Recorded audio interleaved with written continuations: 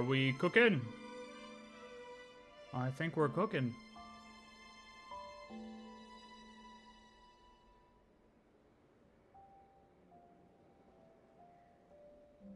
This looks good. Yo, hello, welcome. It's time. It is time.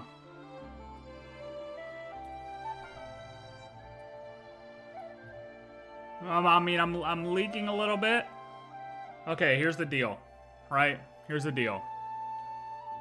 If you had the unfortunate luck that I did by logging off near Catherine, you unfortunately had to start the ARCHON quest yesterday when you logged in.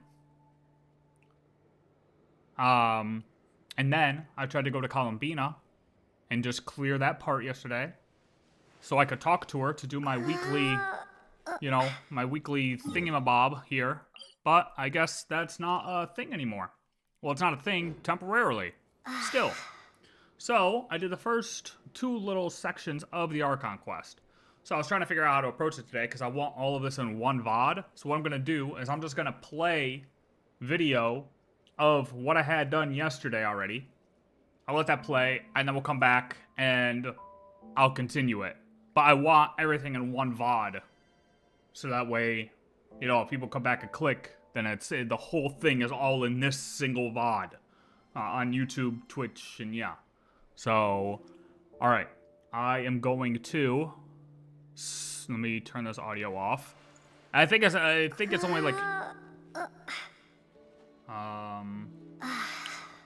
It's only like 15 minutes worth. The first 2 parts is only like 15 minutes. Wait, where is it? See, I got it all loaded up. No worries, no worries. Okay, this is first 2 interactions. Thank you for waiting. I finished checking your adventurer handbook. Here are your commission rewards. Oh, I'm still on the screen. Okay, thank you, Catherine. We have no other urgent commissions on the books at present. Thank you for all your hard work lately. Perhaps you two could consider taking a vacation. Look, Catherine, we haven't needed a vacation in 5 years. I don't need one now. Amazing! Paimon never thought we'd end up having downtime in Nod-Krai. Things were pretty hectic when we first got here. Everywhere you looked, it was either the Wild Hunt causing chaos or the Vatui stirring up trouble. Did this just happen to me because I was standing here? Or is this, like, is everybody getting this where they're standing? Or did everyone start here? What's going on? It felt like this whole region was one giant slime in a barrel, ready to go boom at any moment. One giant slime in a barrel, ready to go boom at any moment. The Traveler and Paimon strike again. That's right. Oh, thanks. Yeah, server's up. Really, dude? Really? Wow, I had no idea. Oh, I'm in it. Yeah, you're a little late. Ah, yes. Yeah, I guess I'm doing a quest. The moon prayer night is soon to take place? Yeah, Catherine, I heard about it in the trailer that we just watched, actually. Oh, yeah. Mama told us that was coming up soon. Wait, why do you mention it, though? Do people in Nasha Town celebrate it, too? Paimon thought it was just for moon goddess worshippers. You're partially right. Most people in Nasha Town just see the festival as an opportunity to do business. They do not concern themselves with the religious element. Yeah, that's cool. It's like Christmas. It's like Christmas. A lot of people celebrate Christmas who aren't Christians, you know what I mean? The festival was first celebrated by the Frost They just Moon want the Scions. gifts. On this day, they would wear moon prayer blossoms and celebrate the birth of the moon goddess through song and dance. Okay, it's literally Christmas. Wait a minute. They would also prepare food and handicrafts and give them as gifts to others. Wait a Over minute. time, it became Nod-Krai's most lively festival. Wait, it's literally Christmas. Oh, sounds like fun. No, it's not down. There's no way it's down. What do you mean? Am I early access? Did I get early access? There's no, check again. Well, in the meantime, since Catherine doesn't have any commissions for us, let's focus on some personal business instead. May DURIN never come your way? You know what? You're banned. This was where your spaceship landed?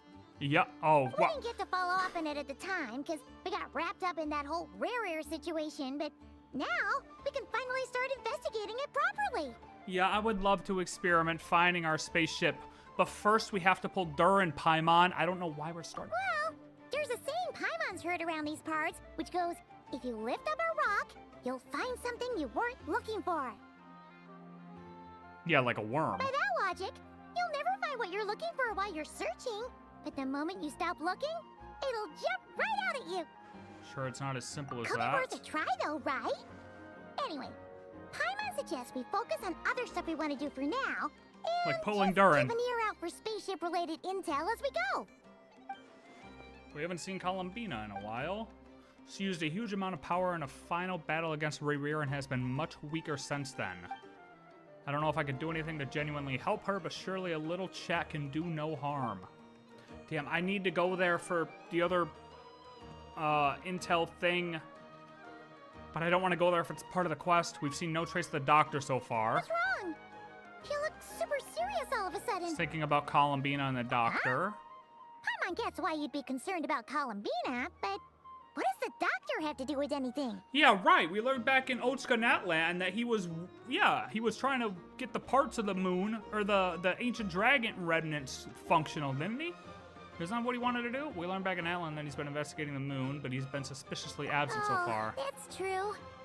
And now that you mention it, we're definitely overdue for a showdown with the Fatui.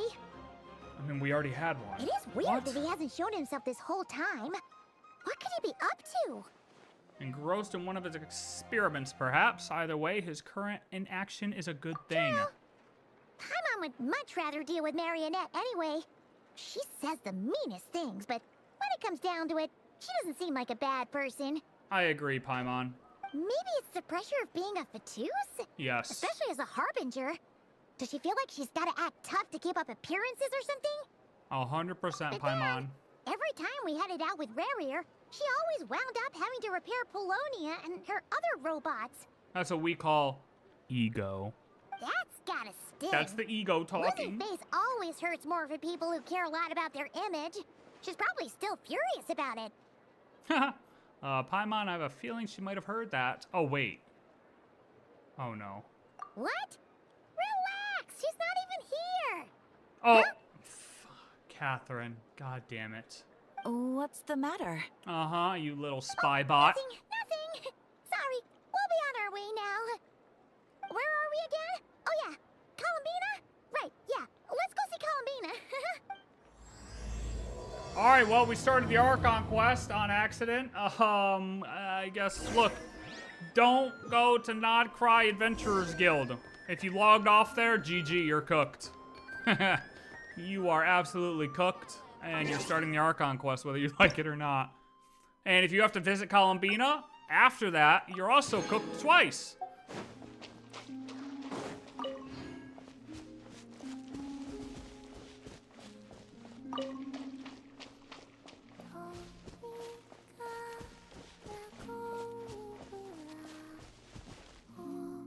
Hopefully this isn't a long part.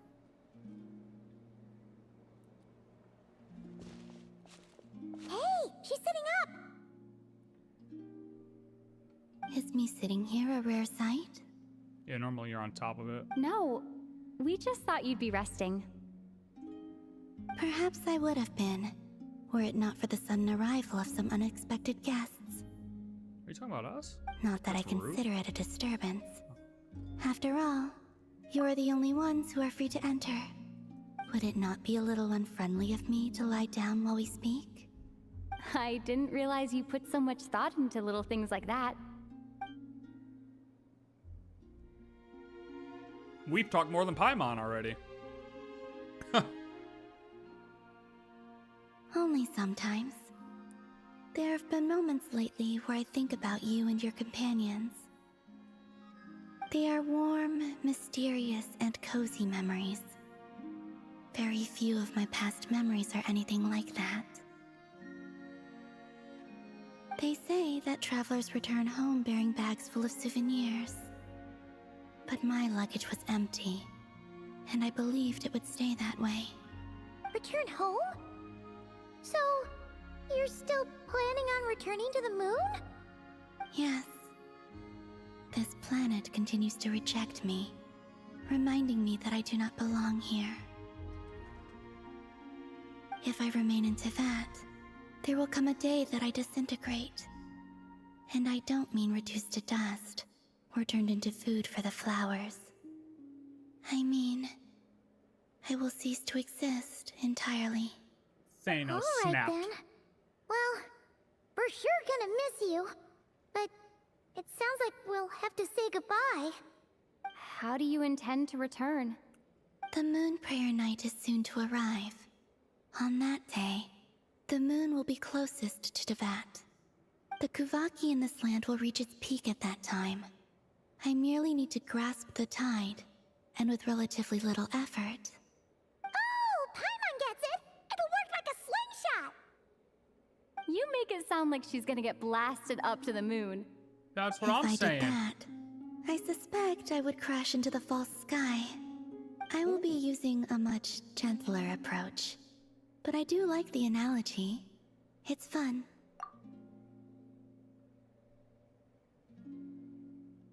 So crash into the false sky before she reaches the moon. You see? She gets Paimon's sense of humor. In the blink of an eye, the time has come to part ways. It does feel that way, doesn't it? Time seems to fly fastest when you are enjoying it. I have always thought of myself as a wanderer on this earth, and it has never expressed any desire to keep me here. Yet, just as I plan to depart, it tugs at my arm. Is this a gesture of affection? Or is the world mocking me? Oh. Were you hoping I can answer that? Yes, you are a traveler, so you must have a lot of experience in this area. Then, what I would say is, enjoy the moment. Enjoy the moment. Right, don't overthink it. Happiness is happiness and joy is joy. The point is to enjoy it, not analyze it. I see. Then what I would say is, even though I am very tired right now, I am still happy. I can't tell from the tone of your voice. Oh, really? You don't think I sound happy? Sound I'm tired. just kidding. I could tell you were in a good mood today from the moment we saw you. Ah, a joke. Albeit not a funny one. We talked for the first Anyway, time. I assume you're here about you-know-what. Give me your hand. Actually, it's not that.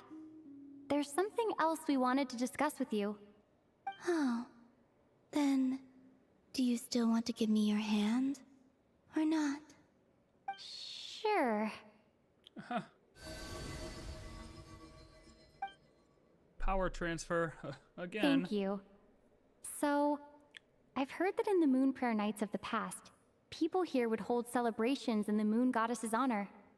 Since you helped so much in our fight against the Rayhir of Solnari, I think you deserve a farewell party before you return home.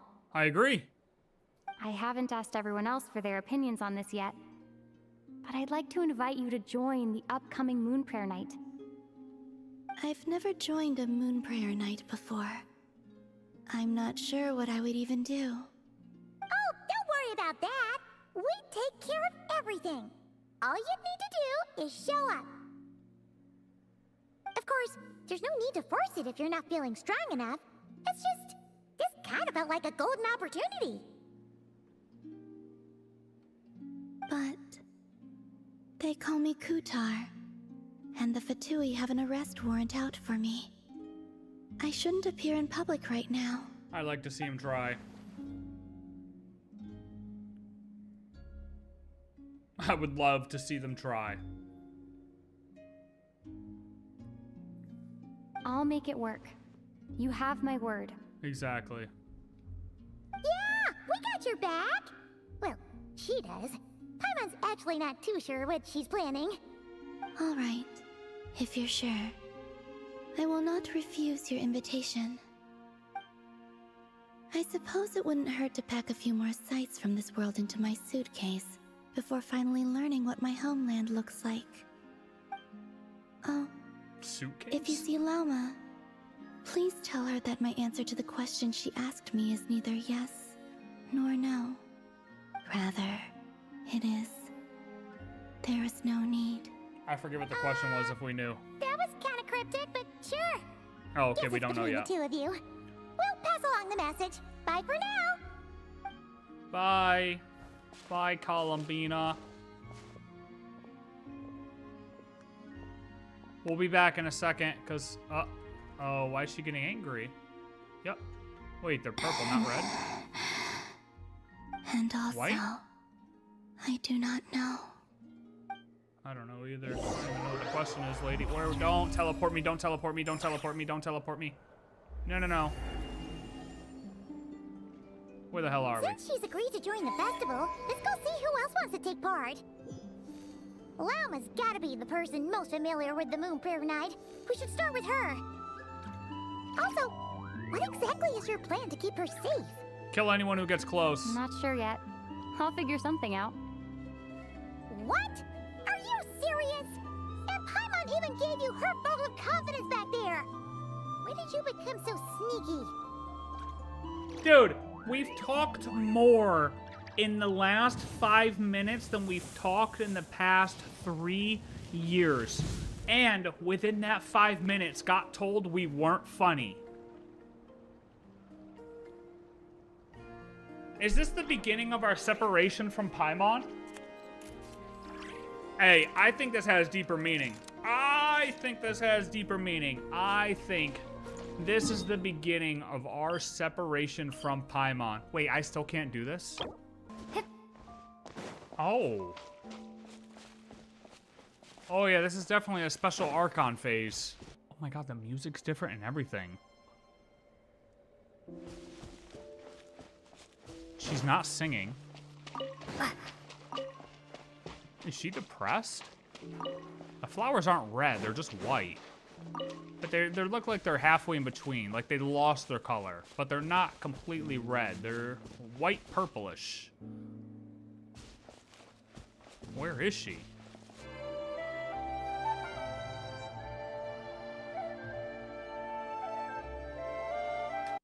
And that's where we left off. Ah. Although, damn, I planned that transition better with the music. All right, now we get to continue. Okay, so we gotta go talk to Lauma. Oh, let me turn on, that's what I wanted. Turn on focused experienced mode. Enable. What the hell happened to my camera? Oh my god. I forgot I switched scenes back. Okay, there we go. Boom! Okay, now we're back for real. Now we're back for real. Alright, let's go see Lauma.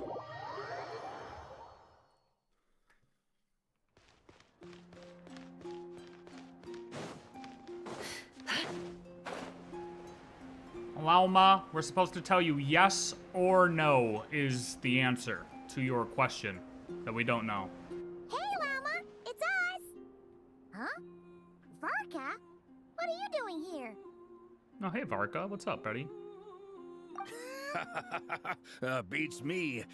I had a bit too much to drink last night, and when I woke up, I was on Hisi Island. Mr. Varka is helping to oversee Nasha Town's preparations for Moon Prayer Night.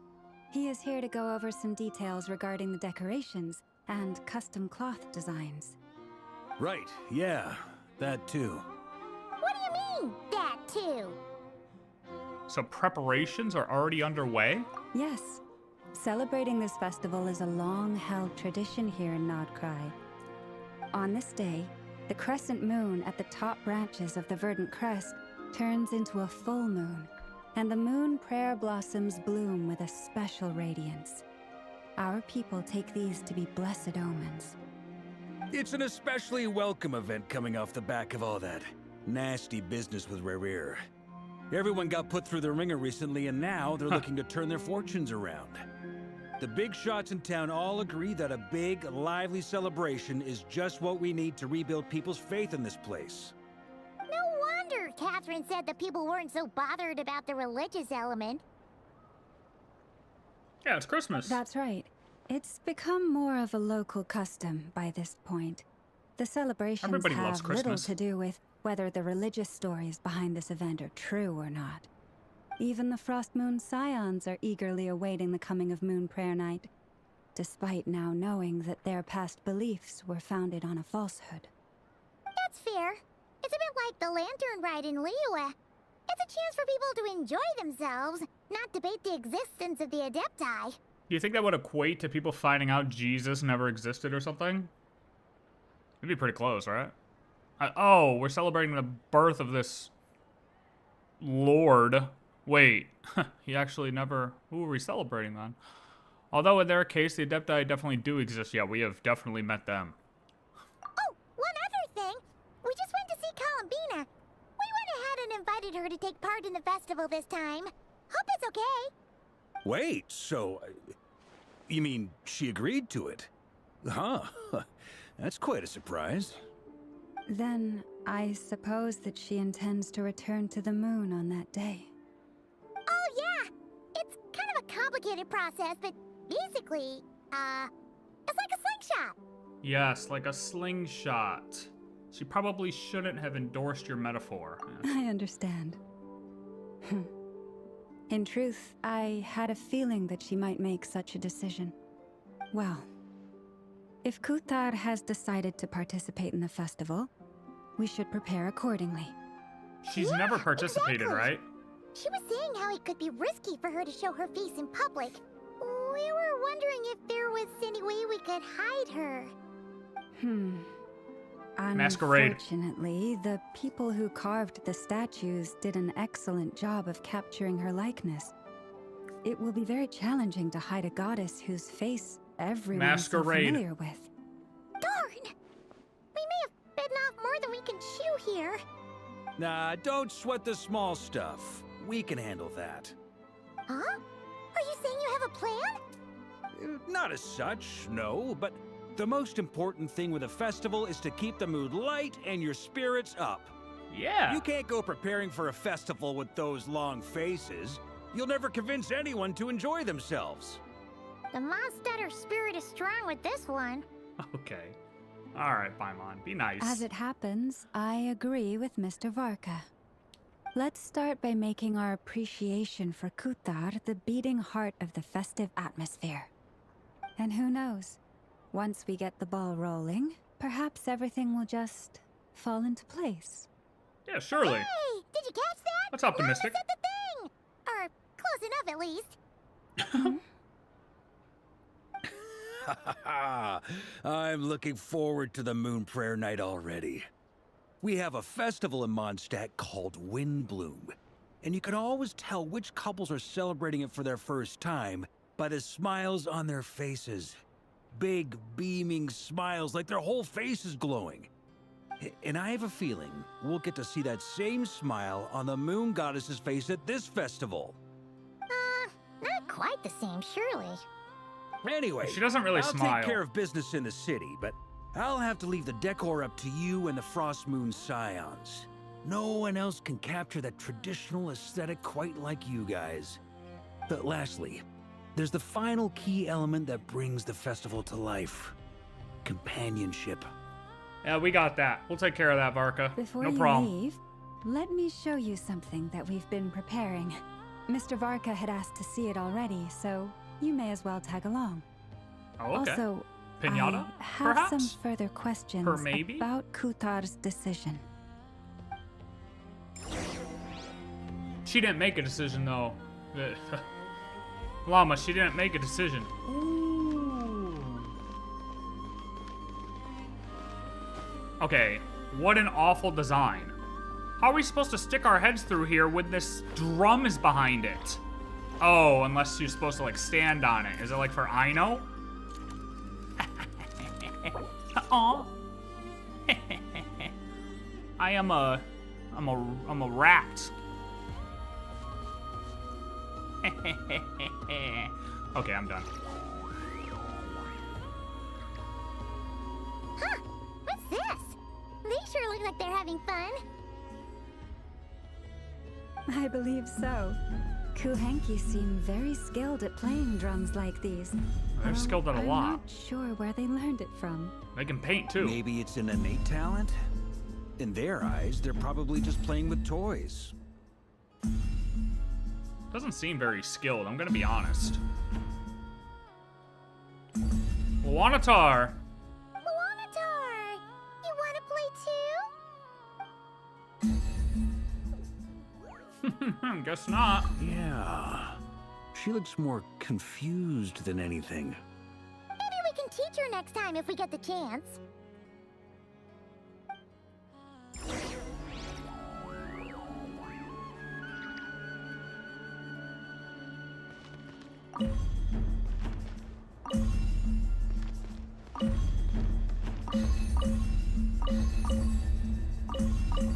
Here, come on, guys, hit it. Yeah, that was the worst music I've ever heard. Things. Moon veils. We hang them from buildings in the city during the festival. When you look at the sky through them, it creates a lovely misty effect. Oh, that's pretty cool. Yeah, there is like a light little shimmer above them, too. Oh, wait up. Everyone seems hard at work. They are preparing items for Moon Prayer Night. For instance, the sculpture being made over here. Mr. Varka and I were just finalizing the details of where it will be placed. Ah, there she is. I didn't know the finished article would be so large. I feel like it'd be easier to move the Not whole to rock worry, there though. first and All then the sculpt necessary it. arrangements have been made. No? Just let me know once it's ready, and I'll get some people to ship it over. You have my thanks. And over here, we are preparing a very traditional confection. That way, in case it breaks in transport, you know? Oh, look at all these colors! It looks great! Can Paimon try one? Of course. I have a feeling you'll like it a lot. A lot. You bet! Sweets and treats are Paimon's favorite! If you included those in the Feast of the Moon, I bet Paimon would have joined the Frost Moon Scions by now. There will also be verdant crests don't know if she like can do this that. present in Nasha Town during the festival. The timing of Moon Prayer Night is not completely set in advance. We make a rough estimate, then observe the changes in the verdant crests and Moon Prayer blossoms to guide us. As Okay. such, the wait itself is a fun feature of this So it's particular more like festival. Easter, then, no? Because Easter's kind of random every year, but it's based on certain things. So maybe it's, I mean, it's like, okay, it's like Christmas, but it follows the time that talk Easter here. would, maybe. To tell the truth, I am very surprised to hear that Kutar is willing to participate in the festival. I once asked her if she'd be willing to stay with the Frost Moon Scions. I could introduce her to everyone, and we could be a family to one another. She did not answer, but she has not appeared here since.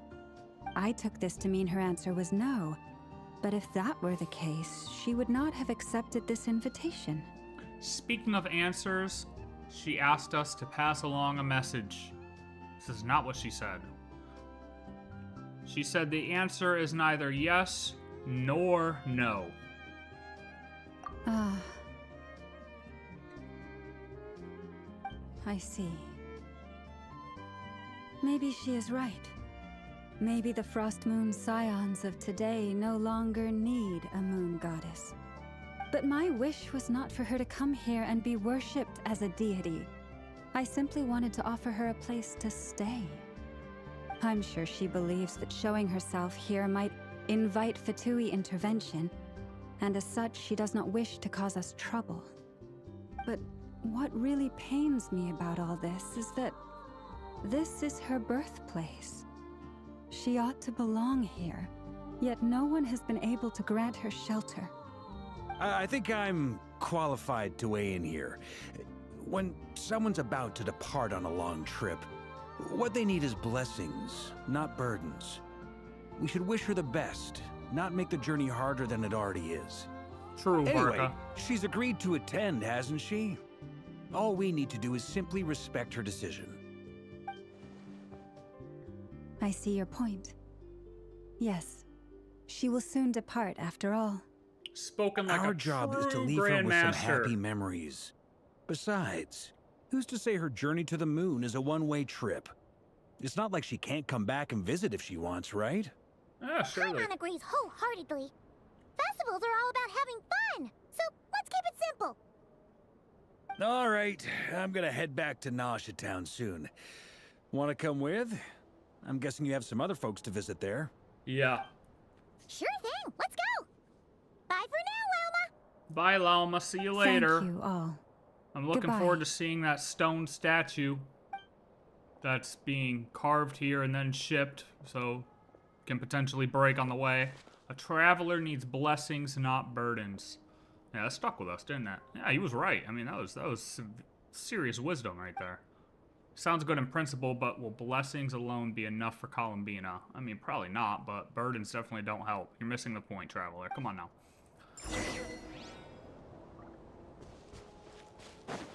My character's not that stupid. Like, she's missing the point. Well, it might not be all she needs.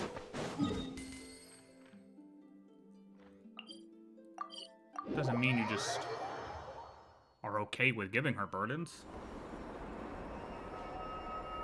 Huh? Hey, Huh? over there. It's Durin and Albedo with Flints. What could they be chatting about? Oh, Rear. Probably, right? Your guess is as good as mine.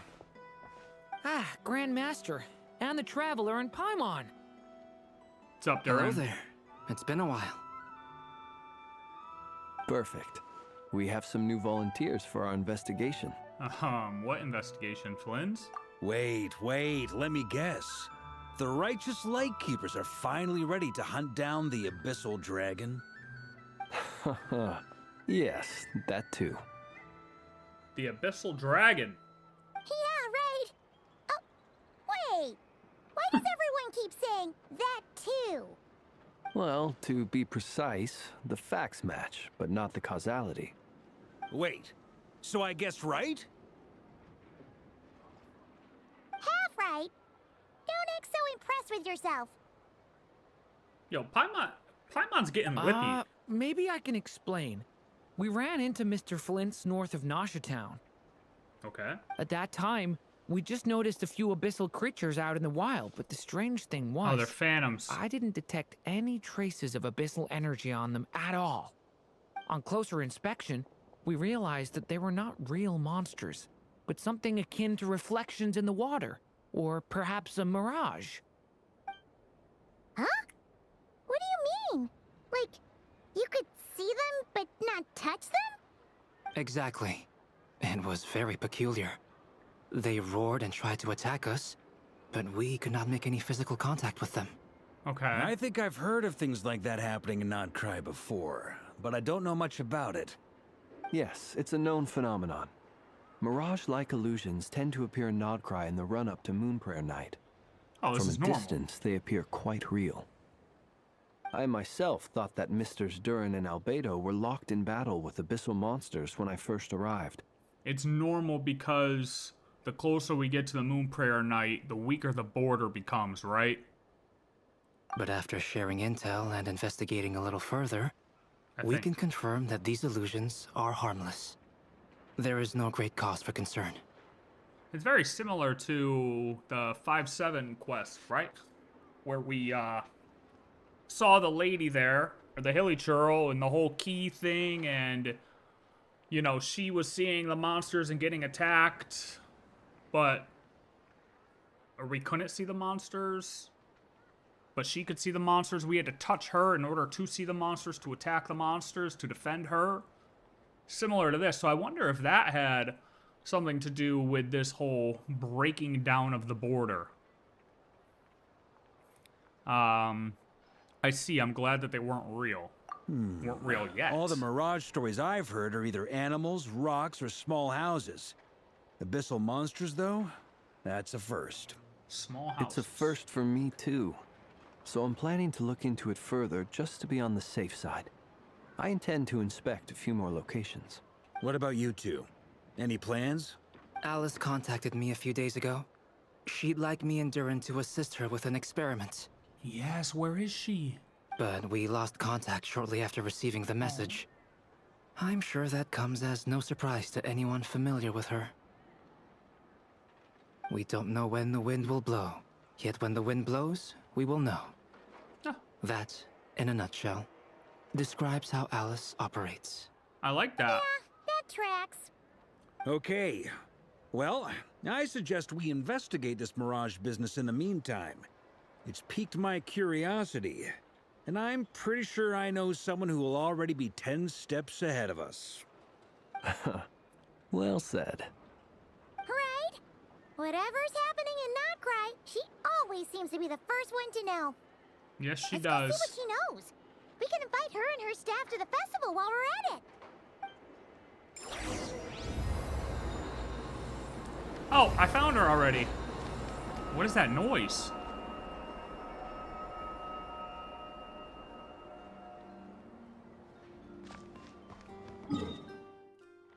Oh my god.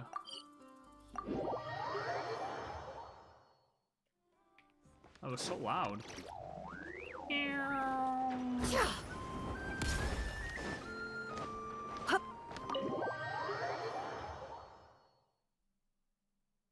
Nefer.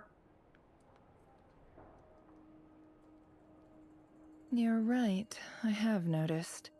There's certainly something a little fishy about this situation. Only a little, though. Records indicate that this phenomenon can occur in the days before and following Moon Prayer Night. That said, it has always been a rare sight in the past. The odds of encountering these phantoms are similar to looking up in the night sky, happening to see a shooting star, and managing to make a wish before it disappears. But this time, either everyone's getting lucky, or they're appearing far more everybody's frequently than getting usual. lucky. Yehoda's out gathering intel as we speak. In the meantime, let me check off some points of interest. First, the Abyss. Main point. The That ones is- we saw seem to be abyssal monsters. Indeed. But we have identified one location where many more of them have made an appearance. And not just monsters, but human phantoms too. Given the scale and nature of the phantoms, it's almost as if someone's last memories are coming to life. Or perhaps the memories of multiple people. Yeah, I was just about to say, I wonder if it depends on the person. Like, if Durin and Albedo saw abyssal monsters just to their relation to the Abyss, you know what I mean? But obviously not if other people saw abyssal monsters. But they might also have ties to the Abyss. We don't know who these people are. Oh. So I wonder if it's off of So per person. you mean the phantom monsters are hunting down the phantom humans? Oh. Exactly. The phantoms can interact with each other, but we have no means of intervening.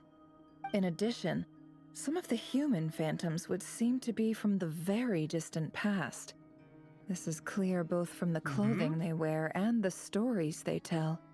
They claim to be from Hyperborea, a name which I've heard from it Lama is. before. If this is true, it means they must be from 6,000 years ago. That's a long time ago. Hear that right? 6,000 years? Let's all be thankful we got years that weren't 500. Okay? I was getting sick of the number 500. It sounds like this merits further exploration. That'd be a big help. I'll leave it with you, Albedo. My knowledge of ancient history is Paimon doing? non-existent. I used to doze off every time the pre-Knights of Favonius era came up in class. Pre-Knights of Quite a Favonius miracle era. that you were able to understand these phantoms' speech, given how long ago they lived. I suppose you're right. But I'll leave the archaeologists to ruminate over that conundrum. As an intelligence broker, my sole interest is in the value of the information I gather. Which, in this case, hopefully means earning myself some good favor with our dear Lady Moonchanter. So calculating. Whew, this intel broker logic always catches Paimon by surprise. Sounds to me like we could split the work up. I think the abyssal phenomenon is best left to Albedo, Flints, and me.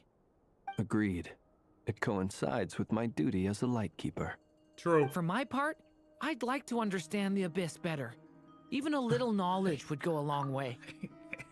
Hey, Durin, you're speaking for the Genshin community as a whole, okay, buddy? Okay, listen, you aren't special here, bud. This is certainly a rare opportunity to study the abyss. But even rarer, perhaps, is the chance to make contact with the ancients.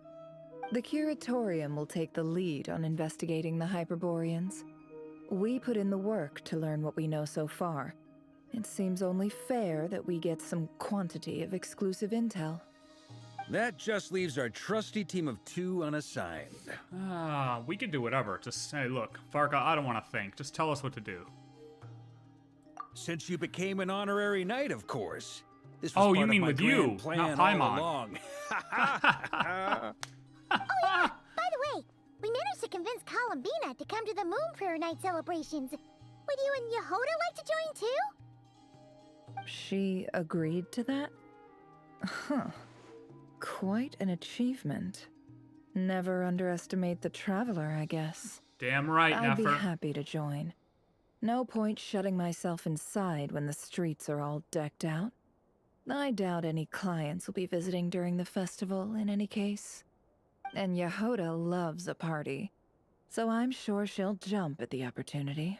I am curious to see what a festival of misfits looks like. No. Way to contradict me in front of... Wait, no, that's not what I have bad news, boss. Uh-oh. So many people. All right, everyone inside, quick. Oh, Yehoda, we're already inside. Wow, that's some movement right there. It's our animo sticking out. This is gonna sound crazy, but hear me out. I saw one of those phantoms at Star Sand Shoal, and it was some sort of flying ship. Like Right. a spaceship? Yehoda saw a spaceship. Yeah, so it can't be off of each person. That wouldn't make sense at all. That's right. I forgot in the trailer even. This was the line from the trailer. Okay, a spaceship at Star Sand Shoal. That's ours. It's gotta be the one you came to Tibet in. Yeah. You said you saw the same thing through the moon marrow, right? Yeah, good job. Why aren't we talking now? What happened? You already know about it? I thought I was gonna blow people's minds. Turns out I'm the last to find out. No, not true. Oh, wait. Back up. You came here Okay, in leaked. a spaceship? Yeah, leaked. Now my mind is blown. What's it like on the inside? We Was have it no like idea. Flying through space? We do not know, I Yehoda. want to know everything. Maybe that's a conversation for next time. This is still a huge discovery on your part. Yep, exactly. Huge discovery. You're the best. Second best intel broker in the world. After your boss, of course. Wow. Really? That's being nice. Well, That's being I don't know nice. if I'm all that, but... Kaya I and guess that Yelan are pretty decides where good. we're heading next. Hold on now. Come on, don't look at me like that. I know the spaceship doesn't have anything to do with me, but you don't want to leave me as the only one twiddling my thumbs, do you? Varka, come on, buddy. Yeah, you Please? can come. Please. Fair enough. You can tag along. We just made the In that Grandmaster case, say let's meet please. back here to discuss our findings once we're done. I wish everyone a productive investigation. You too, Bucko. You too. Yo, Varka. Please. Please, Traveler, can I come along? Please? What's up, boss? Aren't we gonna head out? Tell me, Yehoda, when did the Curatorium start giving out intel for free? shit. Oh, Oh, jeez. boss. Yo, when is Nefer gonna chill out and just be cool with us? Come on, Nefer. Come on, man. Come on. Like, I get it. You gotta be a hard ass sometimes, but we went through the thick of it. You know what I mean? Golly. We went through the thick of it. Oh man, I'm so excited. I hope we get some.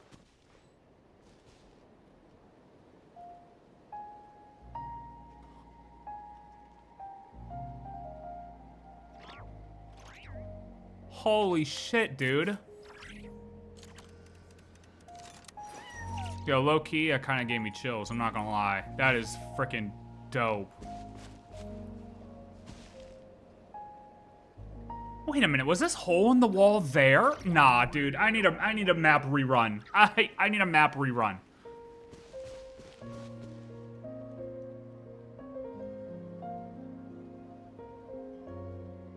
I guess we're about to find out. Excuse me, what are you guys looking at down there? Okay, so other people can see it. Oh, we got the phantoms near it too. Dude, I just want to take this in for a minute.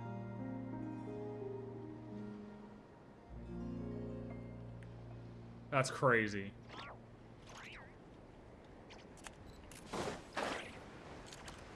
All right.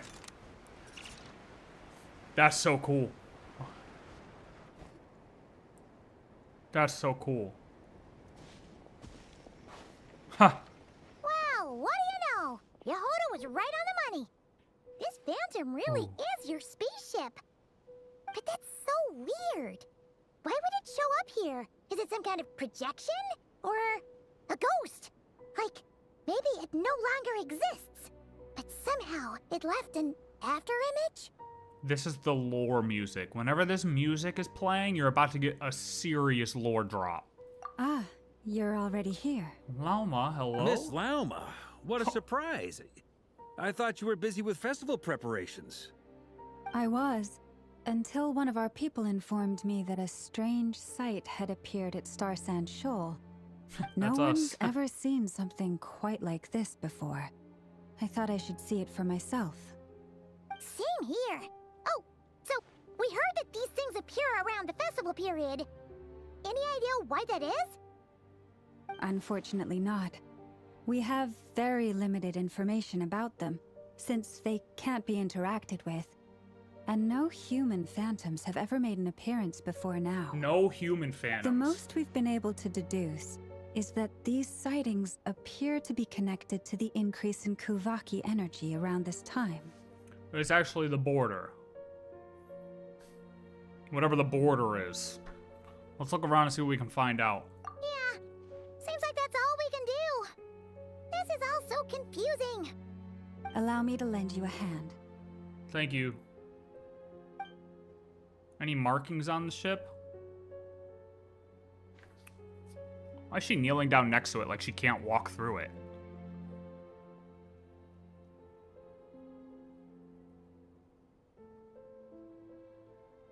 Nothing? No markings?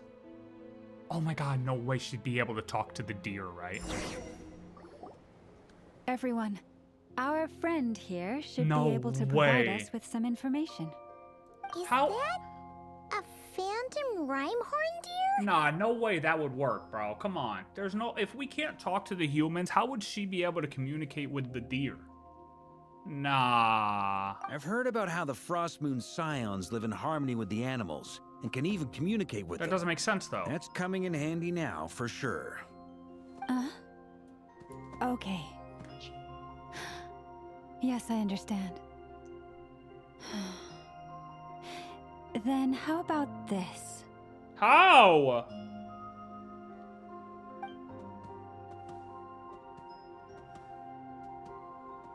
Oh, it's leaving. It appears to share our curiosity about this giant spaceship, so I asked it if it wouldn't mind investigating along with some friends. In return, I told it about some nearby spots where the wild fruit grows abundantly. Oh, I'm We sure may it live grew in a that way different era 6,000 from years these ago. phantoms, but I trust that the terrain, climate, and ecology here are more resistant to the effects of time than some things are. Let's give them a moment and hope for the best. To be fair, there'd probably be more back then. After a few moments of riding horn, deer and its companions All or back something. together. Must have been a lot of fruit. Hey Indeed. guys, guess we can Now let talk me to ask all them of some questions. Okay, yeah, sure. So she's the only one that can interact with these things. Okay. Even though they're from whatever, dude. You know what? We'll allow did it. find a lot of wild fruit, enough for them to feast for a long while. This puffin circled in the air several times, but didn't spot anything out of the ordinary. Certainly nothing to do with the spaceship. Huh. Well, it definitely makes sense to get a bird's eye view. Yeah. Indeed. Get up there, Paimon. Other than that, I was also thinking that the world these phantoms see is also different from ours. Oh, I get what you mean. The wild fruit exists in both times and spaces, but there might also be things that only exist in that space-time, which we can't see. Exactly. Like, this might be an entire forest right here that we can't even see right now. Because we don't see their whole world. Exactly. Good point. Great thinking, Llama. Blunthorn rhinos can use kuvaki to shift great rocks, but this one says it couldn't get that ship to budge by even an inch. The sniffer Interesting. mole So it's tried heavy? too, but despite being a skilled digger, it could not get through. They say that the spaceship looks robust and undamaged. Undamaged. It seems completely impervious to any and all attacks. Whatever lies within is well defended from harm. Okay. So, just like us humans, there was nothing they could do about this spaceship either. So where is it? Still, they deserve our thanks. We are grateful for all your efforts, dear friends. Now go and enjoy your feast. If it's so resistant to attacks, all of this, we're probably standing above it. It probably sunk down over time or something. Like the waves, maybe there were a couple tsunamis here and brought in all this sand. And it just layered. We're standing on it. Dig. We need to start digging. We need to start digging. I've noticed some other human phantoms gathered nearby. Come on. Am I tweaking by saying that? It either got stolen or we need to start digging. Wait, I thought we couldn't talk to the phantoms. Wait, wait, hold on, now I'm confused. Oh, so what, we can't touch them, but we can okay, never mind then. The whole thing I just said about talking to the... What is this thing? I didn't know we I've could never talk seen to it him. move, and there's no way to get inside. They said we couldn't interact. So like these people are running from monsters, but they can talk to us like, help, help, and we're just like, haha, we can't help you, idiot, run faster. Like, what? Goodness knows. My grandpa says it's been sitting here at least since his grandpa was still alive. Wait. Oh, okay. My grandpa says it's been sitting here at least since his grandpa was still alive. So this is just it's like a museum piece. They just come here and look at it, you know? Nobody wanted to pick it up or move it. No, oh, they probably couldn't. They couldn't. Yeah, they couldn't move it. Yeah, so if nobody could steal it, we gotta be standing on it. What about his grandpa? Did he say anything to your Yeah, grandpa's grandpa? Good idea, about it? Varka. Get a timeline. Good idea. Good idea. Huh? Okay, so I don't know. In all likelihood, it was here back then too. Hard to imagine something this huge could move. Guess that means that as far as they're concerned, this ship's been around a long time. Okay. What happened? Oh. Oh yeah, are there any more? Oh, we can't view it from this way. Interesting. Oh no, this tunnel was here before. Yeah, I definitely remember going through the... Wait, right? Yeah, this hole was here. Right?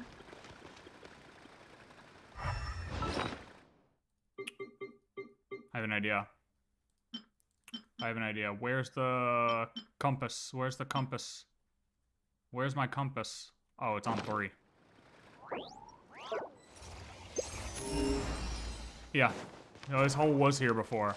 Okay.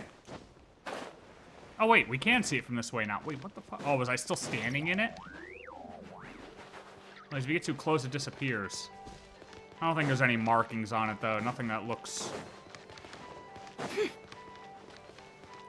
Yeah, nah. What are you looking at, buddy? Darmir. Come on, Darimir. brothers. If we can get even a small chunk off of this thing, it's gotta be worth a fortune. Yo, Darmir, Today are you is the serious? day we strike it rich. Kill this guy. Huh? Yeah. You mean Paimon? Somebody kill this guy. He's touching my shit. I shall join you. Let's make our fortune. I'm not bringing should Varka go ever with again. What? Not bringing Varka ever again. This thing is crazy tough. I can't even scratch it. What's it made of? Oh, unless he's trolling. Yeah, he's Sorry, just trolling, brother. right? Looks like we'll have to seek our If he's fortunes trolling. elsewhere. He got me. Enjoying yourself? He thinks he's... I was just seeing if I could influence this phantom's perception by playing. He got But me, nope, dude. no dice. All right, Varka. You're hilarious. I'm sure we're all starting to build up an idea of what's going on here now that we've spoken to some of the people. Yeah, we need to These dig. phantoms are reenacting real historical events in Nod-Krai. It's almost like we're in some kind of interactive stage play. We can talk to the actors, but the plot is fixed, and we can't influence it. It makes sense. History is set in stone. The objective facts of the past cannot be changed. True. Paimon totally thought you were just goofing around earlier. But actually, you were doing some serious investigating. Of course I was. Anyway, at this point, I think we're forced to conclude that although the Phantom spaceship is right there in front of us, we aren't going to learn much about it from these people. No. If only this showed the moment when my brother was searching for me. Maybe then I could have discovered why he wasn't in the spaceship. True. Or, if it showed the moment when it disappeared, I might have found out who was piloting it and where they were headed. That's assuming it disappeared. Ooh. But no such luck. All we've seen is an arbitrary moment in time during its long stay here. Don't be discouraged. If nothing else, this is proof of the ship's existence. You know, in that one scene, though, we did see it with moss on it. So that's the thing. We can't tell here if this has moss on it. And think about it. So many people tried to hack their way inside, but no one could get the door open. It's made of very tough material. Yeah? To me, that says that we'll either find the ship itself or the story behind it. It's just a matter of time. Somebody get the excavator. Huh. Every now and then, when Varka gets serious, he actually does seem like Grandmaster material for once. I wonder how the others are doing. Let's head back for now. Sounds good. Also, drinks are on me if Team Knights of Favonius is the first to finish. Wait, we have a team name now? I guess so, Paimon. Am I in Team Knights of Favonius as well? Absolutely You're not. very welcome to join.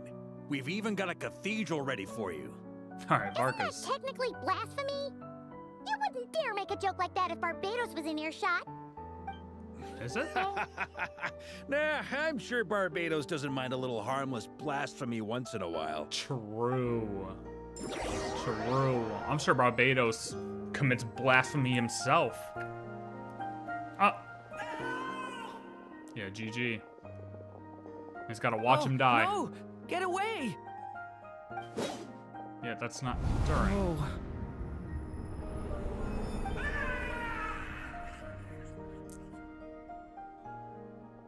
Goodbye, Sata Tio, Sata Tieto, I know it's hard to stomach, Mr. Durin. But as I'm sure you've noticed, Okay. there is nothing we can do to intervene in that which unfolds before us. The fact that I literally just said that people would, like, watch these guys running and tell them to run faster and then this just happened is crazy. But we have to at least try. Although talking to them is probably worse because it'd make them hesitate and get caught. Wait a minute. Well, I guess not. Because no matter what happens, but like, yeah. And try you have. But are you aware of how many unsuccessful attempts you've made now? I wasn't keeping count. I'm afraid this is the 39th failure so far. Or the 5th if we're only counting this particular victim. Oh, so There are no indications that these phantoms may be altered in any way. Interesting. You seem to have calmed down a little. I'll make us a fire. You should rest and have some water. Feeling any better now, Mr. Durin? May I ask a few questions? Please do. Be my guest. What exactly are we witnessing here? What happened to those people? My guess would be that we are seeing Nod-Krai during the Conrian Cataclysm. Would that be accurate? No. Conria. Well, it depends, because somebody said 6,000 years ago based on the clothing, right? Was it Lauma? I guess there could be phantoms from different time periods, right? That is correct. Okay. As you know, once the Abyss senses even the tiniest crack, it floods in and spreads like wildfire. There was a time in the distant past when it permeated all of Nod-Krai, causing immeasurable harm. The people paid a terrible price to heal this land.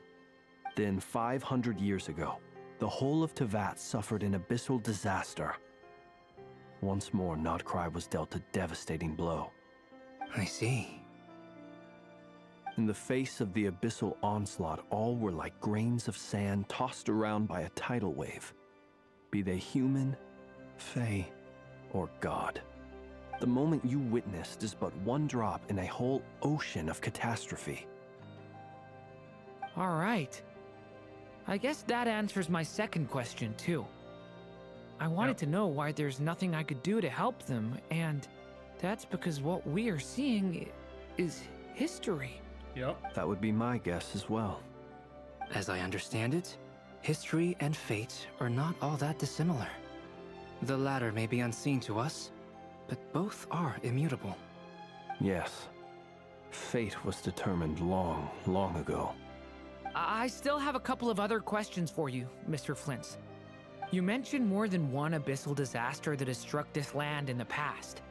How can you be sure that what we're seeing is from the Conrian incident? Okay, good question. Also, Holy... How are you able to stay so calm when you're talking about these events? Oh, I don't care about that. From everything I know about you, you're not cold or ruthless, and you're not indifferent to the suffering of others. Alas, I am forced to show my age. I must be 600 or 700 years old by human measure. He looks good for that age, I'm not gonna lie. One is not easily moved by history when one has witnessed the truth firsthand. I'm sorry. Okay, so he saw all this, so that's why he knows? You needn't apologize. Your passion is a good thing to have. Treasure it, because someday you may find it in terribly short supply. It's not really an answer to the question, though, because what are the odds he saw this exact event happen, though? He could just assume it. How does he know something else didn't happen before he was alive? So we didn't get the answer yet? Now, at the risk of offending you, I have a question in return. Right? I mean, yeah, he could say he witnessed it, but did he witness this specific event that he just tried to, DURIN tried to save that guy from firsthand? Probably not. So he really didn't answer his first question, because of course DURIN had to go in depth about all his feelings and shit, so he totally bypassed the first question he asked. Your curiosity toward the Abyss, is it born from hatred or because you sense its call? Ooh. I only ask because I kept a fragment of Rarir's body in my lantern for a short time. Specifically, his heart. So I know what a burden it can be to carry the Abyss with you. And I hear its power growling from somewhere within you. In my eyes, your mere existence is a miracle. Yeah, My honest answer is... I don't know.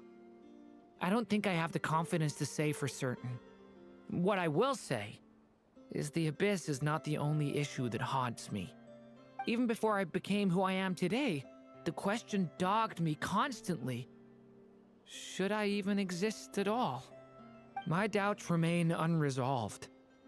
But when we fought Rarir, something became a little clearer to me. He liked being a good guy. Sometimes it is the darkness within us that allows us to achieve the impossible. I certainly got the sense from your 39 attempts that you were trying to achieve the impossible. It sounds like you've resolved to see the truth for yourself. Absolutely. Good answer. Dude, he's In smart that for a sense, year and a he half I year are old. quite similar. Then I wish you every success. I look forward to the day of your transcension. Well, if everyone's caught their breath, I suppose we should head back. Oh, and one last thing. I'd appreciate if you kept our discussion about history a secret. About his age, he means? He's one of those, huh? Incredibly, our separate investigations led us all to the same conclusion. Hooray for consensus! Round of applause, round of applause. Yeah, but we barely learned anything, though. Okay. I totally Sure. thought this would be the mother lode. Talking with the ancients? I mean, come on! But nope. All we got was useless snippets of conversation. And all this stuff about moons and hyperopia. What a load of baloney.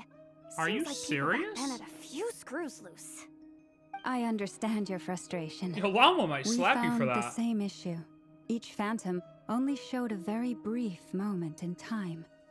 There isn't much value to be found in these miscellaneous fragments of a civilization's history, no matter how glorious it may have been. If there's a silver lining, it's that these phantoms are harmless to the present reality. They So shouldn't get in far. the way of the festivities. Paimon agrees. And not just because it's the first thing she understood in this whole conversation.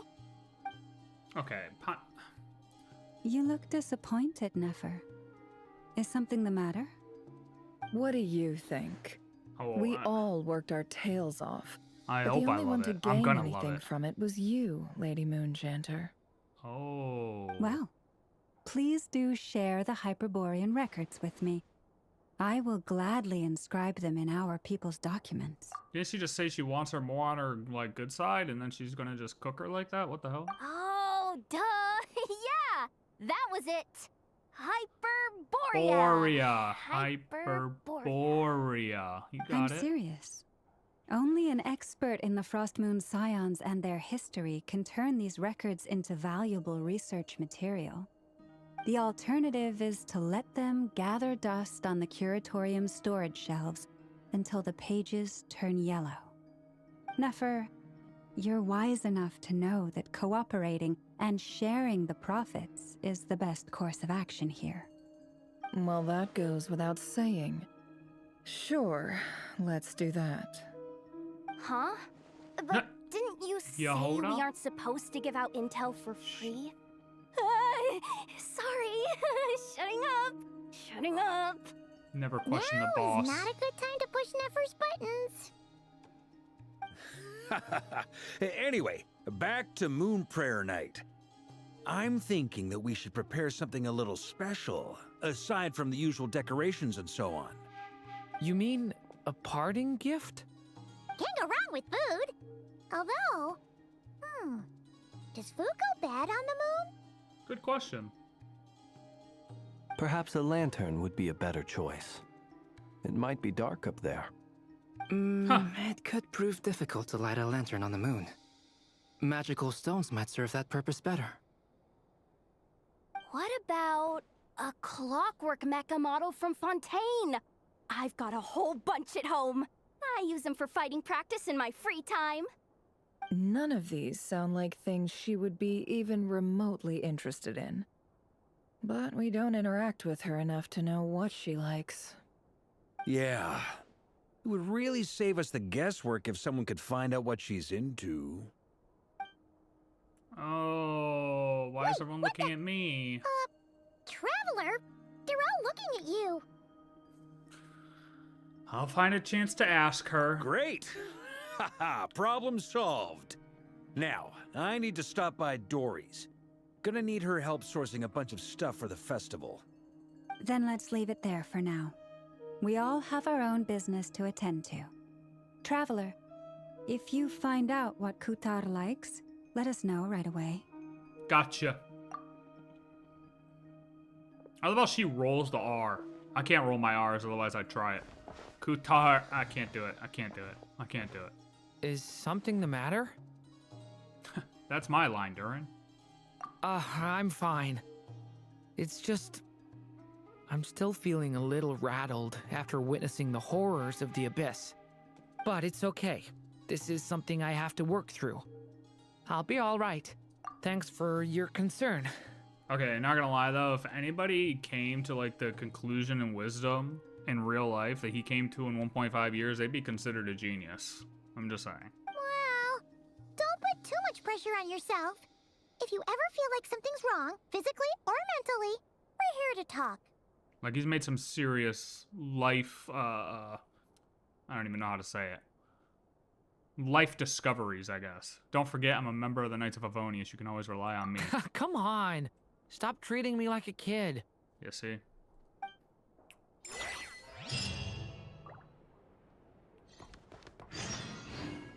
What's up, guys? Which is why we need a lantern guaranteed to work on the moon. Yes, I have a few ideas, but the lantern itself is the easy part. The real issue is how little we know about the lunar environment. Are they kind of hinting at the no oxygen on the moon, obviously, because space, you know? And also, Paimon questioned the food going bad. Is that because of oxygen, too? Do they know anything about... No, probably not, right? Yeah, how little we know about the lunar environment, but do they know anything? It means they know a little. Wait, you two are serious about this? Let's just say I'm intrigued by these shining magical stones that Mr. Albedo has mentioned. Real? Yehoda? Could you do me a solid and try to smooth things over with Boss Neff? Yeah, you're in trouble. Where is she? Nefer? You should get going. It's important that we ascertain what Kutar likes. Yes, boss. Or wait, you're not my boss. You can be. What? Miss Lauma, would you accompany me into town? I think it'd be best if you saw the Frost Moon Scion's decorations for yourself. Very well. Let's go. You would think she would have already seen them. Like, people will probably take them to her to get approval. Like, hey, is this okay to show at the festival? Like, I don't want to look like an idiot. Maybe not, though. Alright, where are we going? Oh, yeah. Kutar. Kutar, I can't roll my R's. Can't do it. It's not possible. It's not a possible thing. Hello? Oh, so this is probably when people first discovered that the music changed, right? And we're probably gonna say something about it. Why aren't you singing? Why are the flowers? Oh, and she's not here at all. Yeah, she's just not here. Huh? She's not here. Yeah, she's not here. Weren't there a few Kuhenki here last time too? Where did they all go? Maybe she took them out for walkies? Who wrote this line? Who wrote walkies? They need to be fired immediately. Walkies? For Kuhenki? You're not pets, you know. Thank you, Paimon. Oh, well. Looks like we just came at a bad time. Let's try again tomorrow. Bro, she doesn't leave. No, Paimon, this is not good. Just still a few days until Moon Prayer Night, so we're in no rush. Besides, she needs time to rest anyway. Nah, dude, she doesn't leave. And I feel like she's powerful enough to know if we were gonna pop up, so even if she, by chance, was leaving, she would have popped back up. Nothing about the music shift. I guess music is just her singing, right? Are you back yet? Okay, yeah, this is bad. Oh, how strange. Looks like she still isn't here. This is a bit odd. Right? It's not like her to spend so much time outside. Especially since she's worried about attracting unwanted attention. By the looks of it, she hasn't been back all day. What about Luanatar? Luanatar, you there? Oh, hello. See? She could just pop up out of nowhere. Hey! Do you know where Columbina went?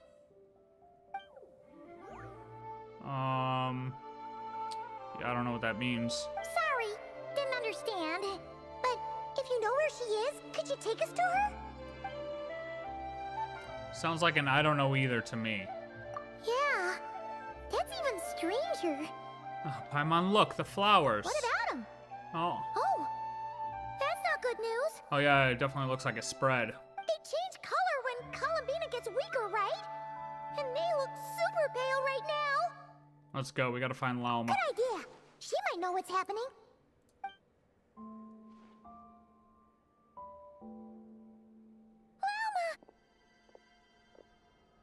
Ah, it's you. How is Kutar? Is she okay? Yeah, no, she's missing. No, she hasn't. I came here to check on her after I noticed the flowers had changed color. Oh, the flowers out there changed too? Oh, jeez. Based on past precedent, she must be very weak right now. Even getting up to walk would be a struggle. It seems unlikely that she wandered off outside. Not to mention that she doesn't do that at the best of times either. So yeah, this is super weird. Has anyone approached Silver Moon Hall lately? No. Very few people are in the know about Kutar's whereabouts. And if anyone suspicious had visited, they'd have left some sort of evidence. Come on, let's go to Nasha Town. If anyone has seen her, someone there will know about it. It's Nod-Krai's information hub after all. Makes sense. Let's go! Let's go.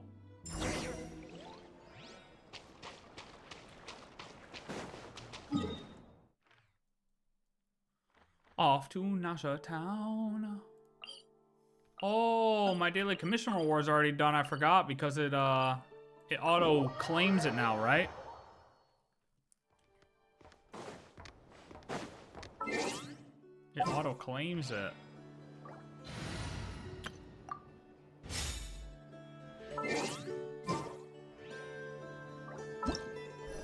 Why did I hit that button?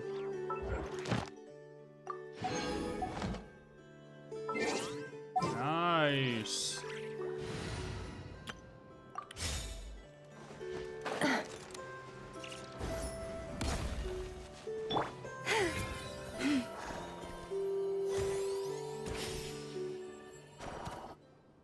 Ooh.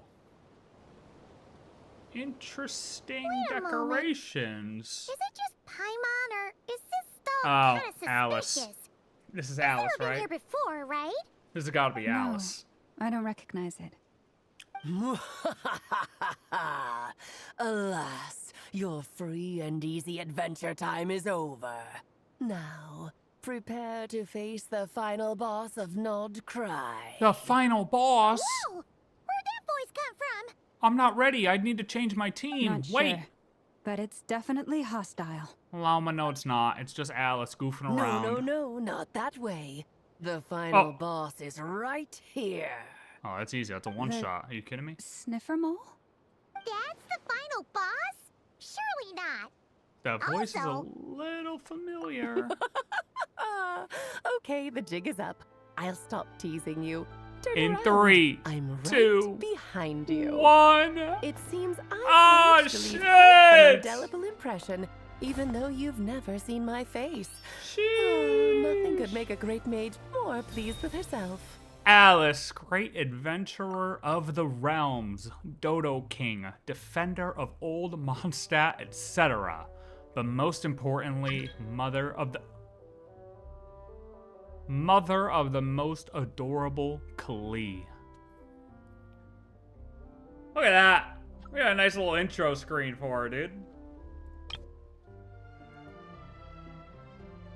Oh, hold up. Boom! Sheesh, look at that. Oh, that was cool. Change the question marks to her name. Only character to do that, and we're gonna say definitely more powerful than Ray Rear. Are you kidding me? She just she changed her name in real time. We didn't have to wait for the next one to pop up. Get out of here. I've heard that all the big shots in Teyvat have long, wordy titles that stun people speechless when they make their entrance. I heard all the big shots of Teyvat. Yeah, see, this is what I mean. All the big shots of Teyvat, like she's just simply not from the entirety of Teyvat. You know what I mean? Unfortunately, none of them big are girl. affiliated with the Hexen Circle, and we ourselves keep a very low profile. The notorious name-dropping doesn't quite work for us. Still, I, for one, think I'm really quite amazing. Me too. So that didn't stop me from coming up with a title anyway. Wink. Alice! It's really you this time? Not a lantern or a dodo but Alice in the flesh? Oh, That's what we right. think, at least. So, what do you think? How does it feel to finally meet me? This might not be her final form. This might not even be her real form, you know? You look like... You look just like Klee. My point. Oh, that's Add the first blue thing to you Klee. thought. A little surprising, but that actually makes me very happy. because that means that when Klee grows up, she'll be just as stunningly beautiful as her mother. So she's a friend of yours? Yeah, you could say that. Kind of. This is actually the first What time an we've seen her in entrance. person. What an I see. entrance. Madam Mage, that was, quite a powerful entrance. I certainly won't be forgetting it anytime soon. What an entrance. It's okay, Lalma, don't force it. Paimon will do the honors. This is Alice from the Hexen Circle. She's a friend of ours. And of Arcus, too. She's helped us a lot in the past. That's right. She's a good person, just kinda unpredictable. Extremely unpredictable. Well, what is the human heart if not unpredictable? Hmm? If we could not do as we please, how would we differ from machines? I am Lauma, Moon Chanter of the Frost Moon Scions. It is a pleasure to meet you. Oh, I know. Before you got here, I spent a good, 15 minutes getting up to speed on Nod-Krai's present situation. Quick In reader. other words, I've read the whole in the last episode part, so we can skip the pleasantries. Fair enough. Well, Miss Alice, I can already tell that you have quite a unique personality. He'll get used to it. Paimon sure is. So anyway, what are you doing in Nod-Krai, Alice? Oh, I thought I told you already. This time, I'm the final boss. She's the final boss. Well, we're And what a cooked. formidable foe I shall be. Powerful, confident, decisive, and good luck finding my weak spot. You will never succeed. I don't want to fight her. Look, I'll fight Revere, but I do not want to fight her because we will die. We will actually die if we fight her. There is no plan to defeat Alice, okay? Have we ever had to fight Alice? Chalk it up to the air. It's not happening. I'm going to send a formal request for Jean to put you in solitary. Haha, very funny. Oh, drat. My one weakness, and you found it in an instant.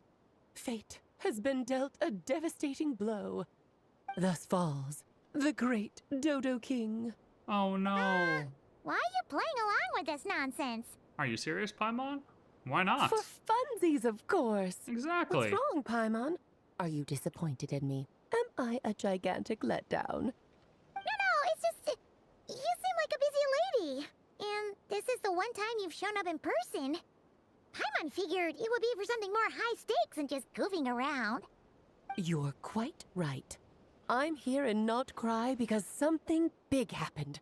Something big enough it caught the attention of the Hexen Circle. It concerns the 3 moons, Tevat's borders, here we go. and of course, the moon goddess you are currently searching for. You know where she is? Kind of. Why don't we discuss this over a pot of tea? Alright. My main reason for coming Not a on this big trip tea to guy, Tevat but was, sure. of course, to have some fun. But I do technically have a job to do as well, namely, maintaining the stability of Tevat's borders. Right. I'll skip over the complicated parts, but to sum it up, abyssal energies are all that lie beyond Tevat's border. We'd find ourselves in a real pickle if they ever made it through. Abyssal energies are all that lie beyond Tevat's border. Okay, not good. And the phantoms you've been seeing are a sign that the border has been disturbed. Okay. No wonder they tend to show up around Moon Prayer Night. Is it because the real moon is now so close to us that its power can cross the border? Oh, is it that close? In part, but only a negligible amount passes through. Just enough to influence the verdant crests and so on. Okay. And as you've noticed, there has been an unprecedented number of phantoms appearing this year. The influence of the moon beyond the border cannot explain this. No, there is another far greater factor at play. Okay, so it has nothing to do with the moon. The trilunar syzygy. Right, the trilunar syzygy. Which we don't know what that is A yet. trilunar syzygy.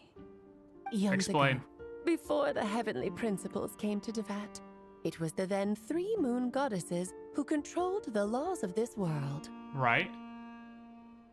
Life, death, and such.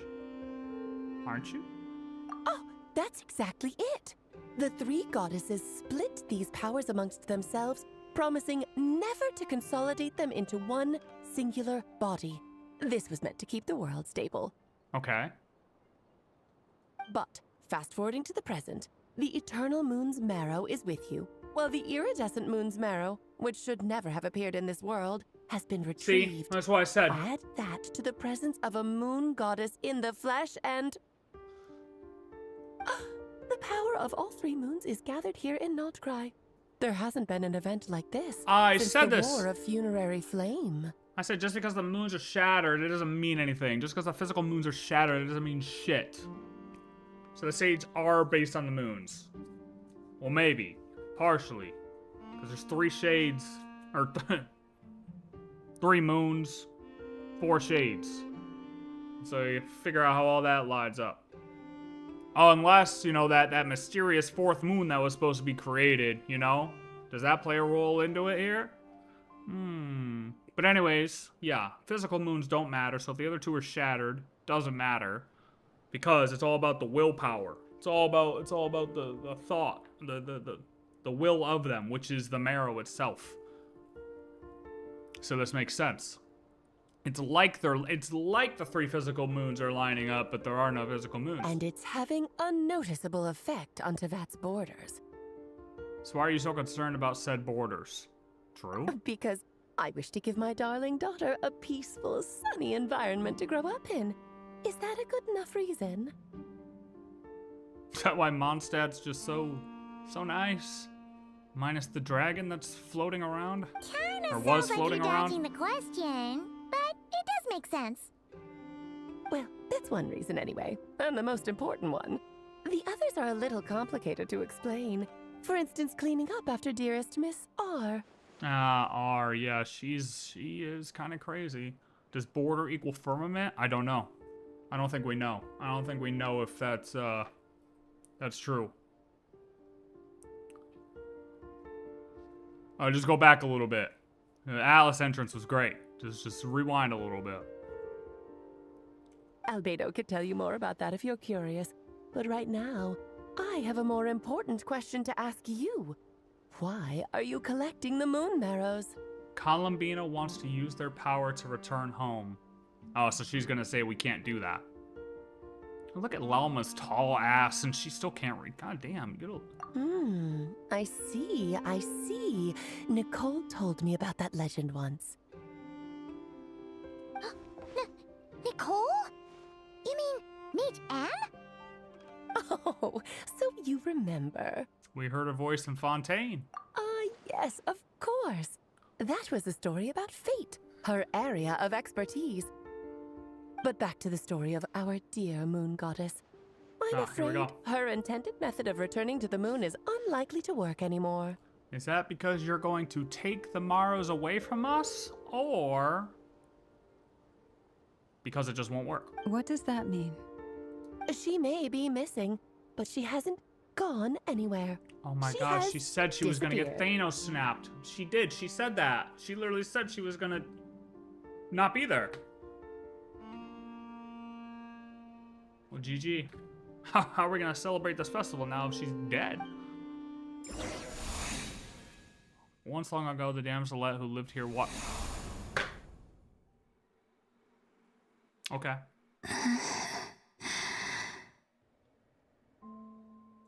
My body is so heavy. Wait, no. It's my mind that's heavy. My arms and legs are as light as a feather. What's happening to me? I feel drowsy, like I've been asleep for too long. Is it daytime or nighttime? Is the moon out? I think I'll go for a walk. So she did go for walkies. Okay, if I ever say that again, shoot me.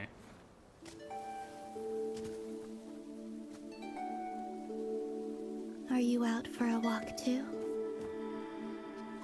Huh? Oh.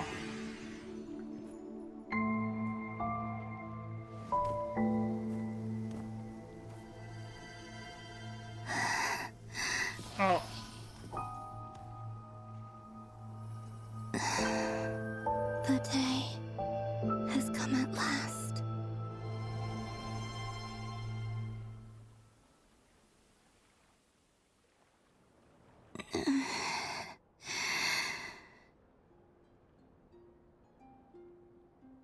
Okay, so this is different though, because she's looking like a phantom, but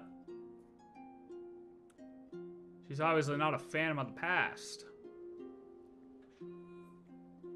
Have Or I is grown she? so weak that I can't even sustain my physical form? But Moon Prayer Night is nearly here. I was so close to returning home. Death is near. Is this how it ends for me? Will I return to the moon after I disappear? Or...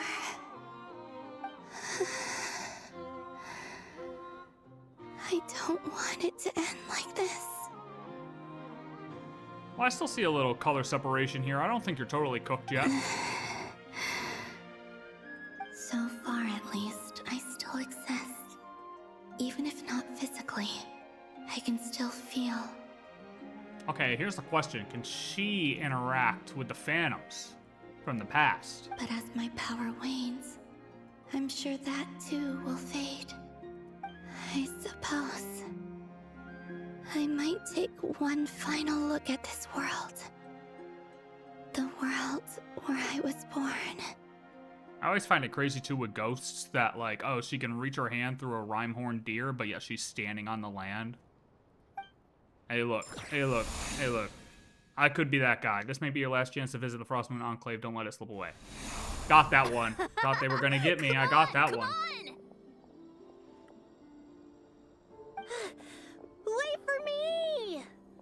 The Frost Moon Enclave. How much it has changed since I was born. Okay, so nobody can see her. These decorations, they're so heavy. It's times like this when you kind of wish men could be priestesses and acolytes. Oh, relax. It's good for you. How fascinating. I've never had the chance to be privy to people's private lives in this way. In the past, people would get so solemn and serious the moment I showed my face. Like they were frozen stiff. Karina, Lametti, it's time to eat. Coming! I want to watch them a little longer. I am under the impression that the moons are related to Irminsul. Oh, we are floating. Wait, what is going on? Oh, I'm pressing the wrong keys. Haha. You know, that's what I get for talking shit. We are floating. So Our feet aren't on the ground. Fill these balloons with air, right? Yep. Try a couple now to test things out. They thought the of rest that. can wait till Moon Prayer Night. Think fast. Oh, smack. Ooh. Rita! Teasing an acolyte of the Frost Moon Scions? Surely that's a punishable offense. No, she's gonna throw one back. Surely. Take this! Ah, easy. Huh?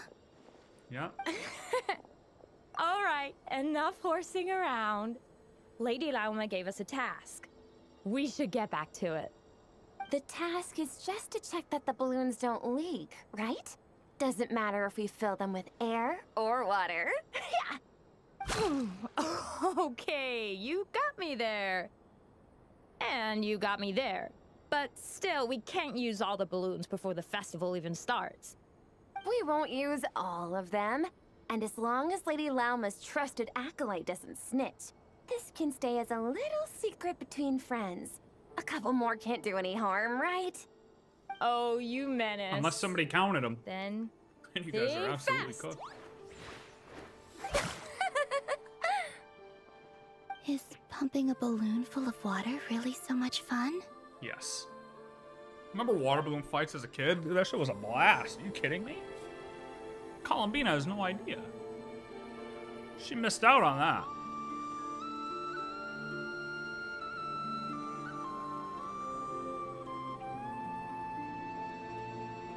It doesn't touch the ground.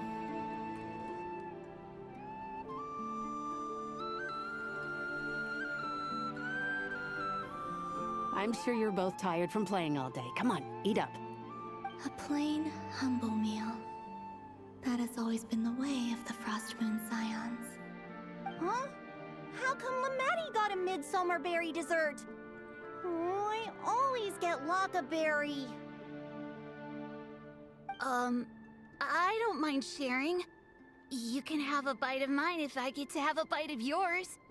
Oh no, we could just swap, brother. They're sharing food? I've never shared food with anyone before. Even at the Harbinger tea parties, everyone just ate off their own plate. And when I couldn't finish my food offerings from the Frost Moon Scions, they'd leave the leftovers out under the moonlight for the animals to claim. Hey!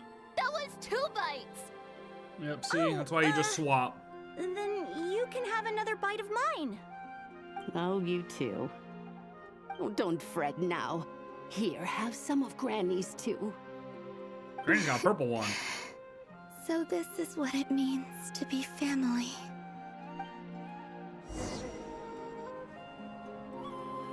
Oh.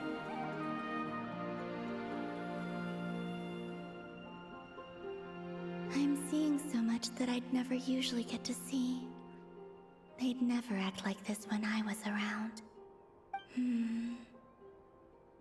It's nice, being able to just watch people in peace in these final moments.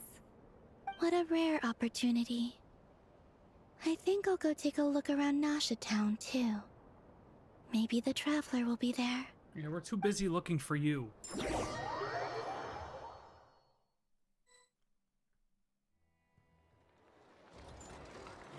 Oh. After Unless the our war timing of lines up. funerary flame, the moon goddesses were no longer recognized by Tevat. They lost the whole foundation for their existence. That's why the moon goddess's strength is fading. She cannot withstand the world's rejection of her. Right, we knew that. It's just like what Columbina said, the world itself is rejecting her. Yeah. To be more pedantic about it, the moon goddesses did something to offend the heavenly principles, and that's why they were ousted. Something of a recurring theme in Tevat's history. Okay. Theoretically, speaking so candidly should put me in their crosshairs too, but they can't tell me what to do. I'll say whatever I want. I knew it! I told you, bro. I told you. See? Oh, why can't they tell you what to do, Alice? Anywho, the moon Yeah, energies anywho. were but a drop in the bucket for her, and that battle against the Ray Hair of Solnari only weakened her further. Sometimes this game really pisses me off. How are they just gonna, anywho. Anywho. Like, hello? Why can't we ask a question? Can I AI ask a question? Yo, let me insert a question into here, into this script, please. Fortunately, it happened close enough to Moon Prayer Night when the Kuvaki concentration here is high. That's the only reason she managed to survive this long. Okay. What do you mean, fortunately? You said she disappeared. We're too late.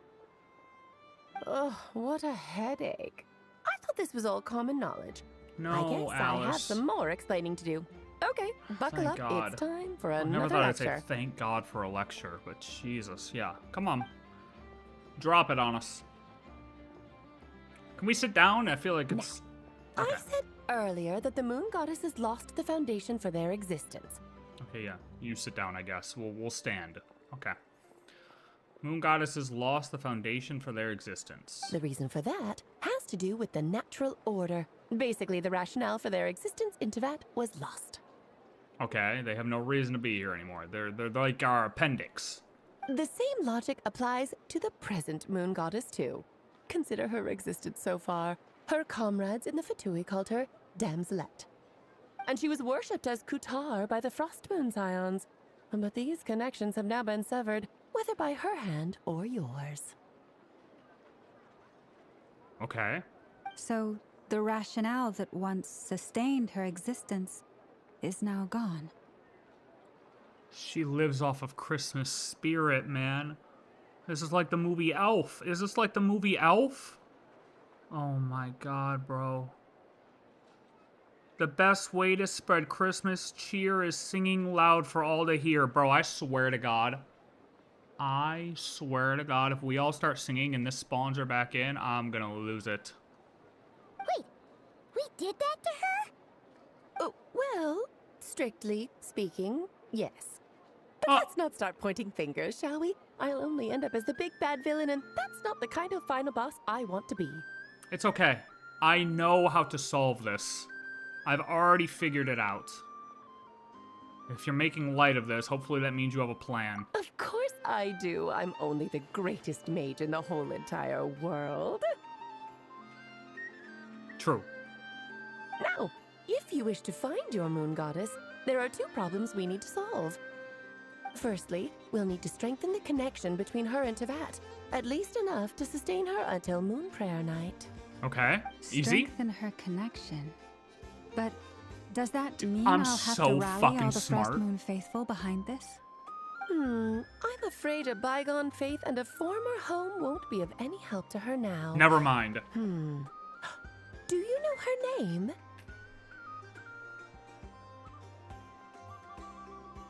Her real name? Like her born name? Her name? Oh, yes. Names are very important. She doesn't even know. A name Yeah. is a fundamental concept that anchors one's entire existence. I asked her once, but she said she didn't know. Then your first job is to find it. As a moon goddess, I'm sure she must have a name she identifies with. Neither Columbina nor Kutar is her true name, and she's never really accepted either of them. So, finding out her real name is enough to sustain her existence? Lauma, that's just who just disappeared in the background? Lauma, keep up. Look, that's just one step. Yes, I know it sounds like a small step, but every journey begins that way. So for now, that's all we need to focus on. The second problem is with her plan to use the moon marrows to return to the moon. Unfortunately, piercing through the false sky will take an enormous amount of power. It's okay, Alice. We have Malwika. She did it once, she can do it again. She did it once, she could do it again. Given her current condition, she won't be able to provide anywhere near enough power, even if she recovers her physical form. Well, here's the thing, though, right? If all 3 of us line up, me, Arlecchino, Columbina, maybe we could, like, form a laser beam that shoots through. Thoughts? But no need to fret. Nicole's the expert in this field, and I'm sure she'll figure something out. Wait, Uh-huh. Mage N is going to help us out too? That means we've got 2 Hexacircle mages on the case.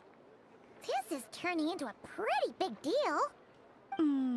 Actually, this is more of a side quest for me. Okay, Alice, we get it. Just gloat the whole time about how powerful you are. It's fine. Look, that's why she's so carefree, dude. That's why she's so carefree. She knows how powerful she is. Like you said, I'm a We're like busy ants. lady, so I can't stay for too long. I'll have to return to Teyvat's border soon. Thanks for telling us all of this. That's the upside you get for looking out for my little Klee. Hopefully that will incentivize you to carry on keeping her company in the future. Klee was my first banner. Anyway, jokes aside, you'd better get moving. It will take quite a miracle for the moon goddess's consciousness to hold out till Moon Prayer Night.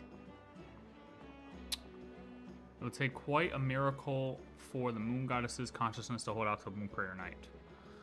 Alice has the Asmodee stars on the back of her hair. Would make sense that she's dealing with a border that Asmodee made. Oh, I suppose Whoa. I might as well tell you where Nicole is before I leave. Hold on now. Yeah, where is Nicole? Off you go now. Time to meet your new friend.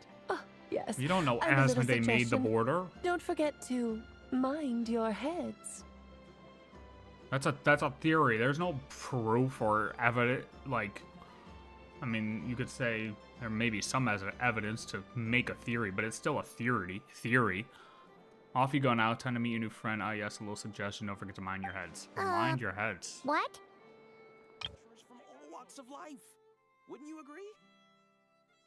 Little suggestion. Don't forget to mind your heads. I wonder how DURIN's doing. I should really go see him before I head back. It's a theory that this is one of Asmodee's cubes. You really are super busy. I most certainly am. There's so many children I have to keep tabs on just in Mondstadt. Durin, Albedo, Venti, Varka. There were some unexpected names in there. Klee didn't make the list, huh? Miss Fenty. Of course not. Klee is my pride and joy. I have no qualms about her, because she's the best child in the whole wide world. Yep. Klee's a little angel. Yeah, she only blows up fish from time to time. All good. Glad you agree. Well, all the best. Not the best way to fish. See you when I see you. Might get her license taken if they have that. She left in a hurry. See ya, Alice. Yeah. She didn't pack up her stall. Should we handle it for her?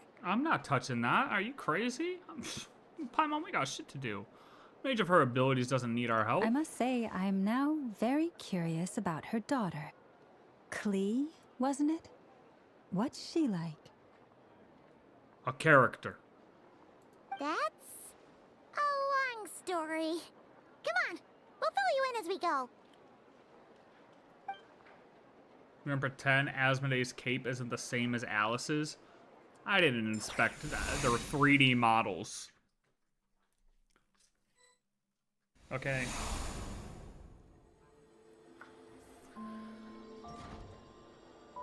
What a lively place. I've never experienced Nasha Town like this before. Hey, you old geezer! Your hammer's rusted through! Alright. Weird way to talk about someone's hammer. Who are you calling old geezer? Yeah, fight him. Are they quarreling? Quarreling. I mean, I guess we're about to find out. I'm looking right at him! You've really gone downhill since giving your daughter free reign in the workshop. Can you even swing a hammer anymore? It shouldn't take you days just to fix a single chair. Jesus, dude, you're gonna let him talk to you like that, man? You better hit him back. You better hit might him. as well use that hammer to massage my back for all the good it's doing. He said you can't even swing your hammer anymore, buddy. He said you have no power behind that swing. You're gonna let him talk to you like that? Don't run your mouth, or you'll get a back massage that'll put you in bed for the rest of your life. Look, the materials haven't arrived yet, all right? You know how busy it gets in the days before Moon Prayer Night. Yeah, I know. I'll bet you send all the materials to your little princess. Blood's always thicker than water, huh? That's what they say. All right, you've made your point, Uncle Koski. As soon as the materials arrive, fixing your chair will be the #1 priority. And Dad, if you've got time to chat, why don't you lend me a hand, See? Lolka knows what the score is. Yo, chill out, Uncle Koski. I guess they're friends. But the way they spoke to each other was so ugly. In before Alice is Asmodee's daughter. Hey, calm down. You can't speak like that around here, buddy. That's literally, if anything, it'd be the other way around. If that crazy thought that you just typed out is in any form true, it'd be the other way around. Then again, Okay. it wouldn't be the first time I've seen something like this. Don't you dare underestimate the power of Alice like that ever again. Columbina! Sing outside my door in the middle of the night one more time, and I'll unscrew your vocal cords. You hear me? Oh, Zandrone. So that was her way of trying to be friends with me. What a pity. I won't get the chance to say any ugly things in reply.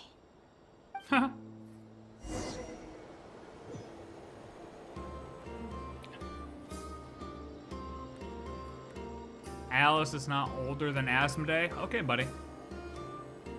Okay, buddy. Hey, have you decided what to give her for Moon Prayer Night? I sure have. She's gonna get the surprise of her life when she's least expecting it. Then I'll whip out the ring and pop the question. Yeah, this is just The Christmas. surprise of her life. What a fun turn of phrase. Cool, I get the picture. You can spare me the gushy details. Ooh, looks like we have a customer. Hello there, ma'am. Would you like some Moon Prayer Night candy? No, they still can't. They can't see her. They can't see her. They're looking through you. Talking to me? Can he see me? Wait, what? Here you go. Wait, what? Oh. Okay. Come back anytime. Got me for a second. Right. Now, where were we? I don't know why, but I still held out hope. So did I a little bit, I guess. The most important thing right now is to find that mage. This name thing seems super important too, but where do we even start looking? Oh, that's awkward. I'd better go pay the Fatui a visit.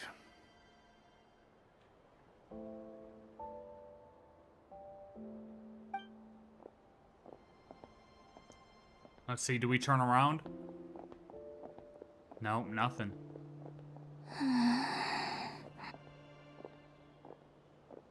Which is kind of crazy considering the whole marrow thing. You feel like we'd kind of censor a little bit, no? Columbina? Oh. Ah, motherfucker. This goddamn game, dude. Okay, that was epic.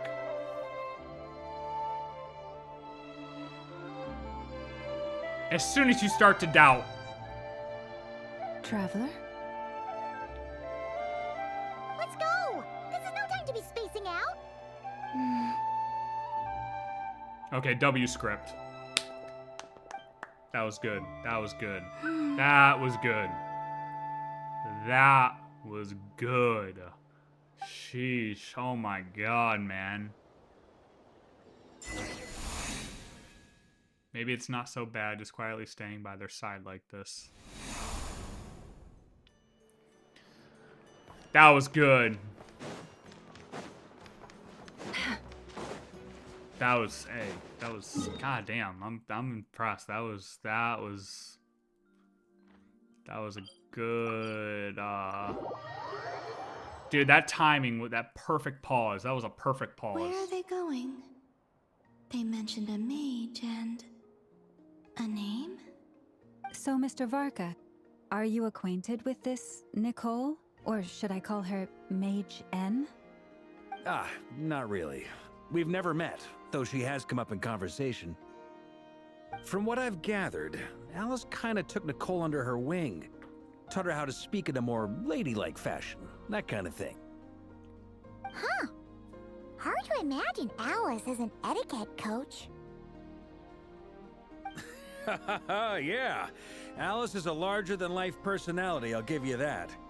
But then again, that's why she's able to draw such an eclectic mix of people into her inner circle. If I remember correctly, being an interesting person is actually one of her main entry requirements. So, if you ever wanted to join the Hexenzirkel, I'm sure you'd both be eligible to apply. Oh, for sure. Hey! Don't go around making promises on Alice's behalf. I wouldn't dare.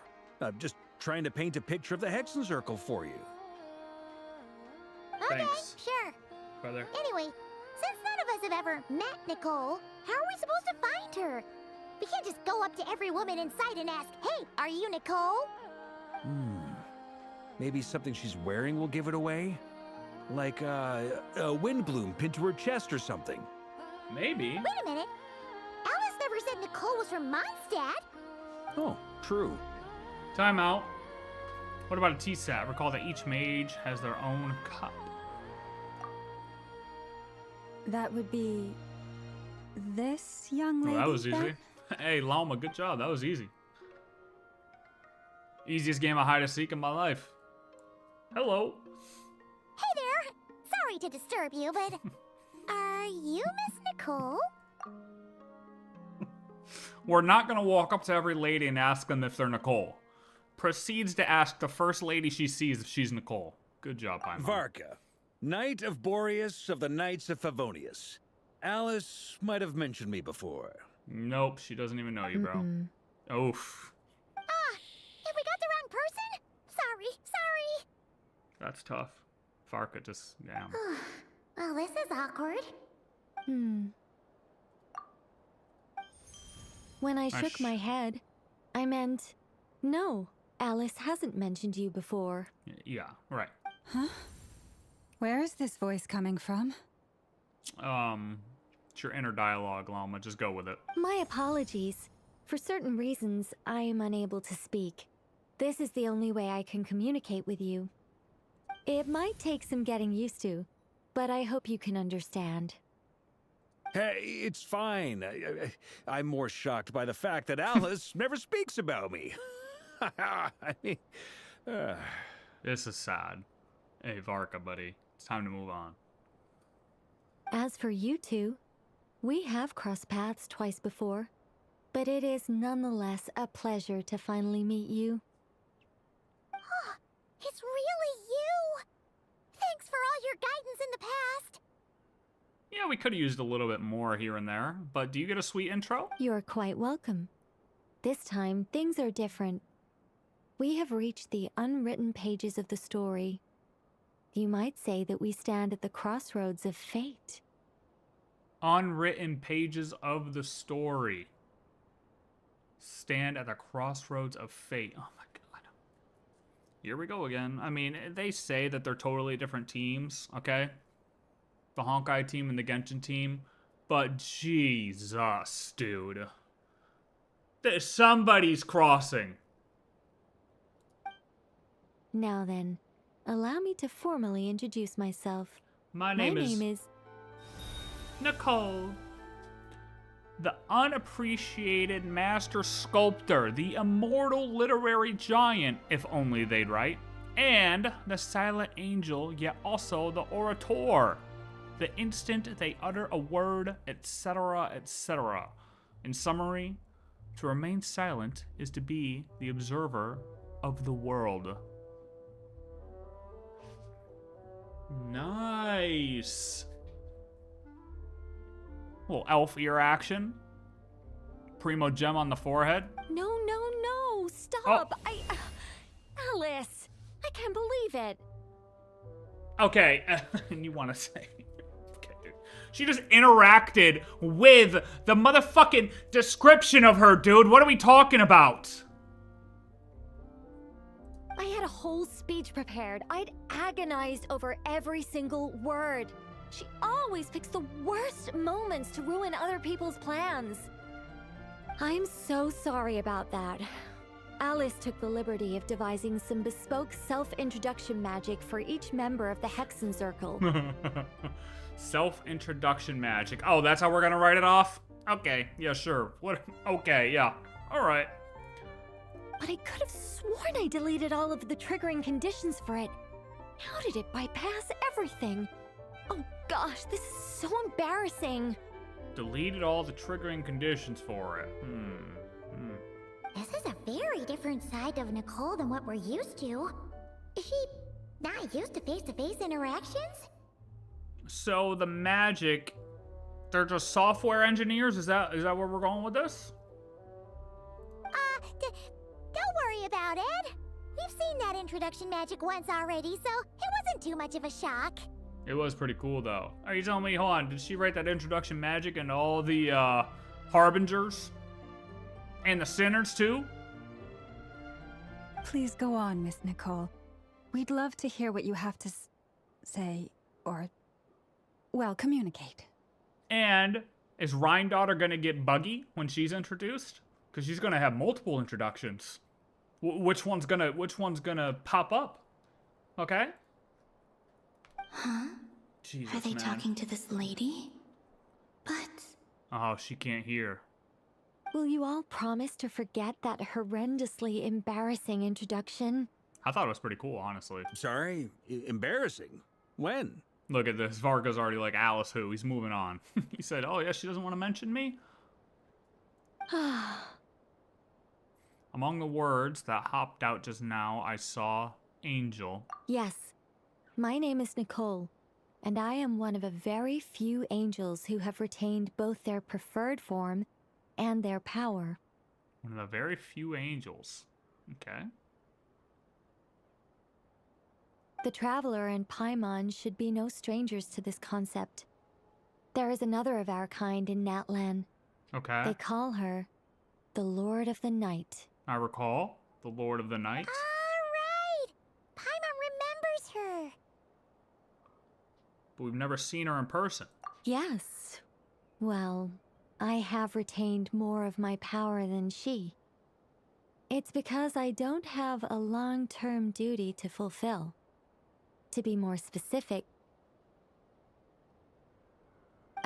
no. We'll be here all day please, if I get go. into the specifics. It's okay, we got time, Moving lady. on. If I'm not mistaken, you are here because you wish to learn how one might reach the moon beyond the sky. Part of the issue at hand, sure. That's right. Is that something you can give us any guidance on? Yeah. Yes, I do know a way. It began with the Hyperboreans, who lived after the War of Funerary Flame. Blank looks. Maybe I should start with the background of the war. Or maybe not. It shouldn't be an issue. I'll fill in Make the up gaps your for mind! you when we have more time. Anyway, after that She's war pissing me ended, off already. the three moons retreated to beyond the false sky. Okay, so at one point they were inside the false sky, and after the war they moved to outside the false sky. So how the hell did that work? Did they break through it? But of course, she's gonna leave out the specific details. The Hyperboreans were humans I once aided. They accepted the civilization and creations bestowed upon them by the angels. Okay. But despite accepting many blessings of the angels, many among them still held on to their faith in the moons. They were reluctant to accept the new order, even after the War of Funerary Flame. They sought to contact the moon goddesses beyond the sky and receive their guidance. But all three had passed away by that point. This mage has a unique method of communicating. Is she talking about the moons? Oh, now she can hear? Yes, but they did not know. And so, still they prayed for the moon goddess's mercy.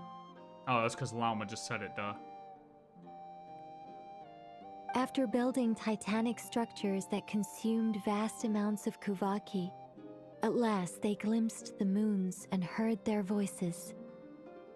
But of course, they were gravely disappointed, for it was then that they realized the three moon goddesses were dead. Okay. Oh, that's such a sad story. It is. Humanity was in a very sorry state at that time. The angels who had once aided them were gone, and the War of Funerary Flames had left them homeless and destitute. Just a second, I gotta ask. How relevant is all this history to the task at hand? Varka? Shut up. Well, I mean, it's... Okay, it seems we've drifted into irrelevant narrative waters. Remember what I said earlier about never bringing Varka again? It's back on. It's back on. It's back on. It's been a while since I've had the chance to speak inside someone's head. As soon as I got started, I lost control and the words just flowed out like a waterfall. That's okay, keep going. Don't let... Hey, look, ignore him. Just keep going. What I'm trying to say is... Right, yes, that's it. The relevant part is the ritual created by the Hyperboreans. The fact that they bypassed the false sky and saw the true moons implies that they successfully built a connection between Tevat and the outside world. True. Which means, with enough Kuvaki and a sufficiently stable connection, it should be feasible to send one person over the border. One person over the border. Okay, so they built some kind of portal? Oh, yes. A portal. Yes. Yeah, it sounds like you could be talking about Moongate here, but I doubt it, right? I feel like that's way different. Is something wrong? You sound disappointed. I just didn't expect you to summarize it so well. It turns out I could have said all that in one word, if only I'd managed to think of it. It's alright, no problem. No, please, it's fine. This is invaluable knowledge. I'll be sure to record and preserve everything in writing. See, if Lauma, I feel like Lauma has the inability to get angry. However, I feel like if she was as lippy as Paimon, she would have just snapped at Varka right there when he said something. Oh, really? Well, in that case, I suppose I could backtrack and add some more detail. Yes! I did gloss over a few things so far. Yes, yes. Whoa, whoa, whoa! Time out. Oh my God! I'm gonna Let's shoot this summarize guy in what the we've face. got first. The Hyperboreans were the last ones to use this method, right? So we somehow need to find whatever structure they built and make sure there's enough Kuvaki to power it up. Okay, I won't shoot you in the face. You're onto something. Luckily, we have the moon marrow of both the eternal and iridescent moons, so we're all good for Kuvaki. Which means the key issue we need to focus on is finding the place. Am I right so far? Okay, good, good. Maybe it's her home? Yes. Although, I expect the structure is long gone by now. Maybe. It might be her That home. said, what if we could take advantage of the phantoms to travel back to a time when it still existed? Okay. Well, travel back isn't quite accurate. It's more like we'd be creating a handshake between 2 points in space-time. Yep. We wouldn't even have to pick a time when it still existed. It could just be a time when it still appeared in phantom form via projection, or we could project our own phantoms, fold them together, and... Yo, chill. See, okay, yeah, I'm with Varka on this one if he tells you to pause. Because you're overthinking now. Pick You one. look lost. Was that too hard to follow? No, just pick one. Yeah, things got a little, technical there. Paimon's Oh. brain is reaching capacity. All right. Let me think about how to put this more simply. Okay, got it. Over the next few days, I'll search for phantoms that we can use. Once I find one that meets the criteria, I'll let you know and we'll regroup. Sounds great, actually. By completing certain rituals, specific individuals will be able to enter the phantom and make it to the Hyperborean structure. Okay. If everything checks out, and it looks feasible, we'll just need to wait for Moon Prayer Night, and we can send the Moon Goddess back home. I'm really skimping on the detail here. Is this making any sense at all?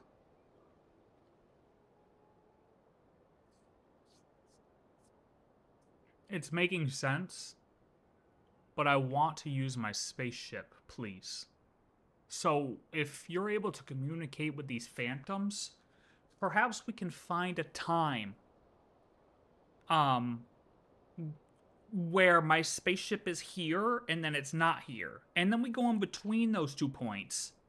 And we keep going in between these 2 points until we find the point where the spaceship was taken. How about that? And then we use the spaceship in some way, shape, or form. That's all I want. I think so. Please. For now, we'll just wait to hear from you. Just please. Yes. Basically, yes. All Great. right, thumbs up. Hell Counting yeah. on you. In the meantime, we'll focus on finding the moon goddess's name. Leaked. My name? Are they looking for a way to stop me from disappearing? That might help in general, honestly. Honestly. That gave her a little power boost. That gave her a little sense of reason. Excuse me, Miss... Go on, Miss Nicole. This conversation was a little all over the place. I didn't catch your name. Lauma. I am Lauma, of the Frost Moon Scions. Ah, I did wonder. I noticed that you listened very intently when I spoke about Hyperborea and the moon's history. Yeah. If you'd be interested, I'd love to visit you this evening and go through it again in greater detail. Yes, side quest. Also, if you were serious about making a record, it would be too risky to simply write down the raw details as is. I would suggest some tweaks. Maybe rewrite the stories as fairy tales or fables, perhaps even prayers. Interesting.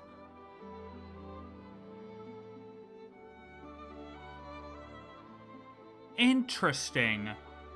She's worried about this direct story getting overwritten.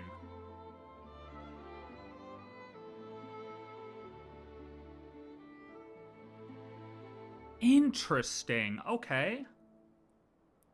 She's worried about it getting overwritten. But who would over...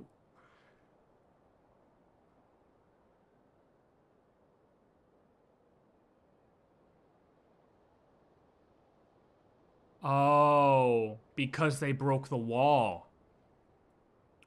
They found a way to get outside of the wall, so it's not... The principles... Yeah. Anyway, we can cross that bridge when we come to it. So, see you later then? Oh, and no need to prepare anything. Just a cup of tea will do. They don't want that story to be out there in raw form.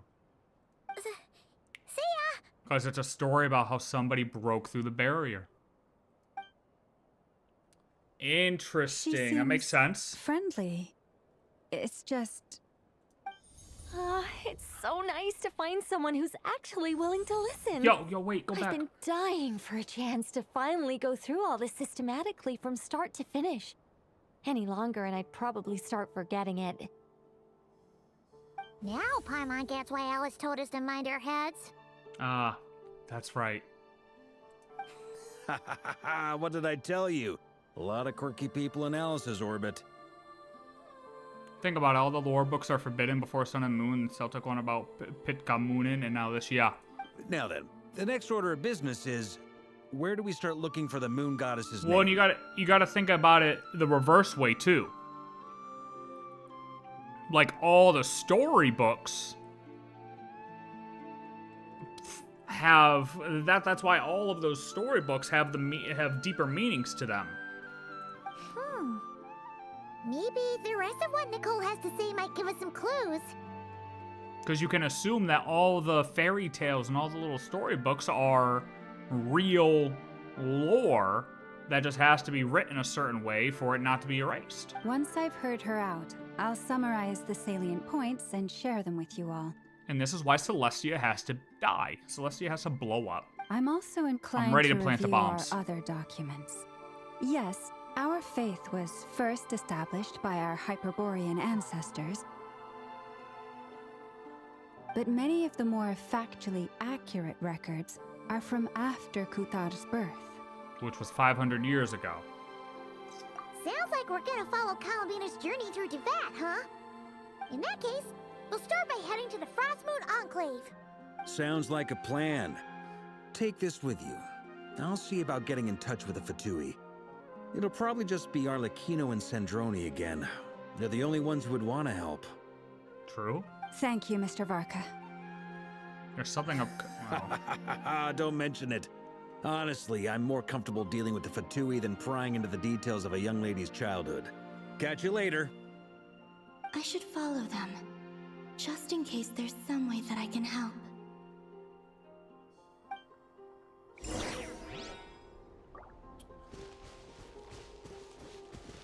There's too much little stuff they put in this quest. Hey. That's the common theme, right?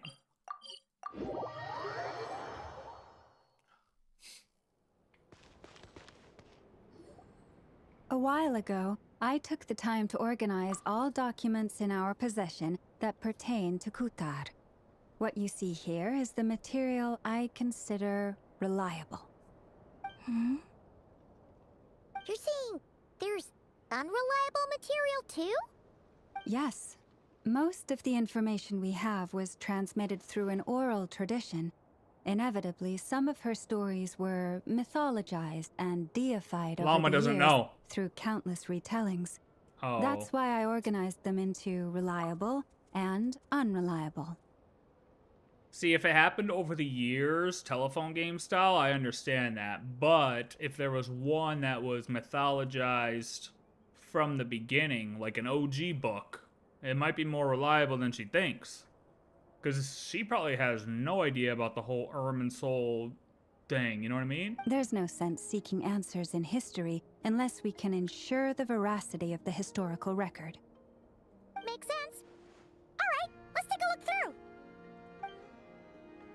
Clear and concise records would be one way to describe the writing style of these historical records. You could just as easily describe them as terse and dry.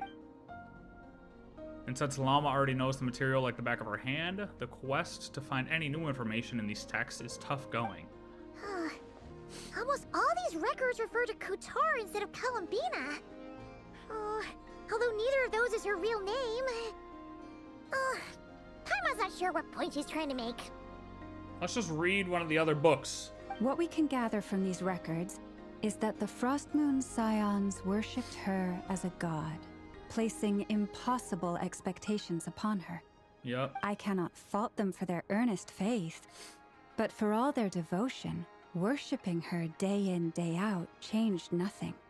I imagine that none of it resonated with Columbina. It wouldn't surprise me if, even back then, she had already begun to reject the name Kutar and everything it represented. Llama speaks the truth.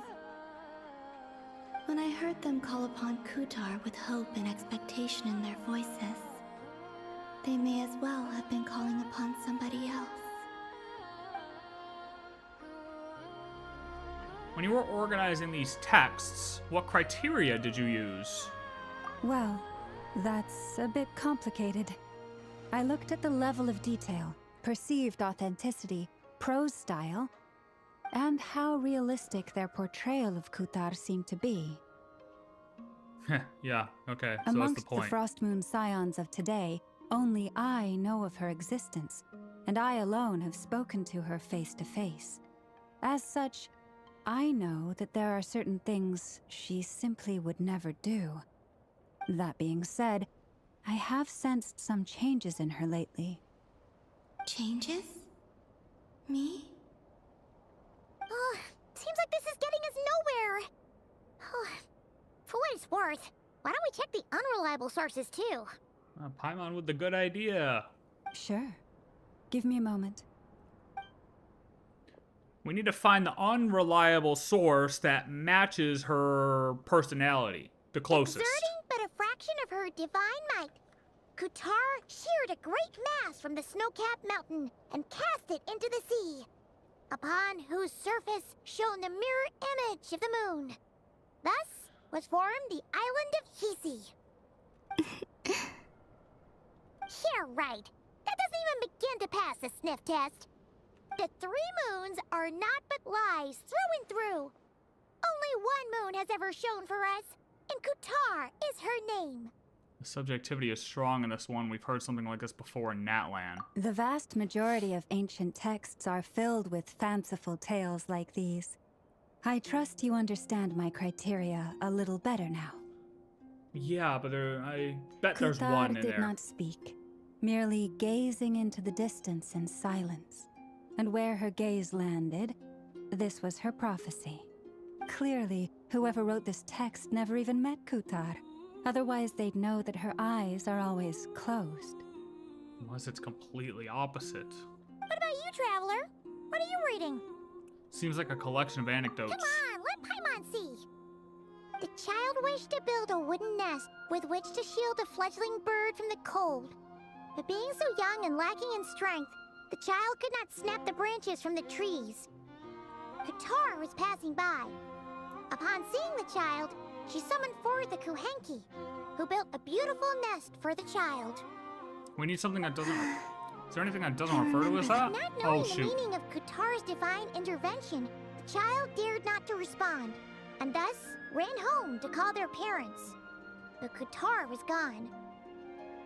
The Moon Chanter declared the event a miracle and took the nest as a relic, placing it on high for all to see. The child was named as one favored by the goddess and was greatly respected amongst the people. Yet, no further miracles were bestowed, and this matter was forgotten in but a few years. Huh. Any thoughts after reading that? If it's true, it gives off a somewhat lonesome feeling. Yeah. Columbina probably just wanted to join the kid in making nests. Ah. I'd originally considered this a fabrication, because Kutar did not perform any similar actions in subsequent records. But now that I think about it, It does seem like something Columbina would do. It's just that... You gotta scale it up. Maybe scale it up.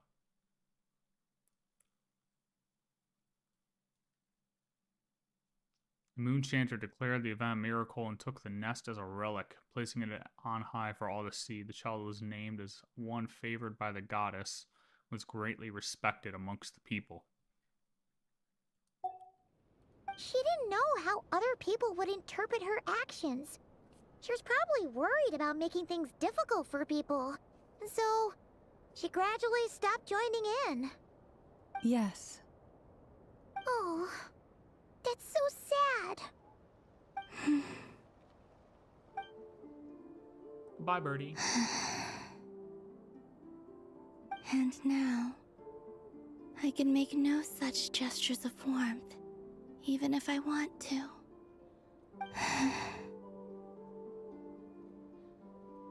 It's lonely at the Still top. no name. That's a bit of a shame. But we did learn some interesting stories. That's gotta count for something. Barca said he was gonna set up a meeting with Arlecchino and Centrone, right? Let's go back to Nasha Town and see how he's doing. Okay, I gotta go to the bathroom. I'll be right back. Hold on. I'll be right back.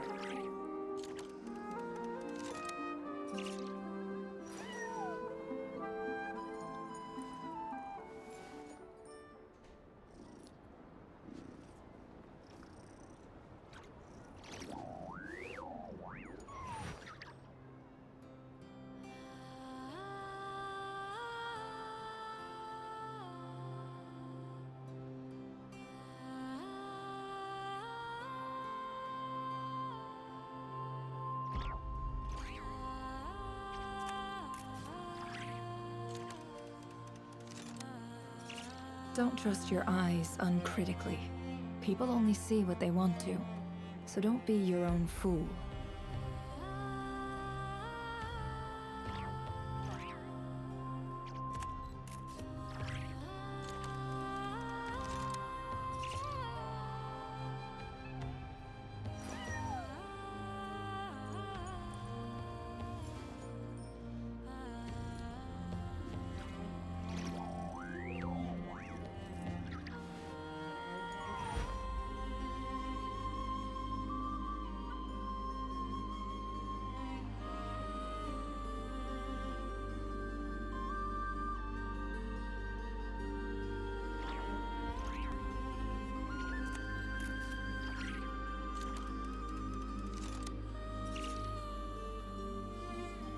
Why does Ashru sit up on the counter? To welcome our clients, of course. A kitty's gotta earn his kibble somehow.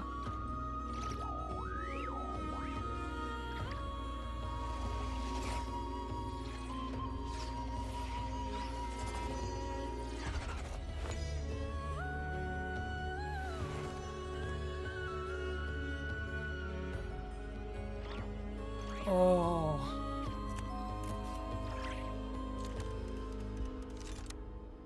Sheesh.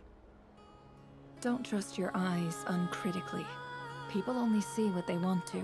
All right. So don't be your own fool. Back to it. Where are we at? Over here. I'm tweaking right now. Same.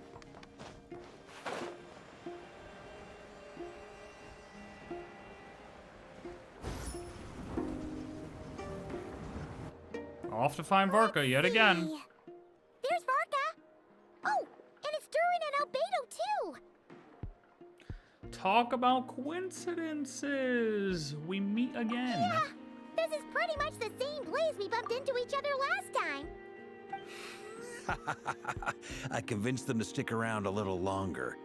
We were all waiting on people, so I figured having a little company would help pass the time. Ah, so you've been waiting for us? Does this mean that you've already arranged things with the Fatui? Sure does. Now you're back, we can go meet up with them together. How'd your investigation of the Frost Moon Enclave go? Well, we didn't find out Columbina's true name. But apart from that, it went pretty well. We learned some story from her early days. Aha, just as well that I didn't tag along then. I'm sure our moon goddess wouldn't want every man and his dog knowing all about her private life. Still, desperate times, desperate measures, I guess. Someone had to do it. So, Varka was waiting on us, but what about you two? Are you waiting for Alice? Oh, no. We already met with her. All right. We discussed that experiment I mentioned to you last time. Oh, and she also handed me this communication device. Ah, another one of these. I'm sure I saw one of these back on the Golden Apple Archipelago. That's right. Damn, what a I throwback. understand she informed you about the relationship between the phantom phenomena and Tevat's borders, yes? She wants me to help her with some more experiments on that front. She said that she'll contact me through this device with more information. Does Venti have your number too? I see. Following instructions and making observations. Pretty common research method. Takes me right back to Albedo's lab. Wait, then who exactly are you meeting? Someone you know. Albedo's met him too. But I don't think Miss Lauma or the Grand Master have been introduced. Introductions are overrated. Especially in Ah, cases Wanderer. like this. It's you! So, it's not like the academia has prohibitions against going abroad. Also, I applied for leave. I've been writing to Hat Guy since obtaining Hat a Guy. human form. I've already brought him up to speed on everything that's been going on in Nod-Krai. Oh, he was like your guardian at one point, yeah? Hat guy. Oh boy. Turns out, I actually have heard that name before. Oh? Then why did you react the same way I did? I only knew the name, not the fella. But since we're all here, let's do some introductions for what it's worth. I'm Varka, Grand Master of the Knights of Favonius. Lauma, Moon Chanter of the Frost Moon Scions. I'm and I'm a Hat Guy. Drioche from the Vahumana Darshan of the Sumero Academia. Hat Guy. All right. Good to see you again, Mr. Guy. Mr. I Guy. believe we last saw each other on the boat ride here. So they came to Nod-Krai together? Mind you, the only reason I came here is because there's someone I want to look into. Who's that? The Doctor. Also known as dottore. Second of the Fatui Harbingers. About time. Just as I thought. Actually, it was just From as the Paimon tone of thought, your no? voice, it sounds like there's bad blood between you. Oh, Lauma. I was reviewing our archives and noticed that a lot of information about him was missing. Left a bad taste in my mouth. That's all there is to it. Dottore, or Zondik, as he was then known, once studied at the Academia, but he got kicked out before he could graduate. Wait, what was the other thing that said, Zandik in last patch? Wasn't there something in the last patch that said Zandik? Or am I tweaking? Was it in the trailer, maybe? I thought there was something else that said Zandik before this. I mean, obviously way before, but I thought there was something last patch or like recently that said this. I don't remember. Zandik, I've heard that name before back in the ruins when that... Well, there we go. Never mind. I got it. That's right. It was the quest. It was the event quest that we just played. Ah, makes sense why that event quest was now then. Yeah, Zandik was the guy who was going through the ruins that said that the Ibis King was a liar and don't trust him and all this shit, right? Ibis King mentioned that student. That was the doctor. He would have supposedly been the third guy, or the third person to answer the question, but right now it's Nefer, actually. So the Harbinger's #2 man is a college dropout? Listen, Barca. How embarrassing for them. How embarrassing, how embarrassing. You know what college gets you? Debt. Last we heard, he was planning something. We actually heard that a few times before, even coming to Nod-Krai, but we haven't seen a trace of him since we got here. He only appears when something interests him. For all we know, he might have left already. I don't know. We haven't seen any type of remnants. I remember in,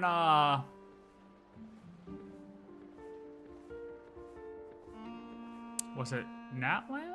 Was it the beginning of Natland? We saw remnants of his experiment in the basement of that one area. Or was that Fontaine?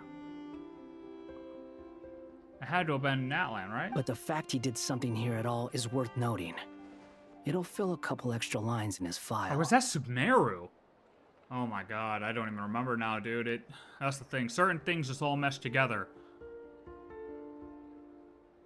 And I think it actually might have been Sumeru. When we saw the remnants of his experiment in the basement of that one ruin. I don't remember.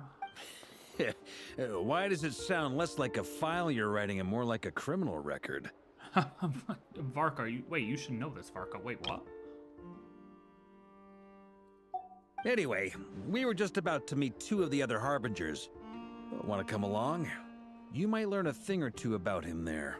Wait, shouldn't Varka know this? Shouldn't Varka know that it's worth like that he's not good?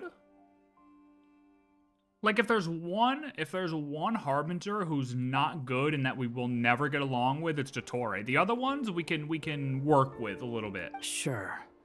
Even though they're Harbingers, well, they're old acquaintances of ours, so, you know, when you talk to them, try to be... Nice. I got it. The Frost Moon Scion's relations with the Fatui remain tense. Forgive me if I do not attend. In that case, we'll continue assisting Miss Alice with her experiments. Good stuff. Everyone's having a fruitful time. All right, we better get going. I'll lead the way. Okay.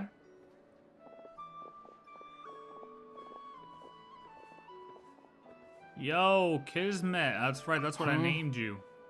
Are you here for revenge? Well, yeah. That's obviously part of it. But I'm not the only one who has a score to settle with him. Neither you, nor Lesser Lord Kusanali, nor I want to see him meddling with things again. True, fair enough. One other thing, when we return, let's talk about Columbina. What's the hurry? A bit more than you would expect, buddy. Don't worry. I thought I had auto on. Pigeons always know which way home is. Okay. After the conversation ends, the group splits into 2 teams led by Varka. You make it safe. Fuck! You made it. Who is this? Hold on, I'm pausing. I'm pausing to see what it said. Hold on, it's about to play. Hold on. You safely make it. You make it safely to Kabaki. Experimental Design Bureau. Oh, that's where we are, right? A scholar from Sumeru. They call him Hat Guy. He's an old friend of the Travelers. He's a Hat Guy. Wait, this is the academia representative you wrote about? He doesn't exactly look the part. That's alright. I believe this will prove my identity. You'll notice it bears the seal of the Sanctuary of Surasthana. Well, what do you know? So it does. All right then. My mistake. This is the first time we experience, like, them not realizing that they should know who he is, but they don't because he rewrote things. Is this the first time we experience this? Or, like, we see it? The effects of it? It's fine. It's kind of interesting. I expected as much. I mean, past Sumeru. What? So as I mentioned in my letter, the Academia's got its eyes on dottore. But this matter remains top secret. Apart from those assisting in the investigation, the fewer people who know, the better. If anyone asks, I'm here in Nod-Krai to pursue my personal academic interests. Gotta say, Varka, you did pretty well to keep all this under wraps for so long. Sounds like you got in touch with the Academia about this way back. You flatter me. You're all harbingers. What reason would you have to disclose information about dottore? Where do I even start? Remember that time we fought Rerir at Star Sand Shoal? He sure let me have it then, didn't he? Oh yeah. I'll bet dottore had that all sketched out, with me as his convenient little pawn. This girl still can't accept the L. He could not care less about us if he tried, but hey! The feeling's mutual. Does dottore really strike you as the sort who values his relationships with his colleagues? No. Fair point. Definitely not. Which is why I always keep my guard up whenever he starts making suspicious moves. To that extent, our motivations align. On top of which, I consider you trustworthy people. Now, back on topic. In the wake of the Reikir of Solnari episode, Sandrone and I grew suspicious about dottore's complete inaction during the entire affair. So we tried to find out what he'd been up to, but unfortunately to no avail. He never lets anyone in on his plans. The more he cares about something, the more secretive he gets. Indeed. Perhaps he believes that by keeping a low profile, he can avoid trouble. But that trick isn't going to work on his colleagues. Yeah, I mean, he's been researching the ancient moon's remnants. Yes, and he's been trying to get his paws on the moon marrows. Only an idiot would believe he doesn't have something more planned. We did know that he's been trying to get his paws on the moon's marrows, didn't we? Someone else said that, I forget who. With this in mind, I returned to Snezhnaya and relayed my thoughts to Her Majesty the Tsaritsa, entreating her to have him recalled. That's pretty direct. Did the Tsaritsa agree? Yes. I made it abundantly clear that the Fatui's Ooh. business in Nod-Krai is almost concluded, and we do not need 3 harbingers in this territory. Her Majesty concurred. Yep. Accordingly, dottore has returned at her orders. Wow, he got He's bitched. continuing with experiments, which no one besides he would ever have any interest in. Common sense might mean nothing to him, but he's not stupid. He knows that no good can come from opposing the Tsaritsa. Smarts alone won't get him all the way. He needs the Rooster's resources and Regrator's Mora, both of which the Tsaritsa can strip from him by waggling a finger. Okay. But doesn't he have Makes a track sense. record of publicly following orders while going against them in private? He probably has it down to a fine art by now. Did you just give too much away, though? Like, how would you... Hold on. Did you just give too much away, buddy? Wouldn't put it past him. We worked together on a research project once. Only briefly. But it was enough to show me that we're fundamentally different people. Yeah, he's a bad guy. I'm gonna stand by that one. He has no interest in doing things methodically, stage by stage. His thoughts jump all over the place, and the moment his curiosity is satisfied, or he gets the results he wants, he disappears. The only similarity we share is that, once we set our minds on doing something, we will see it done, whatever it takes. Oh, we definitely saw some of that in your battle with Rerir. You got so competitive. Yeah, she did. Ugh, do not remind me. Then I believe we all concur. Dottore will not simply give up. Fantastic. Now this is turning into a whole day of unpleasant memories. Ugh. Are you talking about the moon marrow stuff? He also strikes me as the kind of person to disregard experimental regulations, ruin all the equipment, and go way over budget. Then leave the first person he can find to deal with the fallout. 100%. Exactly. This one time, he was running some high-temperature experiment and the substance exploded. But does he care? No. He orders his subordinates to open the device so he can observe the results, which causes the gas inside to leak out. That gas was poisonous. If I hadn't been there, she who knows saved how them. many people might have died. Good job. I don't know, he reminds me of kind of like stories you hear about Nazi scientists, you know? And after all that, he left while I was still cleaning up after his mess. What a waste of time, he said. A waste of time?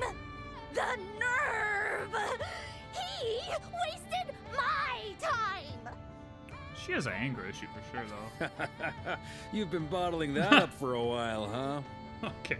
Hat guy, I must say. Oh! You seem awfully familiar with internal Fatui affairs. Yeah! Especially when it comes to dottore. Yes, yeah, he was giving a little too much away there, wasn't he? Oh, yeah. Thank you, Lady Harbingers, for providing such valuable information.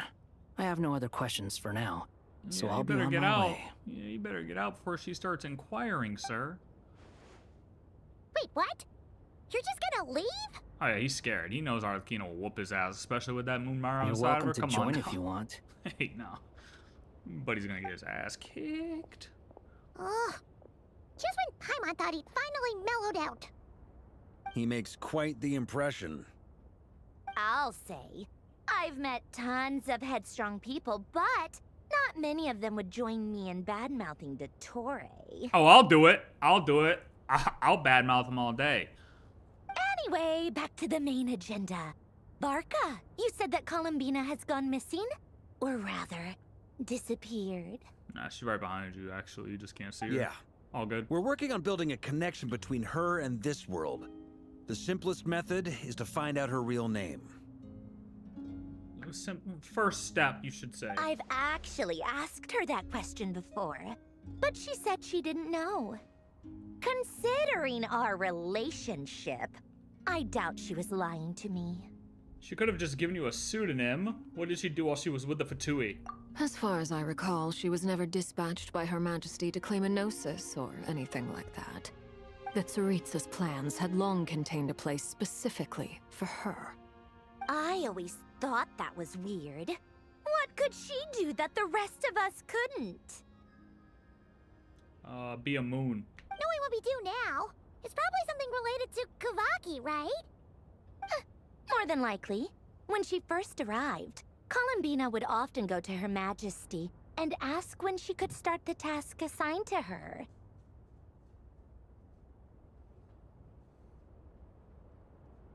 But Her Majesty always gave the same reply. The time has not yet come. So she spent her days in Snezhnaya doing basically nothing.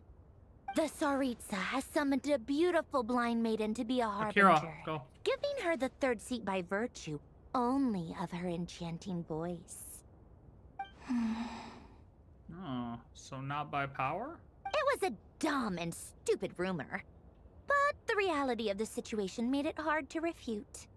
And what happened after that? I imagine she stopped caring.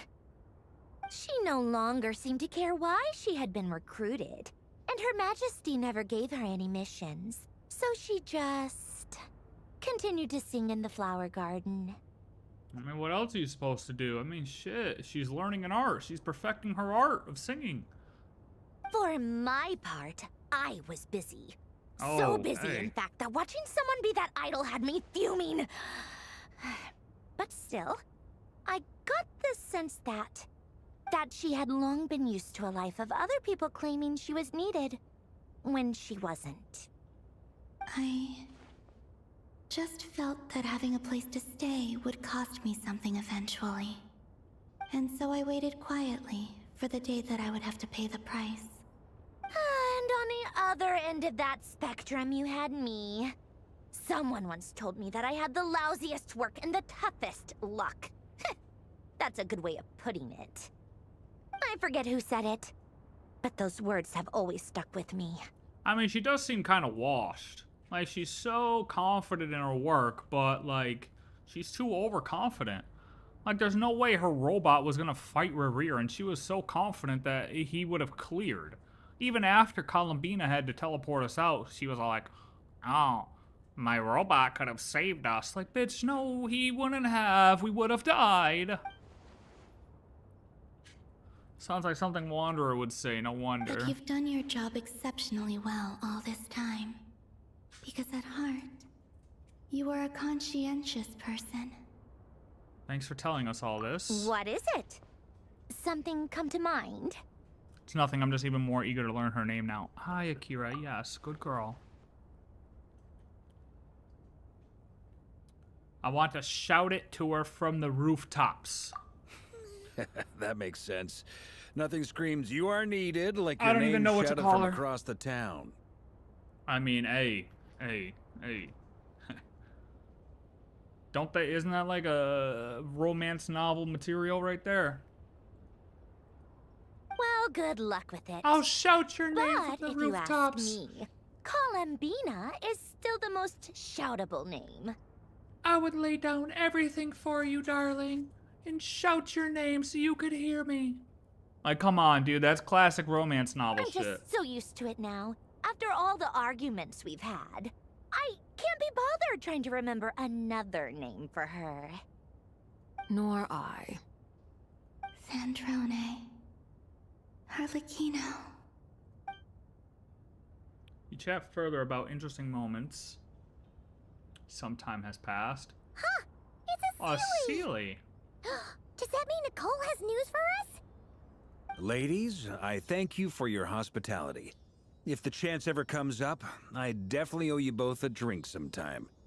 I'm sure it will. You can make your own way out. Heck, you've been here enough times, you probably know your way around better than I do. Oh, I do, actually, because I have to come here and kill your soldiers multiple times for their goddamn rewards, alright? Take care, everyone. We'll be in touch if the situation changes. Time to do what adventurers do best. Follow that Sealy!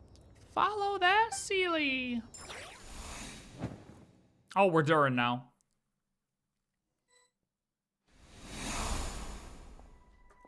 Here you are. Hold on, can I get a snack? Or, well, actual food for a second? Hang on, I need food. BRB. 1 sec. 2 minutes. 2 minutes. 2 minutes. Break! Break! 2 minutes. Go piss. Get a drink. Come on, Akira. Oh, did she go back up?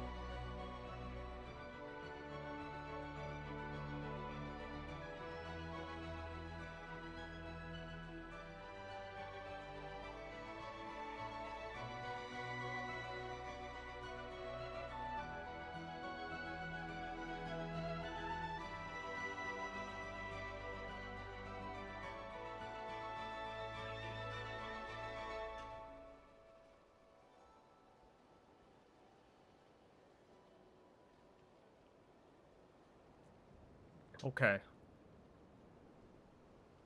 This will be the last. Well, unless I gotta pee again. YouTube, don't start with your buffering shit with me, man.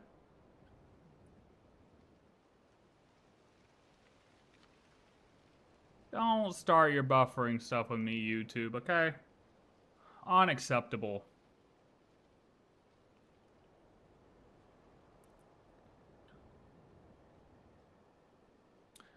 Alright, here we go. Wanderer. Oh, these look like the ruins.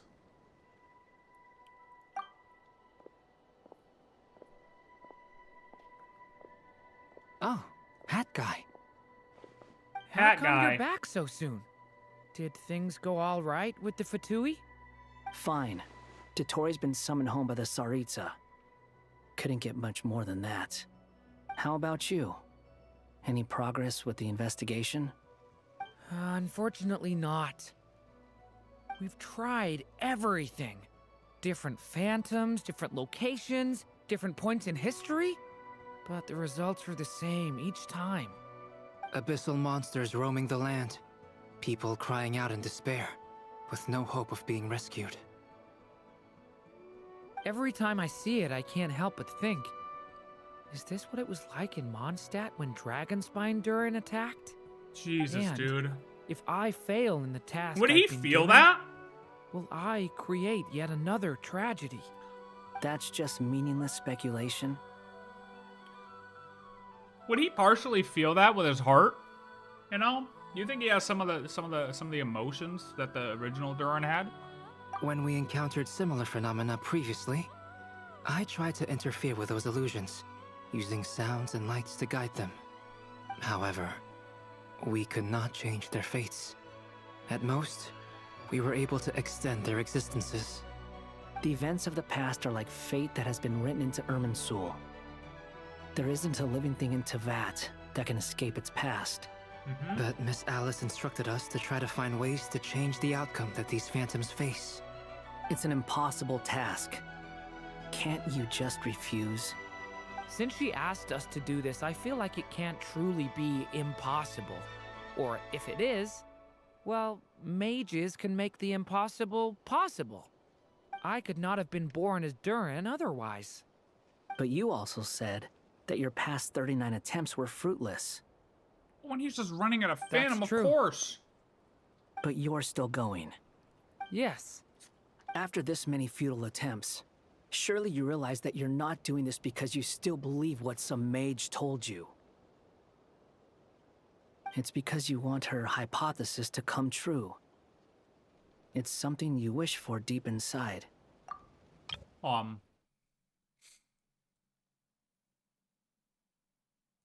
Miss Alice instructed us to find ways to change the outcome that these phantoms face.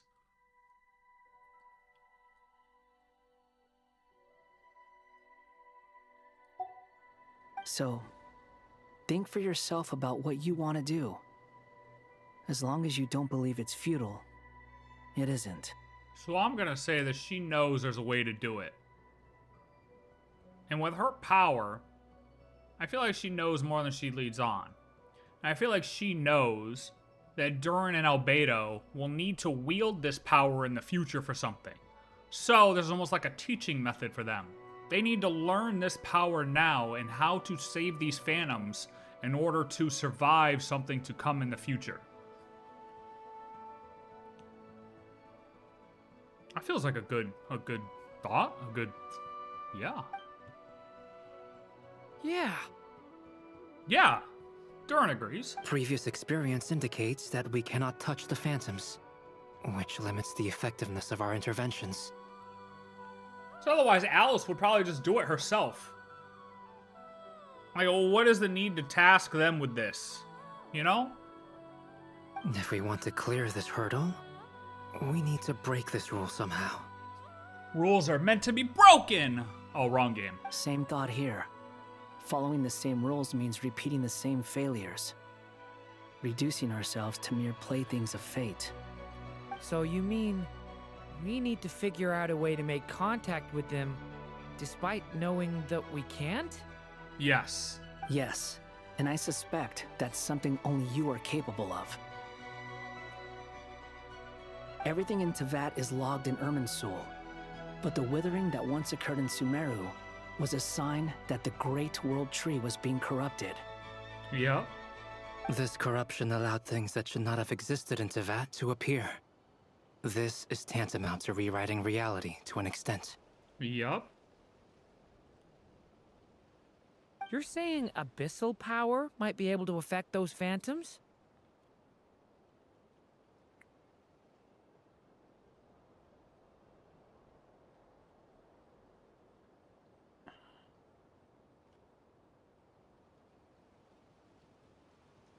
Only you're able to do. I mean, I know he can do that, but other things can wield abyssal power at this stage, right? No one's ever tried it before. If you're gonna try it, it'll take courage. And you have to be confident that you can control it. Control the darkness, brother. Is anyone there? Has anyone seen my daughter? She's missing. I have to find her. I hear someone inside. Spargana? Are you in there? What just happened? If I can use my abyssal powers to warn him that there is danger here, maybe it'll change his decision. Maybe he'll stay away. Yes. The important thing is not the nature of the power, but rather how you use it. To intimidate and obstruct. Sounds about right for the Abyss. Let me try. I should be able to influence that thing. Have you seen a little girl? Make use of the stone pillars to aid Razmapies. Time for that! Just run!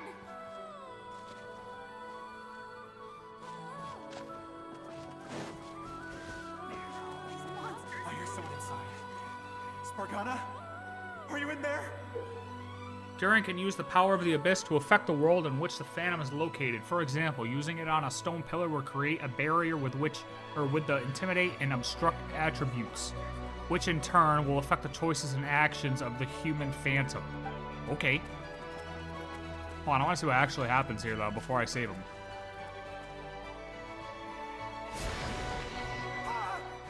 Dead again. Have you seen a little girl? I was curious if anything, you know. What? This isn't the time for that! Just run! Oh, so we just put up a barrier?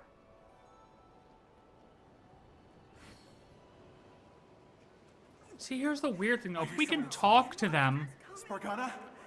Are you in there? What is this? Looks dangerous.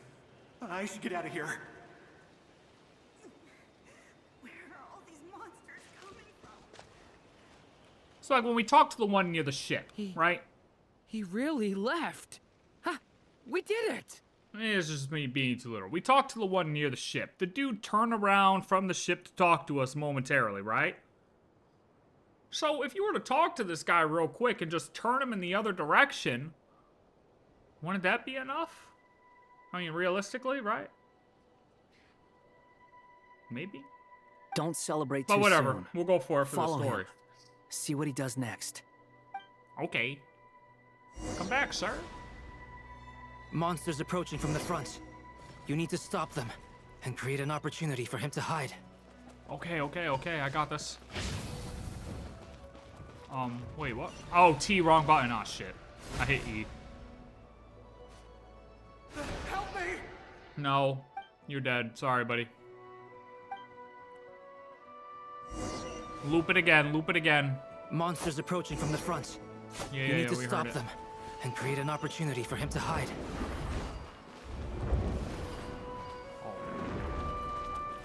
No, there's monsters ahead. Okay, go. Now go back into the cave. Boom.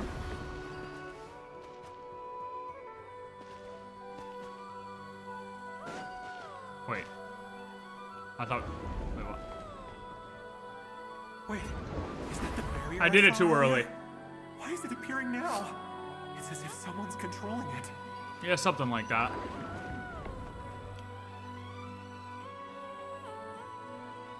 The monsters We're are his gone. guardian angel. Is it safe now? Look at that, dude. DURIN guardian angel level. The barrier's gone too. How odd. Anyway, I guess I'll keep going. Quickly, let's keep up. All right, let's go. Wait, there was someone else here? Make Don't use go of any further. We got explosives? anti-monster traps laid out everywhere. But my daughter must just be up ahead. I have to go. This way's blocked. Oh. DURIN's abyssal power can also affect the phantom explosive barrels, causing explosions that can clear obstacles and deal damage to monsters. These explosions can also cause damage to human phantoms. True. We might be able to use the explosives over there, but we need to take care not to hurt him. Well, move, buddy. Oh, that works. I'll use the barrier to keep him at a safe distance. Bonk. You're welcome. Barrier seems to be helping me somehow. Saved his life yet again. Oh, wait. Hey, wake up! Oh, no good. Gotta keep moving ahead.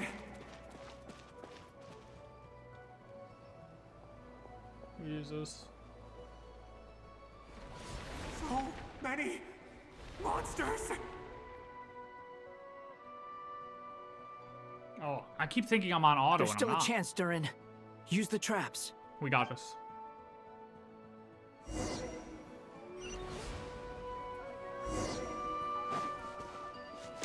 Boom! Boom! OMG! Boom! Boom! Okay, this guy... Somebody is... The world is determined to kill Razmapes. This is a new development. I've never seen this happen before. We might just be able to save this person. I mean, Jesus, he is surviving the world right now, man. This dude was definitely destined to die here. And we're being actively fought against right here to kill this guy. I mean, he's putting himself in very risky situations here, I'm not gonna lie. Like, it would have taken one guardian angel barrier to stop me. I'd be like, all right, you know what? I'm done. My daughter, Spargana's her name. Sorry, my daughter's She's carrying GG. a large backpack. Nah, I can't even say that. Get out while you still can, you fool. You won't find any survivors here.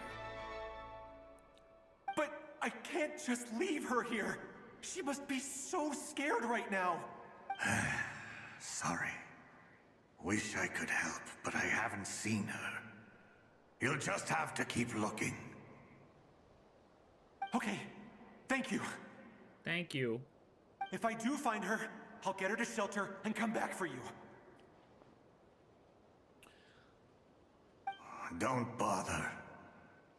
I've got nowhere left to go. What's that noise?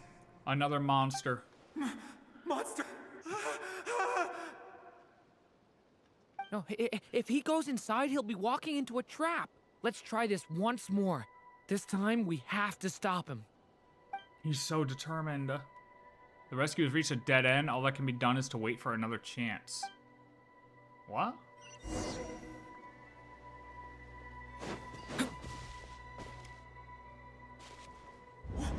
Why? How will I know where Spargana's gone like this? You know what? I'll trust this strange barrier. It's gotten me this far after all. Smart man.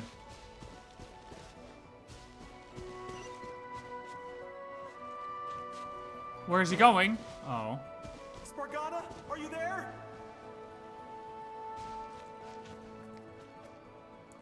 I don't know. Do I let him talk to these people? Yo, come on, dude. She's not there. Maybe I let him... I don't know. I don't know if we let him talk to these people or not. Probably not. Yeah, probably not. Hello. I'm looking for... Huh? Looking for what? Everything here belongs to me. Really? Dude, you're getting attacked by abyssal monsters and you're out here... Oh my god, no way. That's crazy.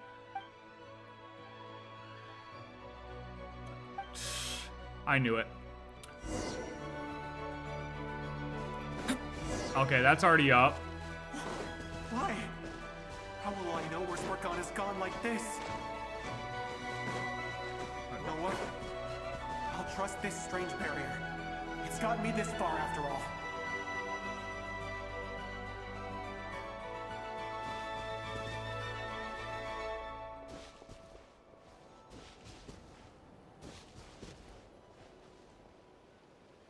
Spargana, are you there? What? Hey, let us out! No. You're gonna kill my boy. Razmapeas. Razmaspes. Razmaspes. I'm going with Razmapeas. I like it better.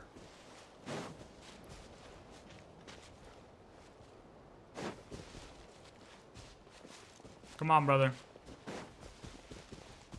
I'm just blocking off everyone at this point. Okay, that's the last one. Razmapeas. Huh? That looks like one of my daughter's books. Thank you. Thank you. You're welcome. Yes, it's one of hers for sure. That's her name on it right there. She left her backpack here. Come on. DURIN, just like last time. Use the explosives.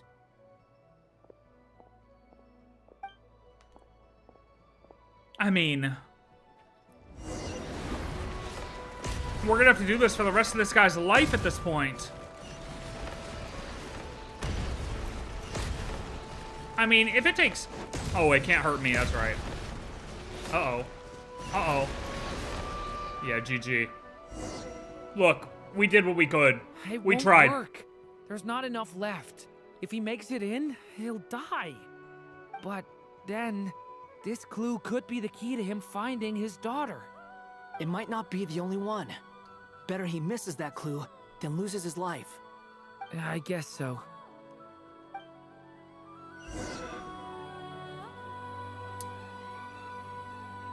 Stop him, DURIN. We can't let him get any further in. Sorry, buddy. That's my daughter's book. She's passed this way. Why? Why won't you let me go in? I've searched and searched and searched just for this. But how will I find her without any clues? I no longer have anywhere else to go. Yes, you do. Don't be a bitch. We just saved you.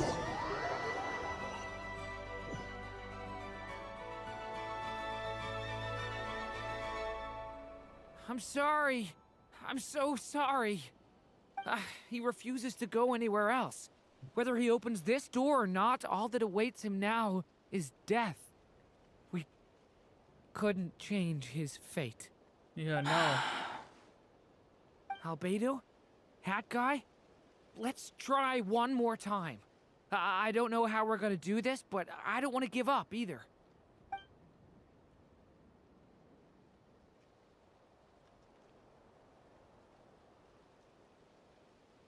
Why am I here? What's going on? All these scenes running through my head. Wait, Where what? are they from? Wait, what? Huh? What's going on? Are we tweaking now? His reactions have changed. How many times have I... What's happening to me? Huh? Oh yeah, I'm going all the way to the end. Who are you? Hello, we're here to save you, or we have been saving see us. us now? Wait. I feel like I always could. but that I only just realized you were there. I'm sorry, I don't know how to describe what I'm feeling. Time out. Time out. Time out. Time out. So certain ones can see us and other ones can't? Now I'm confused. Why were we able to talk to the ones near our spaceship, but this guy couldn't see us?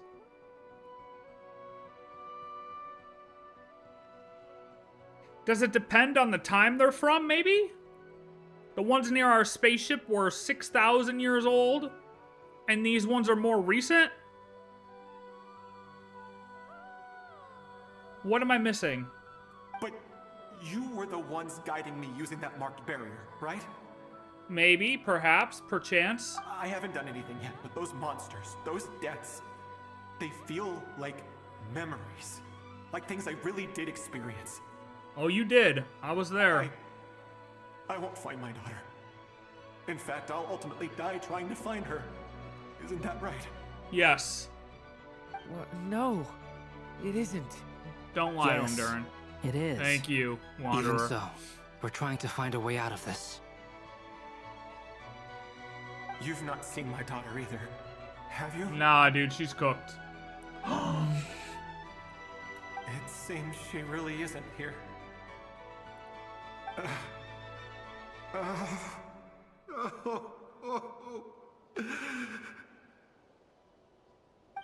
I'm sorry we couldn't help you. Wait, what if?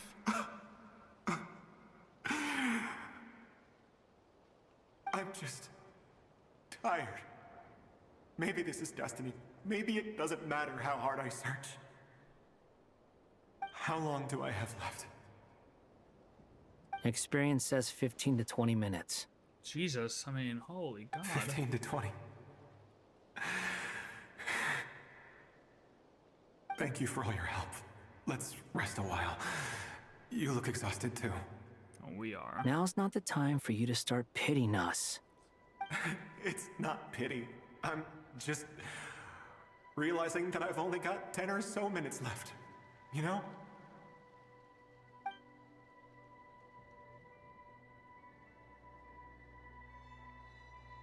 You say you're from Mondstadt, yes? A place with windmills, where people enjoy limitless freedom? And you're from Sumeru, where they've built an academy into a giant tree? Yes. It seems you've never heard of either place. Those names are unknown to me, I'm afraid, yes. Have you heard of Hyperborea? No, because he's from that long ago. I have, but I heard that it was destroyed in the distant past. I see. That was where my ancestors once lived. What about Delphi Pytho? Was it later rebuilt? I've never heard that Oh, name. ancestors. Yeah, I've never heard that name either. What about Salvindaknir? Yeah? I have seen that name on stone tablets on Dragonspine. But I'm afraid the only things left of that place are its ruins. I see. Sure enough, there was no way to turn this around, huh? I'm sorry. I was the one who asked to chat, but it seems like we're too many ages apart. There's barely any common ground to start from. Hold on. Names are unknown to me, I'm afraid. Have you heard of Hyperborea? I have. I see, that was where my ancestors once lived. Okay, so he's a descendant of Hyperborea. It's all right. We did hear something new, at least. From how you speak of your lives, things must be going all right for you, I guess. How can you come to that conclusion when we're dealing with you, buddy?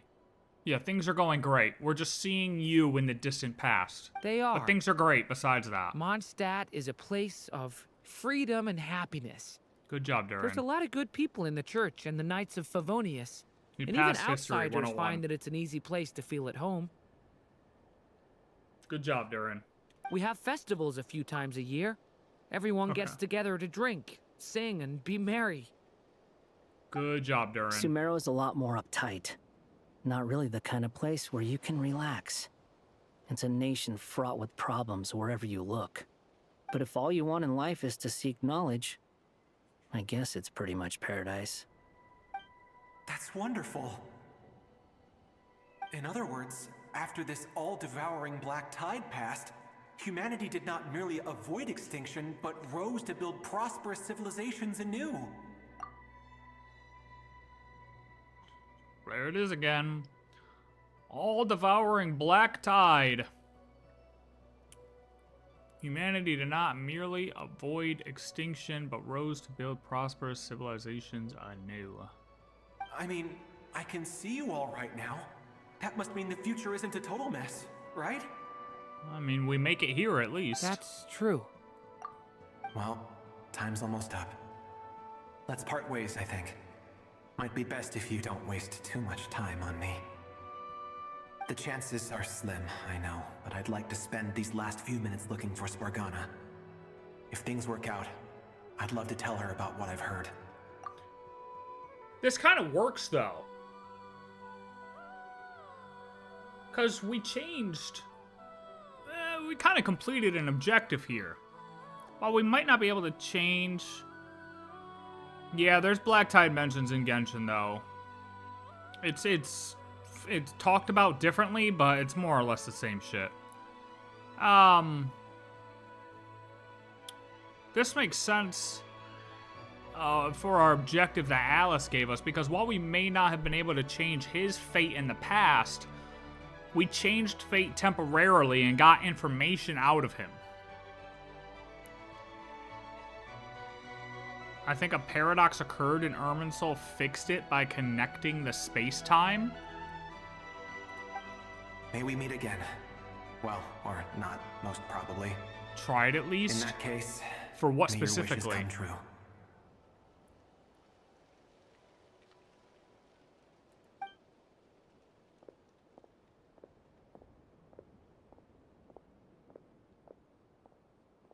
Oh, you're talking about the barrier? He's gone. Or what we're dealing with here? In a few minutes, he will meet the end that was his to begin with. The ending of this tale did not change, but I believe that we've just made the most progress we have yet. Exactly. Albedo gets May it. your wishes come true. It's a smart man if right only there. it were so simple. Hat guy, could I ask you a question?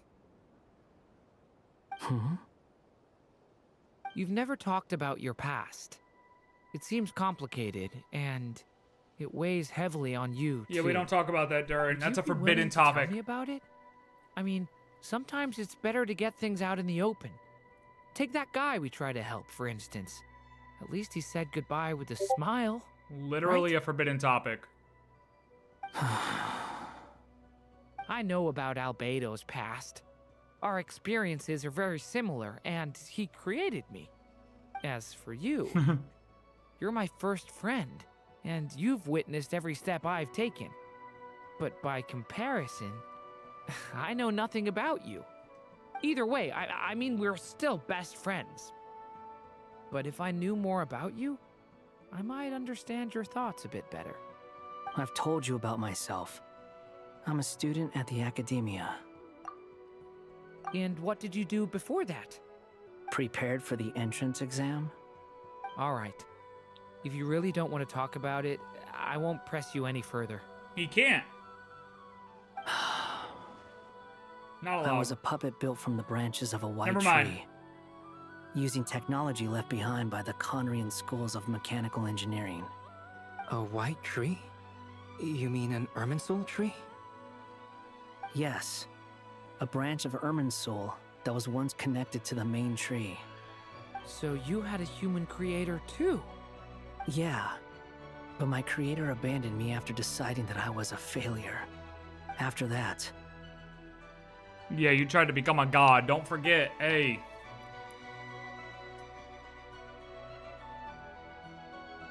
DURIN.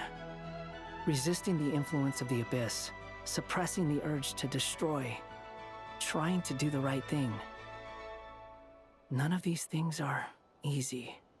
But no matter how hard they are, trying to rewrite past wrongs is far harder. You asked me if you would create a new tragedy if you failed. I told you there was no point speculating about that. But the real answer is, yes, you absolutely will. Hat guy, But at least you've got people here to help steer you away from the wrong path. So, just keep aiming towards the light. I will. I promise. All right, break time's over. Time to get more information. Hello? DURIN speaking. No fucking shot he answered the... Dude. Okay. No way he answered the phone like an old man. Hello, friends, it's me. What have you been up to, I'm detecting some unmistakable fluctuations here at the border. That's like how your grandpa would answer the phone. You know what I mean? Hello? This is Paul speaking. The amplitude isn't particularly high, but they're completely different signals from the ones before. And the scale is comparable to those I've detected previously. Alice, we were unable to save that person. However, he appears to have retained a portion of the memories gained through that cycle, and was able to hold a conversation with us. Oh, that cycle, you say? I see. Emporious. Okay, I'm done. It definitely merits further attention. Is it odd, Alice? Is it odd, or is it what you... Could I trouble you to keep trying the same approach? Yeah. I need to gather some more data. Counting on you. Exactly, she... I should probably have Nicole come and check this out as well. That's her plan. Oh, that's the end. That's the end of 5. That's the end of Act 5. Okay. Interesting way to end Act 5, I guess. But that's okay. There you are. And we're right on to Act 6 immediately. You might stop to collect treasure chests opened by the Sealy along the way. It would have taken you so much longer to get here. Hold on. Can we time out for a second? Why break it there if we're gonna go right into Act 6? Okay? Hold on. And we need a second. We need a second. In preventing them to change the man's fate, I think a paradox occurred and Irmin's will fix it by connecting the space-time. Yeah, I think that no matter what, they aren't going to be able to change the past, right? It's fate. It's just straight up fate. You're not gonna be able to change his fate. Basically, they could keep preventing him over and over and over again, but that's why I said, you'd have to follow this man throughout the rest of his life, because his fate is to die. He should be dead. Fate is going to keep trying to kill him, right? But them doing what they did allowed for a time gap for them to almost get information out of him. Like I said, they learned about this other place. So Alice's objective may not... Alice told them to change... I already forget exactly how she worded it, but like, change the fate of the past. They kind of changed the exact cycle he went through in order to get more information, but fate overall still ended up being the same. It was just a temporary delay in his fate. They just delayed his fate. And I think that that's just her objective, is to get information. Keep trying the same approach. I need to get more information. She's trying to get this info out of them. All right. Act 6. Act 6. Are we good? There you are. I was worried you might stop to collect treasure chests opened by the Sealy along the way. Wait, well, hold on, Nicole. We gotta go back. I need those treasure chests. Another conversation I cannot hear. I am delighted to see that you understand what takes priority, and that your adventurer's instinct has not swayed your resolve. Oh, trust me, if I was playing, I would have taken those treasure chests. You should know. Paimon's head. Okay, I'll try and keep it short. My senses are telling me that this is where we shall find the entrance to the ruins. Oh, cool! Well, what are we waiting for? Let's open it up and see! Patience. This was a sanctuary of great importance to the Hyperboreans. A special process is required to open the gate. Oh! Like the place that housed the Eternal Moon's Marrow? Seems like the ancients were very fond of making tricky gate puzzles. Okay, so what's the plan? Need us to do anything? And just the short version, if you can. This dude doesn't want to take in any info. All right, then. I was planning to start with some background on the invention of these techniques. My God, Are Varka! you sure you don't want to hear it?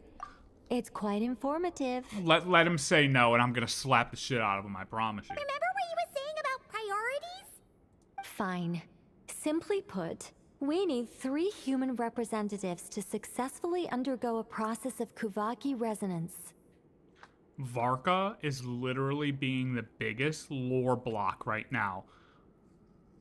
You know? He's a giant wall that's just like, no lore past me, haha! I'm blocking you all. Like, dude, shut up. Think of it as a test from the 3 moon goddesses to see if the entrants are qualified, with the most recognizable qualification being Kuvaki. Well, we have that. Pretty sure Lauma would ace that test. Oh, wait.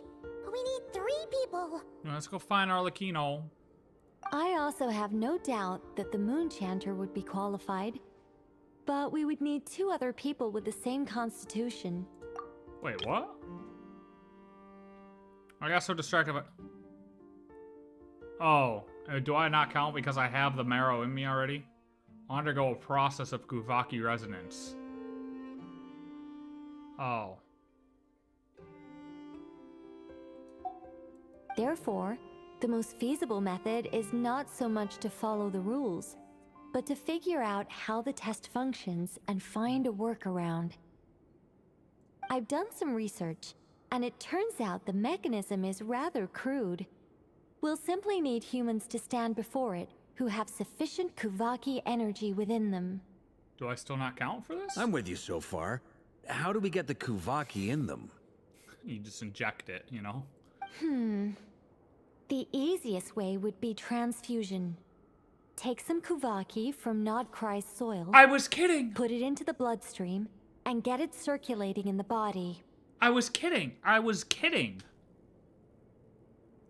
So we're going to cheat on the test?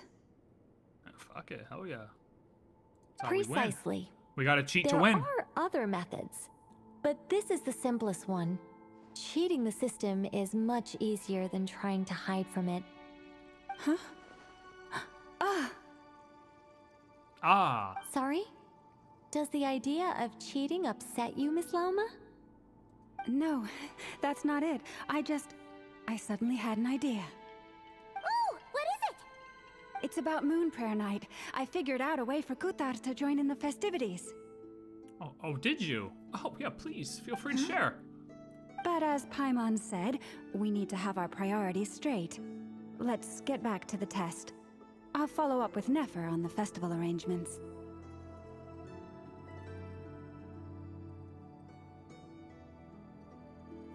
What is this? Who wrote this? Who wrote these quests? Who wrote these quests? What are we doing? I'm being teased the entire time.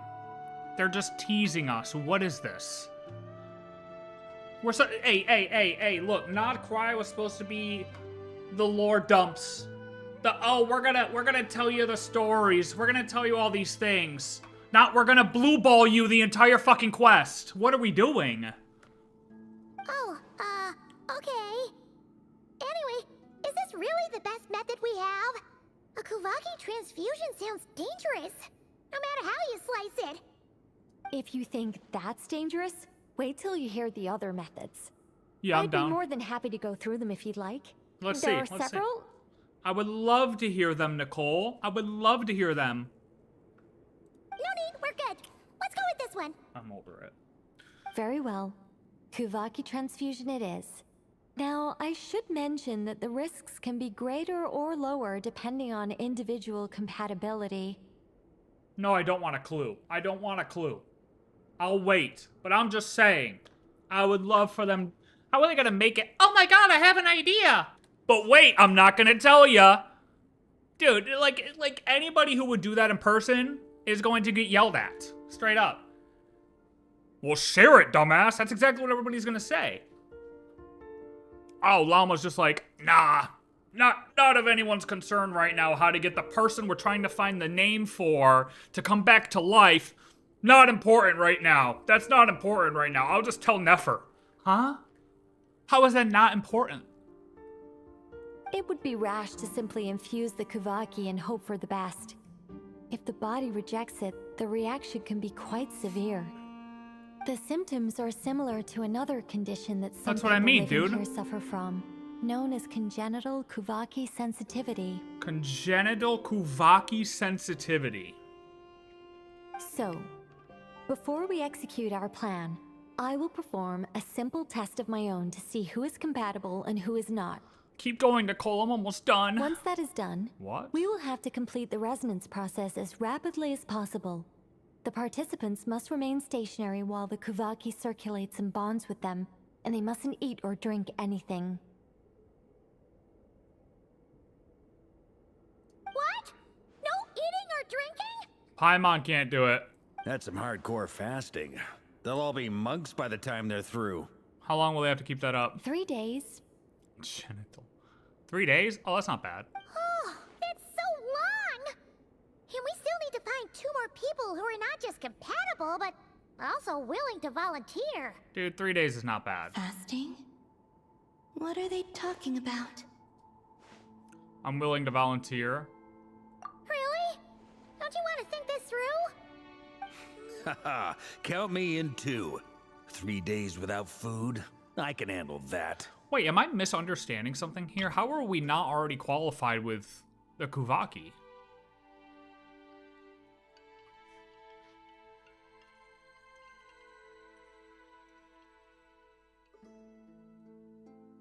We need 3 human representatives to successfully undergo a process of Kuvaki resonance.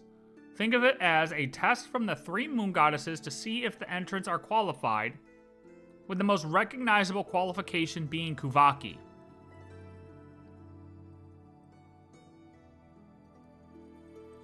We have a marrow inside of us. How are we not considered qualified?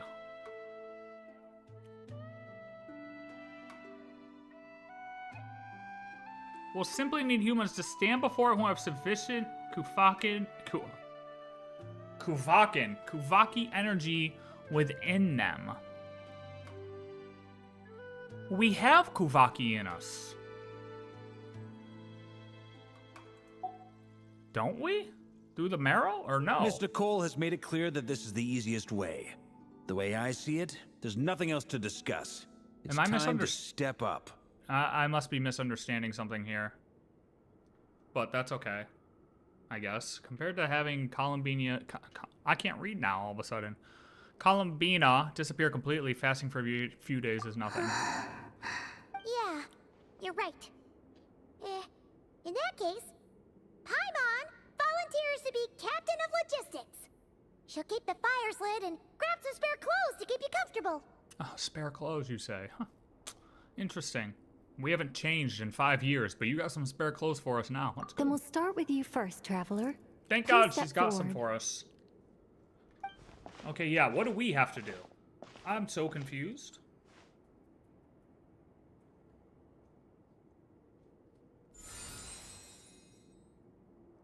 How's it going? Do you feel anything? No. Do you feel it now, Mr. Krabs? How about now? Do you feel it now, Mr. Krabs? Are you feeling it now, Mr. And now? Krabs? How about now, Mr. Krabs? Are you feeling What it about now, now? Mr. Krabs? You guys, it's not a competition, you know. All right, I'm officially impressed. Even as a descender, you can withstand far more than I imagined. Yeah, we're juiced up. It's like I summoned a giant stone titan to arm wrestle you, and your arm hasn't even moved an inch. Yeah, you could say I've been working out a little. In my last attempt, I infused 5 times the amount of Kuvaki required. That much? Yes. Safe to say, compatibility won't be an issue for you. You're eligible to join. You're next, Mr. Varka. Nice. Sure, here goes nothing. Oh, he's gonna All pass I'll out. start where we left off. 5 times the required Kuvaki dose. He's gonna pass out. He's done. Whoa, whoa, Yeah. whoa. Hey, wait a minute. Oof. How's it going? Ooh, no, not great. I kind of want to puke. Feels like I've been drinking too much. A few bottles of wine, then a big stein of Dark Horse, with some hard liquor from Liyue mixed in. You think this is funny? I just lost to a young lady in an arm wrestling contest. I'm never gonna live that down. Yehoda's facial expressions are great. My apologies. I'll lower the concentration and try again. Oh. How's it going now? I'm not as dizzy as last time, but I can still feel it pulsing around. In that case, you wouldn't be an ideal choice, Mr. Varka. Let's try someone else. Damn, dude, that sucks to be him. Okay. Let's go ask some of our other friends then. Who else would be up for it, do we think?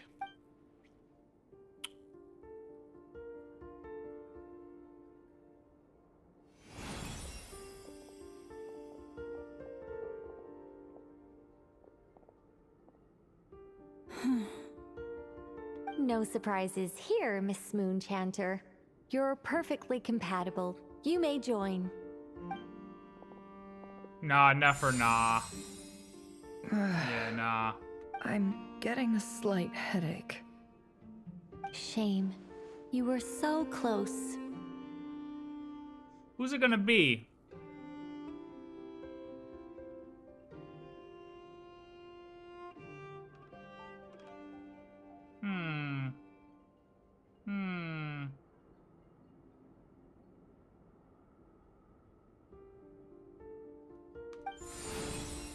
No, no shot. Whoa, I'm itching all over. Oh yeah, hell no. Allergic reaction. We can't have that. Huh? Nope. Well, are you gonna start a what? The Hexenzirkel is an organization that cares for and protects children. Huge. We will not have them do dangerous things. Huge. Not even tests. Okay, you're a robot. Not a human. Who brought her here? The candidates have to be human. I guess that rules me out too. Yep. Huh. Everyone except the Moonchanter got beaten. Wait, try Paimon. So Wait a minute, bad wait a minute, after wait a minute. all. Hey, yo, wait, hold on. This is a I test. mean, looks like this isn't gonna be as easy as we thought. Try Paimon, try Paimon, try Paimon, try Paimon. Perhaps I could ask for volunteers among the Frost Moon Scions. Nah, Lalma, shut up. Try Paimon. I'll see about talking to some trusted Lightkeeper colleagues. Try springs to Paimon. mind. In fact, I think we had some former Frost Moon Scions join our ranks recently. Can you give me the scientific explanation for how the test works? I can probably make some kind of test bot. Yes, good question, I know. Then we can just zip through Nasha Town, going up to people and pressing a button to check their status. Wouldn't that be way easier? Yeah, but we don't have time. All right, no, we don't have time for No. Wow. No elaboration for once. that. She's not interacting with the child, Paimon.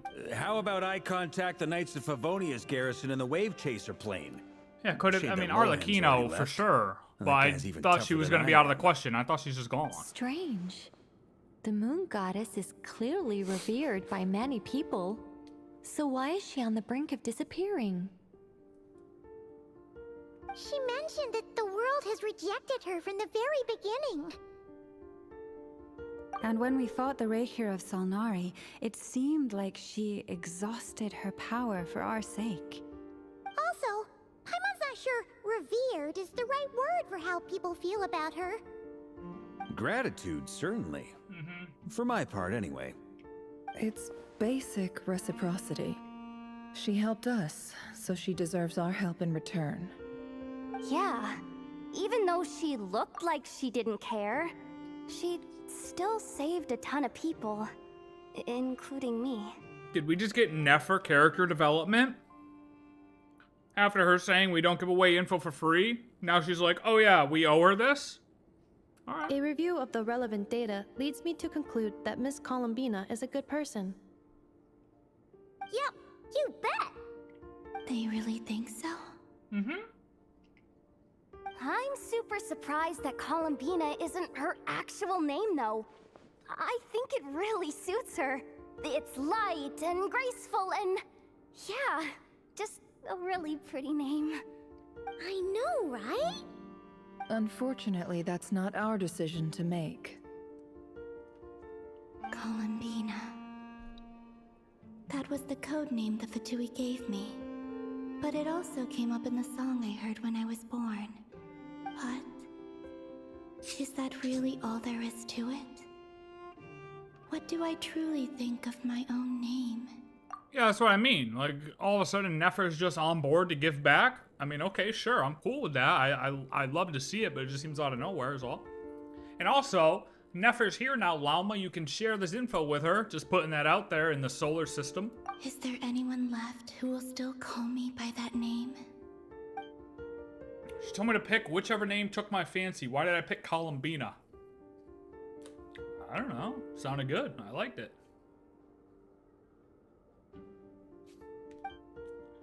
Maybe because I felt that she never wanted to become Kutar and be worshipped as a god. Moon Prayer Night is getting closer by the day. We're running out of time. We need to look for other candidates. They just pull out Arlecchino. I said that from the beginning. Me to try. Yeah, no shit she's gonna be able to. She's got the marrow in her. What are you doing here? Obviously. You contacted your friends via the Adventurers Guild. Sandrone has been keeping an eye out for something like that, so she informed me. Since I have the ability to accommodate a moon marrow, I should prove to be a suitable candidate. Yeah, I mean, obviously, but I thought she was just out of the question, to be honest. When can we begin? I see. We can begin right away. Okay, this would have been perfect time to test Paimon, though.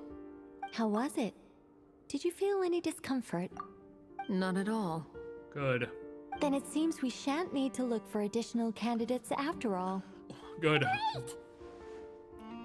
Cool. Alright, like Paimon said, the rest of us can take turns making sure the three of them stay warm and comfy. Then, my job is to take care of the caretakers. I will ensure everyone receives food and accommodation. So, yeah, I mean, this was perfect time. Paimon could have pulled up there, and it would have given us, she would have been like, sorry, this test is only available for humans. I mean, we know Paimon's not a human, though, right? I guess it wouldn't really have done us any good. Whatever. I'm ready as well.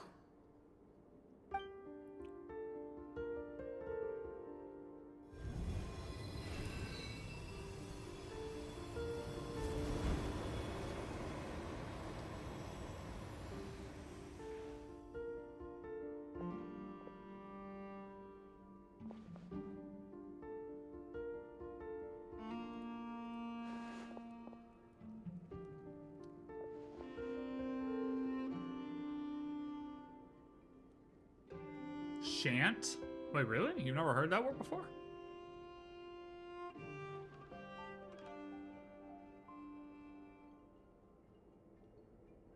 It's like shall not. Oh! Whoa, whoa, I need to gain my composure here. Am I falling off?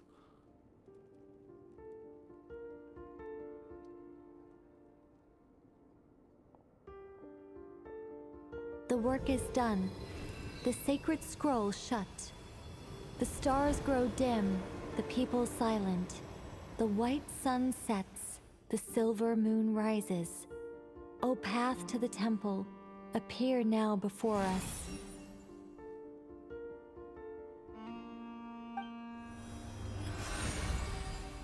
Wow! It really opened! Shh, Paimon, quiet. So that's what all this is about. They've been trying to open this gate.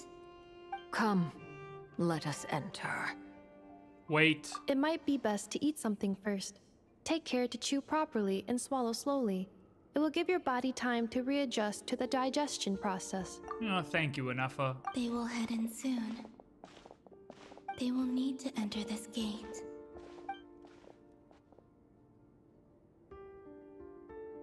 I think you could see a pyrovision on the back of her neck, right? I cannot pass through. Is it because I have no physical body? It has been 3 days. My strength has all but completely faded.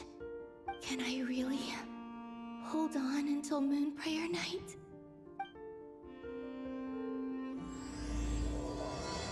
Melting moonlight in the morning mist. Hello, Anefa. Thank you so much for... Ow, ow, ow. I have confirmed that you are all in good health. With that, my work is now complete. Congratulations are in order. Thank you, Varka. It's good to know you're all well. Puts me at ease. Doing well, brother. Thank you. Oh. Okay, I guess it's time to go through the gate. Phantom of the Sanctuary. Oh, shoot. Are there any chests in here, though? Hold on. I have to look this up.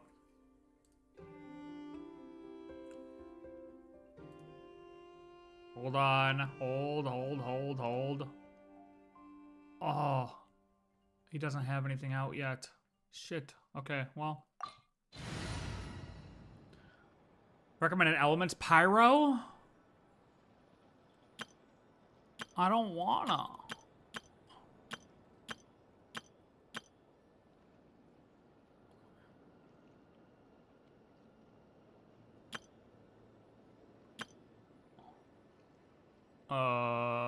Jeez, it's been a while since I used this team, huh? You know what? We'll pull up with some Arlecchino. She just saved us. We'll pull up with some Arlecchino action.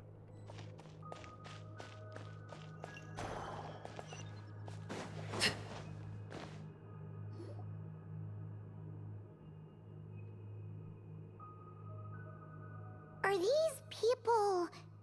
Judging by Dead. their clothes, they appear to be phantom Hyperboreans from the distant past. That could mean they have some clues about the moon goddess's name, right? Yes. Hey there! Could you tell us what the moon goddess's name is? See, but then we could just walk up to these ones and talk. What? Sorry, that's probably a weird question, huh? How do we explain this? Zyazantis. Oh, that's not as hard as I thought it was going to be. The moons are long gone, and their goddesses are dead.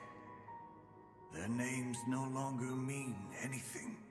Ah, but you see, sir, they do. When a new moon goddess is born, we will surely know her name. We have used every last resource at our disposal. All that remains is to wait, patiently and quietly.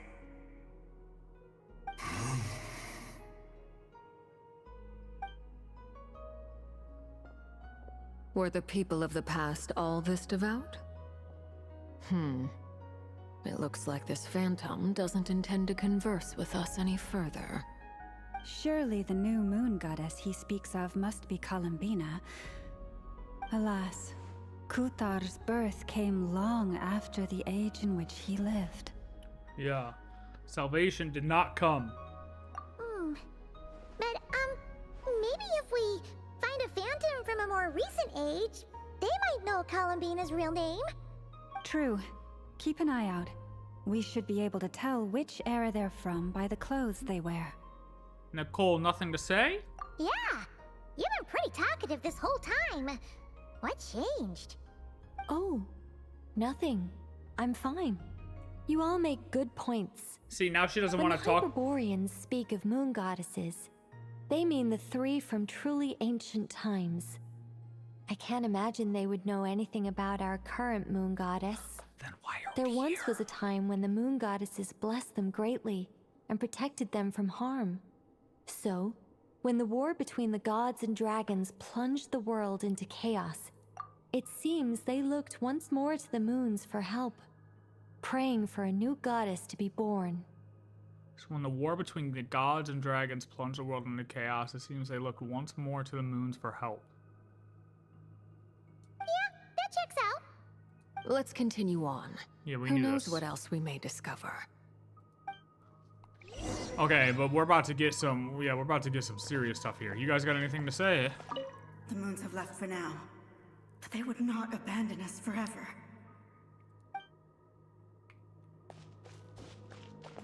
Hello? Okay. Chests. We gotta look around for chests to make sure we're not missing any. When the moons rise again, we shall, even in the darkest hour.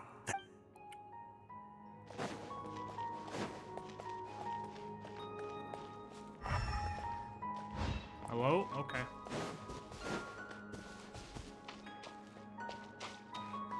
There's a door blocking this path. Not She a says you problem. can. Try this. The thing is, she says you can. Ooh. How did that door suddenly collapse? This device was maintaining the door's integrity. Remove the core, and the device stops working. Okay, but what happens if we put the core back in? Does the door reform or what? You can tell by what they're wearing, but the one guy that DURIN was trying to save definitely looked like he was wearing the same outfits that these guys are wearing. Maybe not. Nah, for sure, right? I'd have to compare them side by side, but are we saying these guys are the Hyperboreans? Like 6,000 year ago Hyperboreans, right? And the guy that DURIN was talking to said the Hyperboreans were his ancestors, which would make him not them, and therefore he should probably be wearing a different outfit, no? Impressive. More precisely, this is a device that will help us reach our destination. Yeah, we know what these are. Let's go. We still have a long distance to cover. Yeah, we know what these are. Oh no, wall. Yoink.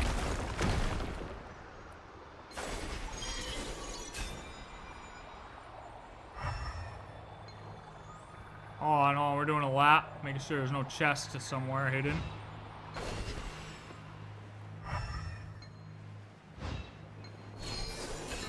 I don't see one.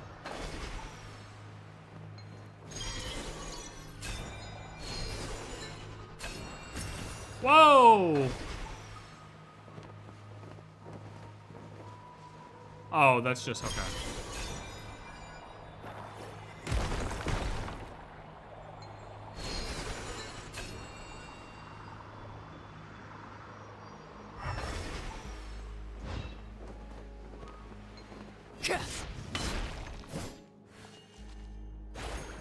I just had to check.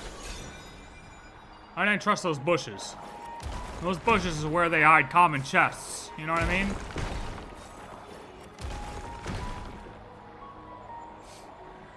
We had to check. What the hell?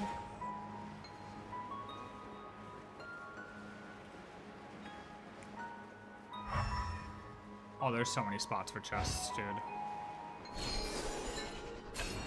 There could be one over there. Although, they've done a pretty good job of not putting chests and hidden spots in the one-time domains anymore, so... Let's try that device again. Remember the door from earlier? Yo, can I... Oh.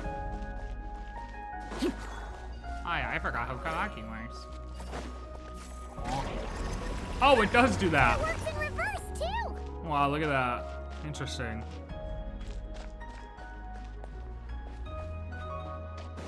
Ask and you shall receive answers, sir.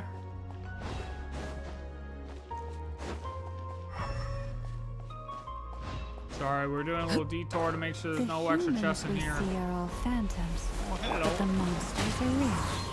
What a fascinating place. Hi, I forgot how to use Arlecchino, but it's okay.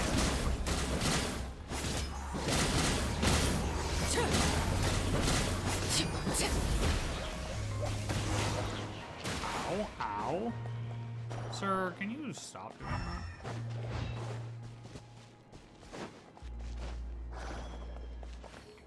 Ooh, what do we got here?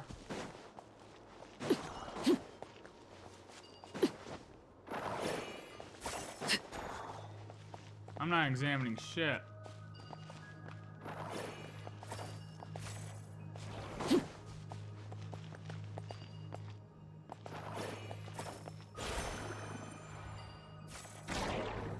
Okay.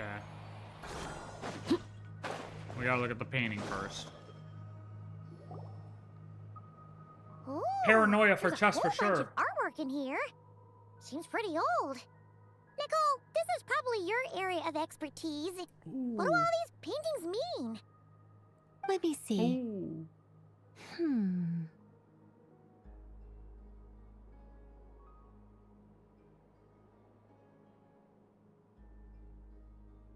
Yeah, what does this painting mean? To understand these murals requires some knowledge of the history surrounding the War of Funerary Flame. I shared a little of this with Lauma before. Ooh, hey, look. We need this. Yes, I think I follow. The dispute between the Moon Sisters, the transformation by Nibelung. Sounds like a long story. Maybe it's one to...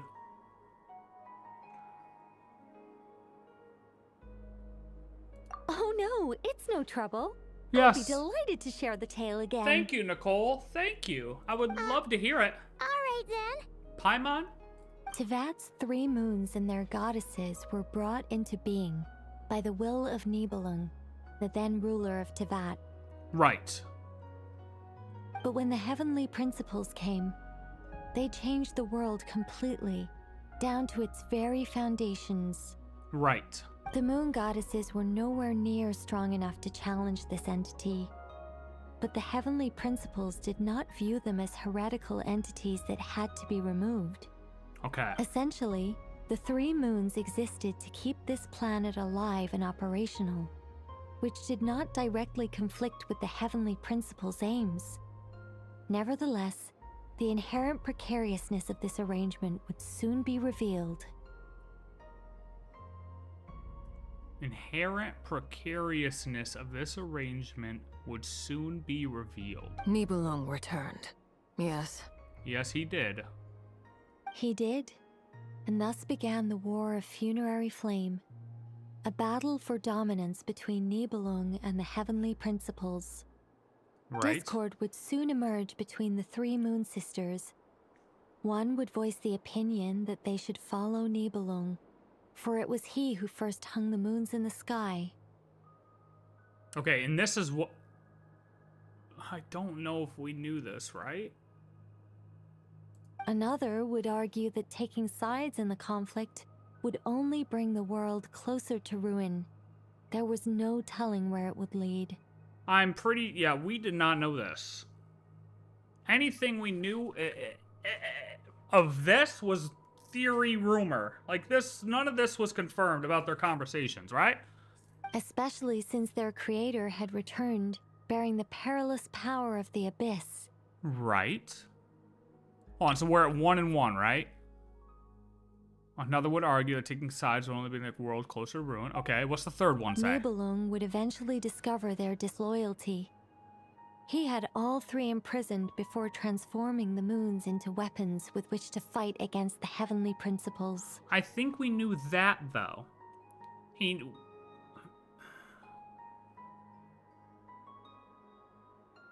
What? Weapons?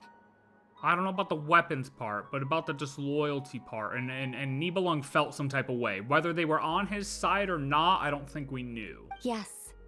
The very moons that had once defended the planet became instruments of death and destruction, striking terror into the hearts of all living things. And although the heavenly principles and the 3 moon sisters had once been at peace, it now seemed that the moons posed an unacceptable threat to Tevat. Okay. It is possible that the heavenly principles did not know of the goddess's imprisonment.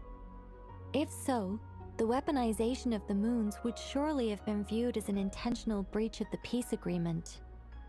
What happens then? No, we didn't know it was the weapons, right? Regardless of who knew what, when, the heavenly principles shattered 2 moons and flung the other beyond the skies. Flung the other beyond the skies. Whether the goddesses managed to escape Nibelung's captivity after his fall, nobody knows.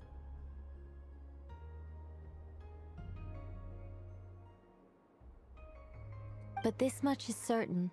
From that day on, the moons no longer belonged to Tevat. The rejections slowly drained their power until eventually they passed away. So that's the full story. Oh. That's actually really simplified, though. I forget exactly what we knew and what we didn't know, but this makes so much sense. Because we knew Hyperboreans, it worshipped it when it was inside the dome, right? And then it got outside of the dome. So that makes sense. It destroyed 2 of them. Where is that? Heavenly Principles shattered 2 moons and flung the other beyond the skies.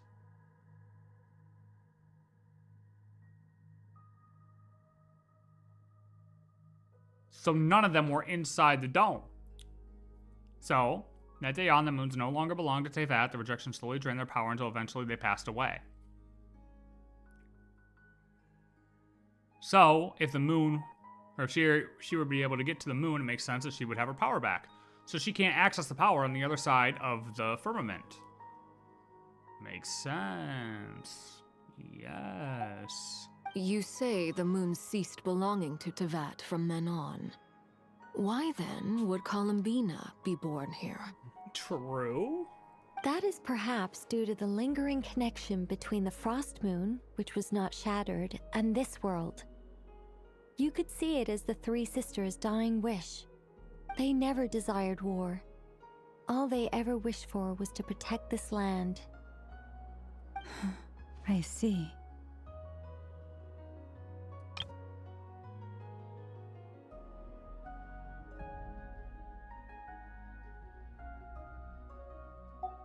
If the final fate of the 3 goddesses is as you say, then Columbina faces the same grave danger. Yeah, correct. Our investigation has yet to bear fruit. We must hurry. Yeah, you're right. Let's keep going. See, this is why I have paranoia for chests. Because I have put... Oh, no.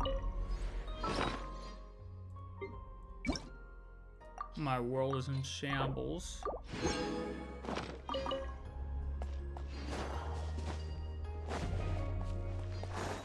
Okay, part of me wants to do a small...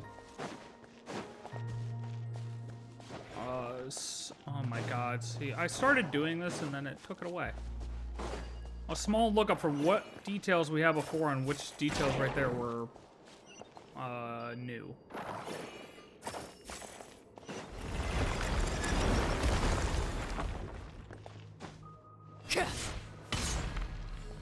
I'm like 90% sure we didn't know what either of the moons wanted. We just knew that they were supposedly disloyal to Nibelung. And then they got shattered.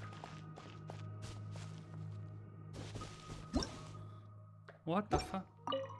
Why? Why do the creators of this That's what we world used to no longer know. show mercy upon their people? Remember his words. We must change our fate with our own hands. We must change our fate with our own hands. Should we trust him to keep his promise? We have to. There's nothing else we can do. Wait. Wait, who's he? That's Oh, okay. odd. Who is he? Is it Nibelung? No, not really. It's just that over 30 possibilities emerged in my head, so I can't be sure who he is. It's been too long.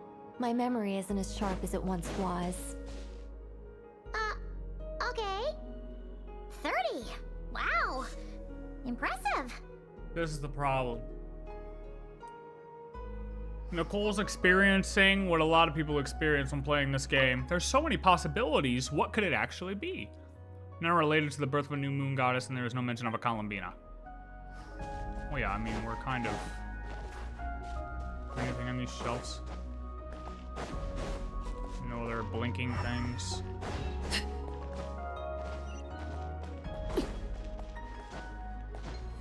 Oh. Ooh. Chests, chests, chests. Old. Chests. Oh. Chests. How old even is Nicole?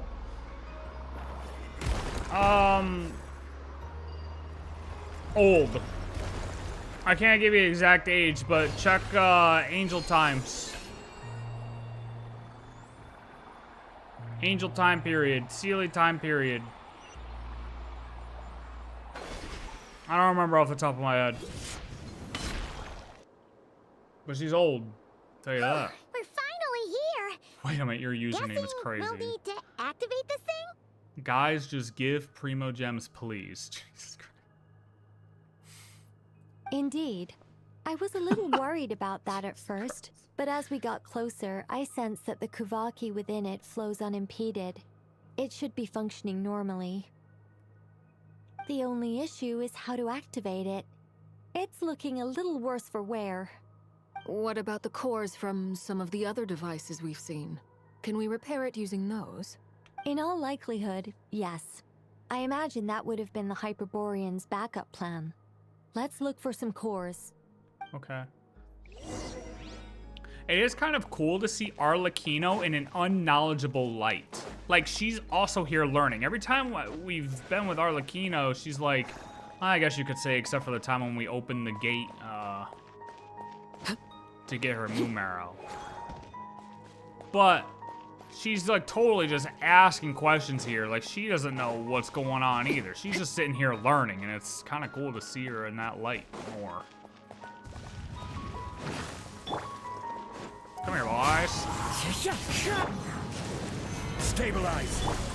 Overrule. Here comes the catch. Gotcha. Into the wind.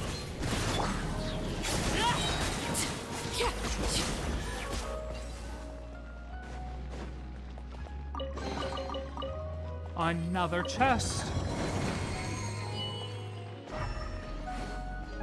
We gotta check these bookshelves. No. No.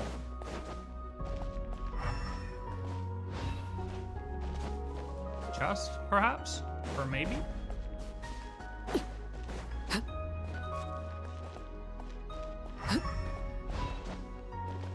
I don't see one.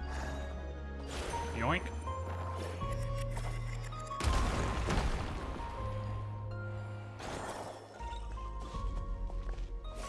No.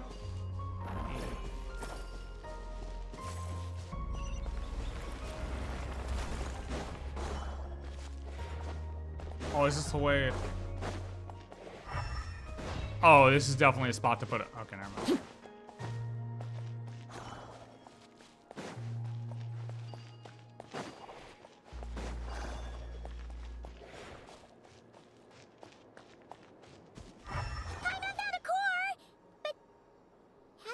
I see one. I see one in there. I see one in there. Jump down. To be honest, I love that we're seeing a softer side of Arlecchino. She is here for Columbina, not a selfish reason that might benefit herself. Exactly, dude.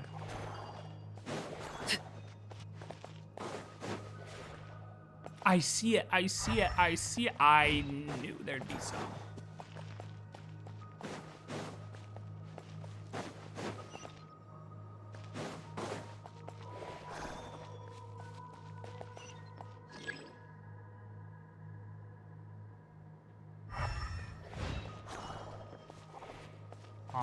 Did I miss where the core is at, yo? Oh, it's back there.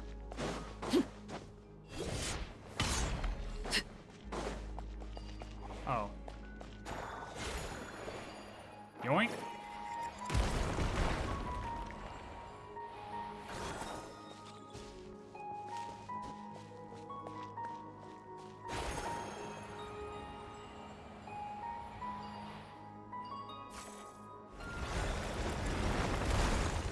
Wait, how do I get back downstairs, though? I gotta grab that chest.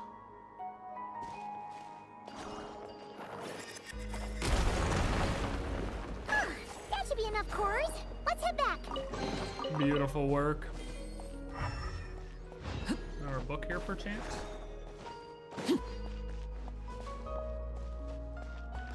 Maybe.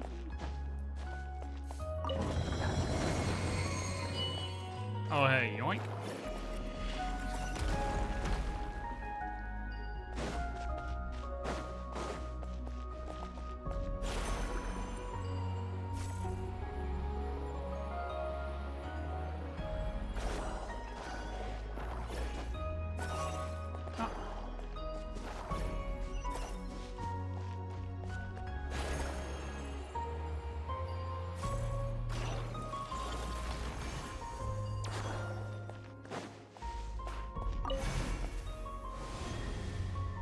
The device is up and running. It's hard to believe that the ancients were capable of constructing such things. How did I feel about Nicole's Destination! It's right up ahead! explanation of Yes, funerary war? let's go. Perfect. Very simplified. Very straightforward. I just forgot exactly what we knew and then what exactly was new. Like, I feel like a lot of it we already knew. And we just got some clarification on the moon goddess's debate after Nibelung came back and imprisoned. Like, and that he, like, we kind of knew that they were used against the heavenly principles. And then about the shattering, or how they shattered and then the one was flung beyond. That was new. Yeah, but I thought we knew that they were weapons. This is where the people of Hyperborea communicated with the moons. I mean, not as though it was a big cannon, but I felt like we knew. We need only place the moon marrow upon this platform on Moon Prayer Night, and we shall be able to open a portal to the moon and send our moon goddess back home.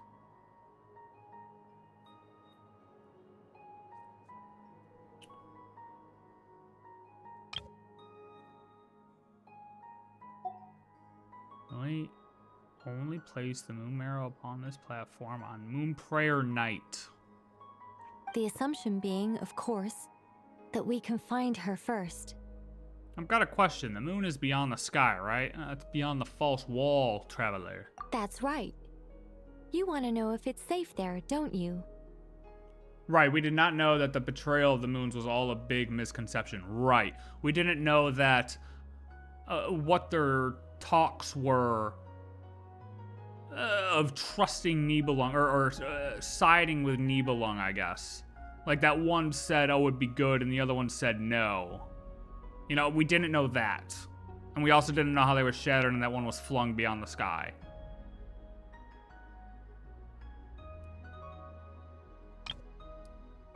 That's right, you want to know if it's safe there, don't you? Exactly, it might have been corrupted by the abyss. True! Alice said everything outside the wall is... And yet, she has no choice but to return. You know this. True. That's not the only issue here. This is the end of the line, right? We've explored everything we can. And despite looking at historical artwork and talking to people from Hyperborean times, we're still no closer to learning Columbina's name.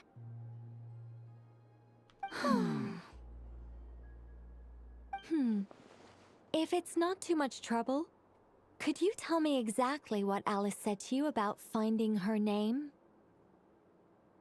Oh, sure. What she said was...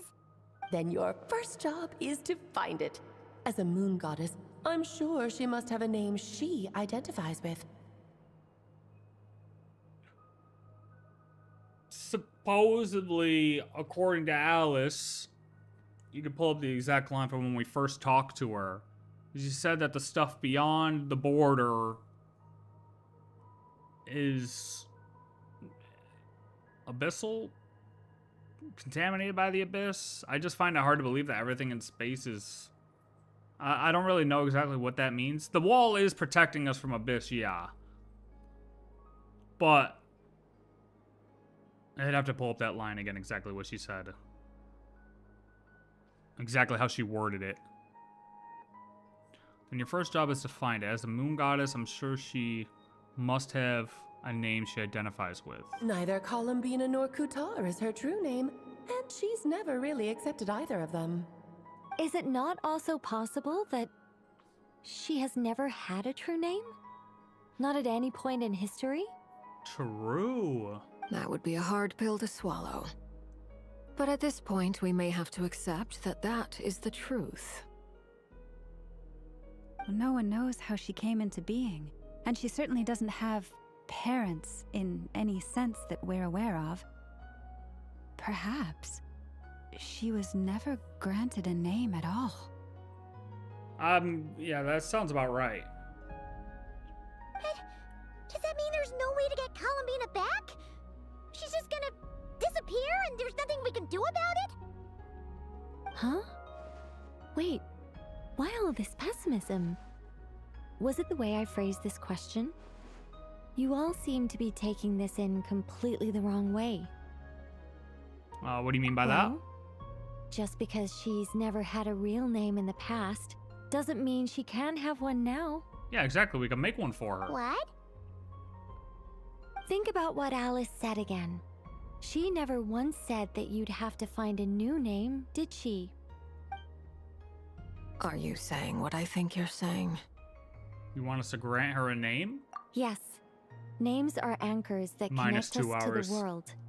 If she doesn't have one already, then all we have to do is create one, no? Minus 2 hours. Here we go. Yep. It's All right, start typing them out. What do we got? Yes. Traveler, when you first arrived in Teyvat, do you think you would have turned around if someone behind you shouted, "Hey, Tumaini"? No, not at all. But what about now? Yeah? I understand what you mean. Life is a long journey. Even the friends and family by our side can change over time. When people call you by different names, what matters isn't so much the words themselves, but what they symbolize. And of course, whether that resonates with you. Yeah. Ether. What? Why are we... Yo. Lock in! So, close your eyes and picture the moon goddess in your mind. If you were to call out to her in this moment, what would you say? I'm gonna say Columbina. That's... I don't...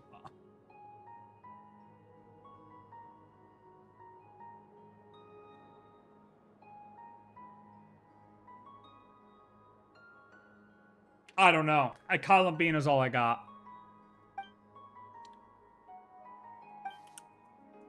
Columbina. Oh. Okay. Columbina. Yeah. Okay. My mom will call her Columbina too. Well, shit. Look at that. Okay, now they're in my head. I'm tweaking She now. has I don't long know if I forsaken like it. everything that Kutar represents. I think from now on I should call her Columbina too. Well, it sounds to me like you found your answer. Are you sure? Is it really that simple? We haven't found her this whole time, and not for lack of trying. For a journey like this, the process is every bit as important as the outcome. True. Had you not searched far and wide, rejecting every other answer you were offered, how could you have come to an answer you felt was finally correct? This is how I feel when I'm going through the lore, dude. This is literally how I feel when I'm trying to figure things out. I'm like, I don't know if I'm right or wrong because I don't know if I'm wrong. If I know I'm wrong, I'm wrong. But I don't know if I'm right if I don't know I'm wrong. That's literally the problem of going through all their lore. Oh, it all makes sense now. This has Alice's fingerprints all over it. Are you suggesting that Mage knew from the start that Columbina never had a real name to begin with? I can't say for sure, but I can definitely imagine her chuckling in satisfaction somewhere right now, saying, "Ah, what fun." Yeah, Alice is a menace, bro. Alice is a menace. You should hurry. The festive moon has begun to rise. Do not worry, for when you called the name Columbina just now, I could sense that the power within was enough to summon back the moon goddess. W. The power within what? The name? Yes. So, the thing Nicole is ancient, yeah. Sealy times. What's wrong now? This is so annoying. I really, really, really want to explain how that whole thing works. Starting from the founding principles of Teyvat and... Oh, I could talk about this for hours. Nicole, keep going! I'm almost finished! Breaths, Nicole. Deep breaths. You're an angel. A sober, sensible, solemn angel who has her priorities straight. Okay then. Sorry for asking. Clearly a bad call on Paimon's part. Anyway, you all need to hurry. Last thing, remember how it felt when you called out that name. Then it is agreed. By the name Columbina, we shall find her. Dude, they did a really good job of that part, bro. Moon Paranite party ever! And at last, we will send her home.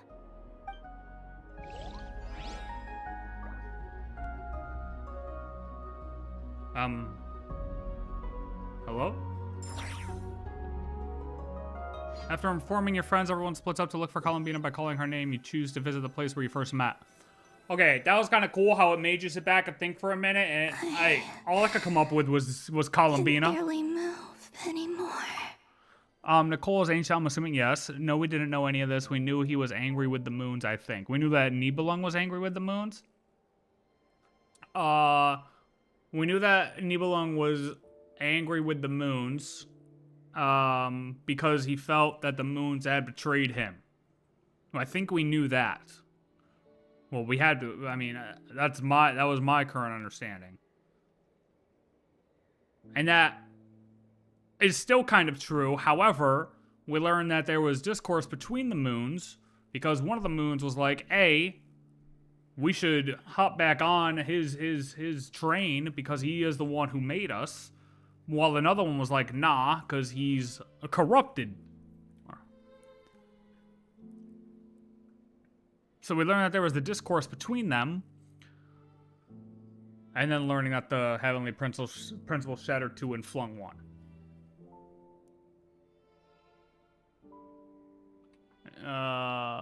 Does that mean the heavenly principles are good? Nothing will convince me that the heavenly principles are good ever. My consciousness is fading away. Have they come back out? I'd love to see them one more time.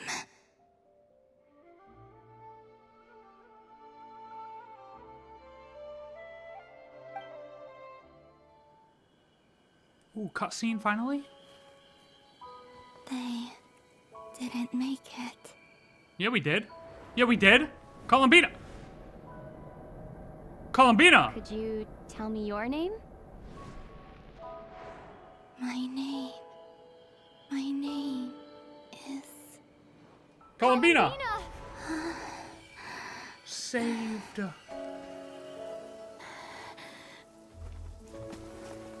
Columbina!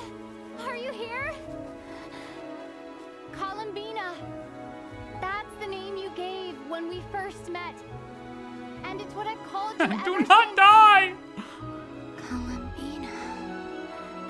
It's a fine name. I have many fond memories of Columbina, and so do all of your friends. I just said Columbina! Do I gotta go louder? If you like this name, Wake up!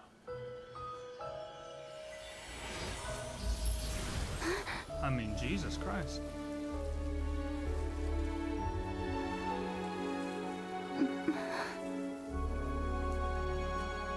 Looking for me?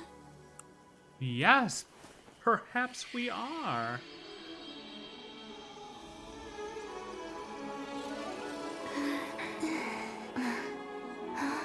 I like it. Good. That was a little seductive. but alright. My name is Columbina. Hyposelenia? Selenia. No, she didn't die. She survived. She's Columbina alive. Hyposelenia. That's a wonderful name. I never thought that Columbina would become my real name. But after I met you and my other friends, the things that this name stood for slowly began to change. It went from being a Fatui code name to something my friends call me. Kiss bait?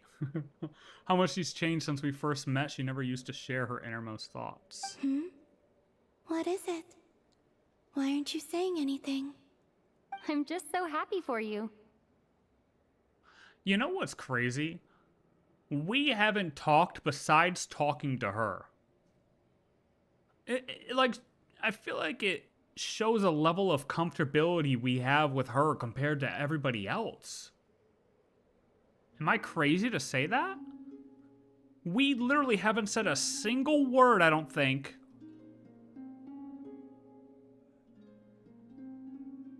Voiced. Besides with Columbina. Thank you. So, where's everyone else? Yeah, where's Paimon? We can go and meet them very soon.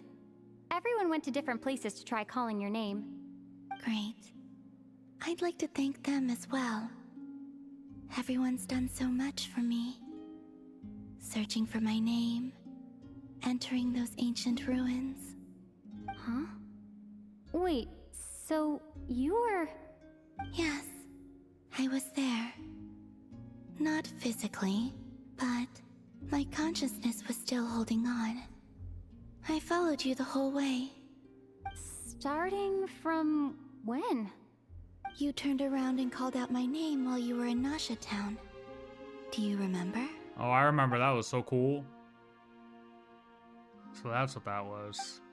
I could have sworn I felt someone pat me on the back, and deep down I think I knew it was Columbina. Let's go. We don't want to keep them waiting. Sure. In that case, come with me. But... Hmm? Before that, could you call my name one more time? Sure. Come with me, Columbina Hyposelenia. Damn, she said, say my name. Oh yeah, no, I know we've talked in the past. I'm just saying for this patch. Like this patch. Archon Quest 5, 6. We've only talked when it's to Columbina. And a lot. Like the first part of Act 5, we were talking, like we talked the entire time. I didn't click a button. Our character was voiced the entire time. I just find that kind of crazy. And then the rest of the parts, we're not talking at all. Columbina spreads the good news to your friends by way of small animals and Kuenki. But since not everyone speaks critter sign language, some friends took longer than others to get the message. Yeah, that's... Columbina. Oh, this truly is wonderful. And that's what I mean. Yeah. Llama, I can't breathe. Ha ha! Just in time for Moon Prayer Night. It's good to have you back, Miss Columbina. Yeah, we were worried sick. Okay, now it's time to find the spaceship. Lock in. Thank you, my friends. Hey, quest is not anywhere close to over. I now have a name that belongs to me. Columbina Hyposelenia. Yeah, where's the second half coming from? You added it yourself? That's right. It means... Good. Hell yeah. Born beneath the moon. Yes. And by extension, it can also mean born beneath this world.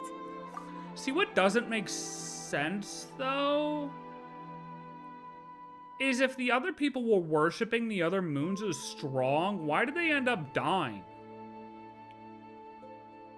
You know, if their power comes from people, I don't know, I guess it's just a form of friendship here, maybe? Yeah, it's more of a friendship, so maybe the other moon goddesses that ended up dying too, They just didn't feel friendship. They felt like she felt as she was Kutar. Ah, that makes sense. So, like, worshipping them as gods isn't the way to make them survive. Respecting them as a friend is the way to make them survive. Death by Lauma chest sounds like a hell of a way to go, brother. I'm not gonna lie to you. A fine name. Hey, where do I sign up? You know what I mean? Now, as much as it pains me to interrupt this beautiful reunion, I feel obliged to remind you that the Moon Prayer Night celebrations in Nasha Town have already begun. Don't you want to enjoy the festivities? There's so much to see and do.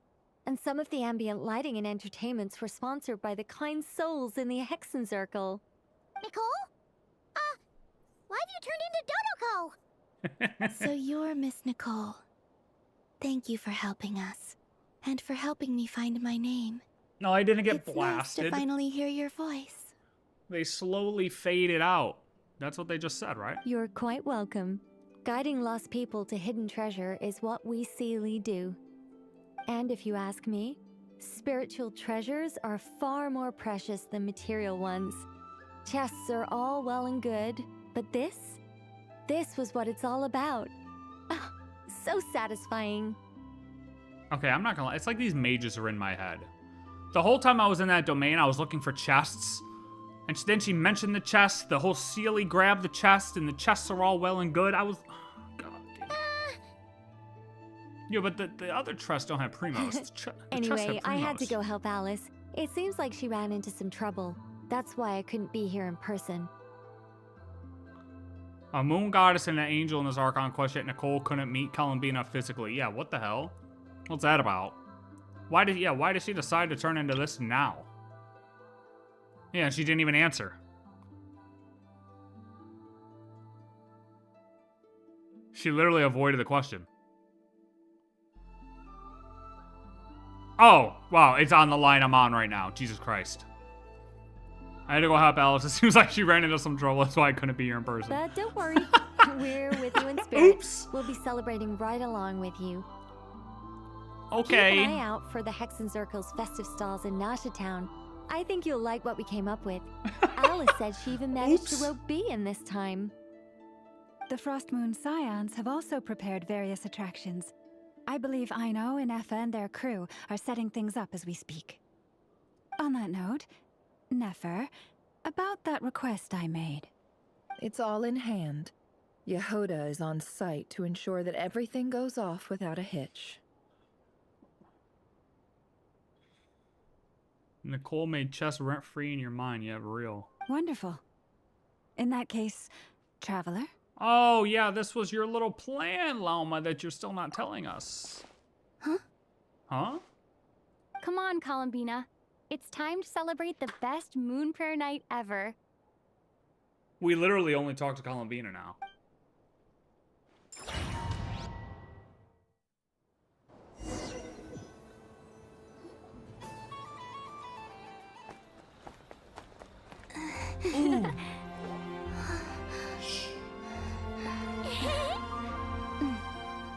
Hey, young lady.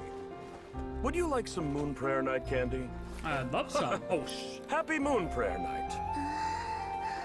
Oh, yeah. I almost forgot to say.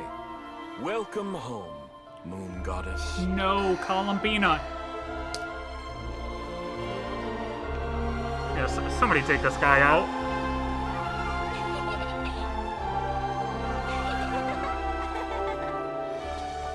Welcome home, Moon Goddess. No. Okay, somebody take this kid out. Welcome home, Moon Goddess. Welcome home, Moon Goddess. Turning Nasha Town into her home is a festive gift. A rather brilliant idea. Perhaps this is what Nod-Krai, Columbina's home, should have been like all along.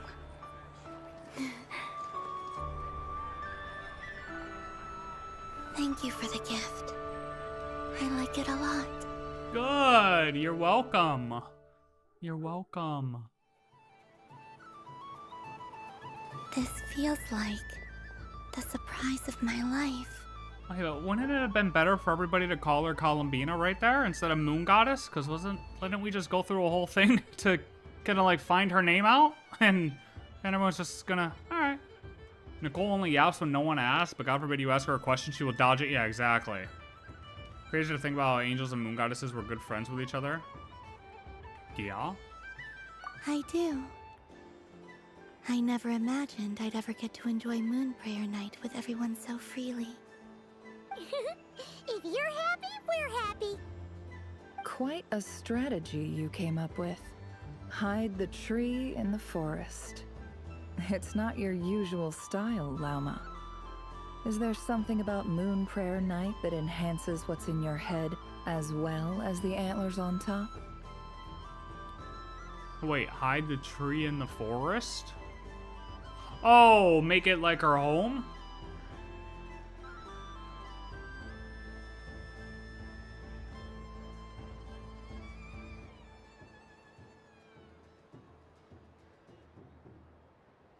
No, but we want to call her Columbina. That's what she got. That's what brought her back to life, is calling her Columbina. Wait, I'm confused. No, they called everyone that cosplay like Moon Goddess? Oh. Oh, I see. They thought Columbina was just cosplay. Oh. Okay.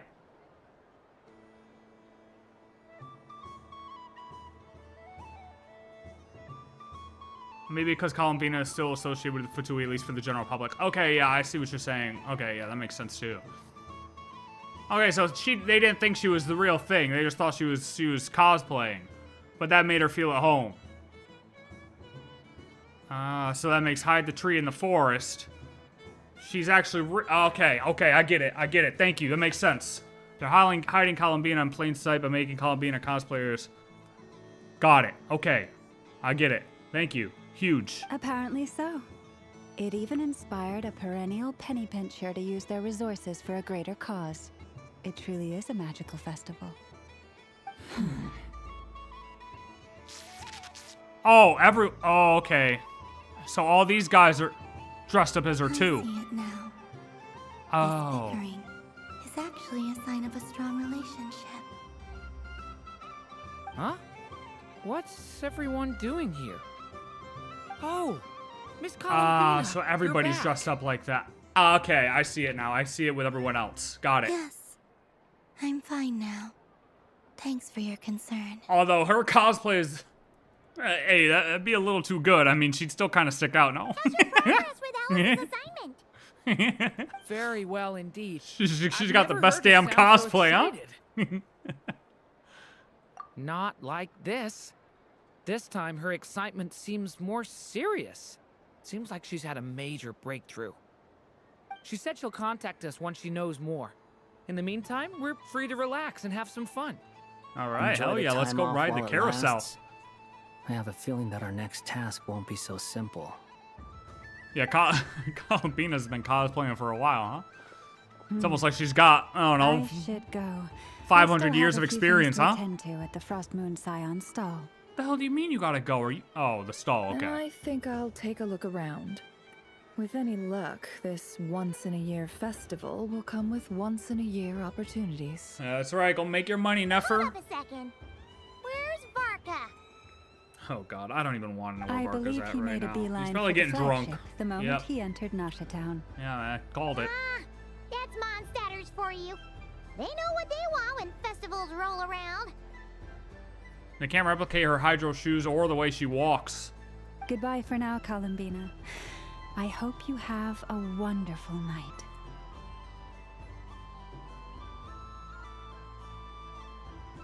I will. Oh, whether they're like real wings or if it's just a headpiece is what you're saying? Well, in that case, don't just stand there. Get out there and have some fun. You'll definitely get a warm welcome at every stall. Oh, also, take this map with you. It's a guide to the festival. Yeah, it's definitely a headpiece because it connects right here. I mean, I'm gonna say 99% chance headpiece.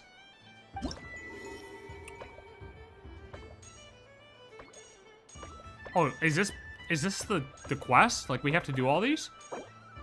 Or is this a... Okay. The Frost Moon Scion stall is over here. Lauma's invited a whole bunch of cute animals to celebrate too. Go for the whale game first?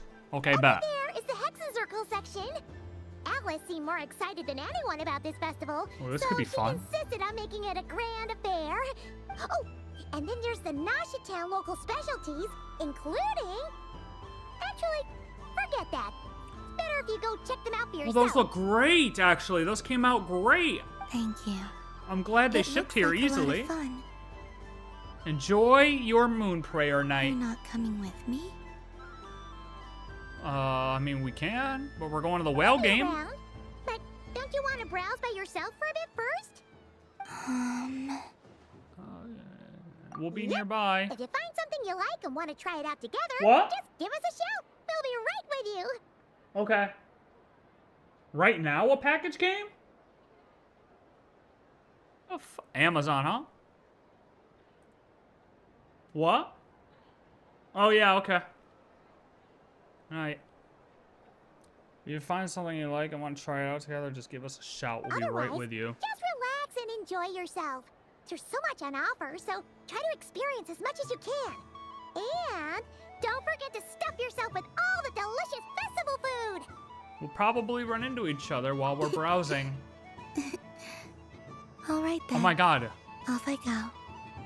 I feel like that's the first time we've actually seen her, like, laugh or smile. Where should I go first? Oh, we're playing as her. Okay, whale game, whale game. This must be the mage's stall. Yeah, bro, ain't nobody walking Feels like her. I've Come on now. entered a fairy tale. How lovely. Where is it? What? Is it back this way? There are so many attractions here. It's okay if I might be blind. I might as well make the most of it. There's a high chance I'm blind, but that's okay.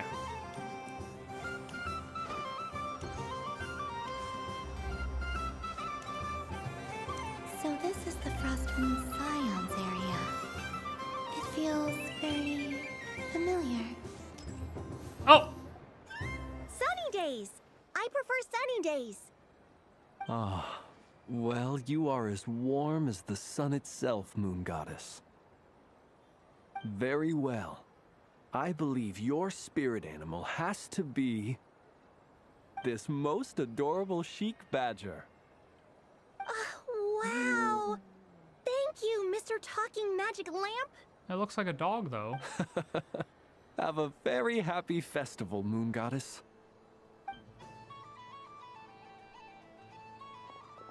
Flens? That's you, isn't it? Look at Flynn's out here. It's our little secret, my dear traveler in Paimon. Look at Flynn's out here, dude. Okay, sure, but why are you here selling sugar sculptures? Everyone celebrates in their own way. After gazing into the abyss and spending time around gravestones all year, what better way to relax than to see sunny smiles on the faces of the living? Besides that, I like to think of myself as a fair judge of character. I dare say matching personalities to confection suits me rather well. That's not what Paimon was talking about.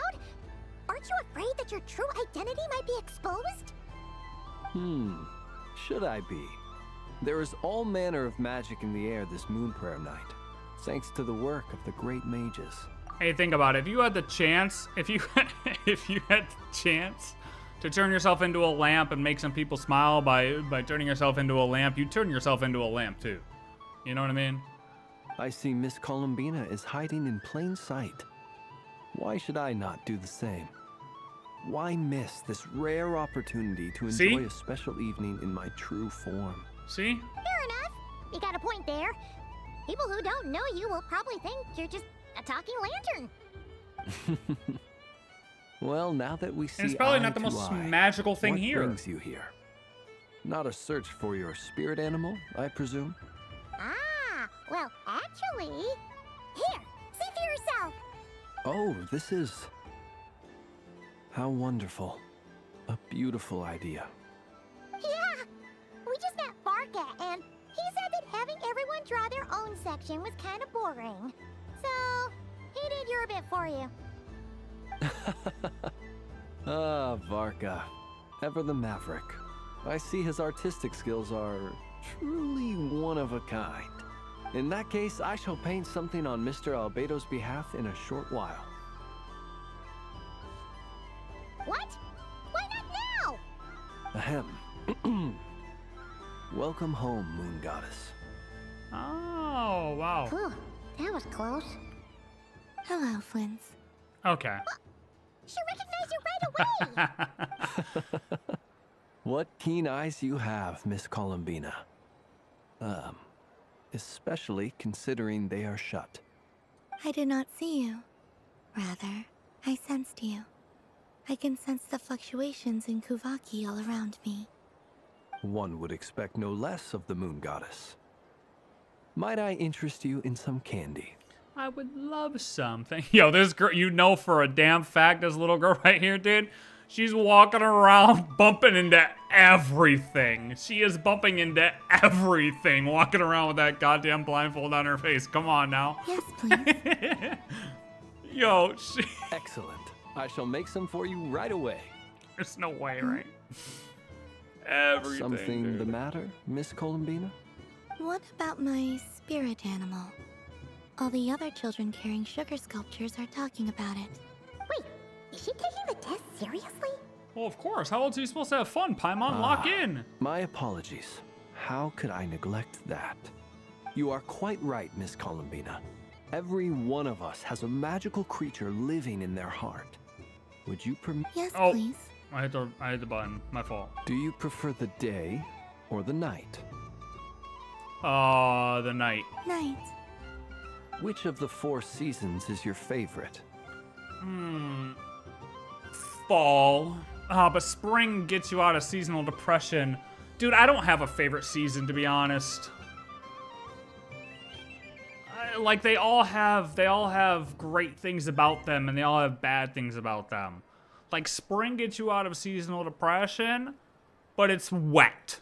Summer, it's fun and happy, but sometimes it's a little too hot. Fall, you're sad because summer's ending, but you like that the weather's getting a little bit cooler. Winter, you kind of like that it's kind of chill. You know, you got the holidays to get you through it, but there's snow. If I had to pick one, though, I'm going to say fall. Real shit. Winter. Thank you. Thank you, miss. Easy. That's how you win, boys. That's how you win. Think of a perfect day. What That's is the right. weather like? Sunny, rainy, or perhaps cloudy? Yeah, we're gonna put that in a button. Put it in a button. Rainy in the morning, sunny at night. Wait, what? I missed that question. I was talking. Think of a perfect day. What is the weather like? Sunny, rainy, or perhaps cloudy? Nah, sunny. I still like sunny days. Rainy days are cool, but not all the time. What kind Sunny. of answer is that? Forests, lakes, and open seas. Which do you prefer of these? Lakes. I like them all. Imagine you opened your very own shop. What would you sell there? Drugs. Moonlight, I think. Wow! Paimon would totally shop there. How much would you sell it for? It wouldn't cost anything. You'd just need to visit. Aha! I believe I know what your spirit animal is. What is it? What is it? Is it a lantern? Here. For you. Oh, it's a Kohenki! Okay, this guy's Indeed. just... A free-spirited being with a deep love for all things here in Nod-Krai, who selflessly lends her aid to as many people as she can reach. It is the perfect fit for you, Miss Columbina. Yeah, I don't really get allergies like that, so that's why spring is pretty good. That's the best part about spring, is coming out of winter. Because winter does bring on seasonal depression, just because it gets, you know, at least in like upstate, in New York, you know, this shit gets snowy, bro. This shit gets kind of. I get sick of that goddamn snow and that cold weather, let me tell you. It would be my honor. But you shall have to forgive me. We have known each other for quite some time. Yo, Flinge, let me take the I doubt test, there is dude. any answer I could give that would come as a surprise to you. So instead, would you accept this sugar sculpture as a token of our friendship? It's a lantern. Okay, I got the lantern. Hey, why don't you two go enjoy your candy over there? Paimon wants to try out this spirit animal thing too. Right, Flint's? Come on, play ball. I get this drawing done. Okay, But yeah, I want to we'll hear go. Paimon's answers. Oh, alright, well, busted. But it'll probably take ages. Paimon's a complex soul. And we don't want your candy to melt while you wait, huh? Melting candy. Okay then. Her face mask definitely hurts her too. Maybe not hurts her, but it would get annoying. Like, you would want to open your eyes, even if you don't have, like, Nice you're not able to excuse, see. Lady Like, you'd Paimon. want to open them. That was some quick thinking. Like, you want to move all parts of your body, all parts of your skin, you know? No thanks to you. Although, help next time. Oh my god. It's sweet. Is that What was that? Lockaberry? I wonder what flavor the traveler got. This way, this way! It's the candy-selling lantern! I'm coming! Yo? Of course. Traveler, maybe we can share? No? Yes. I found out recently that people share their food sometimes, so I'd like to try it. Or is that a no? Dude, she even said it to guilt trip you, bro. Or is that a no? Really? You're not gonna share with me? What are these answers? I guess. Thank you. Fuck.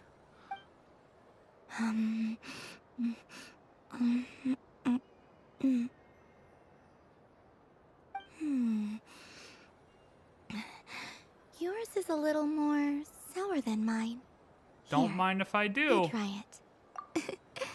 Dude, Amazing. true. I hate bugs.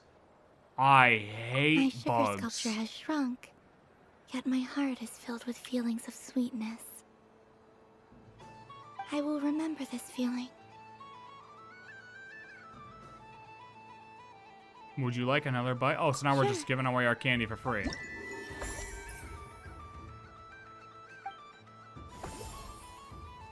Okay, where's the whale? People's eyes are resting when they're open, in fact, so it's actually exhausting to keep them shut 24 hours. That is why blind people usually keep their eyes open, even though they cannot see. Yeah, I mean, that... yeah. I hope there will not inappropriate edit for that specific picture. Oh, 100% there's gonna be, brother. Hey. If it exists on the internet, you guys can finish the line. Okay, where is the whale? Where is the whale? Okay, down here. Dude, I don't see a... Okay, I'm gonna stand here for a second, and you guys catch up. Where do I go from here? I'm staying still.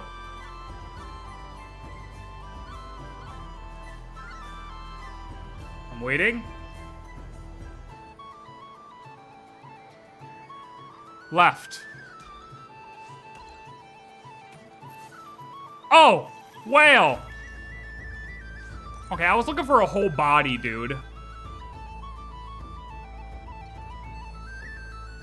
Well, look who it is. I heard someone went and disappeared on us the moment we let her out of our sight. They looked all over for you. Frankly, I didn't think you'd be back for Moon Prayer Night. Yeah, well, here we are. Were you worried about me, Sandrone? Dude, she trolls her so much. You would like that, wouldn't you? Do you even hear what you're saying? It seems to me like you disguised yourself with festive headgear, just so that you could come see me on Moon Prayer Night and make sure I'm okay. You didn't even bring Polonia with you. You? I thought you could couldn't see. Wait. I cannot. But I sense the confusion of those around us rippling through the Kuvaki currents. Based on what I know about you, let me guess what you're wearing. Is it cat ears? The rage bait duo, true. Shut up! I'm only here to protect the Fatui's interest in this territory. Running into you was pure bad luck. Bad luck. Okay. Really? But you were the one who asked Arlecchino to help everyone find my name. Columbina! Ugh! Just one more word, and I'll unscrew your vocal cords. It's Columbina Dude, hyposelenia now. Yeah, get it right. Tell someone who cares. You care. I've missed you, Sandrone. The whole time I was gone, I was thinking. See, it's funny how they how she was questioning like Nefer and Lauma's back and forth, but she literally does the same thing with Sandrone. I hope I get a chance to say some ugly words to you. Okay. Is that supposed to be a joke? Anyway, let's go play that game. Yeah, let's play the What? game. You mean that frostfin whale? Yes. It's some kind of game where you get bitten if you step on the wrong tooth. Oh god. Seems like fun. Who in their right mind would wanna? Because you're not a scaredy cat. Fine! You wanna play? Let's play. Don't complain when I kick your sorry butt. Yeah. Lovely.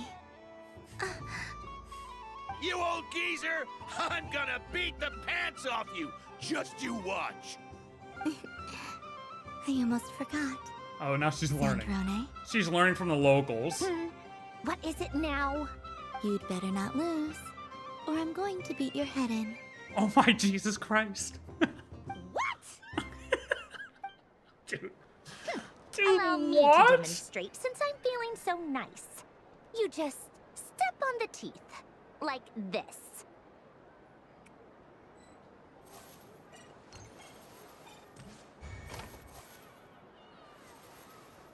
Oh. I'm on it. Which should I pick? Oh, I can't pick that one? I'm getting a bad feeling from this one. Sensing Kuvaki doesn't count. I don't know what the point of it cheating, is, right? but okay. Your turn, Sandrone.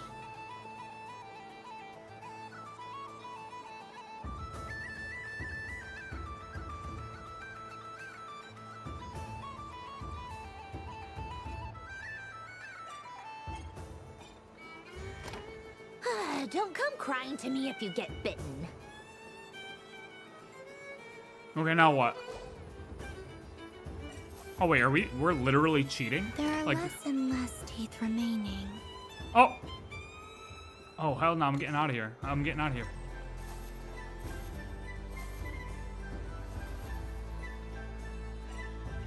Huh? What's that noise?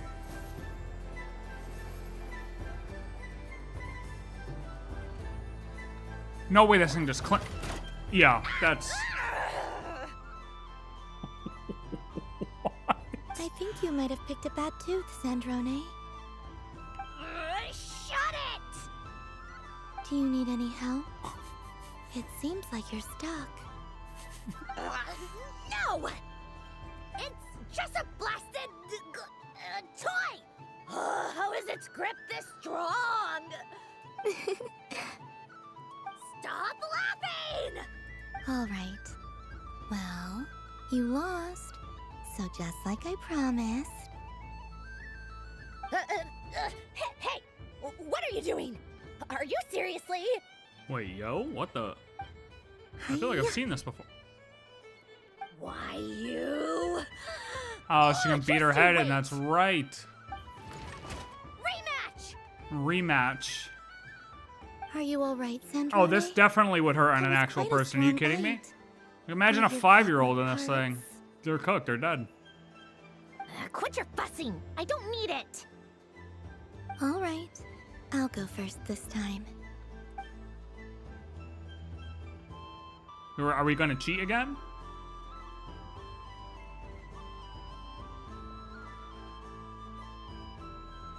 I see it now. She can sense which teeth are rigged. Hey, mind your business. So I just need to avoid the same ones that she does.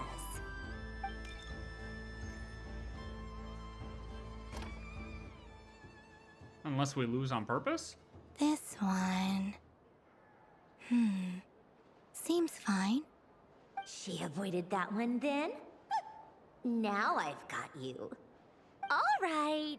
Yeah, this is the my Ray turn. attraction.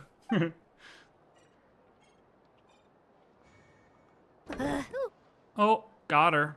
What? Looks like you lost again, Sandrone. Wait! There's more than one bad tooth! Bonk. Bonk. Yeah, get bonked. Okay. Yeah, how many times is she gonna rematch, right? Like. Stupid game! What idiot came up with this? Are you alright, Sandrone? You said some nasty things just now. Moon Goddess bonk. Oh, I'm peachy. Should I let you bonk me on the head as well? Forget it. Come on, bonk away.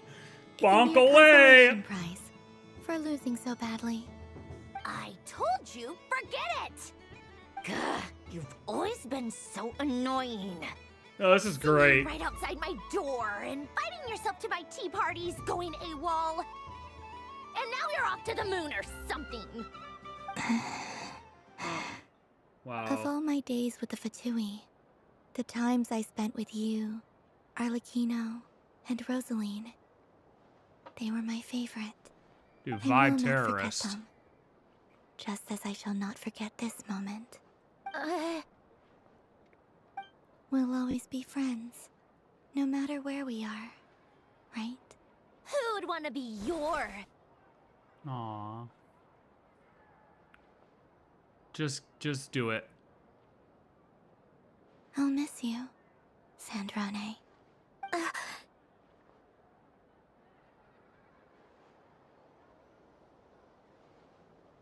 She's gonna regret that. She's gonna regret that. 100% she's gonna regret that. Goodbye, Sandrone. Unless... Does she try to give her a hug? Wait for it. Does she run after her? No? I'll... miss you too.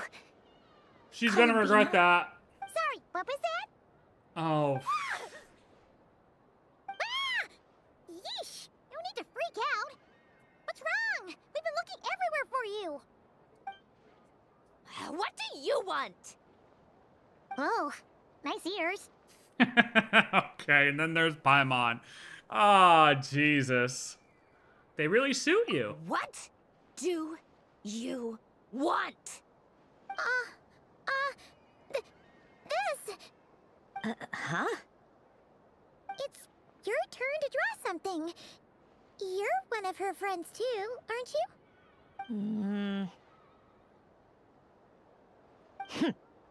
Doesn't know how lucky she is. Sorry? Nothing. I'm done. Take it. Oh, that was fast. Oh, and one more thing. Last time we spoke, you mentioned you were interested in the Narcissan Kreuz Ordo's research. Remember? There were too many people when we last met, so we didn't get the chance to do this. Oh, hold up. What are you talking about? Hold on a minute. Hold on a minute. We'd like to have you... We'd like you... Okay, I'm not tweaking. We'd like you to have a look at this. This is... Oh. Alan, Renee, and Marianne.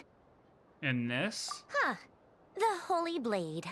A savior's plaything. You don't approve of their goals?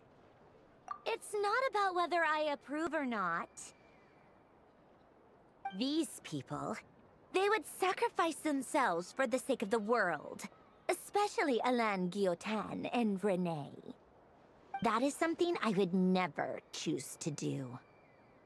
Still, I didn't know they had any pictures left from that time. If I'd have thought to bring a camera, I'd have... It's alright, we snapped a photo. Also, you don't know what we had to go through to get that photo, okay? What? Yeah, of you being bitten by the frostfin whale and Columbina bonking you on the head. Finish her! Dude, Paimon just comes in with the bang! Just the final gut punch, you know what I mean? Tear it up! Now! You don't get this interaction if you don't do that Fontaine World quest? Yeah, I mean, I bet not. I mean, you wouldn't have the photo.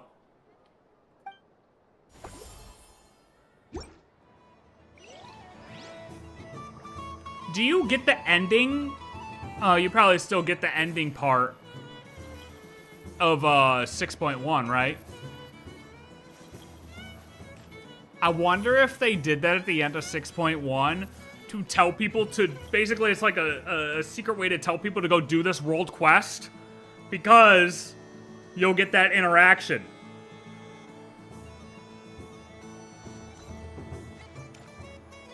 What is this?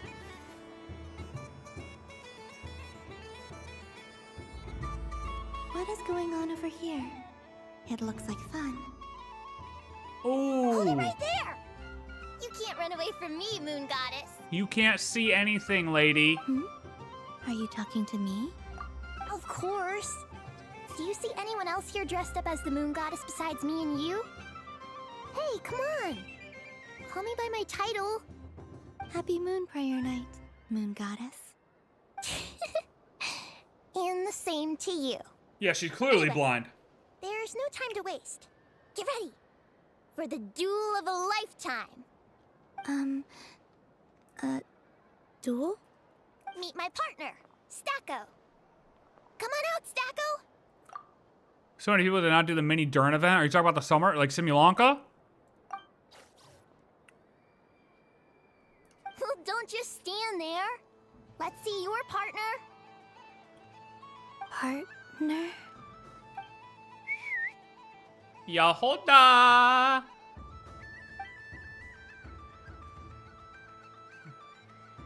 Yeah, that's two patches in a row they're referring to in our assistant course. And command them in battle. They're definitely gonna extend on that. Spoken though. That quest was really good. So we're gonna get an extension of that for sure. That's spoken. Voiced, I should say. Partner. I need a partner. Yeah.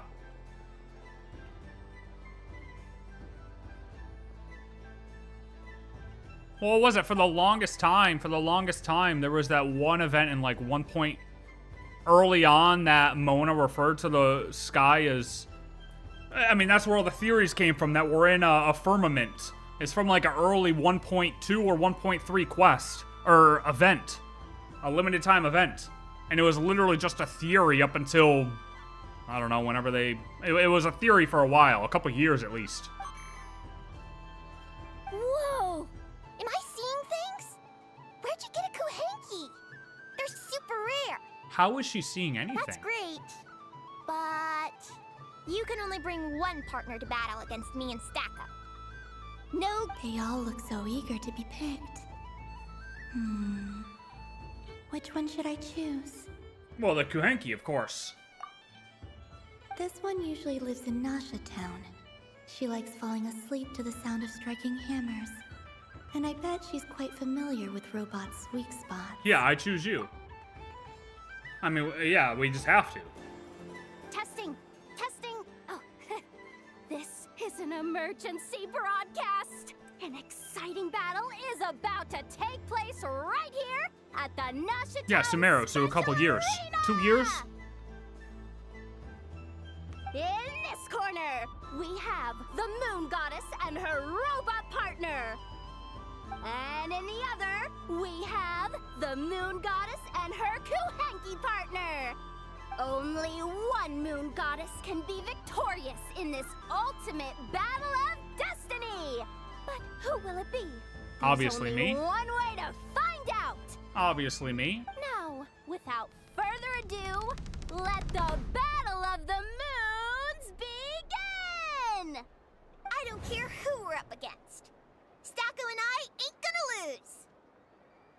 about to beat a child. Let's strike first. Stacko, formation shift. Ho ho ho! The robot has kicked things off with a change of formation. But how will this affect the battle? Nobody knows. This isn't the Honkai Star Rail crossover I was expecting, but sure.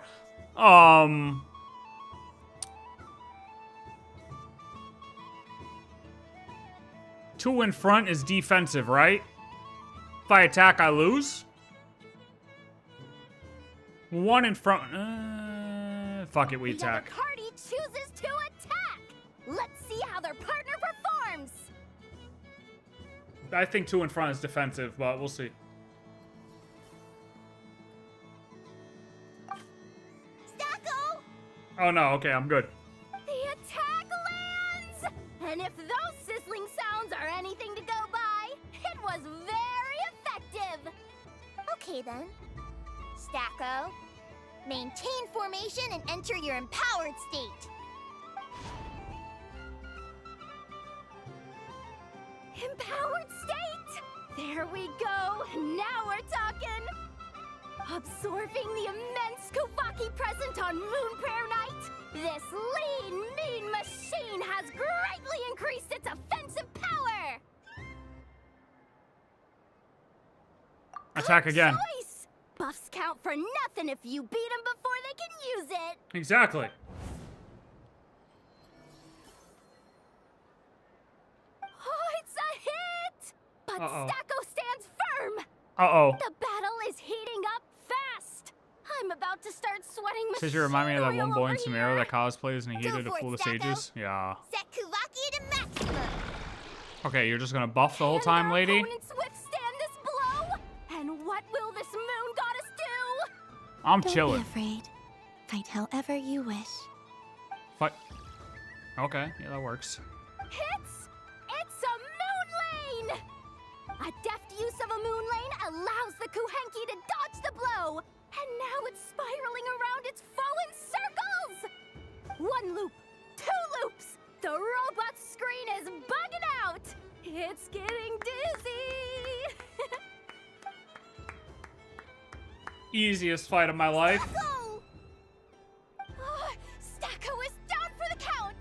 Our winner is the Moon Goddess! The real one. Slightly taller one, I mean. The real one. You did your best, Stacko. I'll take you to Ainos for a checkup right away, don't you worry. The real one. Well, you beat me fair and square, I guess. Honestly, I underestimated you. Won't make that mistake again. I think be my the first partner person to do deserves that. most of the credit. Ask Just you Riri how wait. that went. When I'm a little bit older, I'm gonna come back a whole lot stronger. Be ready for a rematch. Yeah, little does she know there is no rematch. Ooh.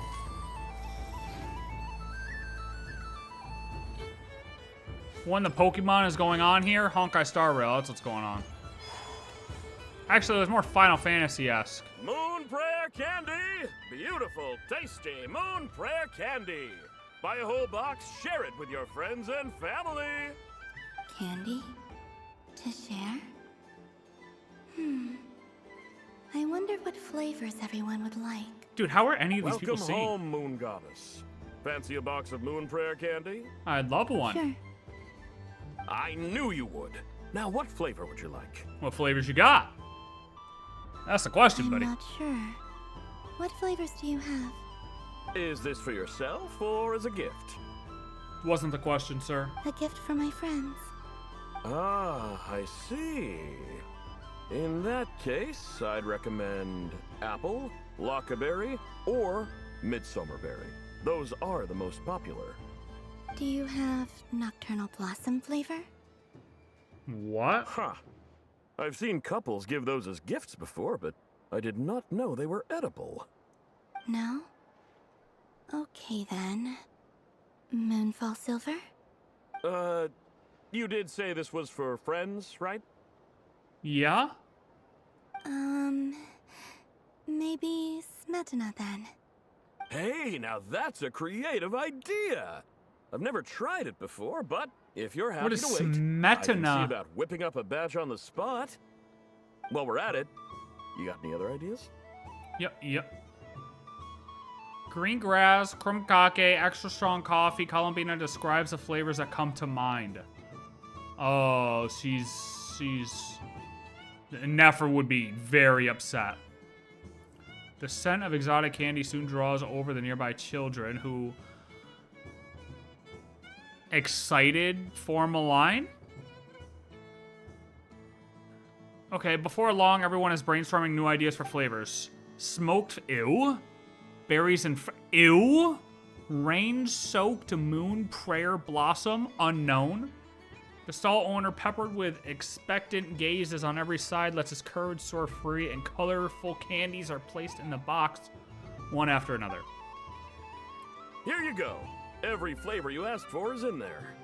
Hell yeah, dude. How much is that? I feel like I just went broke. I don't have any money, actually. Does Columbina have money? I should be the one thanking you. Oh, it's you free. Brought me a whole bunch of new business. It's like a genuine blessing from the moon goddess. Oh, weird I hope flavors you and because your friends Sandrone have used to a give her lovely bad night. tea flavors? Maybe. Maybe. Moonfall Silver, isn't that a rock? Huh.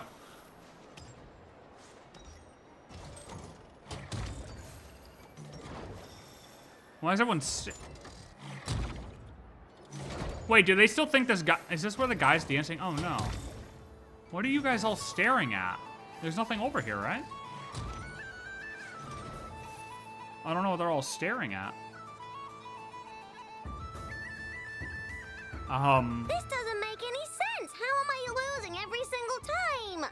Wait, Inefa, you're cheating, aren't you? Yeah. Yes. That must be it. I am not cheating, I know. Uh-oh, sounds like Inefa's turning into a big baloney bot. I think it's time for some serious maintenance. Dude, what's going on? Moon Goddess. Big help me. baloney bot. Miss Columbina, I know, is attempting to cheat. What the? I'm not the cheater. You're the cheater. How dare you throw it back at me? Whenever you lose in Call of Duty. He's cheating.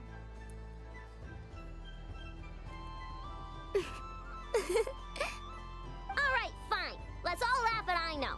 Just you wait till I get home, because I'm gonna make a game bot that can win 100% of the time. Let's see you laugh when I come back and beat your butts. You'll all have your heads covered in stickers when I'm through with you.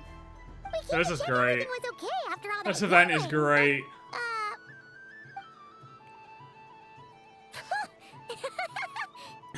What are you playing? Whatever it is, it sounds like cheating is allowed. Kuhenki concentration. Each player starts with differently colored Kuhenki. Each round, they draw one Kuhenki from their opponent. When a player has two Kuhenki of the same color, they make a pair and can be discarded. Any that can't form a pair must be kept. The round ends when a player can't form any more Kuhenki pairs, and that player gets a sticker. Uh-huh. Do you have to stick the sticker on your face, though? Four people play as well? That is fine, so long as the turn order is fixed beforehand. Alrighty then. In that case, the two of us will join as one team. Okay, but if you lose, you're both getting stickered. I don't want to hear any excuses. Sure. And if we win?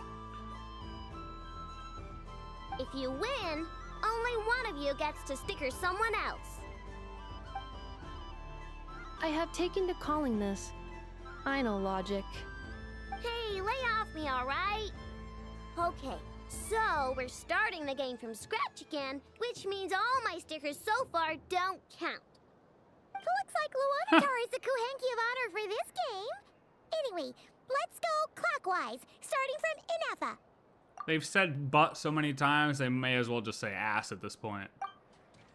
That's how many times they've said it.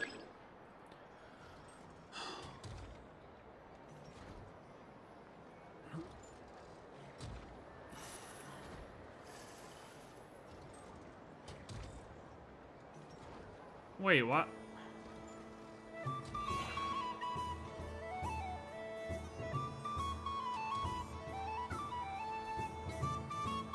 Nice! That's a pair!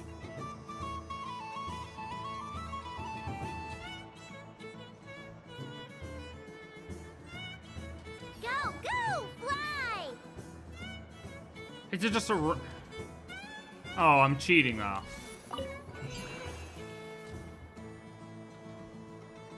Go on.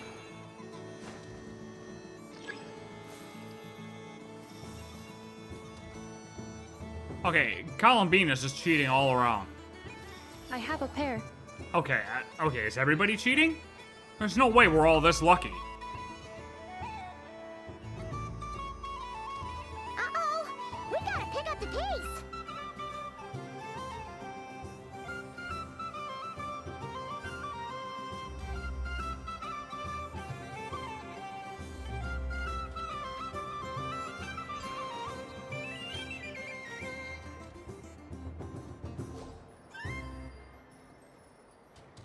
I know couldn't form a pair. Boom. I win. I win.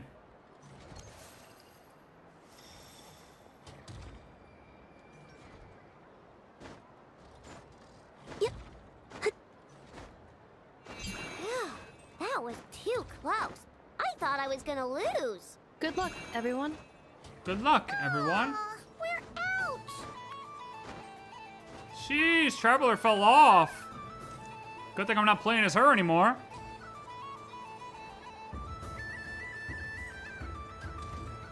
Let me pick a good one. What's it gonna be? You're looking very pleased with yourself there. What happened to being a huge Grumposaurus? I won. Duh. Yeah, I know, the sore loser.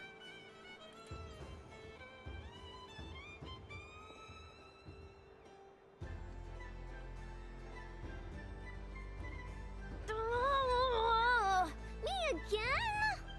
Don't fidget too much, I know, or the sticker's going to fall off. I don't care. If it falls off, it falls off.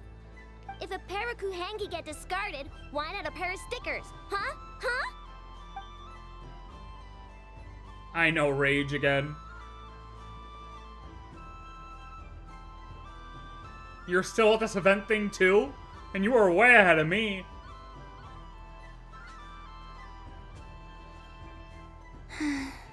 I've lost. Sticker, sticker, sticker! Sticker, sticker, sticker. Ready? Here it comes. Open the mouth. Here comes the airplane. Okay, that was kind of weird. Cute!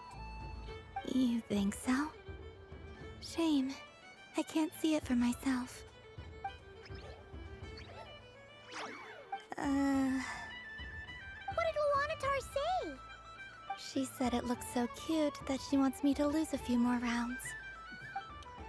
Yeah, so everybody's... This is just the rage bait event. Is all it is. Everybody's just rage baiting each other.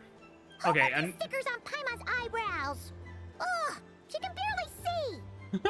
Alright, now, I think we got enough evidence to prove that there's a serious problem here. Nefa's got no stickers, right?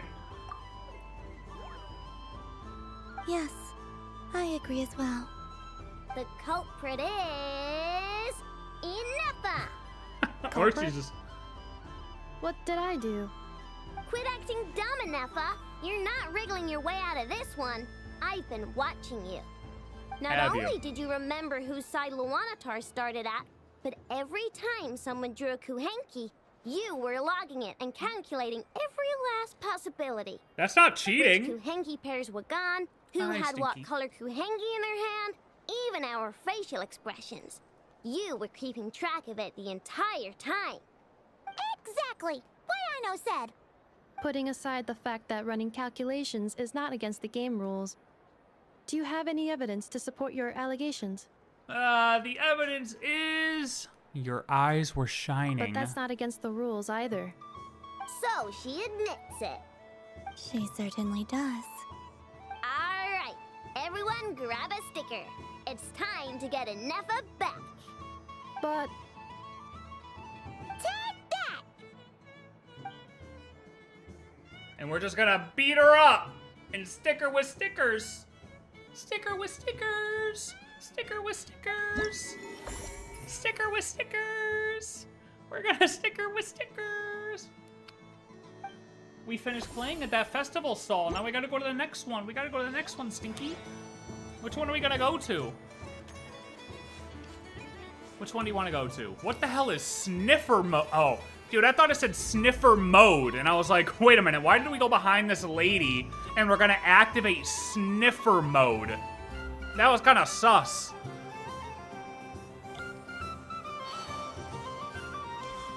Let's go talk to Dory. You want to talk to Dory? We'll talk to Dory. A dog. Right at it. Aw, what a pity. I saw it with my own eyes. You were so close. So very close. That's not true. It dodged out of the way right as I was about to snag it. You feel better? Sorry? You feel better? You heard me. This All right, paper lay down. frog can move. I swear. Lay down. Dear, oh dear, what are you saying? How could a paper frog move? Oh, Dory's definitely Unless cheating. You believe there really is magic in this world. But even if I, the mere humble merchant that I am, knew such magic, surely I would not use it on a paper frog. I'd sooner give Mora legs, so it could walk right into my purse. My dear, dear customer, why not have one more try? This time I'll give you 12% off, a very generous discount for one of my most regular customers. Just think about how much experience you have under your belt now. You're sure to win the next one. Darn, I used up all my coins. I'll be right back. Just gonna fetch some more from my house. Take your time, but Damn, Dory. don't take too long. This event is Moon Prayer Night only. Miss it, and you'll have to wait a whole year before I'm back. Damn. Next customer, please. Welcome. Hello. Dory's a professional carny. Whoa, what's this big one doing over here? How do I tell my employees not to go running around this time? Shooting them a glance won't work. I haven't known them long enough. Dory? Why, hello there, Miss Columbina. Would you like to Love play the my ring toss game. Oh, this Those isn't the are right very one, though. simple, and it's easy to get the hang of. How much for a round? Oh, first time's free. Not a single mora. After that, well, we can cross that bridge if and when we come to it. You know, ring toss game where they got all the bottles in the middle? And if you get it... Sharp skills. I'm sure you'll win all the prizes in one fell swoop. That was an obvious enough hint for them, right? Right? Are you supposed to explain DURIN? Or just this? Like, well, these don't really have, like, they're not really being explained here. They're just props. Right here, at least. I didn't read that.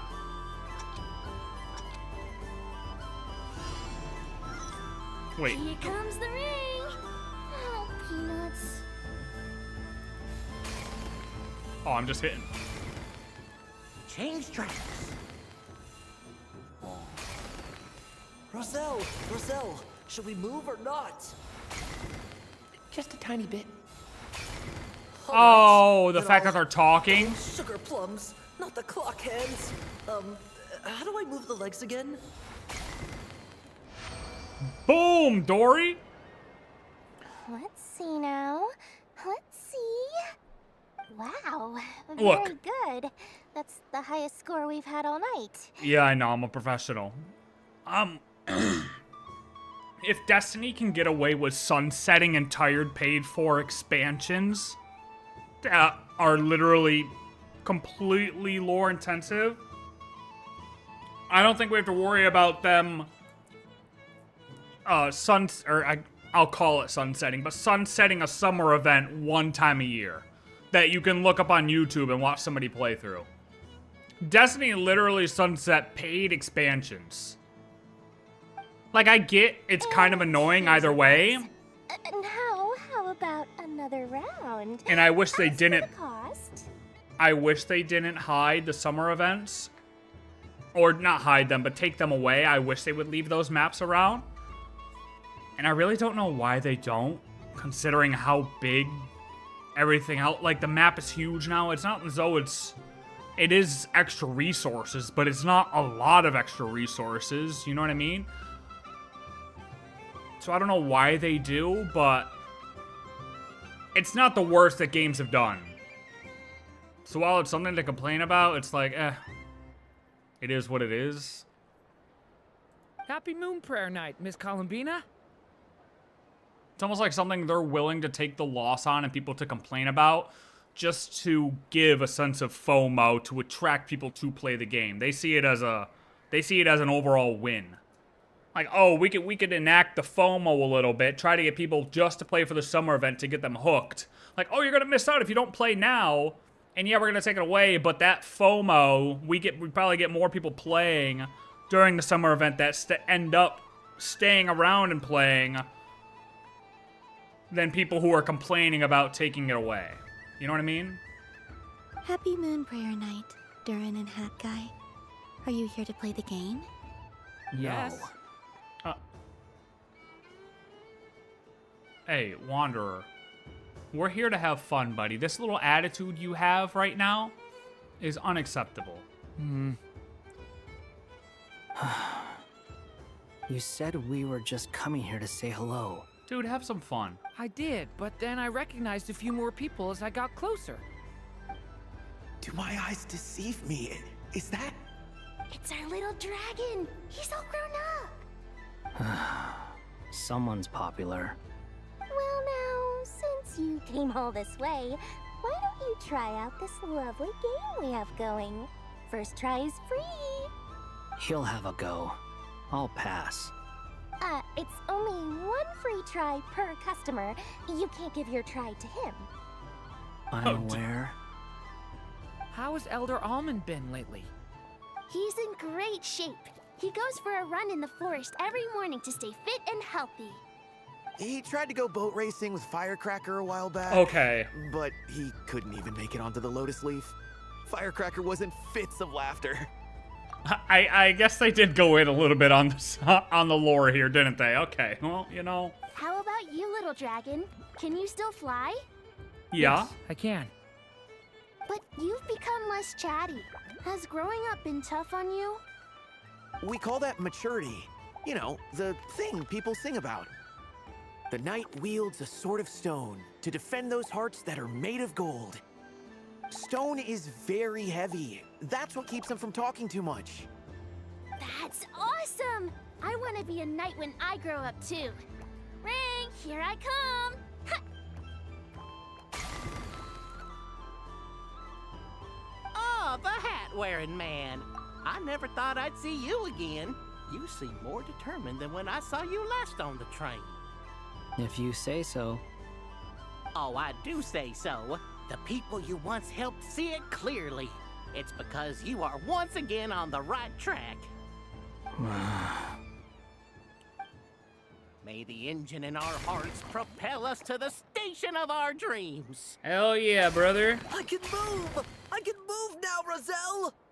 What are you doing, running into the rings like that? You got them all so quickly! I have never seen anything like this in all my travels. Is this Yeah, Dory actually a doesn't friend know. of theirs? But how? They're origami animals and clockwork people from a fairy tale. Getting to know them would be quite an arduous task, unless they share a hometown? I have to get to the bottom of this. Next time I see the Great Mage Alice, I shall demand answers. Thank you, Dory. I had a lot of fun. Now for your prize. Where did I put it? Give me a moment to... This is why they need the prizes on display. I need the big Jamaican banana. Give me the big Jamaican banana. You guys know what I'm talking about. If you know, you know. The big Jamaican banana. I've already turned a profit from the customers earlier in the night. Otherwise, I'd have wasted all my hard work. Okay. She wants a rematch already? What? I leave for 2 Oh. seconds and someone's already claimed the grand prize. Oh, wrong lady. Jesus, I'm already twisted, dude. These things happen, you know? Perhaps you'd be interested in one of the other prizes instead. We've got all kinds of wonderful goodies here. How do you only have one grand prize, Dory? Is this the thing you wanted? Here. You can have it. Huh? But... Don't worry about it. It will be happier with you. True. Yeah, hey, we won't be able to take it with us. Miss? I mean, Moon Goddess. Oh, goodness gracious, Columbina. Give me strength. How am I supposed to make any more money from this child at this rate? Daddy, look! That's the game I was telling you about! Another victim. Get it? She is the Moon Goddess after all. I'll think of some other way to swing this. Maybe I can try to hook this new kid. Huh? Oh, someone already won the grand prize. This is Dory's fault. You can She take should have had mine more. if you want. Should have had more grand prizes. Why are all these bleeding hearts coming here to ruin my business? Hey, Dory, you have a bad Happy business Moon model. Prayer night, everyone. Happy Moon Prayer Night. Deserved. Hey, deserved. I really want to see how people who did not play the event react or make sense of that. Well, Simulanka was also... Like, you can get the entire gist of Simulanka probably after the fact, and they'll probably do some follow-up stuff. I haven't played Durin's event, or Durin's story quest yet, but you'll probably be able to get a lot of the details from his story quest, or maybe they'll give extra stuff later on that rewraps what happened in Simulanka. I mean, Dory just said right there, oh, I gotta get the answers from Alice the next time I see her. So it almost gives you, like, a reason to go back, like, oh, maybe they'll tell me more in the future if I miss this, or, hey, that's a sign to go back and look something up that I obviously missed, and I should get answers for. Yeah, I don't know why she's bad at scamming people. But I get that they can take away the rewards and keep the lore, but it's like you can also get the answers pretty quickly if you want it. I mean, it's a reward for the people who have been playing, and it's not that much for people who didn't play during it to go back and look. That's my honest opinion on it. You can get the general gist of Simulanka pretty fast. Pretty fast from a video.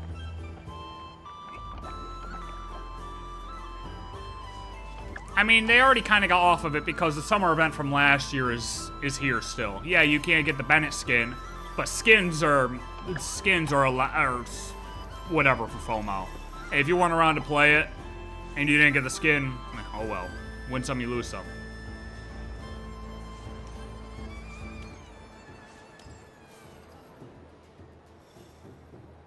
Wow, the Frost Moon Scion stall looks kind of plain, but it's pretty cool once you get into it.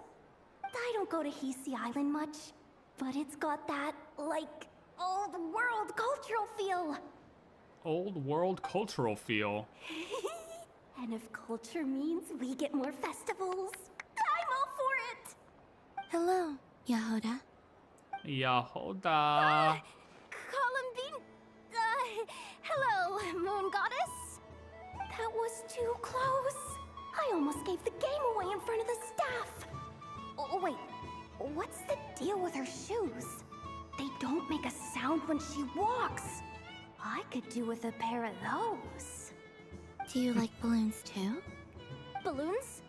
Oh, you mean those? What's so fun about balloons? I'm not a kid anymore. They're probably more up Aino's alley.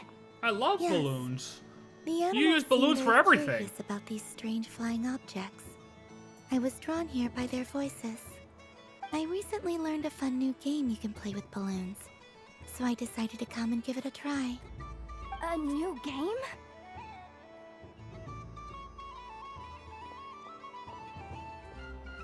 Hello. Hello. Oh, hello. Welcome home, Moon Goddess. Here to buy some balloons? Yes. Yes. Could you give me a few that haven't been inflated yet? Are you sure? I guess it's not a problem, but... Yes, please. Thank you.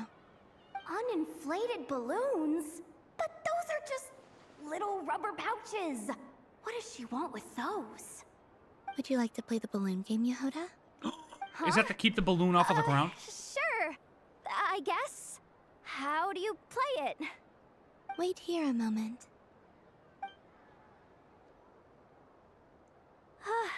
Oh. No way it's keep the balloon off of the ground, right? So weird. What have I got myself into now? I thought I saw Columbina nearby. Uh-oh! That's the fourth Harbinger! Although she's helped us out quite a bit, she's good people, right? Yeah, Is she it's looking good. for Columbina?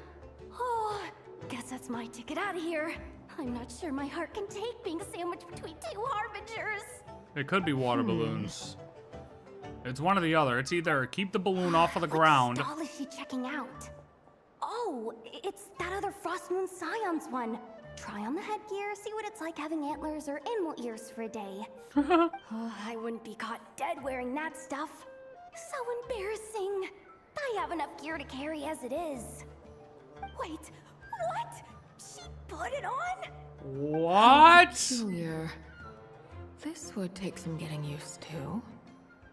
I wonder if this is what it's like for Lynette. No way she put him on. It really suits you, ma'am. Quit lying, Zernistia. She was so intimidating a moment ago, but now, dang, she's Dang! How does she make him look so cool? Arlecchino. I suppose I Okay. may as well keep them on for now. Wait, hold on. They Part of actually. the Hold festive on. experience. Wait a minute. She's coming. They actually do fit. What the heck? How do you do, Miss Yehoda? Okay. Oh, never mind. No, they don't. I can't take her seriously now. I can't take her seriously now. Oh, hey there. I'm looking for Columbina. Have you seen her? She just... Huh?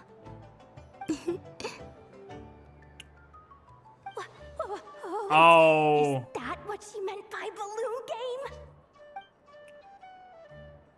Yeah. Water balloons. Because, yeah, you're right. They were throwing water balloons at each other. Jesus. Huh? No fair.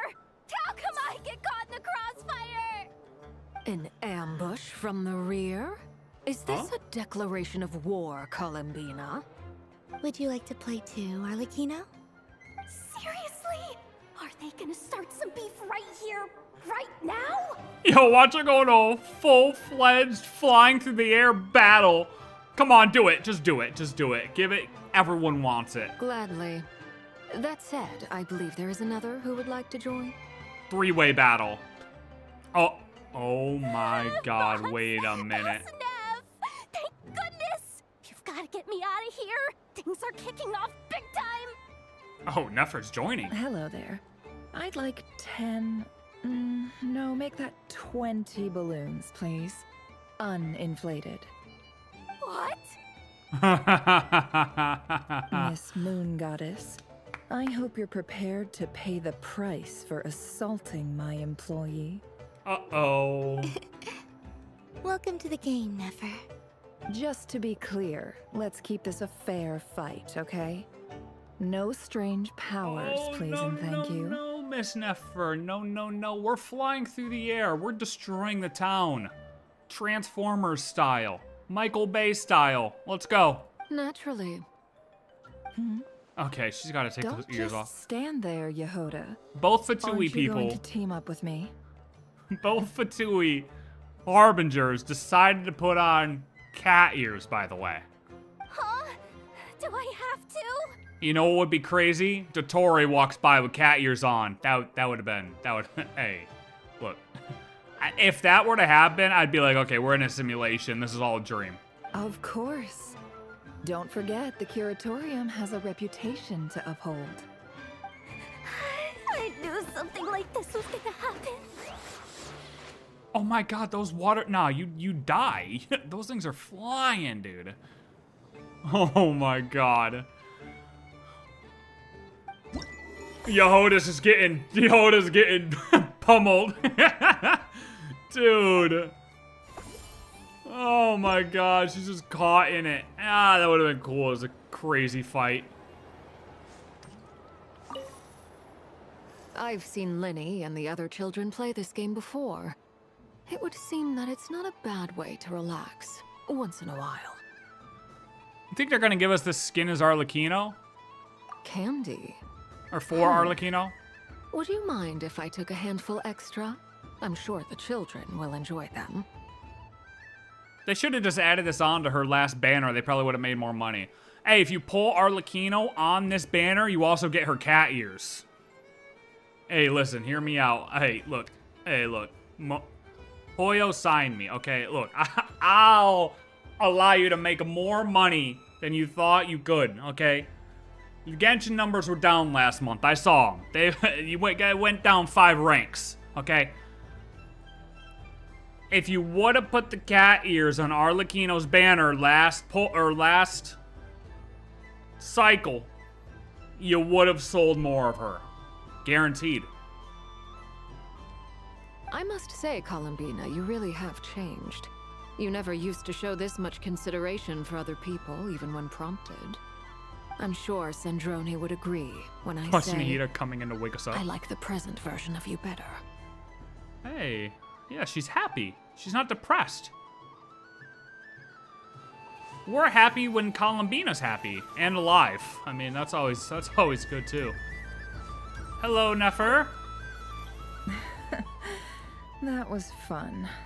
It's a shame Ashru doesn't like playing with water. All right, I've roped him in as well. Would you like some room prayer candy? A gift? You shouldn't have, Miss Columbina. But yet I did. Very nice indeed. Candy is one of many luxuries that the desert folk could never afford. How I yearned for candy when I could not have it.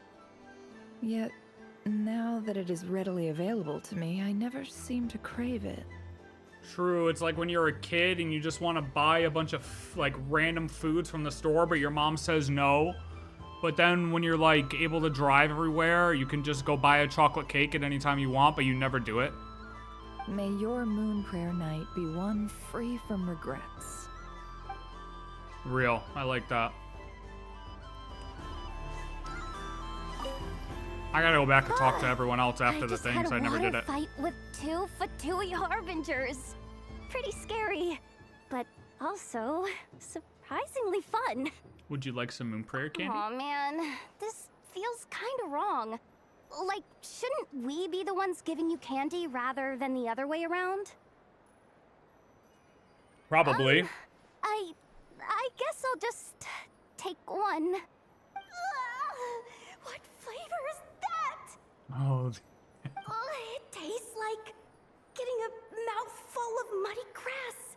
After being rear-ended by a blunt-horn rhino, then face-planting the ground. Being rear-ended by a blunt-horn rhino? We all know what they wanted to say here. I'll never get this taste out of my mouth. That is the G version of saying, It's delicious. you know.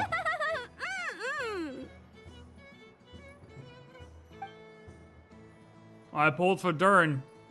Absolutely, I pulled for him yesterday. Friend just told me you could pick up a balloon to float with you. Wait, where? One of these? Over here? Oh!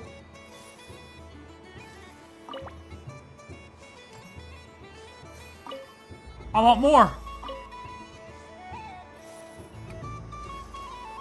Look at that! This looks like the rhino that Yehoda was talking about that rear-ended her. Well, I gotta talk to Aino again and give her a candy. I never gave him... Wait. Wait, how come I can't talk to... Welcome to the stage. Cool your jets, Ducky. Oh, they're in a cutscene, that's why. Combining precision engineering with water cooling technology, this high-performance sprinkler fires powerful, controlled balls of water for up to 14 seconds at a time. Nice, let's see it. As well as providing let me see. accurate plant watering at range. It can also be used to clean those tough-to-reach areas of the house that Aino cannot get to, no matter how high she jumps. Show us what you can do, Cool Your Jets, Ducky. Show us, Ducky. Oh, this is just Aino's ult. What a demonstration. Can I buy one? Wow, we can buy Aino's ult. Huh. Dealing with stage waterlogging. Task complete. Beautiful. Okay, do you guys want a candy now? Okay. Aino, would you like a candy? Okay. Ding dong. Robot show will start in 5 minutes. We thank you for your patience. You're welcome. Ding dong. Do you want a candy now? Aino is throwing a tantrum again. I believe it will take 3 crumb-kakes to constitute a suitable peace offering. Would you like some prayer candy? Scanning candy composition and ingredient ratios. Oh, I don't look at character Selection confirmed. leaks. You can wear the cat ears? Flavor profile simulates real crumb-kakes with 27% accuracy. This is a non-viable substitute for Aino's afternoon snack. One moment, please. Done. Please sample this freshly baked crumb-kake, Miss Columbina. The robot show will now begin. Wait, the robot show again? Come on, I gotta give Aino some candy. Oh my god! Next up, we have Knuckle-Duckle. Okay, this is Knuckle-Duckle. Domestic robot utilizes multi-sensory... Nobody's paying attention enough, 24-hour security and environmental... It's okay, we'll pay attention. Duster mode redefines the meaning of dusting, providing our companions with a holistic, thorough, and effective cleaning service for the long term. Take it away, Knuckle-Duckle. Take it away. Oh. Do I need to step back, Anefa? Is this safe? Now that's what I call true. What a demonstration. Where's he going? Oh. Goodbye, Knuckle-Duckle. Jesus. Knuckle-Duckle left.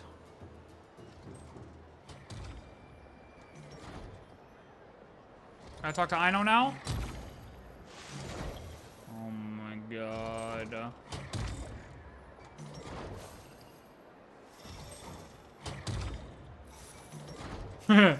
Three harbingers of cat ears. Ding dong. I'm never playing games with you ever again, Anefa. Aino, quit being a sore loser. Prayer candy? Ooh. Sweet. Is it okay if I grab a whole bunch? Ooh. Columbina, turn around. Use your huge cloak to block Anefa's vision. Don't call me Columbina in public. Yum. Oh, this one's even yummier. Ugh. The flavors are blending in my mouth. Ew. Ew. Is it the same robot? Hold on. I don't want to be rude to Anefa, but if it's the same robot... Oh my god, it's a different one. Now, let's see what promptly 70% sweet can do for you. This dessert-making robot fully automates the baking process with smart... Is there an achievement for this stuff or no? precision temperature control. Probably not, right? They never put achievements in limited stuff. Unique to the market, it is a hallmark of Aino's forward-thinking design philosophy, which places mechanical empathy at the core. Promptly 70% sweet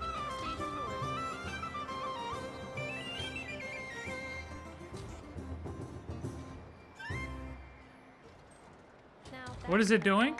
True power. Can I get one? Demonstration. Can I get one? Converting excess desserts into energy. No. Conversion complete. You fat robot. Ding dong. I just wanted to, I'm gonna be honest. I just wanted to say ding dong again. Okay, wait, hold on. Let me grab a cat ears.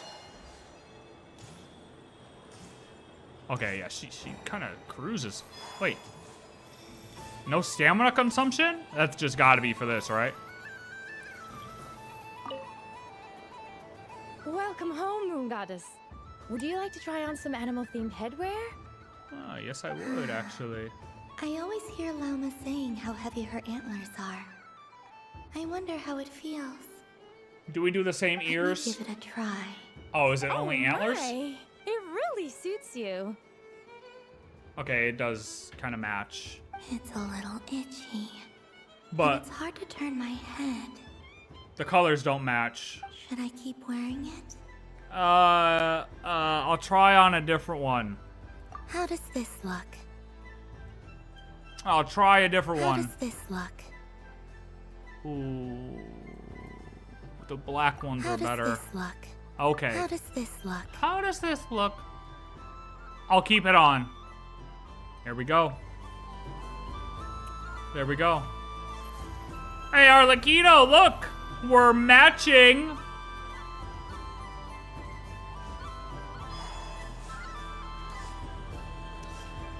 Alright, let me go give some candy to Marionette Sandrone. What's there to see on that moon anyway? Moon rocks. That's about it, Let her probably. go up there and cry alone. See if I care. Well, that's not very nice. You're giving me candy? That isn't like you. This had better not be some weird prank. Sandrone, we match! Coffee flavor? I thought you hated coffee. It's We extra match. strong too. Huh. You didn't do all this just for me, did you? Maybe. Hey! Don't take it away! I never said I didn't want it. I mean, you can't unmake the candy now. That is true. Okay, who didn't we give candy to? We gave Anefa, I know. Ding dong! Oh, damn it. I missed the ding dong. I know her VA had a lot of fun saying ding dong. I know that. Because I'm having fun saying it. Done being a do-gooder yet? Do you guys want some candy? Thanks for coming here with me, Hat Guy. Are there any games you'd like to play? It's your turn to pick. I'll come with you. Yeah, Hat Guy, what game do you Why want to does play, that brother? hamster think you've grown up? You haven't changed at all. Hey, look. If being grown up means you can't play games anymore, I don't want to be grown up. I know you don't mean that. You're just taking the opportunity to make fun of me, aren't you? Even if you won't admit that taking some time to compose yourself is important, I can see that you're doing it in practice. Otherwise, you'd have taken off your hat and flown away by now. Looks like Albedo's socialization program has been far more useful to you than all those Vahumana textbooks. Durin, would you like some candy? A moon prayer candy for me? Thank you. You're welcome. It smells like baked apples and butter. Reminds me of Good Hunter, a restaurant in Mondstadt. I always have to resist the temptation to go there unless I'm ordering food. Why else would you... Wait, what? I understand your homesickness, Miss Columbina. I have a double dose of it, because both Simulanka and Mondstadt are my home. Yeah, that's true. But you got your boys here. Done being a dude. Thanks for coming here. Are there any... Why does that... I know you don't... Even if you wanted... Otherwise, you... Looks like Albedo's socialization... Hat Guy, I thought would you you'd like some actually candy? spend your precious time doing something more worthwhile. Okay, you know what? I'm gonna kick you out of here. Everyone has to take one? Well, fine. Yes. I'll take mine. Good. Wow, dude. Fucking vibe terrorist. Are you kidding me? Everybody else can put their like egos aside a little. I don't even know what to call it. They're just grumpiness aside. Except you? Rude. Made me upset, I'm not gonna lie. What do we got over here? Farco, what's going on?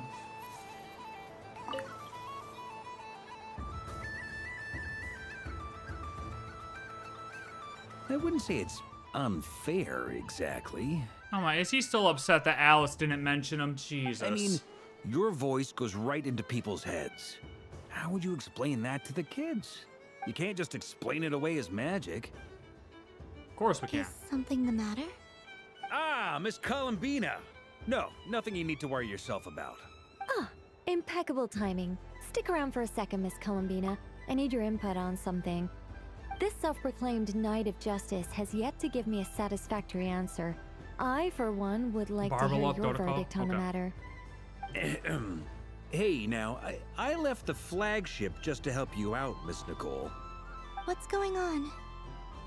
So Alice and I are both using long-range remote control spells that work on similar principles, allowing us to attend this festive fair in Dottore form. Sorry, let me backtrack a little. While similar, there are some key differences. Okay. Alice, being a great mage, wanted her Dottore to reflect something of her own charm and mystique. So she adjusted the way its tail moves when it spins around. An entirely gratuitous move, in my opinion. I hardly see how anyone is going to notice that.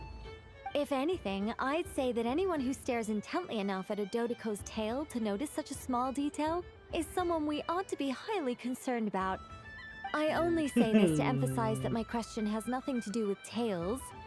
Now that we're clear on that, why is Alice's Dottore permitted to interact directly with the children celebrating Moon Prayer Night, while mine is not?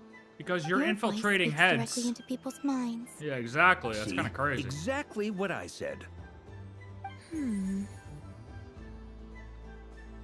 Nobody can hear out loud what you're saying, so you could be saying some weird stuff to the kids. Miss Not that you Nicole? would, Nicole. Of course you wouldn't do that. I can't stand it. I know that probably makes me sound like a whiny child acting out in front of their parents. And it's a little embarrassing now that I think about it. That's okay. But hey, I said it now, I can't take it back. That would be even more embarrassing. That's all right. Throw your temper tantrum. Also, don't go reading too much into that analogy. It was off the top of my head. I'm actually an awful lot older than either of you. Miss Yeah, Nicole, we know. are you saying that you'd like someone to play the game you've prepared? I'm not so invested in that. It's just something cobbled together using items I borrowed from Alice. She probably didn't even make them herself. The point is, I want to know everyone's thoughts after they receive their prizes. But as you've said, I can't just ask. I've We been can ask biting my for lip her. for so long, and I've had no one to vent my frustrations on. I thought this was going to be a nice, straightforward festival where I'd get the chance to guide people to treasure. Well, can I play? I can't guarantee that I'll win a prize, but... You will? Yeah. I'd like to try. Let me Then what are play. we waiting for? Let the game begin! It's like they forgot I was ever here.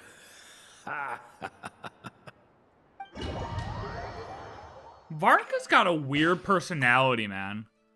Adjust the aiming line left and right, then press the launch button once you've selected your desired direction of... I'm not reading. Yeah, got it. Bing bang, Dottore. Nicole's edition. Fire! Oh! Boom!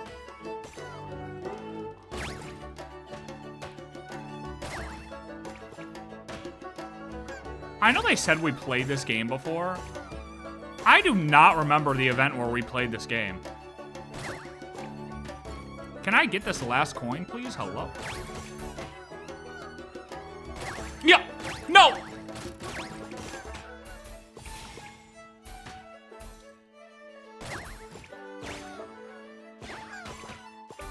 Okay, this is something I can actually get behind now.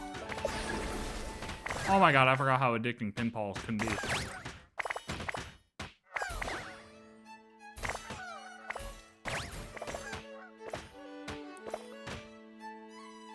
Bonk!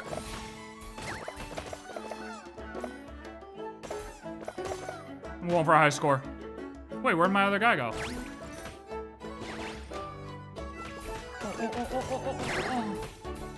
Double bonk.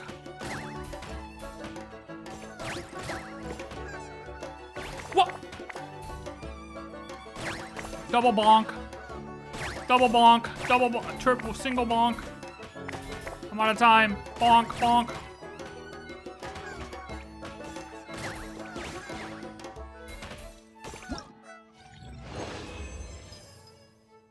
Chillin', man. How are you doing? Was that a high score? That's all right. You can rewind. Wait, did I get it? Did I win or what?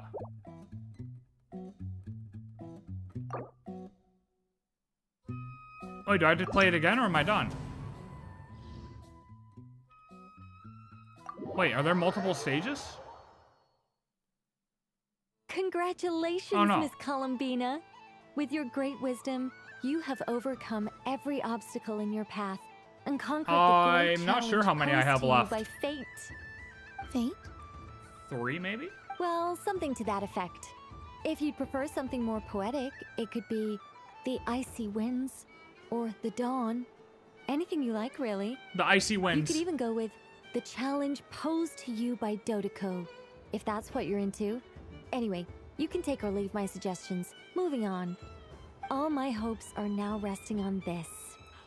Can I? Exquisite open it chest? Stop teasing me. Please, I'm begging you. No more talk. Just open it. Says you, lore teaser. Wow. What a lovely sculpture. Classic and cute at the same time. Thank you, Miss Nicole. I'll always treasure it. Ah, there we go. Music to my ears. Yeah, I'm doing this quest today You and have then my Durin's tomorrow. sincerest gratitude, Miss Columbina. Thank you for sharing your precious time with me and fulfilling my wish. Don't mention it. You've all done much to help me. And still, I'm the one receiving all these gifts. Oh. Lore teaser and a chest teaser. I hate this.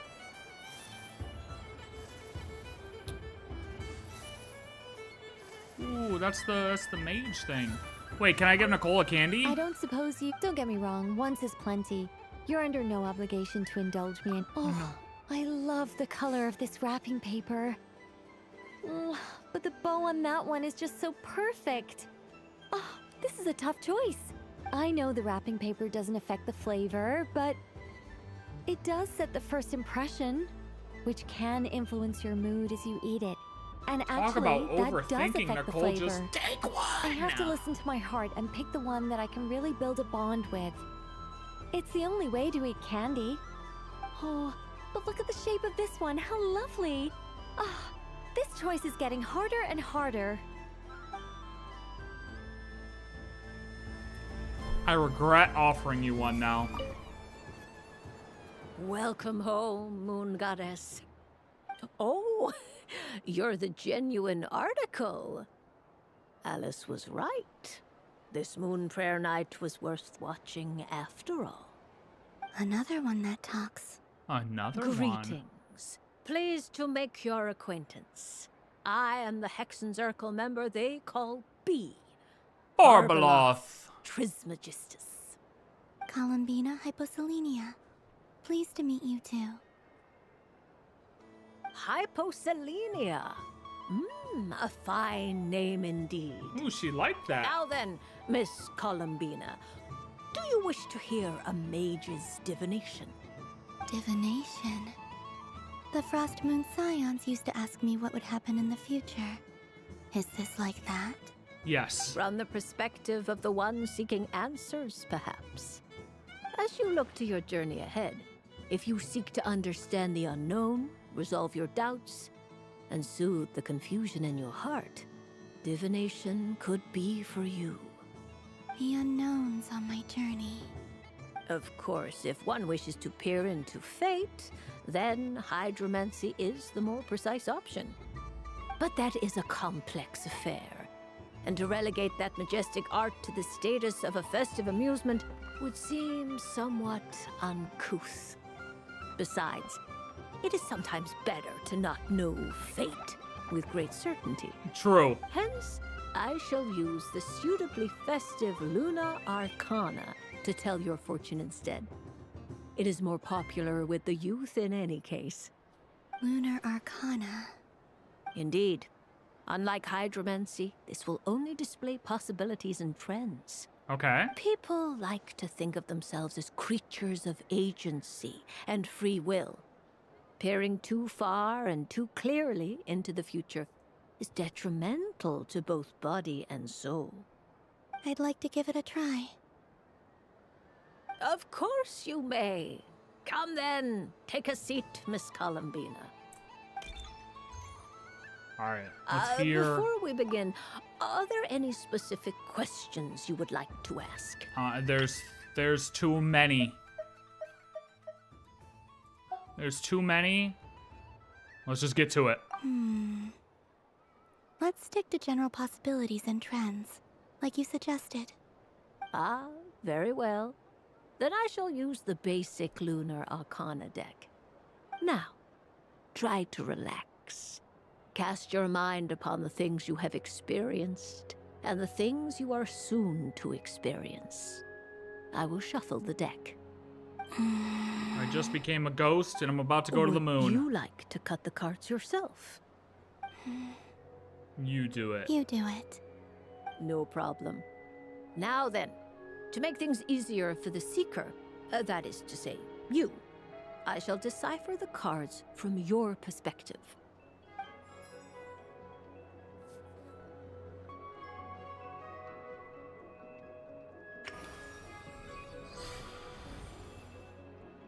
Please, draw the first Lunar Arcana. This represents destiny and is the foundation for the divination as a whole. All right, here we go. Now, draw your second card. This will stand for the past, the sum of all your experiences that have come before. Okay. And now the third Arcana. This is the present, your interpretation of the current moment. Okay. Oh, they probably will release a physical version at some point. You're right. Finally, the last card. This shall speak of the future, which... Oh. Oh. Auto-drawn. We have no control. Fascinating. I've never encountered this before in my role as a diviner. Something has exerted an influence upon this card, causing it to leave its designated position. Never. What do you She's make how of old? this, Miss Columbina? Perhaps this is the guiding hand of fate in action. Of course, if you wish, you can choose to deny the validity of this card and draw the future for yourself. No, that was not. Hell no. No, it's fine. Let's go with this one. It's meant to A be. bold decision. I must say I'm looking forward to the results. Well then, let us flip the Lunar Arcana in sequence and see what emerges. Sure. Here we go. First, Destiny. No surprises here. The card that represents yours is the moon. Yeah, sounds about right. The moon. Indeed. The moon can represent the truth at some times, but deception at others. False peace, destructive calamity, and the world-changing power that lies within. When the moon is placed on the destiny tile, it indicates that your destiny is not what it may appear on the surface. Instead, it may yet have a hidden side. A hidden side.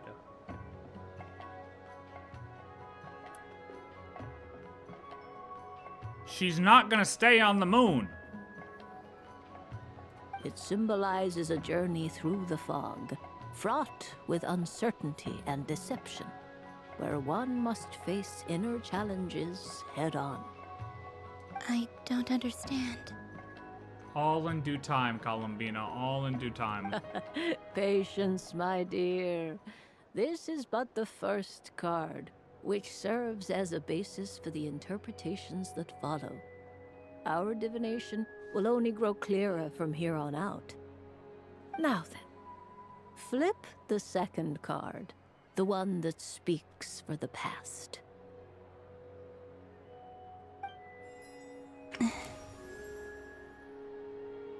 What is that?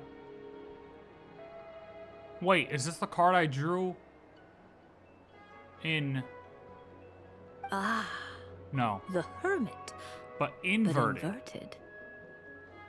Well, we just flipped it the wrong way. We gotta just flip it. It'll be... Okay. Inverted? Yes. The Hermit symbolizes solitude, introspection, and the pursuit of truth.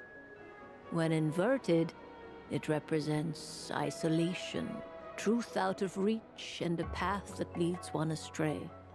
Combined with the moon as one's destiny, the Hermit inverted represents... Dude, why does this music seem so loud all of a sudden? A choice you made to stand alone in the past. It was a choice made not out of fear or arrogance, but for reasons that others could not perceive. You fumbled through the darkness without a guide, but you did not find your way. Rather, you went astray. More than once, it would seem. Yeah, that's a fair... Is this about how I became Kutar despite not wishing to become I a was god? gonna say, and then ended up with the Fatui. And how I joined the Fatui because I yearned for a place to belong. And then left the Fatui. I suspect only you know the answer to this question. All is not lost. The past is in the past, and so it shall remain. Shall we look into the present now? In tarot, is it... Do they have, like, indications of the top? Like a 6 card and a 9 card have indications of... Or is it... Yeah, like, don't they have indications of what's the top? Or not, or just a 6 and a 9, like in Uno. It indicates, yeah, in Uno is what I'm thinking of. It has the line underneath so you know which one it is. In tarot, is it the same way? Like, do they know, are they like 2 different cards? Is there like a hermit regular and a hermit inverted? Or does it just depend on the way you flip it over? Like, does the inverted one have a marker that it's on the top so you know it's the inverted one?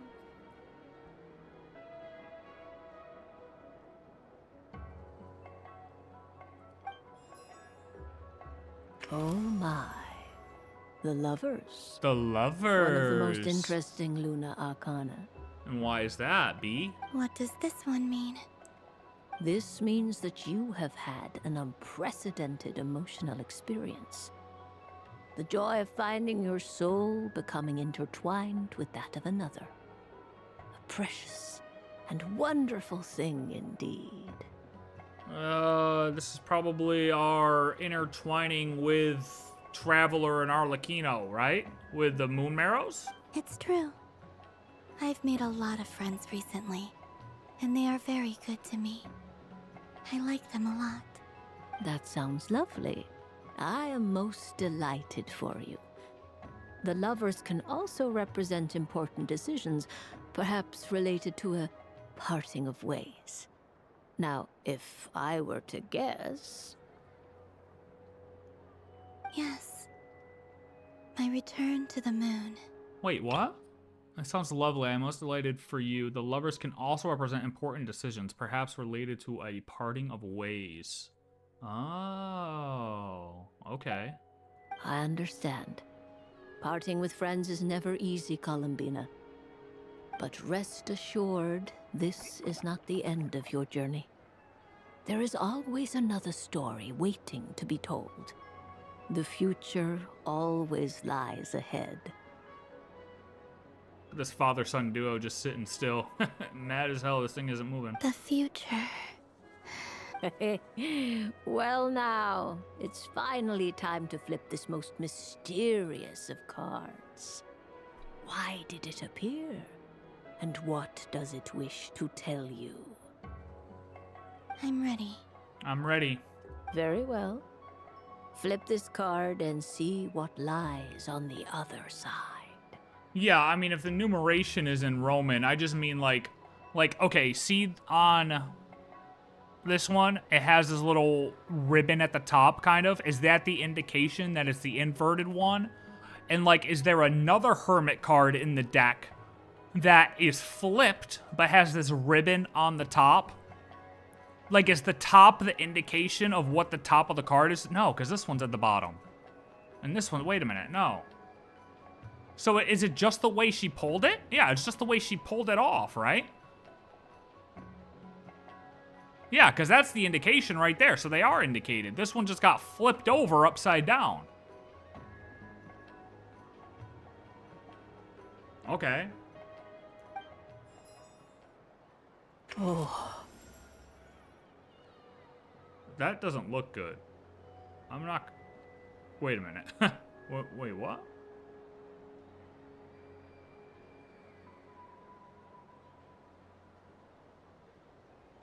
Miss Barbeloth? What is it? Oh, fuck. This card is death.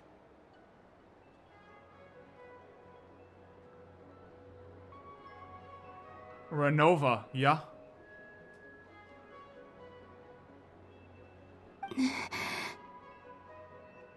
Death in Toro means... Tarot means rebirth? That doesn't sound very good. It depends on how we interpret it. Interpret it for me, B.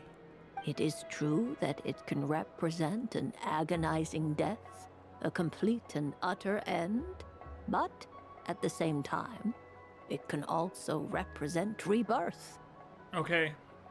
Okay, so with the moon, what does it mean? Do not forget that your destiny card is the moon. That lends your future many different potential meanings.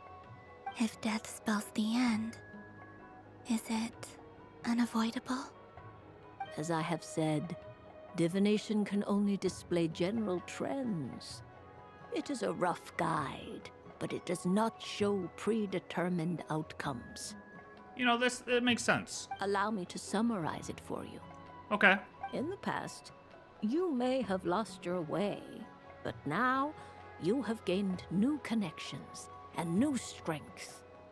You now face an important decision, one that may bring about a great change in what is yet to be. Right. This change might, in turn, be the end of all things, or their beginning. That's the way I look at it. But remember, hold on. Everything is subject to change because of the moon present in your destiny. You must see the truth clearly and face your innermost thoughts. The truth. My innermost thoughts. Thank you, Miss Barbeloth. Don't mention it. Some people dislike divinations, for fear of glimpsing an ending to their story that they wish was not so. But I can see that you're different. The result of this divination will not sway your decision.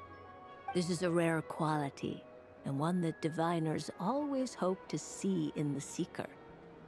We are here merely to guide, not to exert undue influence. I understand. Go then and illuminate your future, Miss Columbina. The moonlight that shines from you now is most captivating. Very nice. Yeah, that's how I take it, the rebirth. Oh, so the death of old Columbina or the death of this journey in the beginning of a new one. Yeah, for sure. She's gonna go to the moon. We don't really know what's gonna happen on the moon. Probably. I mean, I haven't finished this quest yet, but I'm gonna assume that we really don't know what happens on the moon. But I mean, we really don't know if she makes it to the moon. But gets to the moon and becomes reborn as a different form of Columbina. I mean, you could say it the same way for Scaramouche, you know? He was the same thing. He probably would have gotten the Death Tarot card too at the end. His future probably would have been the Death Tarot card. I mean, he was reborn.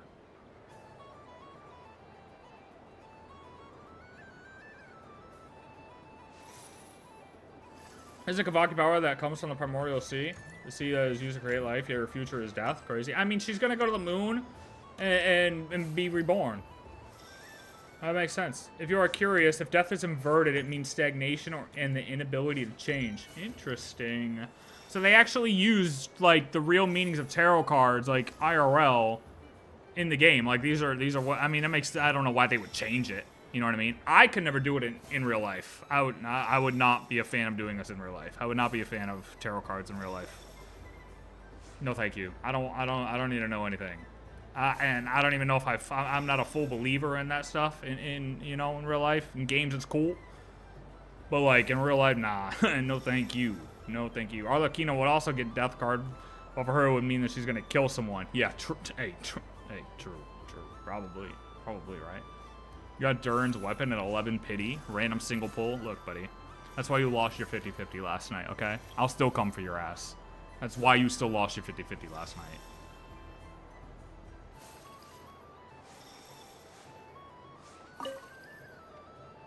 A soft and furry creature that bounces and jumps. Welcome home, Moon Goddess. This one talks, too. Allow me to introduce myself. I am a Dodoco from a distant archipelago, the most mischievous of all my Dodo brothers and Dodo sisters. You know, you could just tell it's her because of the cracking of the voice, even though it doesn't really sound like her. When the going got tough, I powered through, and when I met obstacles, I boomed them away. That sounds like a lot of fun. Doesn't it just? Oh, but then the trouble started. Recently, I found a lovely beach, the same beautiful jelly color as my hometown, and so I dove in to have a look. Only to find it overgrown with seagrass and nasty little spiky fish everywhere, looking to turn me into a Dodoco kebab. Dodoco kebab? I made it back to shore by the skin of my teeth, but my tail was sorely hurt. Couldn't you just boom them away? Boom, boom, boom! Oh, I wanted to, believe me. But I've heard that you, Moon Goddess, can understand animal speech. The last thing I wanted was to cause a gigantic fuss and get taken to court by a school of spiky fish. I'd be driven out of these waters for good, and my winter holiday would be ruined. I pulled for Durin yesterday. And so, dear Moon Goddess, I was wondering if you might lend me your allegiance. Of course. Are you roping me into a crime? I'm down. Oh, let's call it a once-in-a-lifetime carefree adventure. Does that sound better? As long as our goal is to stay out of jail, well, not our goal, but a side goal is to stay out of jail, I'm down. All the festival goers tonight are dressed up as the Moon Goddess, but there's nothing to say that the Moon Goddess can't disguise herself as a Dodoco, is there? True. Besides, this is your home. You should be free to be whoever you wish. I'm afraid I'm not well acquainted with Dodocos, Madam Mage. Oh, that's quite all right. We Dodocos are innocent, happy creatures with a free-spirited nature. Many, like myself, are mischievous troublemakers. Others are lazy souls who like nothing better than to lie down on a nice rock and take a nap. In our eyes, every creature who yearns for happiness and freedom is a Dodoco. But perhaps in yours, I must be a Dodoco. Are a fluffier and more mischievous breed of Kuhenki. Yeah. Oh, what does he think about it? Yes, that is a much easier image to follow. Oh, wonderful! Then let's play! Grab onto my tail and follow me into the sea. Time to settle some scores with the bad guys. Telltale. And here we go. Oh, this one. Bomberman. Bomberman, Bomberman, Bomberman. Oh. Bomberman. Oh. Okay. No. Oh.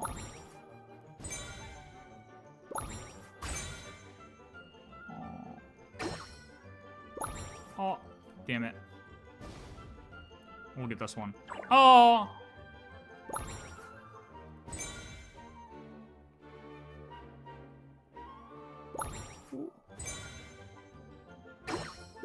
Oh, damn it. Boop. Boop.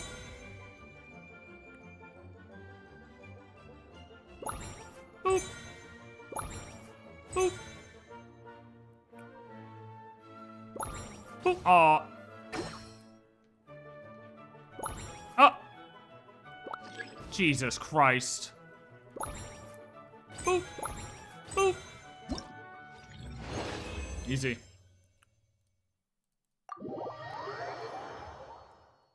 I bonked him. I bonked him away. A remarkable talent. You saw that shit, Alice?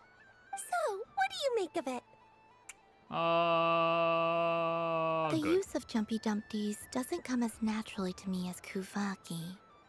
But their unpredictability makes it fun. I think they call this... novelty? Indeed. And how did it feel blowing those pesky nuisances away? Not bad. Any guilt? What do you mean? Oh, no, no guilt. Wonderful. Lovely answers to Oh. all three questions. You've passed the safety test. Now I can give this special bomb to you as a souvenir. Remember, if you find any meanies living on the moon, you can use this to boom them into oblivion. I will. Very nice. I'm gonna boom them into oblivion. Alright, I got 2 left. Yeah, Alice is like chaotic good, dude. Do you think that Rhine Daughter might be playable in the future? I've been saving for her for quite a while. Now I skipped everyone. I hope that will not go in vain.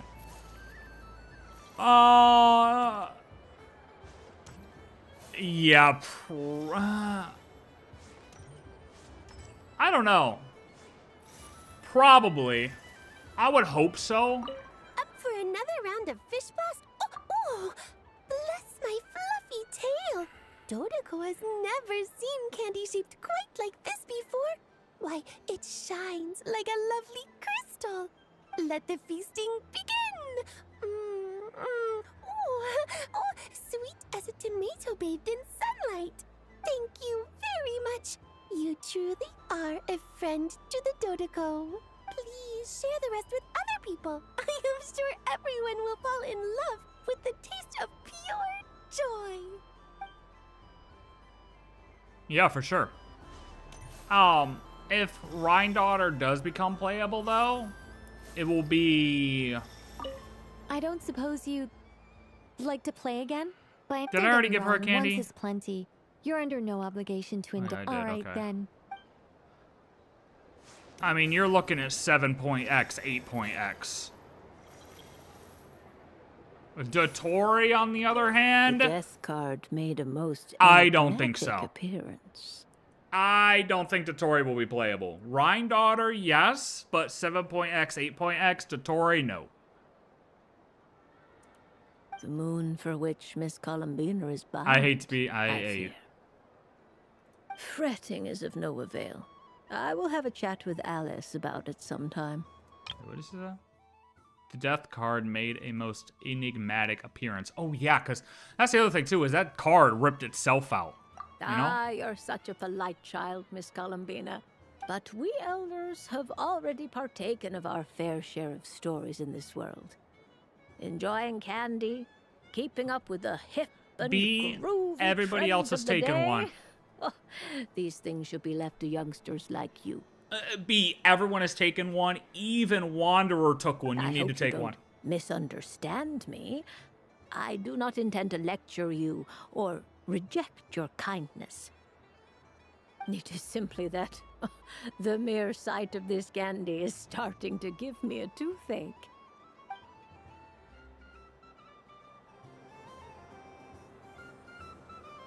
Yeah, you definitely have time to save up. The reason I say dottore won't be playable is because he's too much of a bad guy. I believe there might be hope for Rerear even, but dottore, he's like bona fide bad guy. Bona fide enemy. Dodoko's Whirligig! Come check out Dodoko's Whirligig! Dodoko's Whirligig. Oh, finally the carousel! Ah, welcome home, Moon That Goddess. dude's got some big eyes.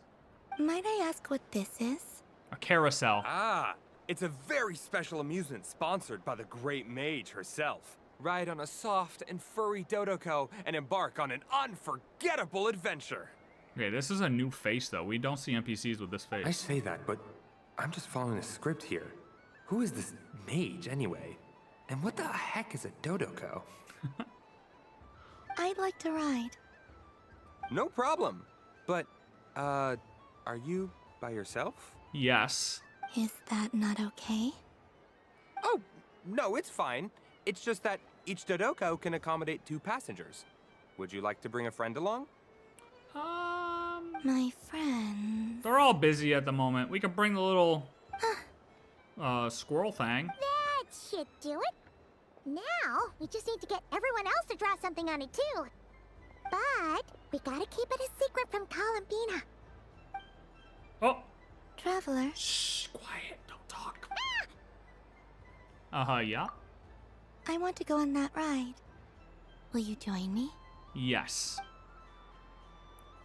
A spinning Dodoko. It's a ride for 2. Let's go then. Sorry, Paimon. We have a new best friend. Don't worry. Paimon will do the rounds. You go have fun. Oh, okay. Okay. Thank you for understanding. Nothing. Let's go. All right. I think we have to wait in line over there. Listen, we can skip. They're all kids. What are they gonna do? Fight us over it? Please take your seats. For safety reasons, you mustn't try to leave the ride before it comes to a complete stop. There's no seatbelt. All right, you're all set. I wish you both a wonderful journey. There's no seatbelt. I always rely on Alice for weird and wonderful gadgets. What do you think? Not bad. It reminds me of riding a moon lane.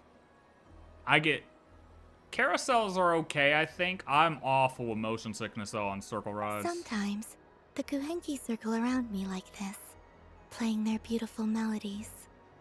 Well, that sounds so sweet. Yeah. I'm going to miss them. Yeah, this would be okay. I could do a carousel. Wonder what Columbina will find on the moon. Perhaps even she doesn't know. Dude, we don't even know, like, the properties of the moon. Like, the moon could be made out of blue jello. You know what I mean? Like, we have no idea the properties. It does. I'd feel like you lose to the carousel somehow. Yeah, well, I feel like you're going to lose your next 10 50-50s. How about that?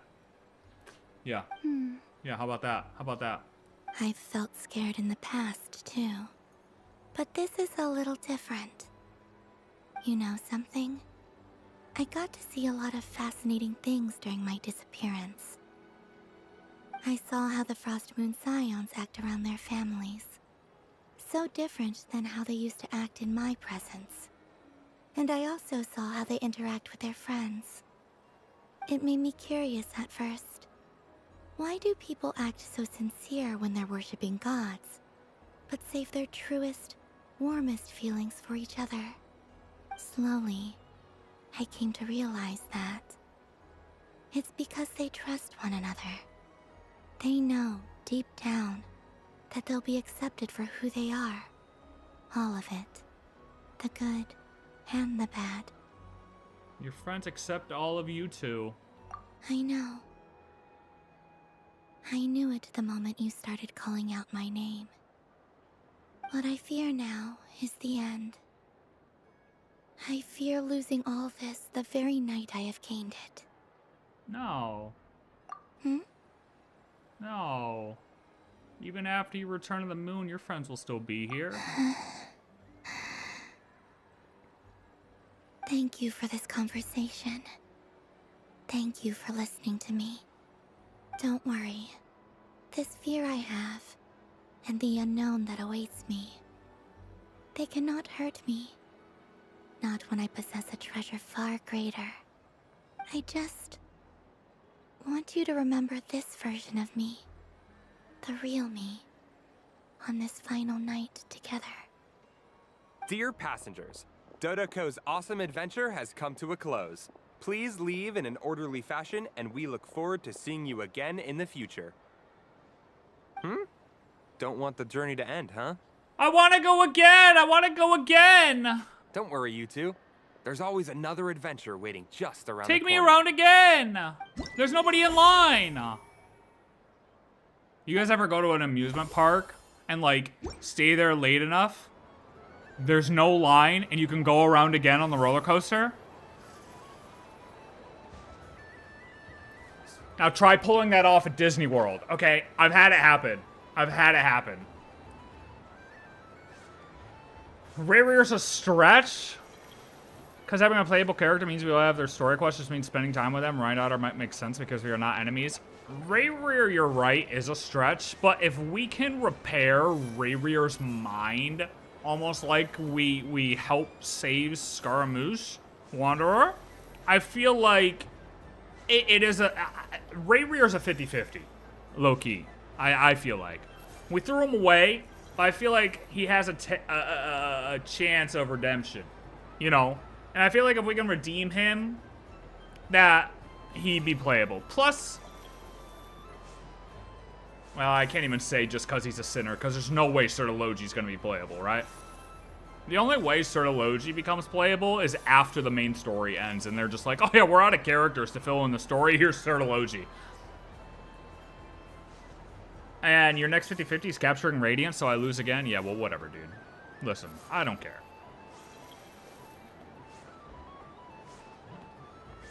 I just imagine her sitting on the moon. Yeah, I'm curious. Like, we kind of gotta get there, huh? How many? Okay, hold on. Let me give. Can I give you a candy? You're not my friend, but you kind of offered me the ride. Come ride on Okay, no. Okay, who didn't get a candy? I gave all the mages candy. Did I give Doria candy? If all the prizes are gone, I might as well close up shop for the day. Yo. So the next time a customer shows up, you're going to have to run faster, all right? Oh, they're definitely gonna keep her walking style like Remember, this. run out of the rings, not into them. Oh, we didn't give her candy yet. A gift for me? Lord Sangamabe really is going up in the world. Wow, candy from the moon goddess herself. If I back this up, no, what am I saying? Box this up in exquisite gift boxes? Yes, I can make a fortune. Maybe I don't even need to go to all that trouble. Any old boxes will do.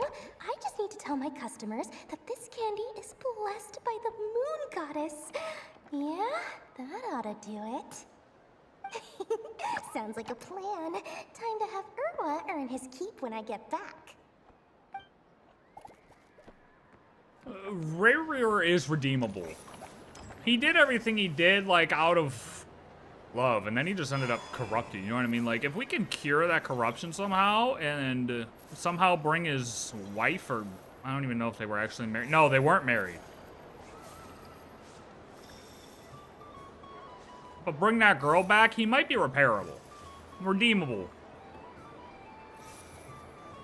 Okay, Varka. Wait, we didn't even do anything with Albedo, did we? It'd be rude to just leave without saying anything. But at the same time, I don't want to barge into their lively conversation just to announce that I'm leaving. I guess I'll just wait a little longer.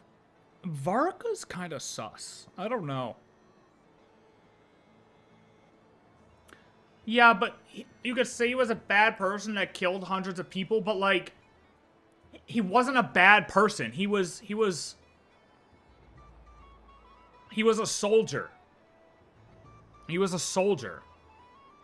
it messed up his mind. You could clearly see the stuff he did messed up his mind.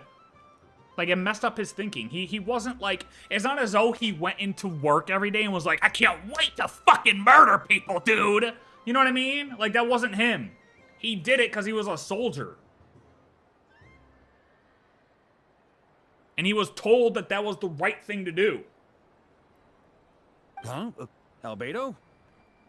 This sketch is for you, Grandmaster. Oh, a gift for me. Thanks. Let's see what you've done for me. The North Wind left in the lurch. Mr. Varka, would you like some Moon Prayer I get candy? One too? Nice, thanks. What is that? Oh, it's so familiar. Don't tell me. Oh, I got it. It's like the candy jar dropped into a vat of today's boon. Seems I'm a proud recipient of today's Feast of the Moon, huh? When I say Varka's sus, I just mean, like, why would the Grandmaster feel that awkward about a conversation? Like, it almost seems like he's not in his true form. Like, if he was a Grandmaster, he's good at decision making. He wouldn't just be sitting there debating that out loud. It'd be rude to just leave without saying anything. But at the same time, I don't want to barge into their lively... Huh? Albedo? This sketch is for you, Grandmaster. Oh. The North Wind left in the lurch. Thank you. It seems I've picked lemon. It strikes a good balance between sweet and sour. This has piqued my curiosity. What if we were to add citrus and other spices, then enhance the flavor via caramelization? I wonder what the end product would be like. Perhaps I should take the time to try this out. I don't know if he's hiding something or if he's... I don't think he's hiding anything. Ooh, you can kick these around. And where did my floating ball go?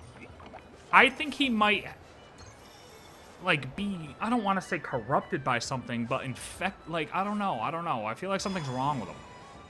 I don't know. River was killing children and did not care. He did it didn't seem like he cared, but he wasn't, like, excited about it. Like, I know what you mean. Like, it seemed like he didn't care, but it was clear in the quest that they were trying to make you feel like he wasn't happy about doing it. That was the point. That's what I got from the quest when I played it, is I was like, you can definitely tell that this is spiraling him. Like, he's spiraling here. Like, he's not happy about... Because they started the ages of the people we were killing from like 30 years old to like 20, and then all of a sudden, oh, now we're at a 13-year-old. Holy shit, wait, no, now we're at a 6-year-old. The music's changing. The ambiance is changing. His voice is changing. His pace is changing. Everything's changing because I want you to feel like while he's doing it, yes, and that could make him bad, he's not, like, happy about doing it. Like, it's changing him as a person. Like, he doesn't want to do it, but he believes that this is what he's meant to do for the sake of his nation. So you could argue that he's bad, but, I mean, you could say that the same about any type of soldier in war. You could say... Oh, hey, look. I'm not gonna say it. Alright, who else do we gotta give candy to? I don't think I gave candy to Flynn's. No, I definitely didn't give candy to Flynn's. Oh, now we got another balloon. Something about festive lighting always has a way of putting the warmest smiles on people's faces. This is most thoughtful of you, Miss Columbina. Kindness exudes from your heart like benevolent moonlight. Forgive me, but I shall have to enjoy this gift a little later. I hope that the flavor I chose is not the only one of its kind.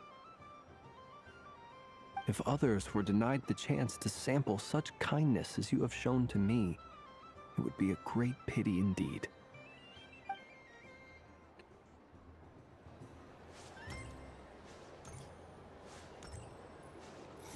Yeah, but that's what I mean. It did. It broke him down, and then eventually he got to that point where...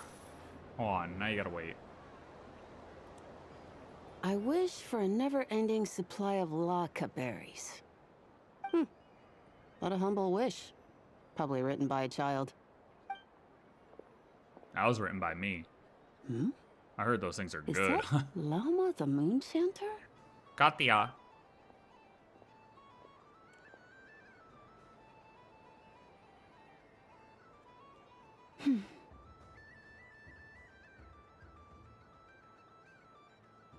Nice decorations, Llama. Thank you for putting those up. And she didn't even say a word to her. I wish that the long plume ibises would stop biting me. Same. Oh dear, poor Llama. Oh, I think this is the last one.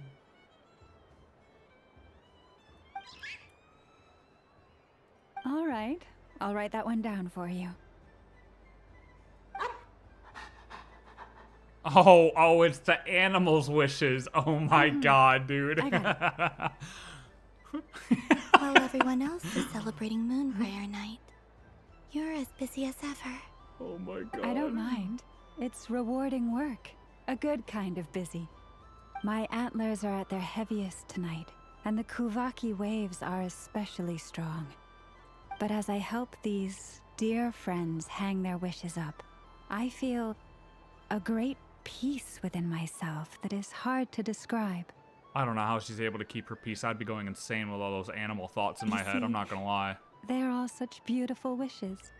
Yeah, I wish the ibises would stop biting me. What a beautiful wish. And they are ones that we can fulfill by our own strength. I guess if we kill all the ibises, Do you sure. blame me, Llama? I want to hear your honest answer. It is by the help of so many people that I can return to the moon. But I feel as though I've hardly done anything in return. You've done plenty, Columbina. I say this in earnest, both as someone who knows your history, and also as a friend who has seen what you've been through. What about as a moon chanter? I feel proud to honor our moon goddess's wish, and I'm sure any moon chanter in history would have felt the same way. Thank you for your kind words, Llama. But since you asked for my honesty, I won't lie to you. My feelings are mixed right now.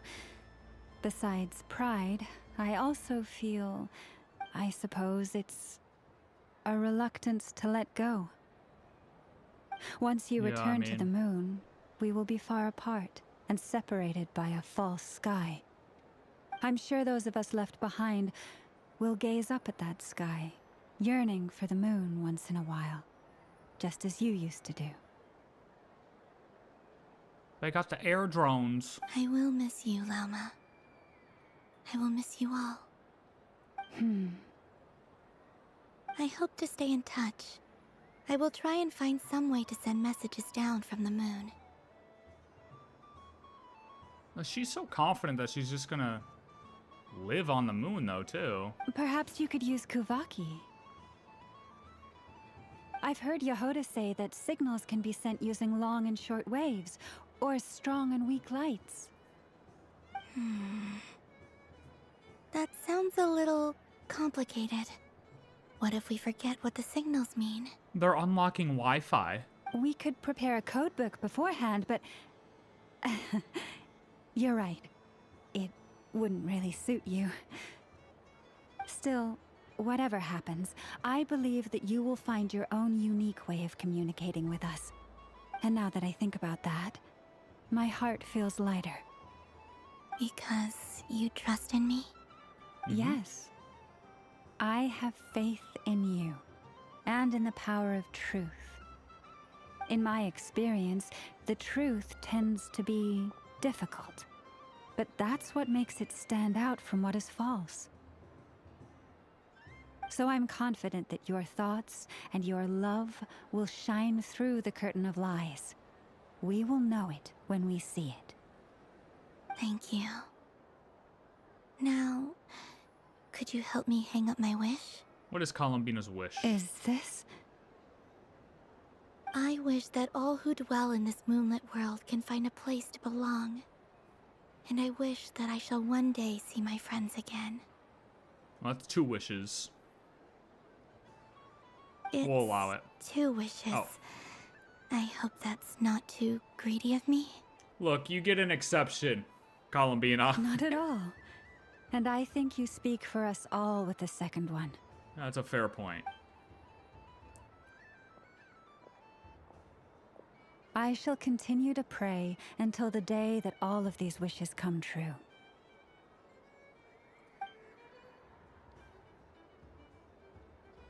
Very nice. Oh, was that about to transition to something? Oh, well. Alright, that's all of them. Wait, I didn't give everyone candies, though. Hold on. No, we can't talk to Hold on. We gotta give everyone candies. Hold on. Yes. Why, thank you. Don't mind if I do. Oh, my. It's so sweet. I'm so accustomed to plain, simple meals that this sweet treat is quite a shock to the senses. But I savor this moment in its entirety because it tastes like true friendship. True friendship is sweet. I can imagine some insane fans of Columbina would try to get NASA just to have a chance to fly to the moon. Oh, that'd be me, dude. Look, hey, look. We need to use the spaceships at some point. What's this? Should I give it a try? Wait, what is this? Oh.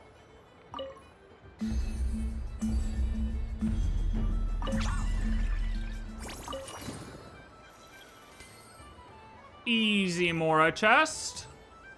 Okay, we can't. Hold on. I gave Arlecchino. I gave Nefer. I gave Loma. I gave Flynn's.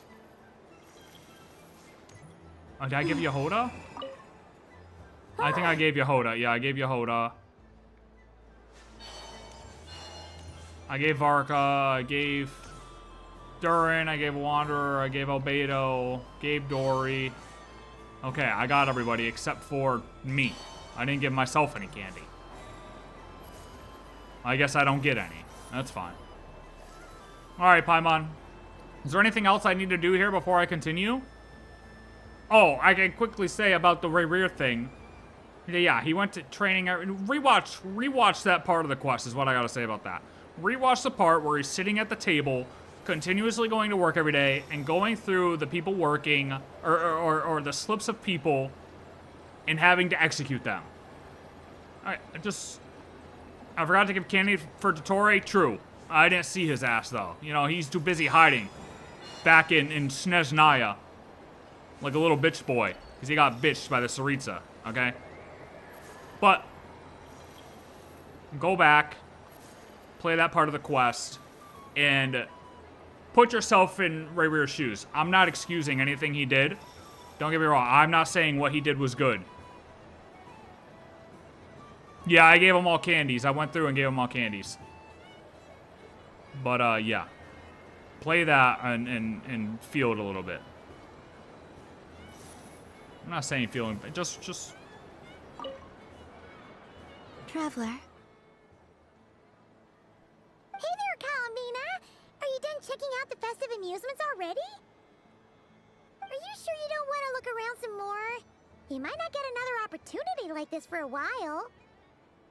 I don't think we need to look around anymore. Right now, what I'd like to do is... Oh, yes! I didn't get myself candy. Hold on. Oh! Candy for us?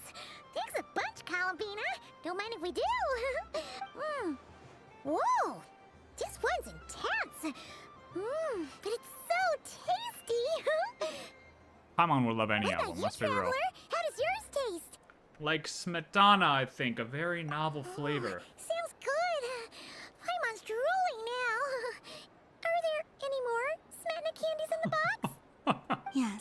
I believe so.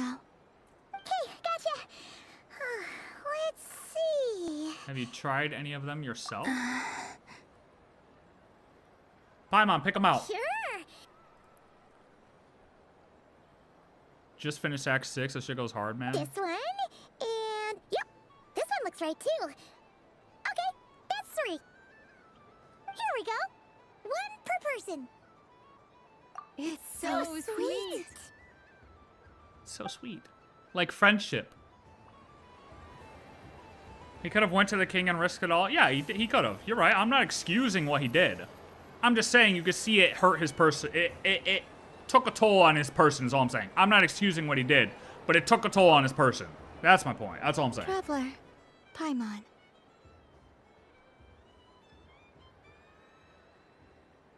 Columbina! Finished with the festival already? I think I've had my fill. Really?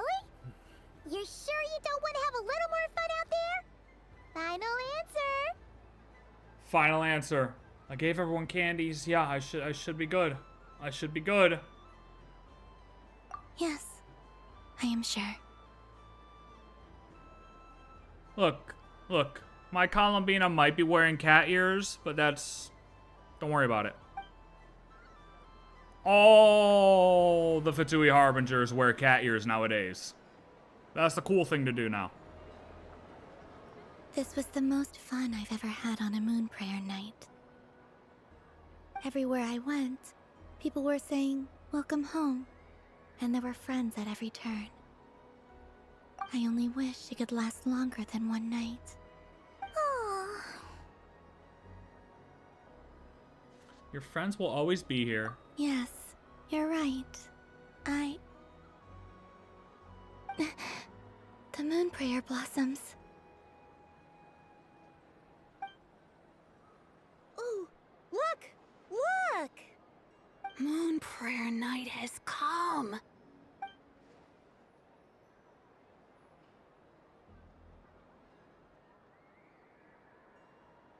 The moon. It's so beautiful. Happy moon prayer night, dear. Happy moon prayer night.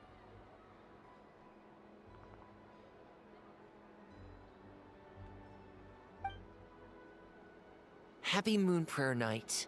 Kids are so excited. Y'all are looking at the moon like you can see it. She can see it.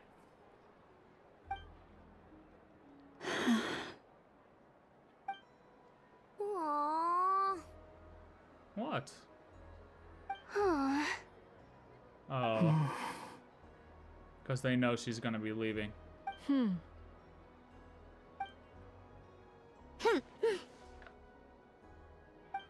Happy moon prayer night. Time flies when you're having fun.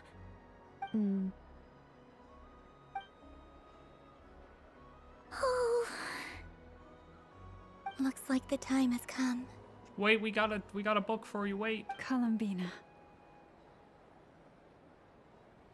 You're heading off then? Yes, to the ruins you mentioned. And from there, back home to the moon. Wait! I know? At least... Take one of our craft shop's crumb cookies up to the moon with you. You know, for a snack. Yeah. Sure. Why not? The Curatorium of Secrets believes in proper farewells. No story should be left without a satisfactory endnote. Never. Farewells are an important affair for the Ratniki, too. We never know when we might meet again. Haha! And here I thought grand farewells wouldn't suit tonight's mood. But I suppose friendly passion is not to be stopped, eh? We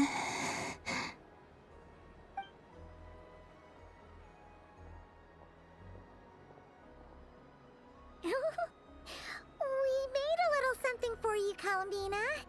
Ta-da! I want to see What the is it? drawings. A Why'd Moon she? Prayer Night greeting card with drawings by all of of your friends. Wow, Albedo's drawing the Mona Lisa out here, dude, of himself. What is that? Come on. Okay, Varka's just chatted up. Arlecchino, of course, has to be, you know, aura farming. Sandrone angry. I know drew this for sure. Oh, Anefa's out here just drawing her cat as well, instead of herself. Do they all draw the pictures of themselves, I'm assuming? Oh, he's that one style of art. Oh, I forget what it's called. That's very nice.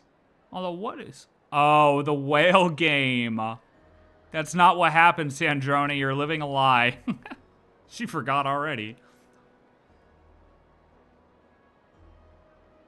You did mention that you'd like a portrait done, so I took the liberty of creating one for you. That looks great. Hey. That looks great. I, meanwhile, did the portrait of Mr. Albedo. Oh, they say. And Mr. Varka did the same for me. Oh, they say who drew what. Oh, my fault. My fault. Wait, Flynn's drew Albedo? Sheesh. Wait a minute. Okay, so Albedo created Columbina. Varka made Flynn's. Oh, Lord. I mean, I think my work was pretty true to life, don't you think? Varka's just Japard, yeah, real. The picture of Ashru was my doing. Of course. The two of you seem to get along rather well. Okay.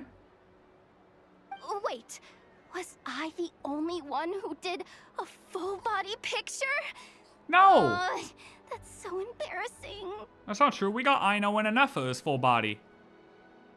I did pictures of me and Anefa. Yep, yeah, okay. Could tell that one. I did my own portrait and one for Hat Guy. That guy doesn't look too happy. Plus, there's the two mages, Arlecchino and Sandrone. So, if you ever miss us, just flip the card open and we'll all be right there with you. Aw, this is so wholesome, dude.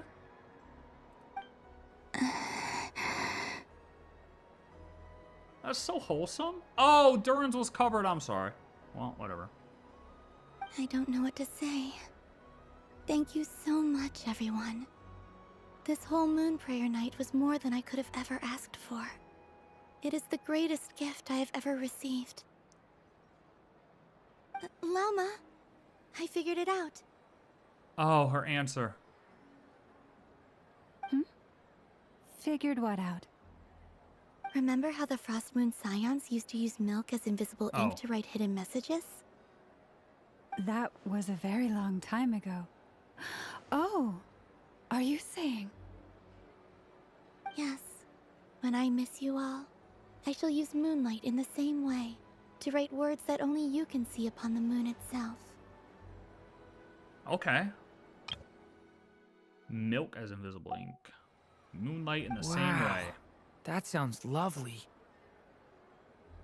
Quite. But Yeah. how will we see them? Yeah, we have to have another way to read them. Special 3D Simply glasses. Open your windows on nights when the moon shines bright, and the moonlight will naturally flow towards the words I have written. Okay. That sounds most fitting indeed. Very true to form. I'll try to write them in places that won't disturb your sleep. I, for one, would sleep all the better for having read one of your messages before settling down for the night. Exactly. So don't worry about disturbing anyone's sleep. Just promise you'll write to let us know you're okay, alright? All right. I promise. Good. I still find it crazy. Like, we don't know anything about the moon or the entities of the moon, and we just assume she's gonna go In up that there and case, just Columbina. live there. I'm ready.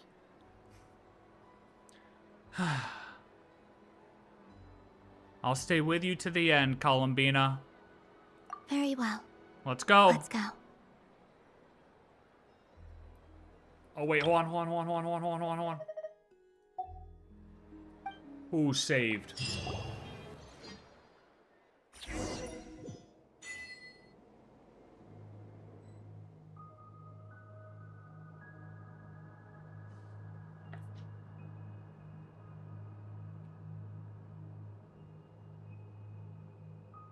In just a few moments, I will be gone. I still don't know what to expect on the moon. Will I really be able to send messages to my friends? Yeah, right. I mean, that's what I'm... Kuhenki, the animals of Nod-Krai. I'll never get to see them again. I wonder where I'll be when the next moon prayer night comes. That's what I mean. We know nothing about the moon. I mean... We know nothing. You could go up there and just not be able to breathe. I mean...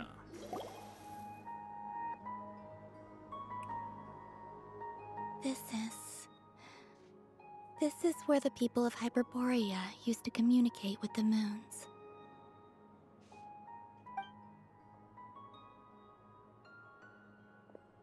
Eternal moon, frost moon, iridescent moon.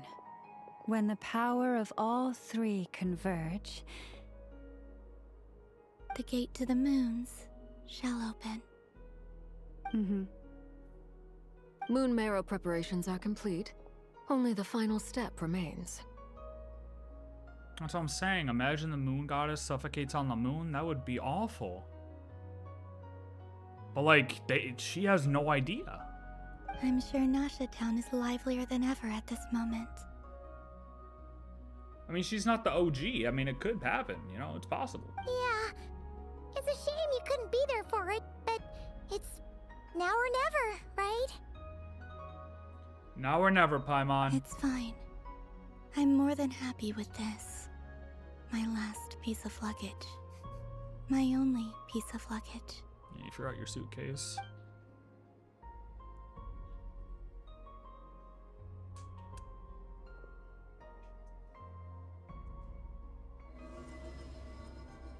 She's gonna restore her power.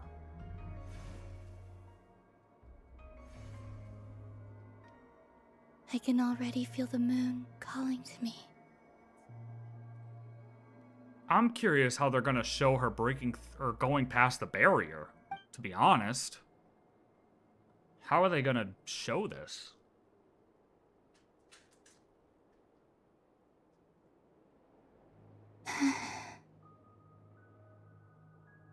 Your home lies on the far side of this light, Columbina. from now on, we will at last have a reason to pray to the true moon. Columbina. Yes, we're talking again. Yes? I'm listening. Be sure to come back and see us when you get the chance. Yeah, just pop on over, you know? You're not going far, just, you know, we're right down the street. Haha.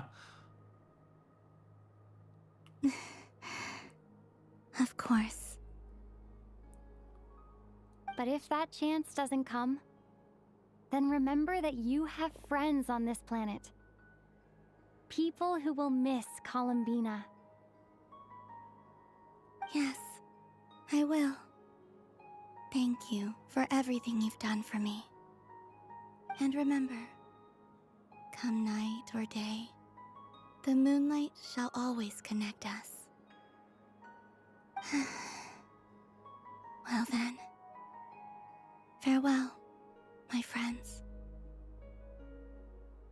Don't go. Stay a little longer. Please, stay a little longer.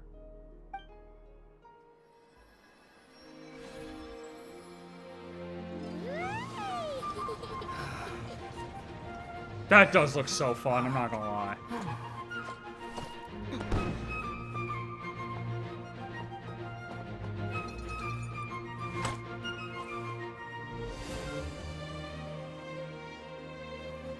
Thank you.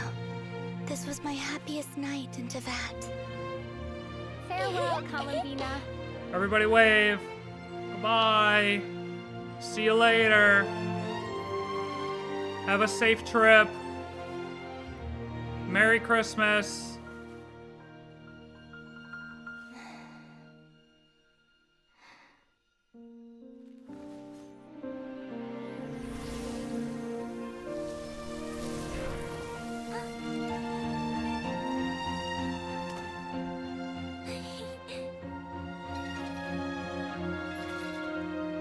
Someone's calling. Pick up.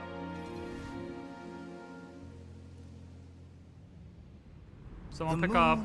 Really is closer than ever tonight. Okay, I literally just got chills. Like, chills straight down my spine. What just happened? Columbina. No, please, dude. All 3 moons in one place. Time for one final experiment. Reason, life, death, time, and space. They all believed I would fail.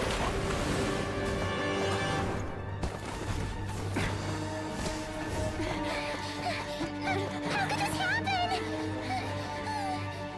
But Tevat's primordial power never did belong to the throne of heaven. And now, they are mine. He was looking for him the whole time. Nice. Oh. Ancient moon remnants.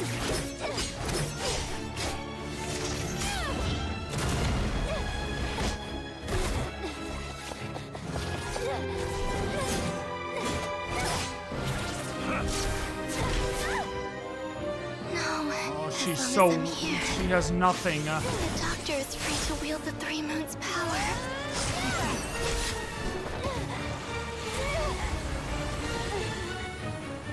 Hydro beam.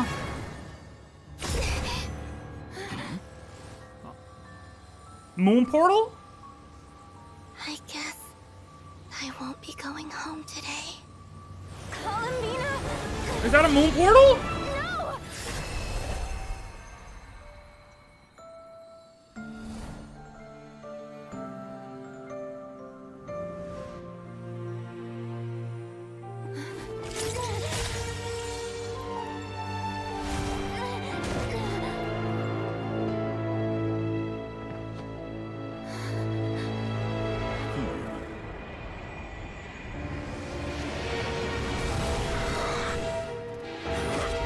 Stubborn world, do not try to control me.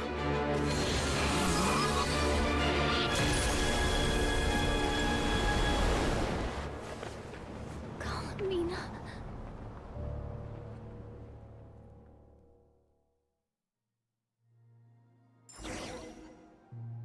Dude, he's just hiding in the shadows the whole time. What the fuck is that? Oh my god.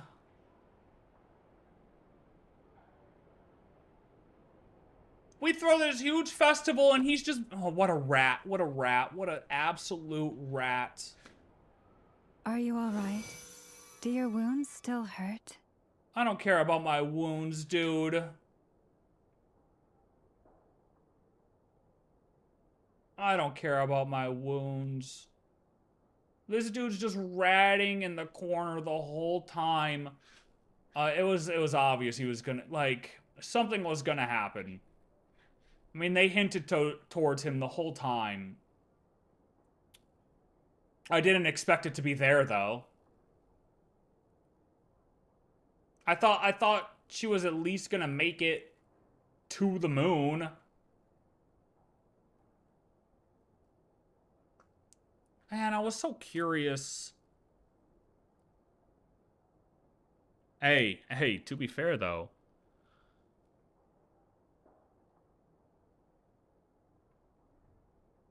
I know, I'm gonna have to rewatch that for what he actually said, because I was more dumbfounded that he popped up. Yeah, it's all my fault. I didn't give any candy to him. He just needed some candy. He just needed some candy.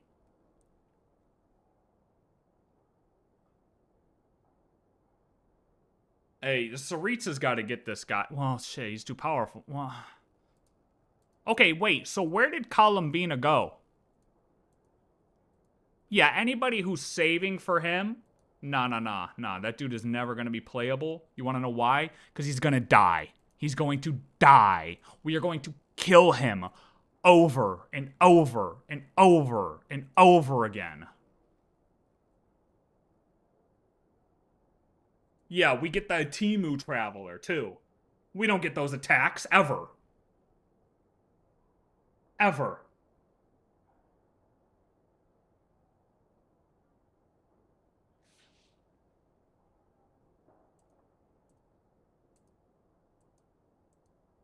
She did. It was a moon gate. It was a moon gate. It looked like a moon gate. Yeah, why didn't Alice come? And where did he come from? Where did he come from? He just spawned like a spider in a corner.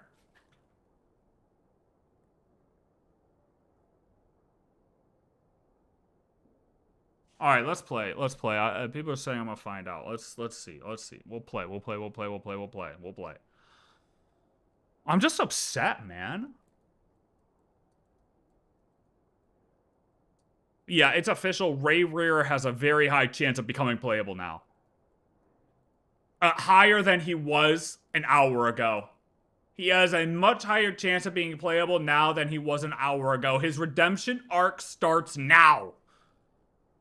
I don't care what he did in the past, okay? I don't care what he did. He could have killed 1,000 kids, okay? His redemption arc starts now. Save Columbina. Oh, that's why she was trying to call. Okay, we'll play. Yeah, phone was ringing. Durin was too distracted, okay? All you had to do was pick up.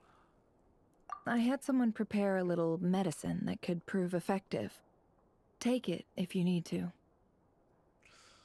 I'd rather talk about what just happened.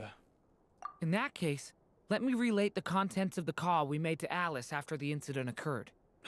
After, buddy? After? Oh, yeah. What, you sent her the voicemail, Durin? Saved her last patch. That dottore is a crafty one. He distracted the Hexen Circle by creating a huge fuss at Tevat's borders.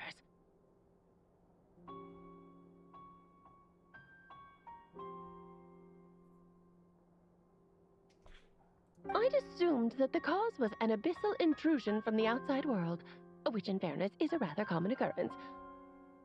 But after learning that you managed to influence the phantoms in Nod-Krai, I realized that perhaps this interference could have come from within Tevat instead.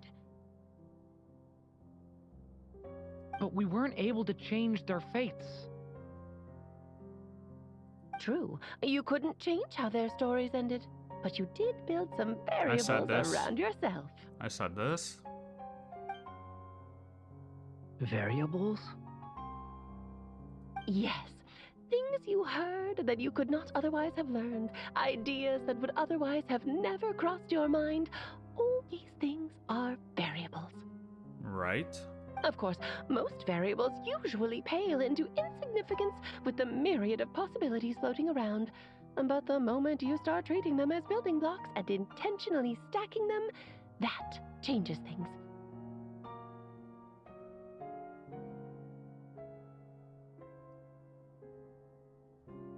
So he was doing that, and he was altering their timelines slightly, or dottore was also delaying their fates slightly so he could learn certain things, and that's how he was able to ambush us. That's what dottore did, and Motherfucker. it's how he created the necessary conditions so that when you activated the portal tonight, it played right into his plan. Yep. He learned enough to be able to ambush us. However, we have no way of knowing exactly what he did. Yeah, we also need to ascertain Columbina's status. And that about sums it up. As I suspected, dottore has disappeared completely. If it's any consolation, he wasn't able to control Columbina as he might have wished to. But he still got 2 moon arrows. No, I mean, he still got yours and ours, no?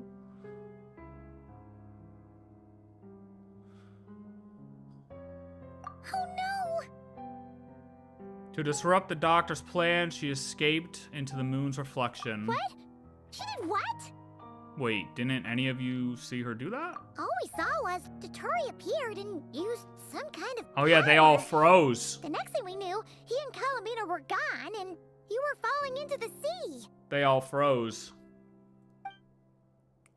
The doctor froze time, which is why only I can move freely. From their perspective, the battle and Columbina's decision all happened in a single instant. Oh, don't get me started about single instance, please, not now. So that's the power of the 3 moons, but why wasn't I affected? Is it because I'm a descender? Probably. So, Columbina intentionally opened the moon gate and escaped into the same mysterious world as Rarier and Thalindus. Okay. Yep. Sounds like bad news. Yeah, it sure does. Varka, can you get out of the corner?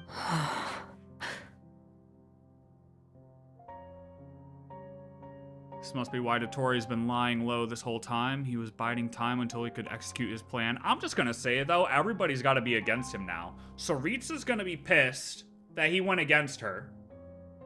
Like, this is his biggest act of defying the Saritsa, right? Arlecchino's now pissed at him because, let's be real, she liked Columbina. And he also took her moon marrow. Sandrone is gonna be pissed because that's like her best friend. That's like her sister. That's her person. I mean, damn. Seen in that way, the he's trial public of enemy number Syzygy 1. and Reviere's emergence, dottore might have been pulling the strings in both cases.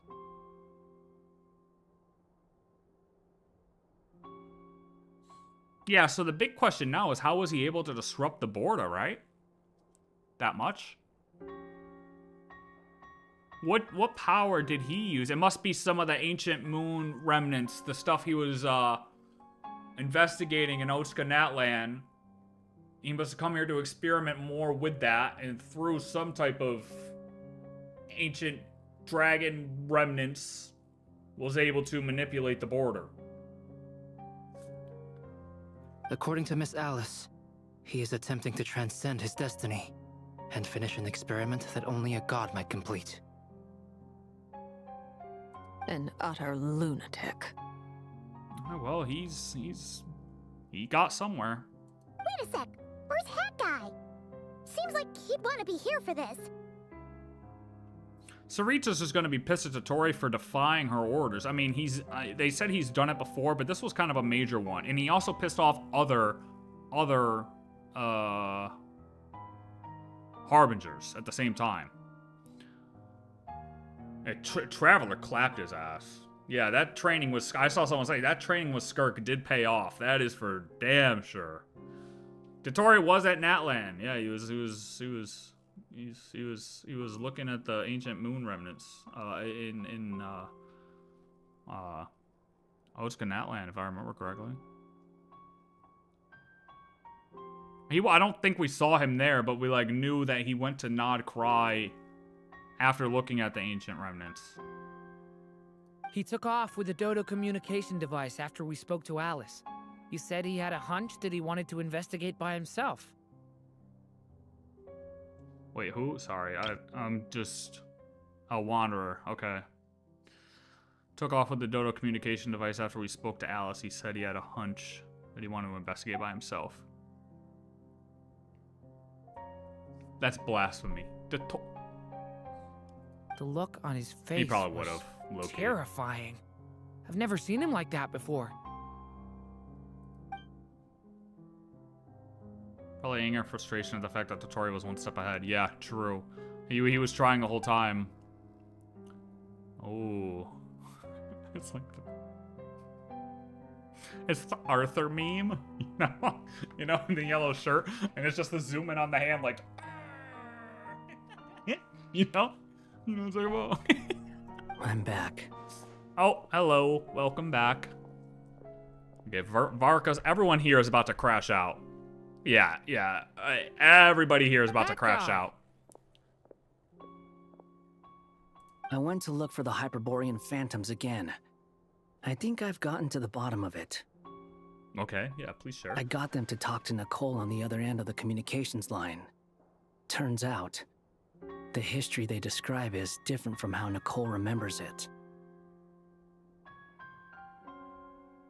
Really? But how?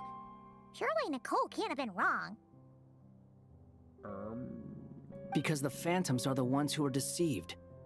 They speak of a savior who appeared in their history. One who never should have existed. Damn, he got to enough people, huh? I mean, he had to have. This savior promised to create a new moon within the false sky, and even bring back their moon goddesses. Foolishly, they believed in him, and told him everything he wanted to know about the moons. It's obvious that this was Dottore's doing. Now you mention it, the first time we entered the Hyperborean ruins, we heard the phantoms discussing their history, and I remember Nicole commenting that something sounded a little strange. That's right, they said he, and she was like, who is he? For some, yeah, who was he? Who was he? Who was this he? But Dottore shouldn't have been able to get in there in the first place. He didn't. Nicole said that this was an anomalous state triggered by disruptions in the causal connections between phantoms from the same era. The variables that Dottore put in place were substantial enough that they even affected phantoms that he never met. Yeah, so he was just... What DURIN did to that one person in the conversation they had with that one person, even though that person died, Dottore did it with enough people to spread the word around and become this savior. So it's not that their memories were unclear. They'd been tampered with. That's exactly the possibility Dottore was trying to manufacture.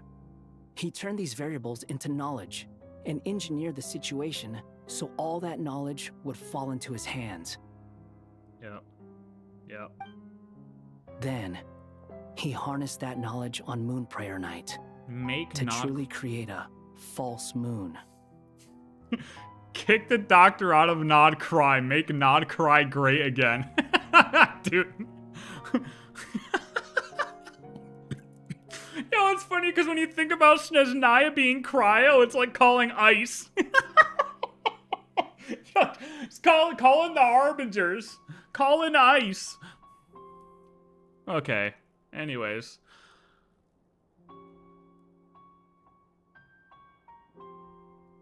How is that even possible? Yeah, so the question is how did he disrupt the border enough to enable this many phantoms to appear? To be precise, he exploited a weakness in the way the spell works. Right? The spell senses Kuvaki to detect the moon's location. So, as long as the false moon more strongly resembled the moon than the frost moon beyond the skies. Wait.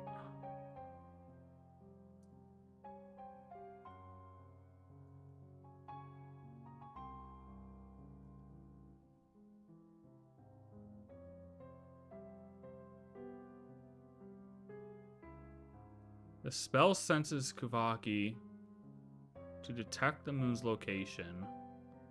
So as long as the false moon more strongly resembled the moon than the frost moon beyond the false skies. The gate would teleport Columbina to the false moon's location.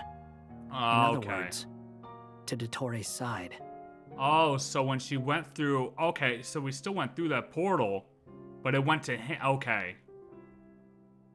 So we got enough info from those phantoms to create this, and also his studying of the ancient dragon remnants. But that still doesn't answer how he disrupted the border to talk to the phantoms, right? Once he had her under control, the teleportation spell remained active, and he manipulated her power to seize both moon marrows. At that moment, the moon marrows disappeared right before our eyes. It was already too late, even as we were leaving the ruins. By then, Dottore had already amassed the power of all 3 moons. So, where does that leave us? What do we do now? I'd certainly like to know what Her Majesty thinks, now that the concerns I expressed to her have come to pass. But we cannot simply sit and wait for her to decide the matter. No, they said he was the one to disrupt the borders because Alice said that it happens normally.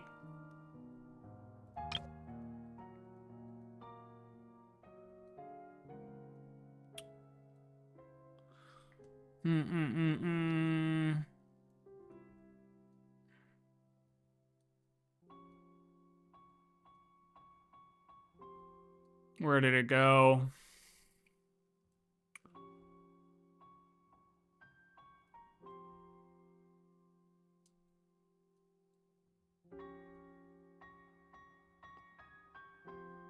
He distracted the Hexen Circle by creating a huge fuss at Tevat's borders.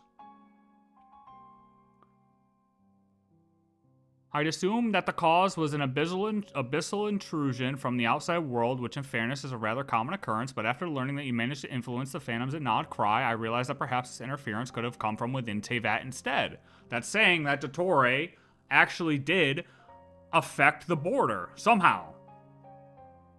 And by him affecting the border, that's how he was able to introduce more of the phantoms to learn more variables from these phantoms, because he was able to alter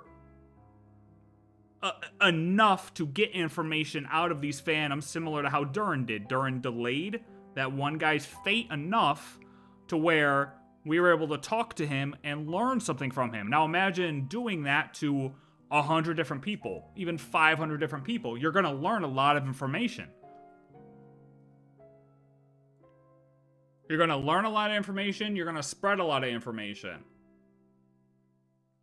So between him doing that and studying the ancient dragon remnants, the ancient moon, however they define it, is it ancient dragon remnants, ancient moon remnants? They're both the same thing. It's whatever, right? That's how he's able to do this. But the thing we don't know is how he was able to disrupt the border. What method he used to disrupt the border, right?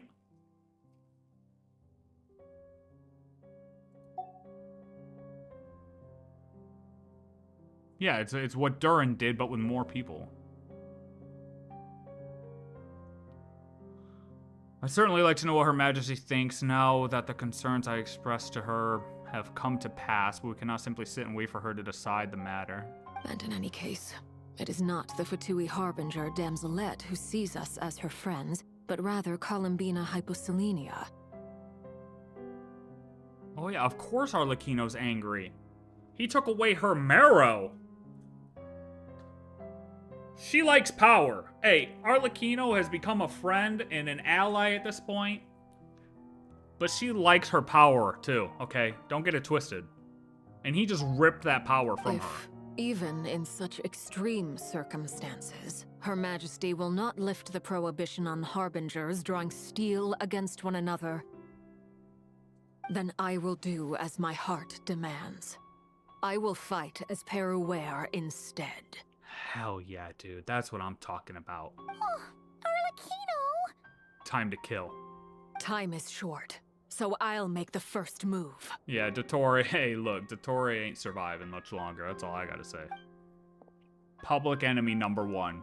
Tevat public enemy number one, okay? The entirety of the world. Ooh, even Arlecchino seems to be losing her cool now.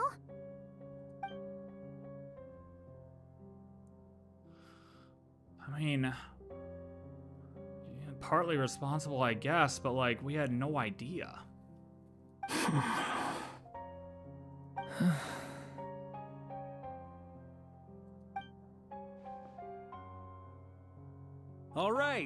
All right. Lose those dejected looks for a moment and let me get a word in. All right, Varka. Lay it on us, buddy. It looks bad, I won't lie. Very bad, in fact. So dottore's pulled some real dirty tricks to gain the upper hand. For now.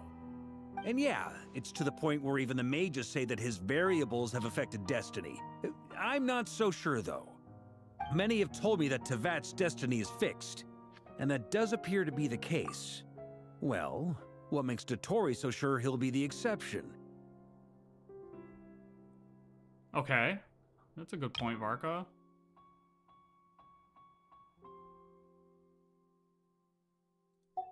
And since he was able to stack these variables up, who's to say we can't do the same? Okay, I like where you're going with this, You Varka. of Keep all it going. people should not be discouraged, traveler from afar. Yeah, we are a descender after all. This isn't over yet. Nah, I'm not. No. We can't blame ourselves. Come on, traveler. And Pick you're yourself not up. alone in that. Everyone here does, whether they've spoken thus far or not. But none of us are the type to sit back and wait for the sun to shine again. Yeah. That's exactly how a knight should roll. If they knock you down, you get back up and get back in it. Don't forget, honorary knight, you're a legitimate member of Mondstadt too. You know, I was doubting Varka for a second. You know what? I'm back. I'm back. I'm back with him. I'm back with him. Hey, look, this is the Varka. Look, he was a little relaxed at the festival, okay? He was a little relaxed at the festival. He seemed a little sussy, like something was wrong with him. He was just super, super relaxed. This is the Varka we need right now. Varka's right. This is far from over. Dottore's already way overdue a butt-kicking given his past shenanigans. And after this, he's earned himself a double dose. That's what I'm talking about. Hell yeah. How's everyone else feeling? I'm feeling hype. I'll use Kuvaki to investigate Columbina's whereabouts. I'm not ready to give up either. Looks like we got some Moongate investigating to do. Leave the intel gathering to me. Yeah, Nefer, Whatever happens within Nod-Krai's borders, when the Curatorium of Secrets wants to be in the know, we always find a way. Yeah, let's go to Irminsul and erase his ass. That's what I'm talking about. Yeah. Ano and I will do all we can to support you. We will attempt to reverse engineer Dottore's actions and seek a breakthrough that way. Okay, huge. Actually, hey, Anefa, please clutch up again. Alice and Nicole are busy dealing with an emergency at Tevat's borders, so they can't return just yet. Oh, are they? Are they? Are they really? Okay. Okay. Yeah. You know what? But they're both very angry about this. They've asked Albedo and me to act on the Hexen Circle's behalf and do everything in our power to fight back against dottore. Are you ready then? We're going to have to conduct a lot of research, even in the early stages. I'm honestly kind of upset still. There's a lot of smart people in this room. Nefer's an intel gatherer. Arlecchino is an intel gatherer. She knows everything. Varka's a grandmaster. Albedo's a genius. Durin's a genius in training. How the fuck did he get past everybody? Nefer's like, oh, if it happens within Nod-Krai's borders, we'll find a way. Like, okay, you had like 2 patches to learn anything about this guy. He's just been here under the radar this long? How did he keep a zero, like, such a low profile that she didn't even get a sniff of what he was doing? Where's the border? I'm going to talk to the crazy flat Earth guy after this. I need to figure out. He's got some intel, I'm sure. As for me, I'm pretty familiar with Dottore's way of doing things, so I can try to predict his next move. I'll help with your investigation. Nice. Looks like we have our basic division of labor. I'll get in touch with Flints and Itlua, get them to have a chat with their Starshiner. Who? Couldn't hurt to bring the Lightkeepers on board as well. At the same time, I'll pass on instructions to the knights present in Nod-Krai to assist the Lightkeepers and other organizations in ensuring the safety of those living here. Here, Saritsa called him back, but Dottore's known for still doing whatever he wants to do in private while publicly appearing like he's obeying the Saritsa. However, this was too big of a private quest that he went on. Can we say that Columbina technically deported Ray Rear and herself? I guess, kinda, yeah. Yeah, I guess so. At the same time, I'll pass on instructions to the knights present in Nod-Krai to assist the Lightkeepers. Yep. Gotta be prepared for anything. We'll show him. Yeah, he's not stupid enough to publicly defy the Saritsa.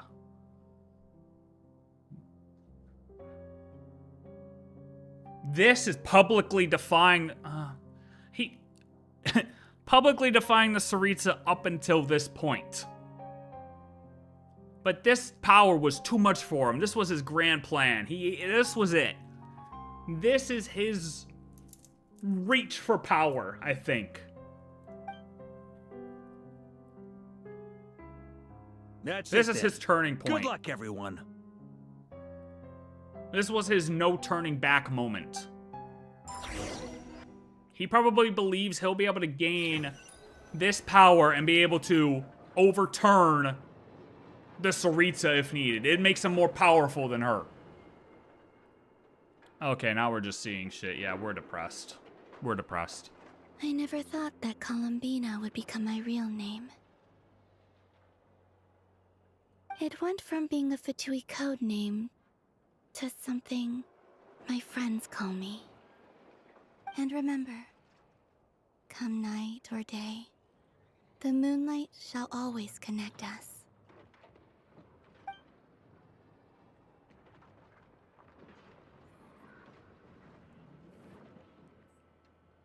That's what I mean. Rabier and Thelindis are just in there having, like... That's the end? That's the end? Oh, it's not the end. Wait.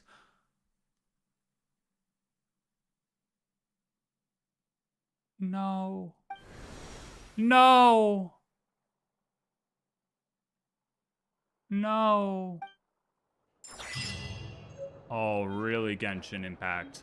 Really Genshin Impact. That's how we're gonna play this? That's how we're gonna play this? That's how we're gonna play this? It's not the end. You're gonna actually make her disappear in front of my face? That's rude. I want my money back. How can I refund this game? Can I refund the game? It's free. Shit.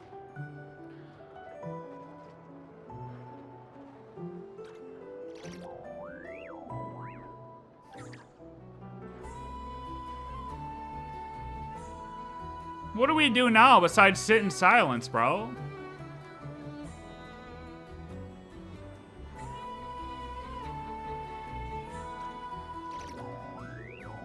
Went out and made a sandwich. What did I miss? The entire fucking ending. Are you serious? This guy. Get a load of this guy. Get a load of this guy. You know what? You missed Varka's speech, brother. Where's the... Hey, look, I need the Flat Earth guy right now. I need the Flat Earth guy right now.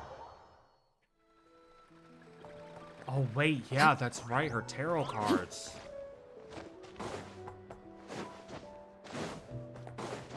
How was that when they explained how dottore got his hands on the 3 moon marrow? Oh, rewind. Was hungry, yo. This dude's funny as fuck. Yeah, hold on. I feel like this guy possibly had his dialogue changed. Where the fuck is he? He's somewhere around here. No. Is he up there? Might be up there. Yo. The wind knows me. Okay, where is the Flat Earth guy? He's an old man. He's an old man.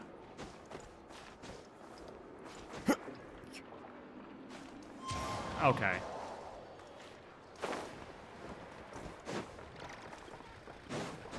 I don't remember where he is. I thought he was on a ledge.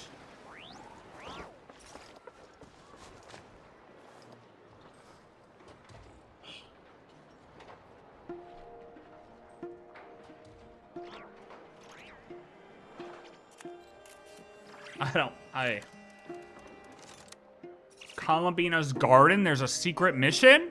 Okay, hold up. Hold up. He's on about.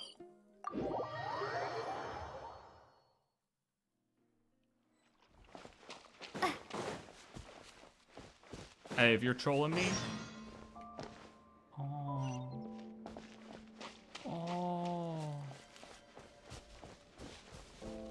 Old?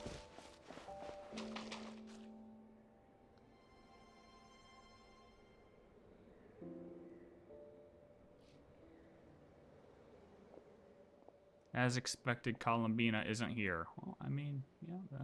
Could Columbina really? She stepped through the moon gate. No one knows what's inside, but it's a place that tore apart the extremely powerful right here of Solnari. If only I'd... Columbina? No, Paimon.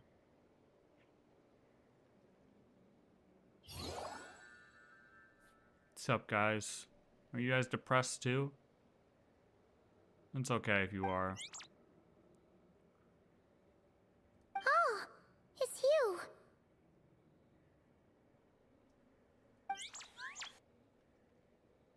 Are you also waiting for Columbina to come back? Luanatar. So, you too. Yeah, Luanatar is so depressed. Hey, come on, don't be so sad. Keep your chin up. If everyone was sad, that'd be like... Paimon doesn't want to think about it. She left her children to get some milk. That's crazy. I can't allow myself to wallow in guilt. Yeah, damn right, Traveler. Yeah, you're right. Let's go. Columbina didn't sacrifice herself for us to end up like this. Not to mention... I haven't given up yet. Columbina, all of her friends, none of them would ever just give up like this. Give us a little more time. I can't promise anything, but I'll do everything I can. Yeah. What's up, little buddy? You got something to say? They look like they believe in us. Are they cheering for us? Yes. Thank you. Do you need us to help you with something? You guys need paint? I need food? I mean, I don't know what you guys eat, but... do you eat? I really don't know, actually. Paimon thinks she looks a little flustered. Why don't you play something? If they hear a familiar melody, maybe they'll calm down a little bit. You just saw our live stream is Friday. Oh, it's Thursday right now. Look, later today we're doing DURIN's quest, okay? Well, after I sleep and, you know, all that. Let's try the one Columbina always sings. Is Traveler gonna sing? Oh.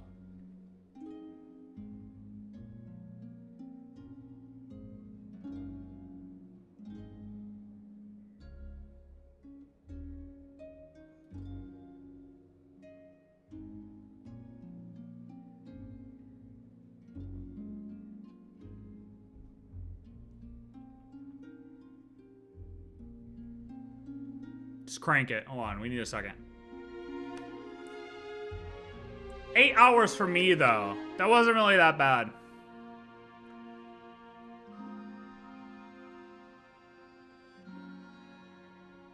Somebody said, normally if it's like 8 hours, like straight playthrough with commentary, it's like 10. It's like a 2 hours extra. So it's like a 6-hour Archon quest, realistically. I don't know. I saw people saying it was 8 hours, but that was not 8 hours. They're asleep. Looks like they haven't had a good rest in a long time. Yeah, well, Columbina hasn't been here to sing to them. Shh. Let's leave. This was a great quest. Oh. You too? Hey. Sandrone! What are you doing here? What? Am I not allowed to take walks now? She hasn't returned. Thought as much. No such thing as a free miracle, you know. Hey, which way are you headed? Paimon means we don't see much of each other. Maybe we could join you for a bit. Let's not. I'm not in a good mood today and don't have anything nice to say. Fair enough. Why weren't you at the meeting? Besides, comfort is the last thing this place needs.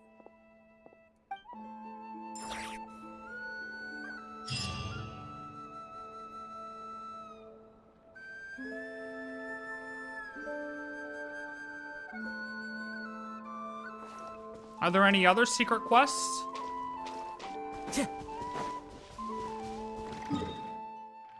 Are there any other secret quests that I should do?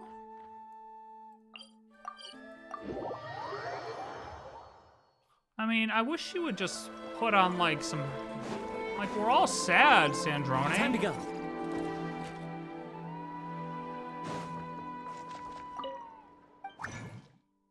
We're all sad. Oh my god. Sometimes I wonder why we don't summon Archons from other nations to help. Hey, look, I've been saying, listen, don't get me started. Do not get me started. Do not get me started about summoning Archons from other nations to help. Listen, I have been saying this. I thought Venti was gonna make, I thought they were gonna get involved in the Archon quest, but I guess not. I guess that's just probably Durin's quests Thank you for and stuff. completing today's commissions. And I don't have the right team on, do I? Oh my god.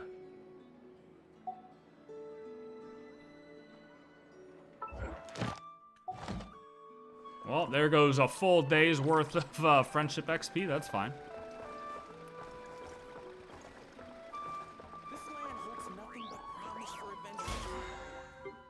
Man, all right, let's let me rewatch the cutscene again.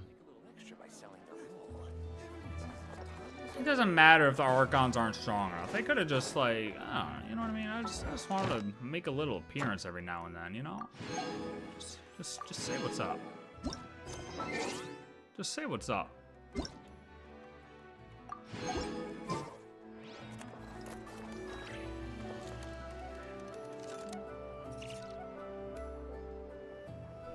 Hold on.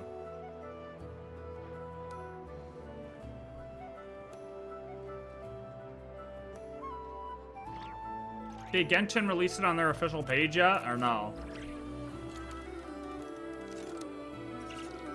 Probably not, right? It's too early? Yeah, it's too early.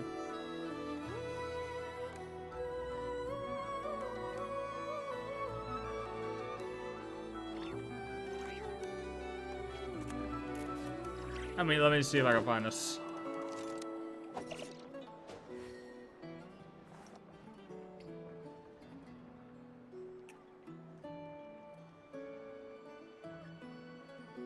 Remember that meme where one dude draw most of the Archon coming in Nod-Krai, only to know the traveler's already dealt with the problem? I wanted Raiden to use her Booba sword on the dock. Yeah, exactly. This guy gets it. Surely enough to convince anyone to become a wanderer. I want to use her sword on dottore too, man.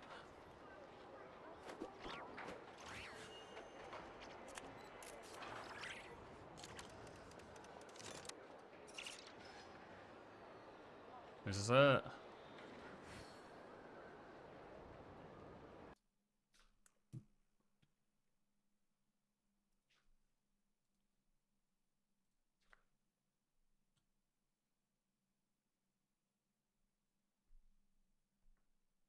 Yeah, dottore's getting clapped for sure.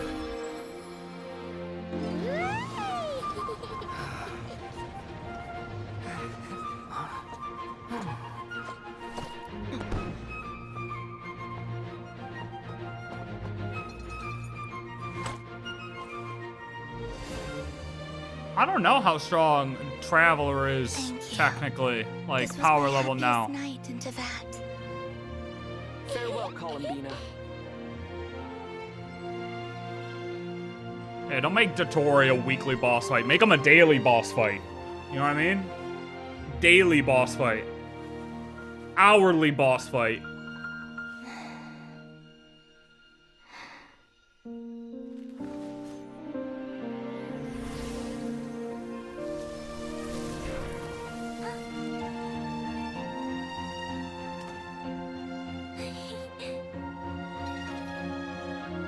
There it is. Yeah, where's Durin? Where's Durin at? Nowhere to be seen. Ring-a-ding-a-ling! The moon really is closer than ever tonight. Okay. So boom. We teleport.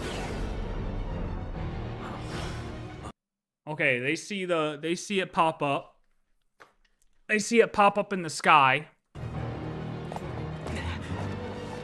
Columbina. See, but where do we come from? Like, did we teleport too? Or like, it looks like we're... Columbina. Like, how did we get there so All fast? 3 moons in one place. Time for one. And that's all ancient dragon remnants.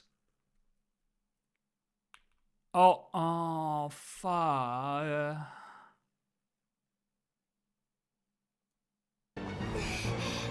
All 3 moons in one place.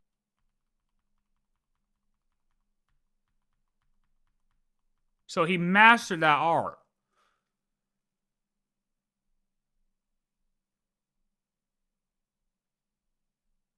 Since we know Traveler can resist time stop, he's likely Dottore did not let what Columbina told him at the end of a winter's night slide. Traveler always resisted time stop. Focus on his speech? Okay. All 3 moons in one Time place. for one final experiment. Reason, life, death, time, and space. They all believed I would fail. So, what does he mean by that, right?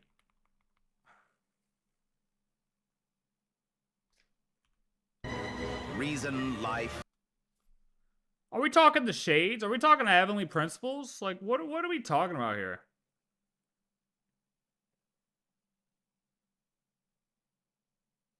Because we also just referred to the moons as that. Not as all... what did they say? How did we refer to the moons? Hold up, it was in this chat. Whoa. Where was it?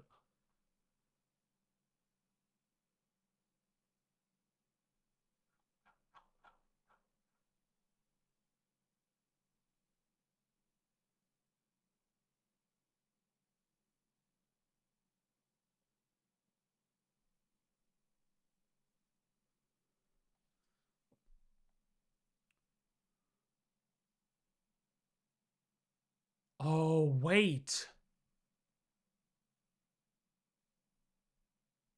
The moons were similar to heavenly principles, but we refer... what were the 3...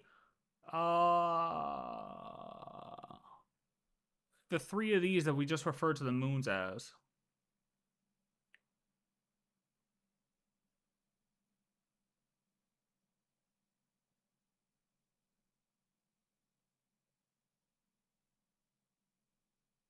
One moon equals life, death because they're the same but opposite. I mean, that's fair.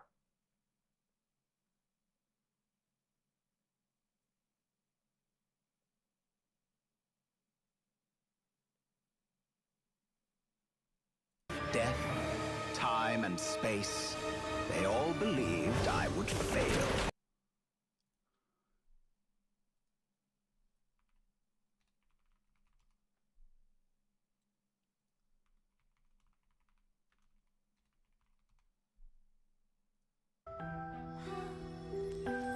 My dear Rhine daughter, you know I cannot allow you to think that way.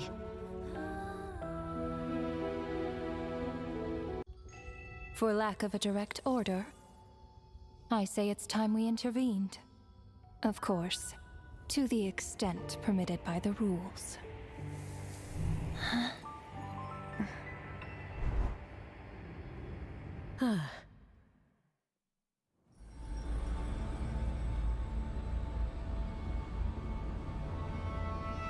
The gaze of the gods has always been considered a blessing. Oh no. Hence the origin and meaning of visions. People have always yearned for the gaze of the gods. And yet, it is said that when mortals look directly upon the gods, they invite their wrath and retribution. And what of it? Lives will be lost. A nation brought to ruins. So be it. It is nothing I have not endured before. I already know the price of gazing upon the gods. So tell me, what is the price of killing a god? The god stays silent, as if the thought had never once crossed his mind. To all those who dare not look up to the heavens, Her Majesty the Tsaritsa says this. Behold. Even the gods have their limits.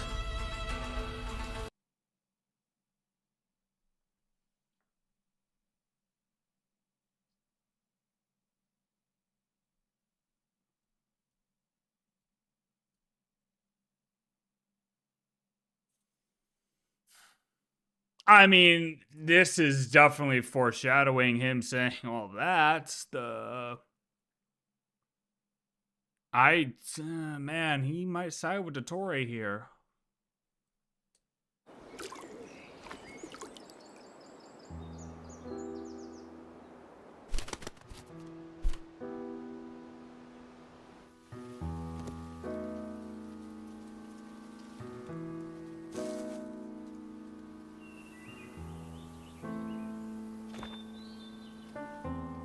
This world has always been so. Life abides no reason, for none are born by their own consent. Death abides no reason, for it cannot be defied, even by those who see it coming. Time abides no reason, for it deprives us all equally, yet brooks not a second to be reclaimed. Space abides no reason.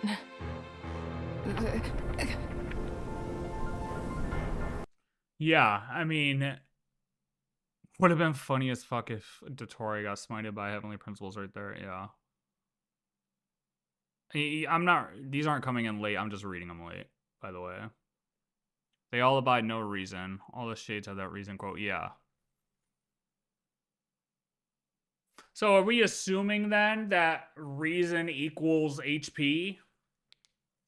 The big boy, the primordial one? The gangster in charge?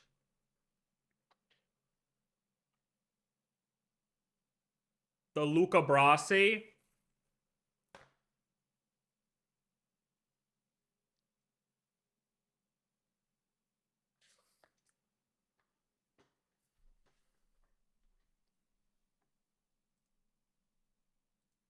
Is that the general consensus?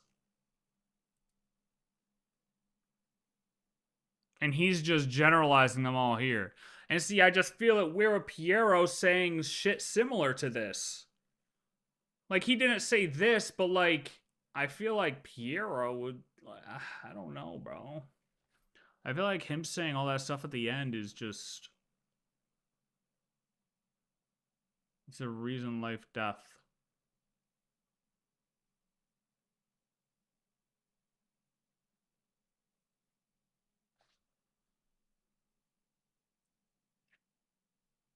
I'm a big, like, I like to separate the theories from actual things we know, too.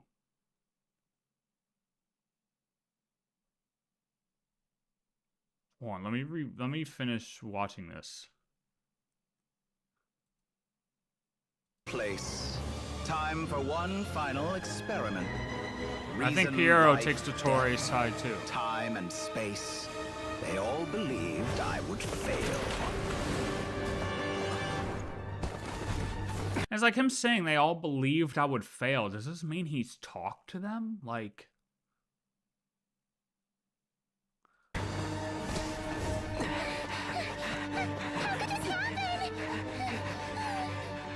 Like, Tevat's primordial power never did belong to the throne of heaven.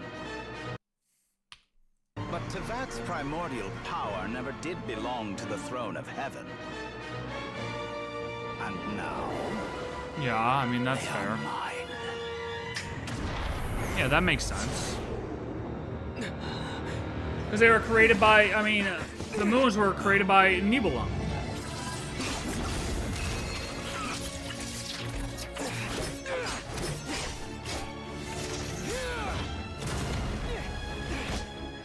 I mean, Piero could have just been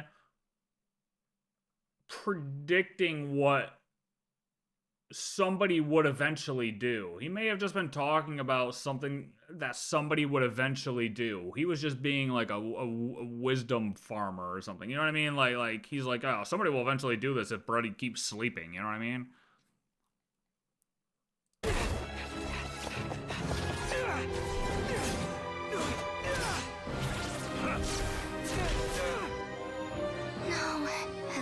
Like if they're not if they're not willing to do anything, if the gods aren't willing to do anything, like somebody's gonna eventually test them. I mean that's how everything happens. That's how nations fall. I mean look at just with nations. If a king does nothing, dude, they fall. Here, the doctor is free to wield the Three Moons' power.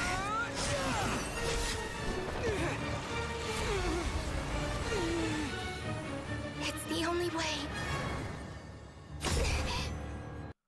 And so he only grabs.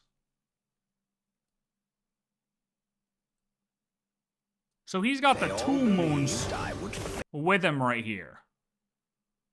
Right. But why does he put Columbina in the box? You know what I mean?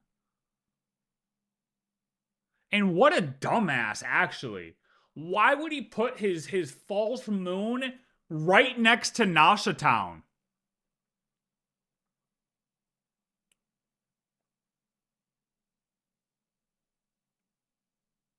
Yeah, right. Columbina's a third. Yeah, I know that, but I'm just saying, like, why would he? Is this the only place he could put his false moon to teleport Columbina to? Well, it was right next to Nasha Town.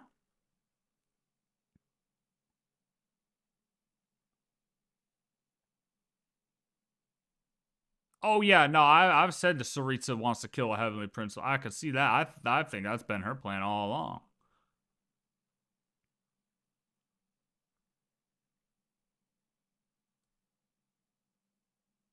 Yeah, that's a good point. Columbina is the Frost Moon Marrow, right? They all believed I would fail.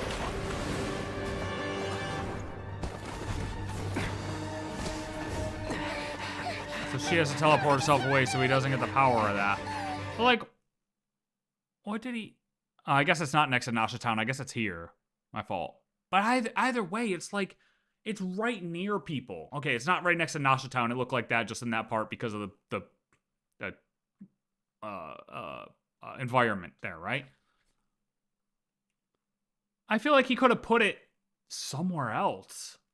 Like a hidden island, perhaps? Did it have to be close enough to her? To where she was in order to do this, though, maybe? There had to have been some limit as to where he could place this. Or his ego took over and he was like, yeah, I'm going to be so powerful, I could take everybody. I could take everybody for sure.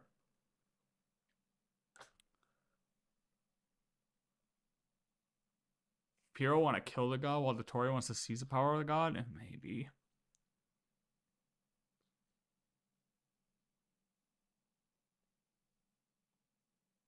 Yeah, Wi-Fi connection's worse if he goes further.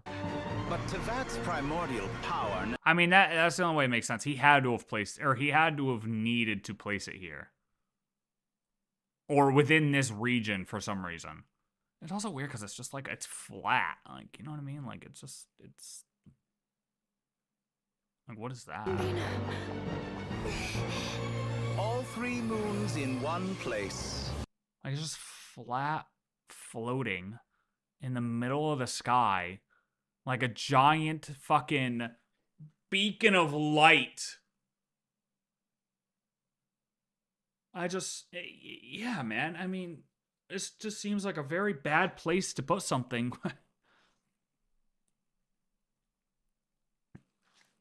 Probably a good concentration of Kavaki that might be needed for his plan to work. Yeah. Yeah.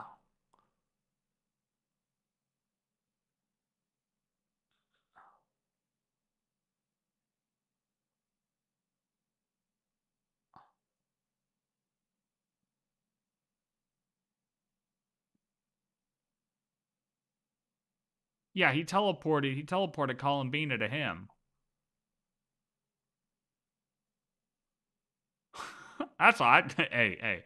Look, he's either forced to put it here for some reason, or he's just like he's ego-challing. He's ego-challing the entire squad. You know what I mean?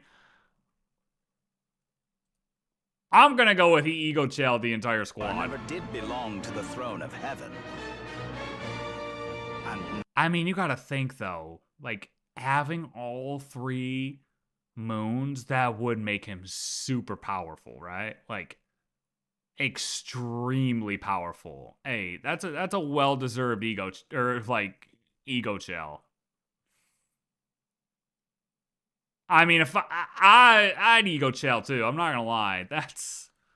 You have a pretty good chance of winning, and yet he's still kind of lost. Wow, that makes us look really good then. I mean, look at us go. Like, he's pretty damn powerful here.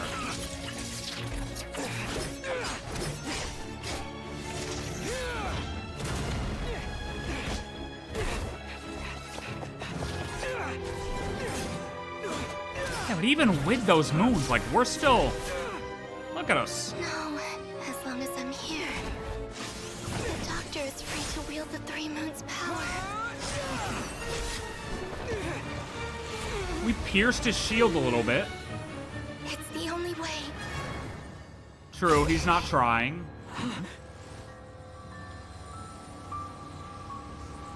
I guess I won't be going home today. Columbina! No!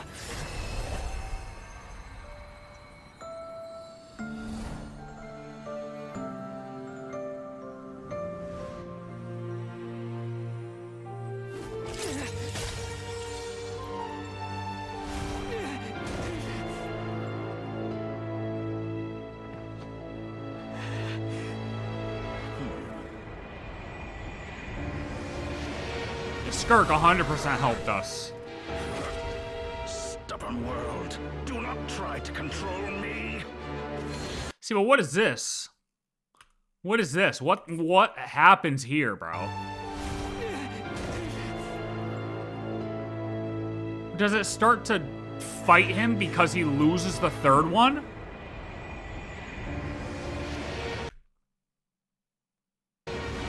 It's almost like the willpower of the other moons is like there's some willpower of these marrows that are there. You know what I mean? Like, there's some sense of internal right and wrong within these marrows is what it seems like here. And it's like, oh, we lost the 1. Wait a minute, what's going on here? Yeah, he's being rejected. Like,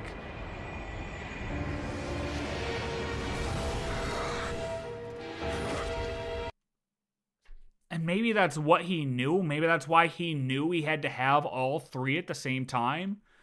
Maybe that's why he waited to attack. He knew that he needed all 3 for this to work, because otherwise this would happen, or something would be pushing back against him. To control me.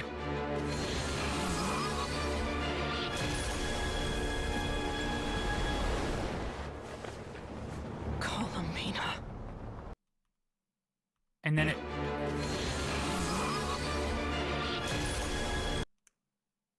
And then where does he go? This false moon shatters. So, another moon down, I guess. That's 3 out of 4 now. We get some little pixelation dots.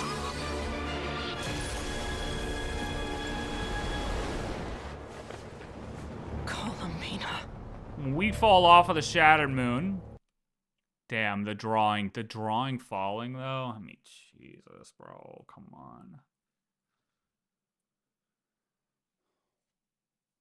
I think it's more of like a sync thing.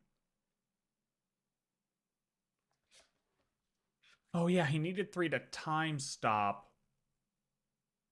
You're right. Paimon says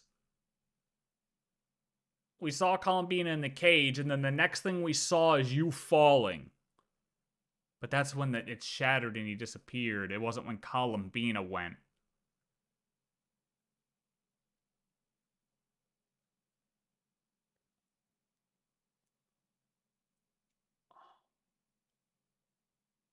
Think he needed the 3 moons so he could be strong enough to go against the heavens and to break the false sky?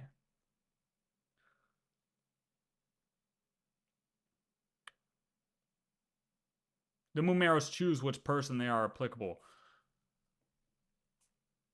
Oh, well, I mean, I could see them having their own, like, willpower type of thing. Yeah, he teleported, but the no normal person will be able to use them freely. Right. I mean, I hear that. And does I'm saying, though, if all 3 are in sync with each other, do they believe what they're synced to is the right thing, but then having one disappear basically snaps the other ones into like pretend they're, I don't want to say they're living, but just pretend they have like a brain and they're thinking, you know what I mean? Like if the third one gets out of sync, it disrupts the other 2. Like they're not able to think straight.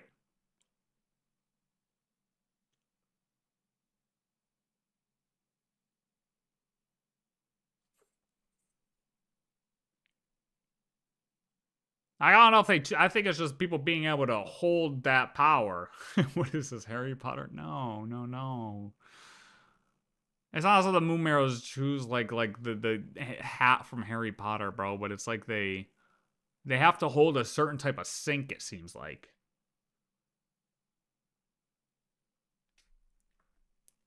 It's all some type of sync balance. I don't know, man.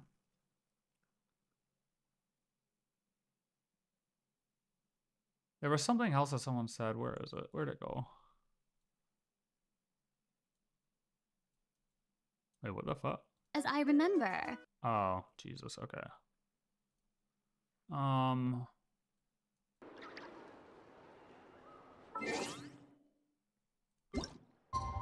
Bro, where's the flat Earth guy?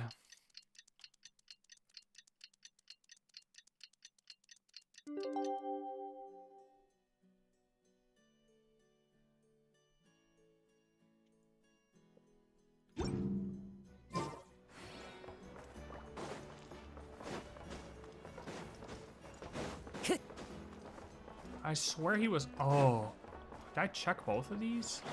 Time to go. Hold on.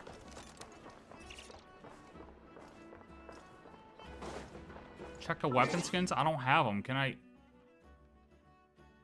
Can't you view them anyways? Oh, I don't have them. And you can't view them because it's not active right now, right?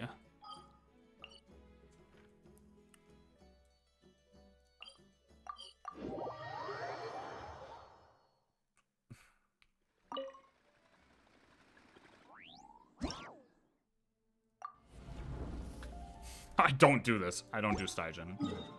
Yeah, no, I don't think you can check them if they're not active. Yo, Radish, send me a link to the, or take a picture of the weapon skins from Stygian. There are leaves around, and I know just the tune to accompany them, if you wish to hear it.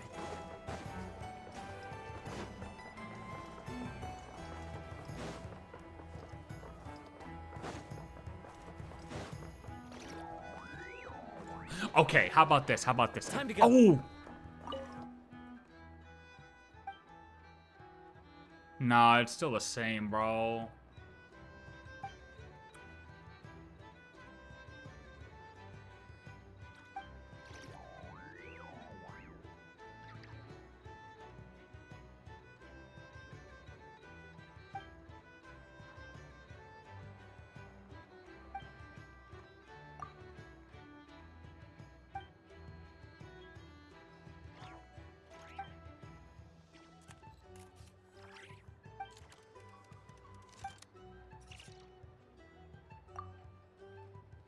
No, it's all the same.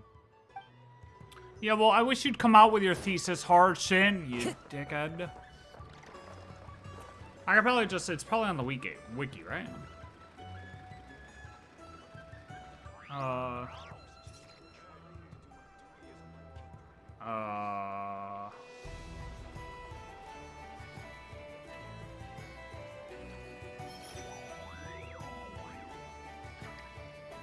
Which part?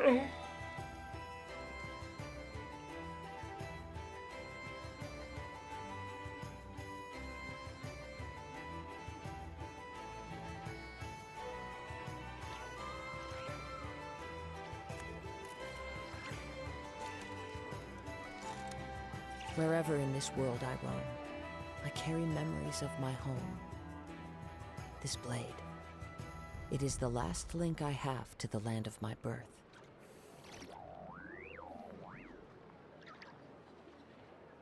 These ones are the golden ones. Hey, but which part do you want me to look at?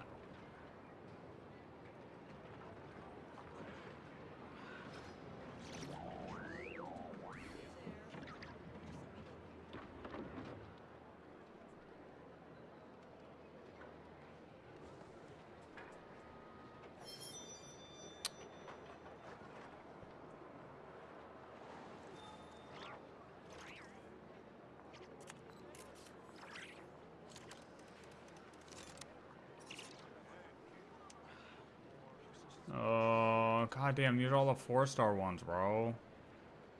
Where are the 5-star ones?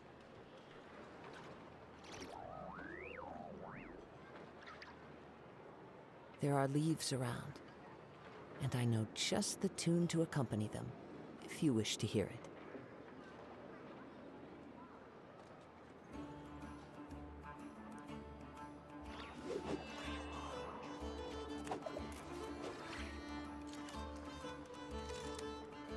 These are both. This top left one is just a 4-star one, whatever. Wherever in this world I roam, I carry memories of my home. Oh, but what are you referring to here with these? Yo, it is the last link I have to the land of my birth. Kazuha, please shut up, sir. Thank you.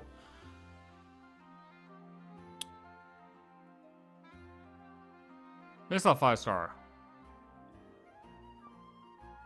Right?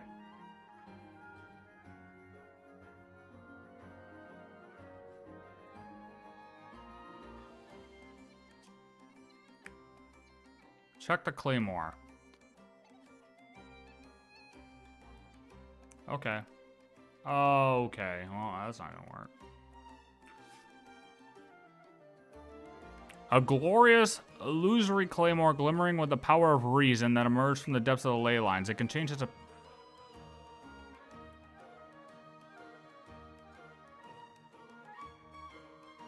Glorious illusion claymore glimmering with the power of reason?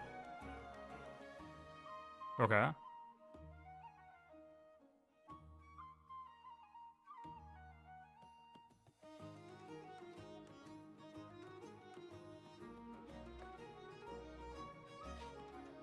What do you think is the big thing with that?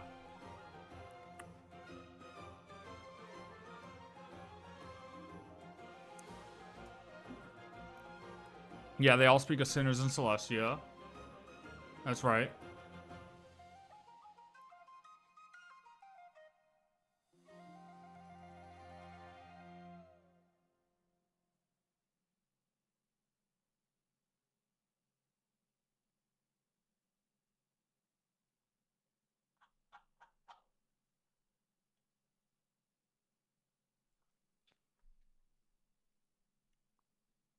Claymore is the weapon of the sinner, the wise. It confirms that the reason is the primordial one. Well, the 4-star says the wise. Oh, Jesus, that's the wrong tab.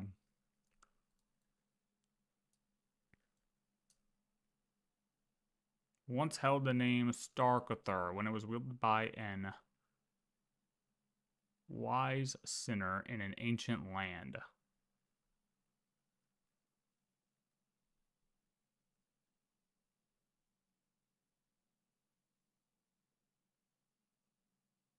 Check the sword one. Life. A transcendent sinner. God damn it.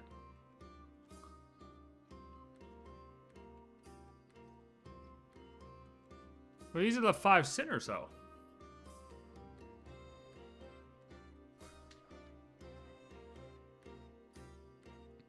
A golden sinner and a transcendent sinner. That's a sword.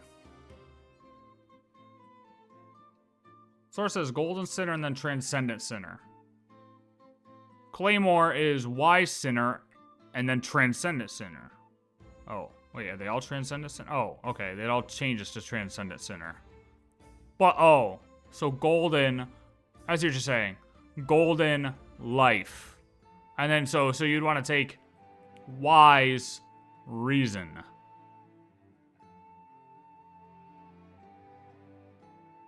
But isn't wise,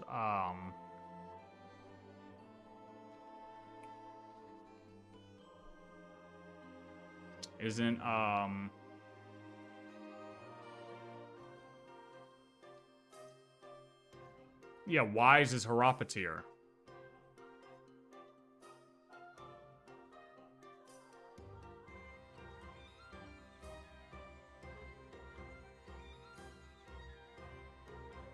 Yeah?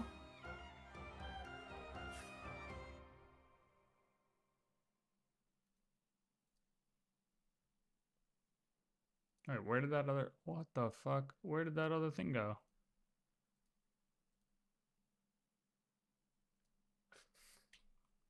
Hieropatir. I fucked that up. Oh, no way I got it. Oh, no, I didn't. Okay. So what?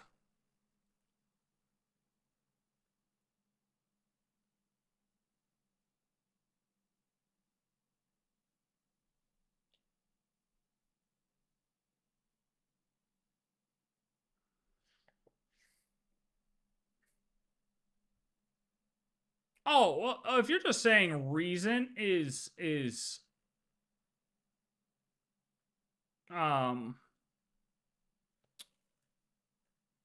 primordial one, I mean, I think that's reasonable. Get it? Reasonable.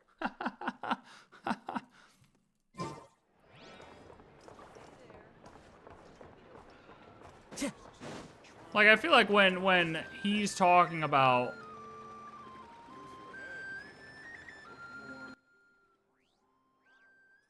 when he's spitting off this line, reason, life, death, time, and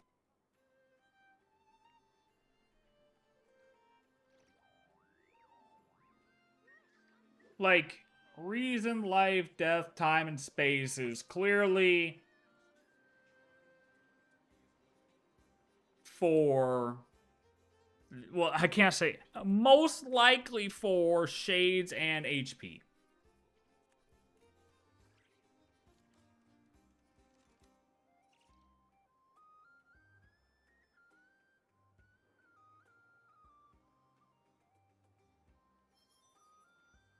The question is like, why does he say... Space. They all believed I would... They all believed I would fail. You know, it actually makes you question, is he talking about the Shades? Or hold up, is he talking about the sinners? Wonderful. Surely enough to convince anyone to become a wanderer. Is he talking about the sinners here, actually?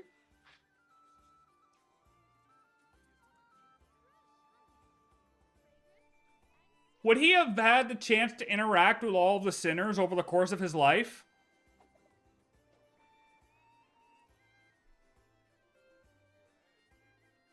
Yo, I'm gonna keep it a buck. That actually makes more sense.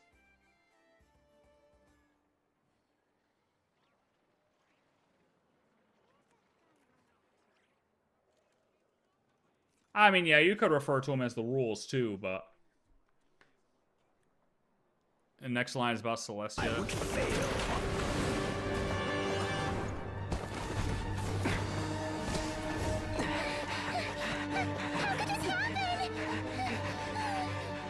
But Tevat's primordial power never did belong to the throne of heaven. Wherever in this world I roam. No, it doesn't matter that this refers. It doesn't refer to Celestia. This refers to the Three Moons power. I have to the land of my birth.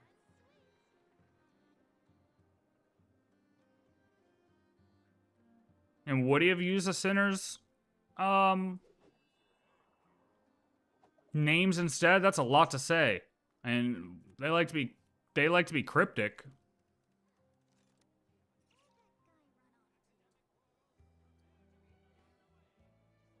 Okay. This scenery is wonderful. Surely enough to convince anyone to become a wanderer. Yeah, okay, Throne of Heaven is consistently referred to as Heavenly Principle, sure, but he's talking about the primordial power, and he's talking about the power he's wielding right here, which is the Three Moons power.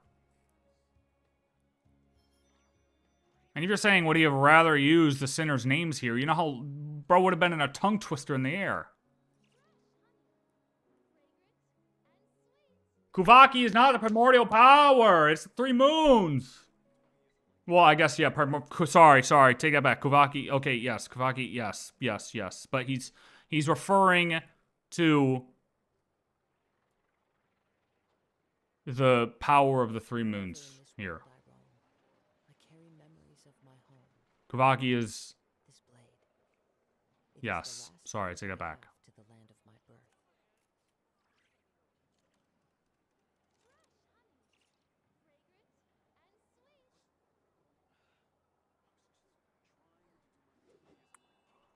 I know, I took it back. Hey.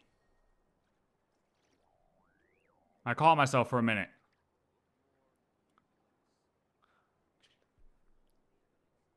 Yeah, but they still have power of the Three Moons.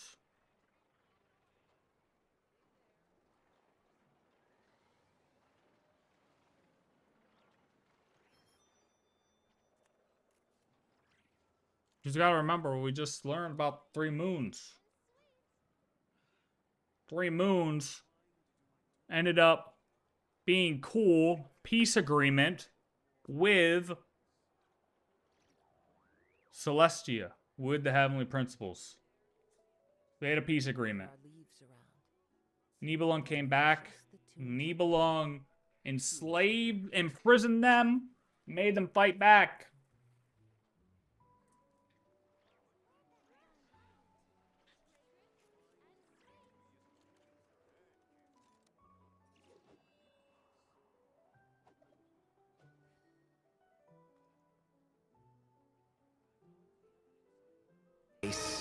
They all believed I would fail. No, I know they didn't. They didn't have a choice.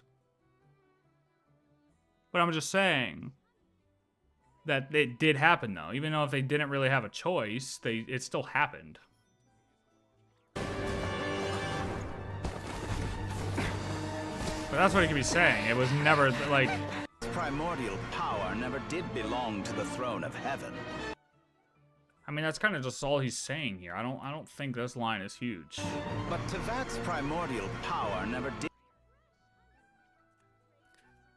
Like, it never belonged to the throne of heaven, even though they made a peace agreement, because Nibelung was one who formed the Three Moons, who control that primordial power. And then primordial heavenly principles came in and then controlled that primordial power via Three Moons peace agreement.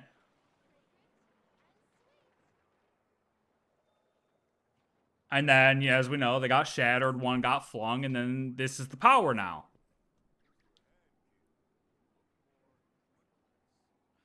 Yes, Kuvaki is a primordial power, but in this context, we're talking about the power of the Three Moons here. We're not talking about Kuvaki power here. We're talking about the power that is stored in these marrows in Columbina here.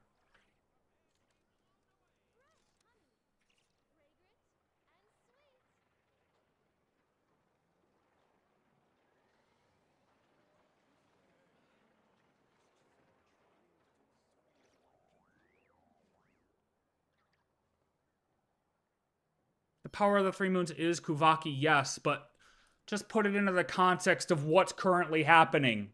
Just put it into the context of what's currently happening. We're just talking, yes, it is technically. Yes, technically, but we're just right here. The primordial power never did belong to the throne of the heavens. Okay, pause. Well, what did the throne of the heavens take as far as power at one point in time? Oh, wait, they controlled the moons at one point in time, right? That must be what he's referring to, right?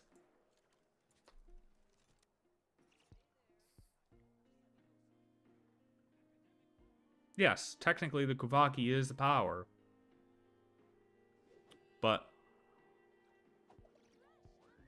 it's all... We're talking about the moons here. The Morrows and Columbina. Peace agreement. They got shattered. Boom, we're here. It was his whole goal. His whole goal. I mean, go to earlier on the quest. I'm not going to skim through right now and find it. But Dottore's, he's on the search for the Moon Marrow. Because that's where the power's at.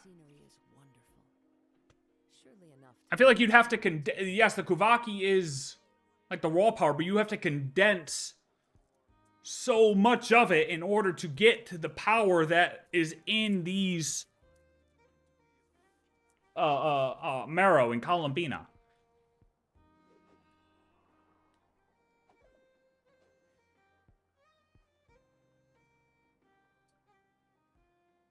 Final experiment. Final experiment. Reason, life, death. See, and the whole time for one final experiment thing, that's why I say, like, yeah, it said that he didn't, or Marionette said that he won't defy the Tsaritsa, but this is his turning point. He's actually defying the Tsaritsa publicly now. This is his swap. You can basically consider him not a Harbinger anymore. He's his own man. He's solo dolo now. I'm pretty sure. Like, there's no way that he's part of the Fatui anymore at this point. This is public defiance. That's punishable by death. That's treason. Okay.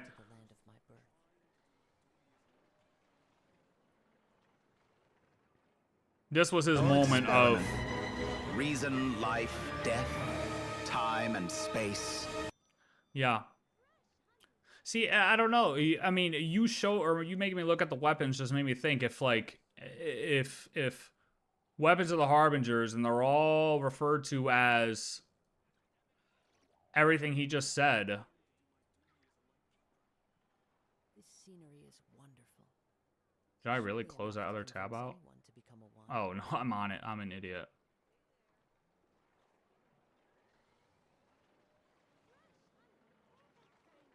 Wise sinner, haunting sinner. You know, I mean, it's like, these are all a sinner's life. Like, what's to say that he's not talking about the sinners? Like, it's not impossible that he's referring to the sinners with this line. It's possible. For one final experiment. Reason, life, death. Time and space. They all believed I would fail.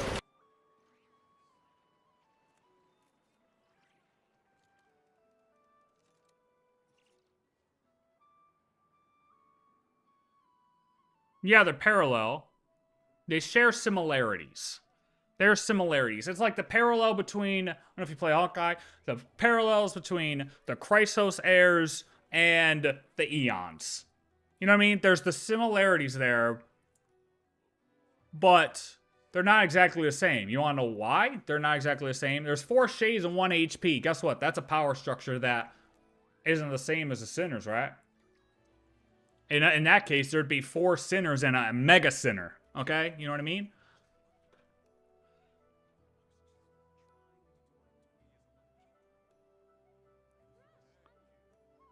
Don't forget, Arlecchino said the Tsaritsa one of the Harbingers to class 2. Oh, true. Okay, yeah, so he's not technically out as a Harbinger yet, but he will be.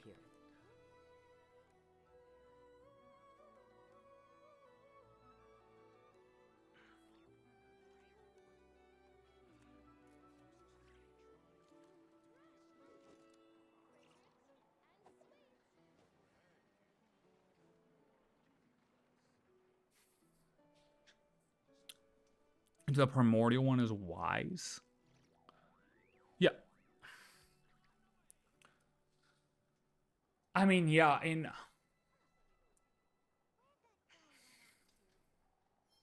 yes. Yes. Technically, but Rayrir was a fucking grunt. You know what I mean? Like, Rayrir wasn't even supposed to be part of the squado. He just kind of got tied in.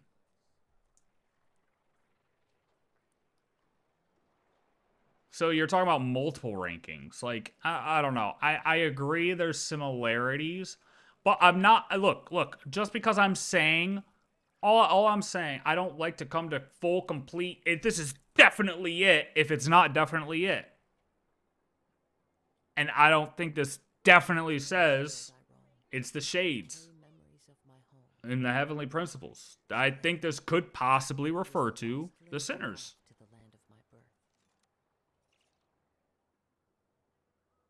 Yeah, she's making a move because she knows the Tsaritsa... Once the Tsaritsa finds out, if she didn't already, that he publicly defied her, he's GG's. He's got a bounty out, execution, all the Fatui Harbingers. He's got a bounty on his head.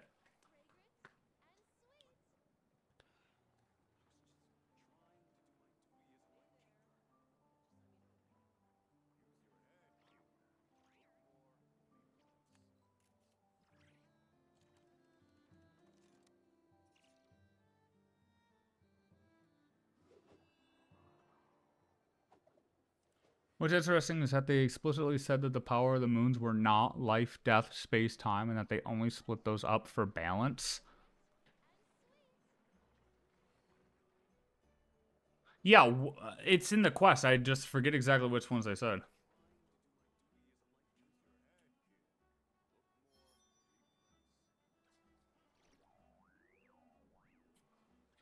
Only confirmed thing is reason is a primordial one.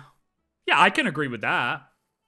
No, I'm not disagreeing with how you're classifying the shades and the HP. I can agree with that. I can agree. The only thing I'm saying is this line here can just refer to both. Honestly, I mean, it could be either. There's the similarities, and they're keeping it vague for a reason. They're keeping it vague so everybody has discussions like this. You know what I mean?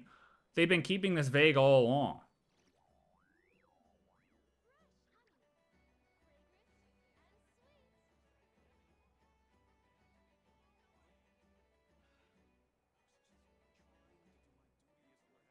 Nah, Arlecchino wasn't going to lead the Fatui. No way. She just said she'd fight under her other name. How that works and if people are going to be okay with it, I don't know. But that's what she said. That's what she said.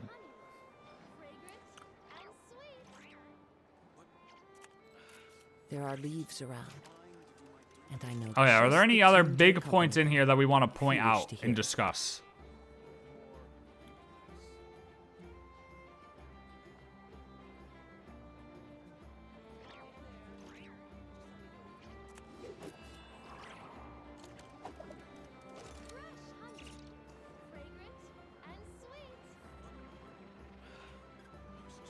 They are mine.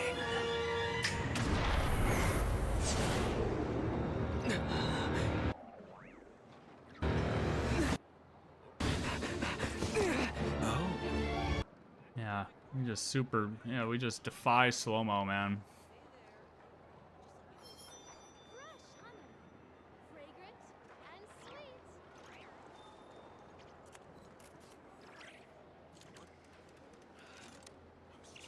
Oh, when you join the Fatui, you no longer go by your old name. That means the only way to go by your old name again is by leaving it.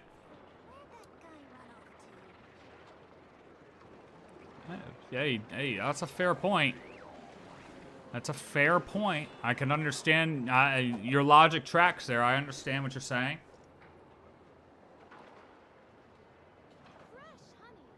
I understand what you're saying.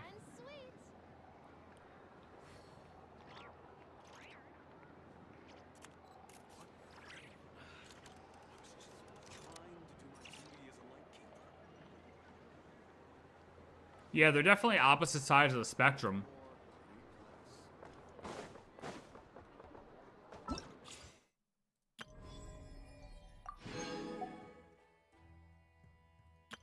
But they're both referred to as, or they both share those names. Like, that's the thing. We have in writing that matches the life, all that reason to sinners, to specific sinners. We're just fucking chatting, dude.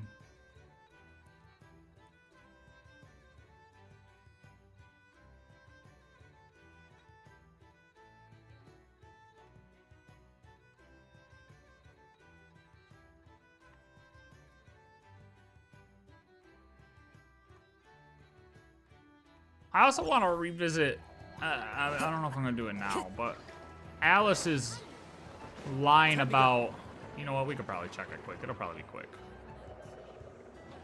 Hold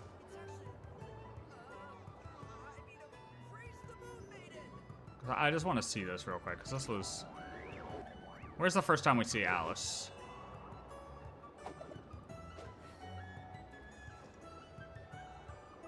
Oh, earlier than this, hold on. Hold on.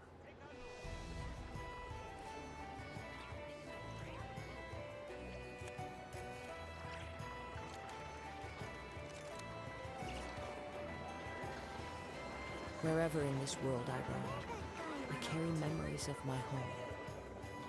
This blade. It is the last link I have to the land of my birth. Oh. Oh, here it is.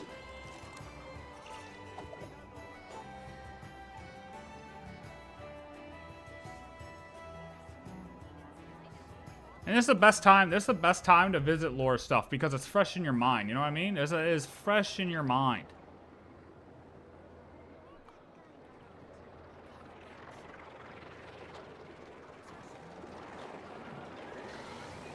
There are leaves around, and I know just the Where tune is to it? accompany them, if you wish to hear it.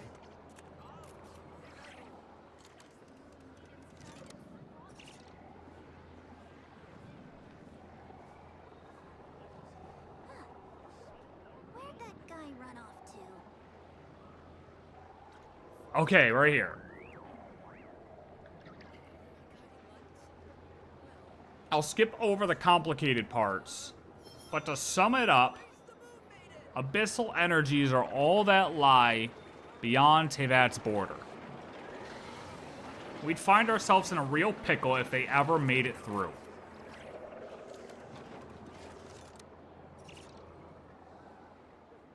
Hey, bruh, I'm not gonna lie. There's a lot to keep up with. I am by no means a lore expert. Do not get it twisted. I am by no means that guy, okay? But I like to do my best, and I like to understand, and I like to get proven wrong. I love when I know that I'm wrong so I can figure out other ways to be right, if that makes sense. That's my goal. My goal is to be proven wrong. That's all I want when I put things out into the internet and to discuss. I want to be proven wrong. Because there's so many things that are like not defined, or not defined, but not, there's like Nicole said, 30 different possibilities popped into my head. That's how I feel like a lot of the time. Anyways. Dude, DeWitt's great. DeWitt. DeWitt's great. I react to a lot of his stuff. Okay, but abyssal energies are all that lie beyond Tevat's border. Like, I find that line so crazy. That's all that, how is that all that's out there? Like, we came in via spaceship. Like, are we saying that the whole, we came in, did Tevat save us? There are leaves around. Oh, and listen, Kazuha. You're getting out of control, brother. We need to go somewhere. Hold on. We need some... Oh, she's not singing here anymore.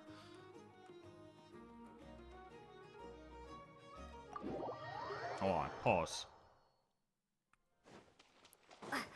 Wait, there's more to this?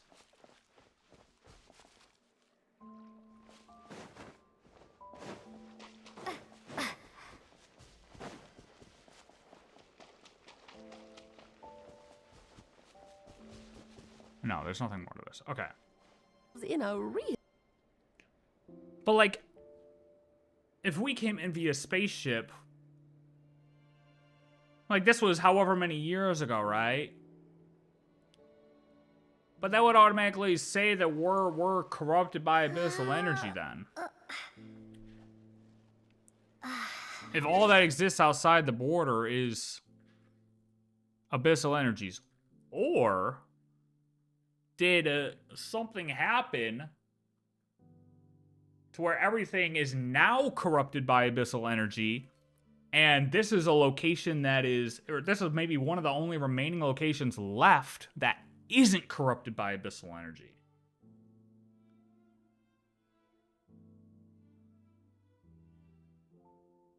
That doesn't make sense. Well, no.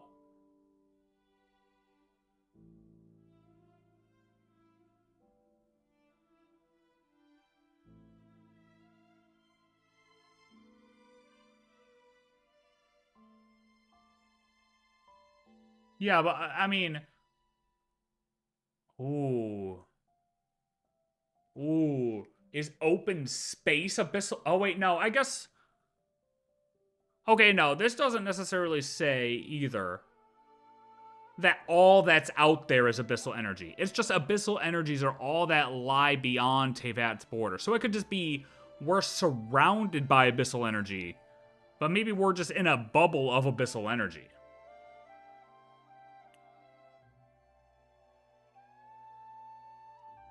Either that, or maybe there's a bunch of other bubble, like each, I don't know, let's say we're from another planet.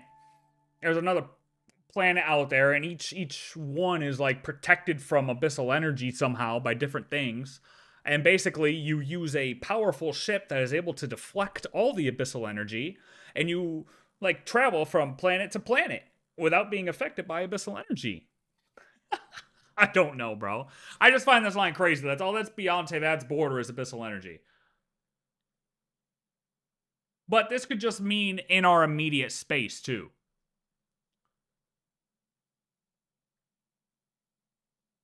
Is it like Penacony? I don't fucking know. I don't write the game. I have no idea. It could mean that outside physically is abyss. Yeah.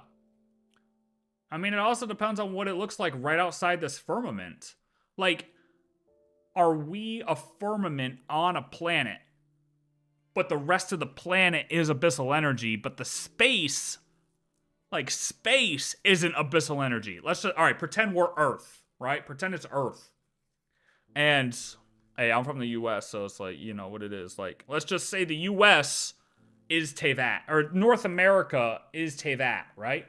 And North America is enclosed in the firmament, but everything outside North America is abyssal energy, but that doesn't necessarily mean that space up is abyssal energy. It could just mean that, like, you know, everything else on the planet Earth is abyssal energy, but North America's safe. Is that what she means?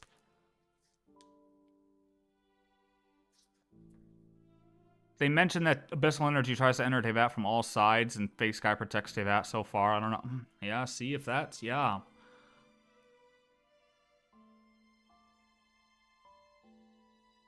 Inside the dream, they kick out all the bad stuff, and bad stuff is waiting outside the bubble.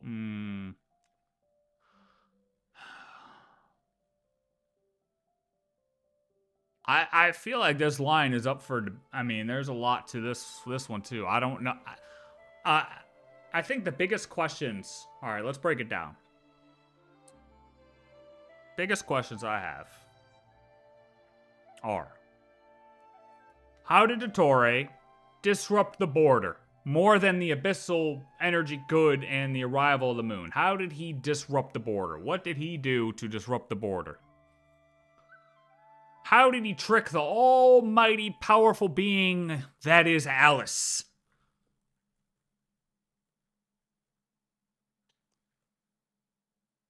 What is the border? Where is the border? What is the abyssal energy outside of the border? Where is the abyssal energy outside of the border? How far does the abyssal energy extend outside of the border?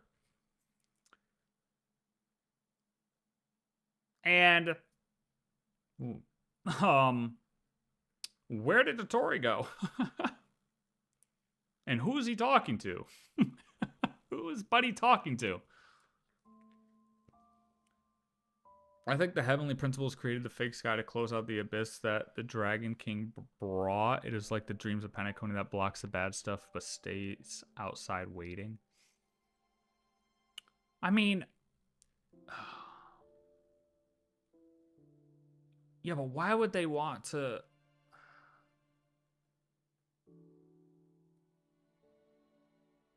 Maybe Raywear wasn't as complete as they thought, and dottore had a piece of him which allowed him to influence the border with the abyss. I mean, bruh, at this point, anything could be right. You know what I mean? Like a Rhine daughter is Imperious now, basically, and they are most likely sinners because they sin. Because the sin they committed was breaking each of the corresponding rules.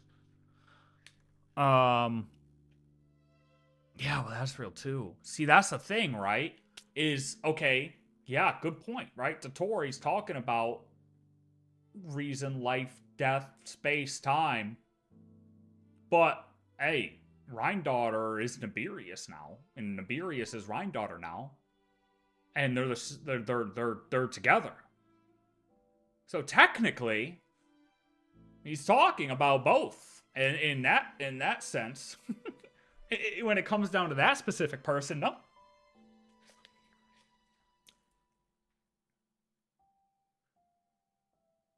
I think Doctor found pieces of Raywear, and he has a reason Raywear actively. Varka said Raywear could not have done it alone. True. Raywear couldn't have done it alone. He needed his help. He needed someone's help. Somebody helped him.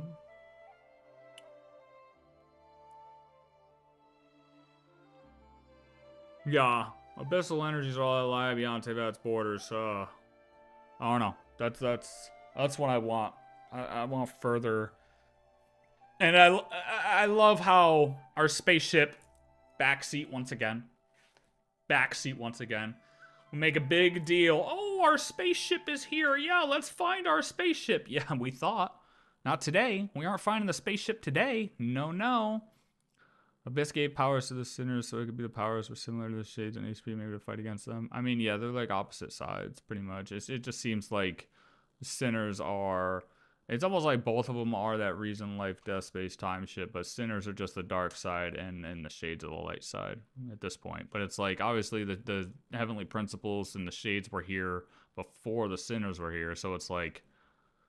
It's not as though they spawned at the same time. It's not like a full, like, light versus dark battle. You know what I mean? Like, there's more... It's not just that simple. While they mirror them now... they weren't always mirrored, so it's not like I don't think it's like a full mirrored battle. While at times the strongest form of the abyss, so it might have been how it destroyed the borders. Yeah, but it seems like he used something else that wasn't abyssal in nature.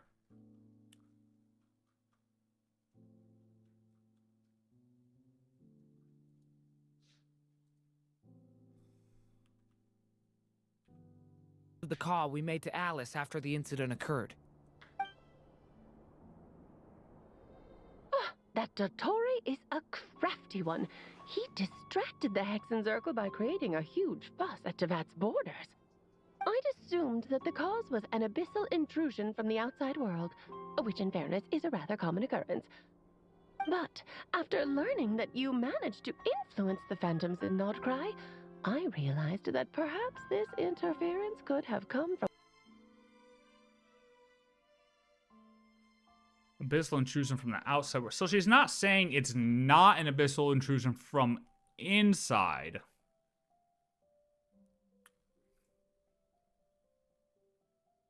Yes, I'm not... yeah. She's not saying it's not abyssal from the inside. And yeah, DURIN had to use his abyssal side to influence. That is true.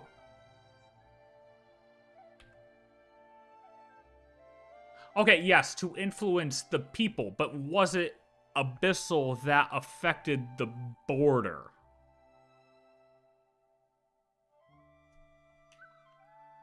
You know what I mean? like, affected the border to cause the phantoms to spawn, I guess is what I'm saying. He might have had to use Abyssal and Ray Rear, some partnership with Ray Rear to talk to the phantoms, maybe, sure. But was it also Abyssal that he used to disrupt the border further than just Kuvaki, or not Kuvaki, Jesus Christ, you can tell it's 2 a.m. The disruption from the outside because of the moon and all of that, getting closer and everything like that. But it's like, how much play did Ray Rear actually have? Because it's not as though these phantoms have been popping up. Yeah, no, that doesn't make sense. It's not as though this has been going on. Like, these phantoms just started showing up. So he might have used something from Ray Rear. But he didn't, it's not as though... After learning that you managed to influence the phantoms in Nod-Krai, I mean, maybe Ray Rear left something behind for him? I realized that perhaps this interference could have I'm just talking out come loud. to that instead. Thinking out loud. But we weren't able to change their fates. True, you couldn't change how their stories ended, but you did build some variables around yourself. Variables? Variables? Yes. Things you heard that you could not otherwise have learned. Ideas that would otherwise have... Yeah. So I don't know. We don't know exactly what he used to disrupt the border further than what was already naturally going to happen due to the moon being closer to Nod-Krai.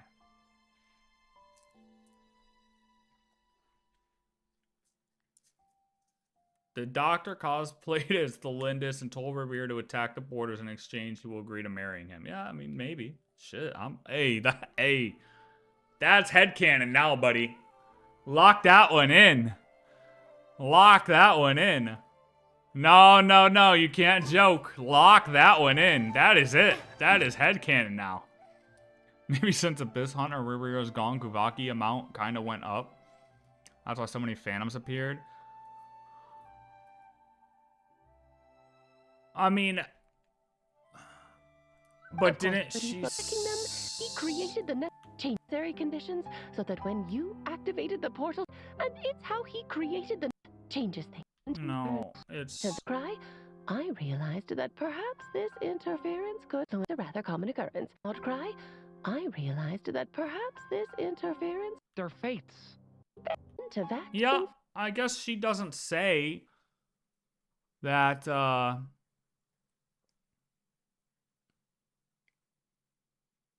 No. It was excess. Some phantoms may have appeared because of the moon event, right? But the excess of the phantoms was due... Dead. But we weren't able to change...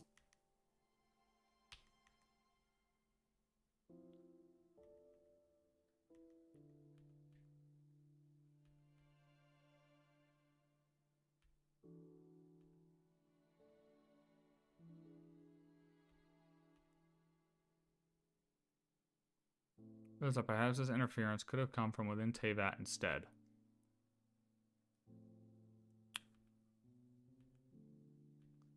I thought she said that the fact that there were more than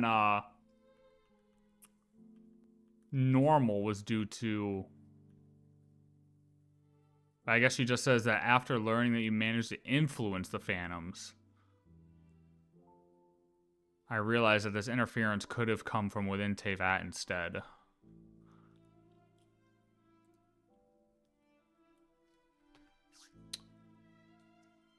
Yeah, I don't know. I think now I'm going in circles.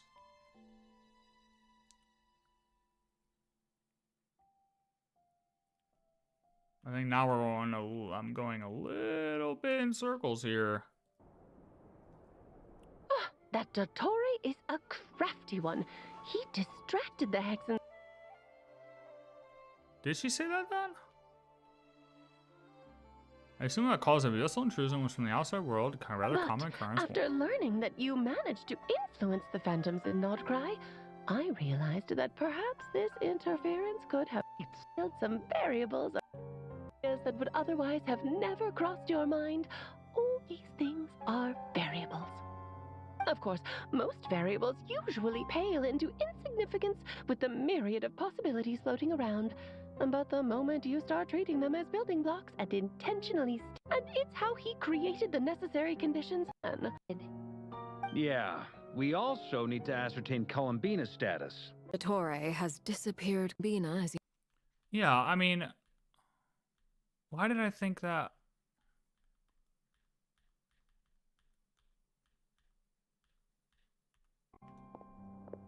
More were I went due to to look the for the disruption. Hyperborean phantoms again.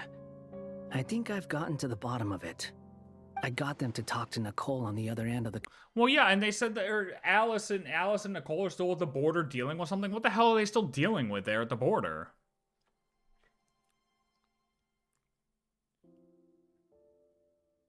That was Alice's job. Why didn't Nicole and Barbara both want? Communications line. Turns out. Okay, but either way, whether there were more phantoms, maybe I just assumed that just because of the way it was all worded, but whether there was more phantoms or whatever, he still did something to further disrupt the border. Whether it was there to be more of them or for him to influence them, he still did something to disrupt the border further. And what did he do? The history they describe is different from how Nicole remembers it. Really? But how? Surely Nicole can't have been wrong. Because the phantoms are the ones who are deceived. No, we're fine. They speak of a savior, who savior promised to create. Told him everything. Phantoms discussing their history. He didn't. No, I guess you're right. I guess phantoms from the same era. That they even affected phantom. They'd been. He turned these variables into knowledge and engineered the situation so all that knowledge would fall into his hands. Yeah, I think I've gone in circles now because maybe I didn't even say that at the first time. I can't even remember what I said at this point. Oh, shit. Dude, I had a goal this year.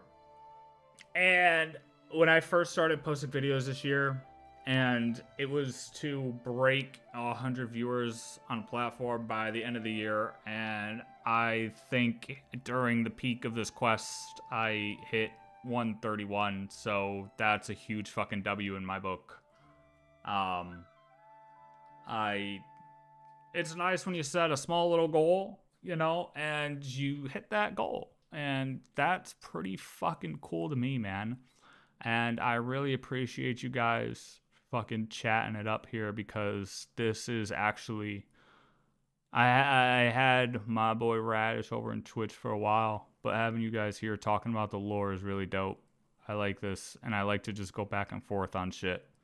So I really appreciate all this. Yeah.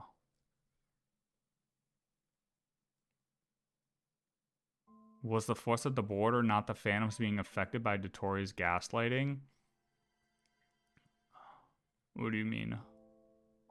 I did point out earlier about the savior thing that he already did before in Samara when he made the people think that the traveler is a savior and stuff. Yeah.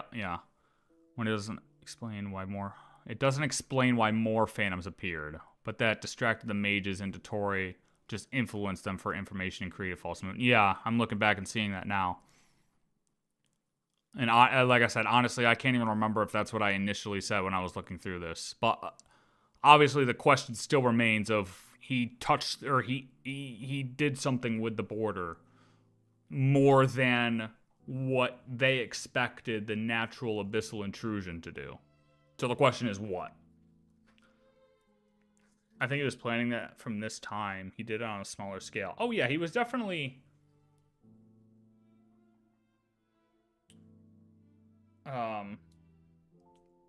planning that, and also his experimenting with the ancient dragon remnants in that land too.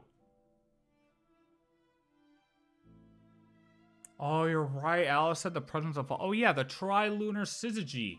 Well, no, but that's the thing though. That's what she Oh, so was that... Hold on. Is the trilunar syzygy what caused the more phantoms? And then whatever he did at the border allowed him to influence the phantoms a certain way.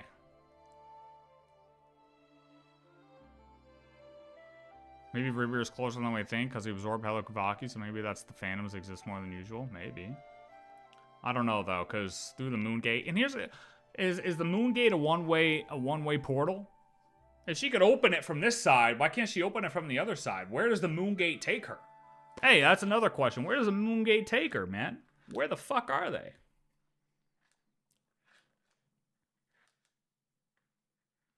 Hey, maybe they're in their own phantom realm right underneath us, and we don't even know it. All right, look. I appreciate it all.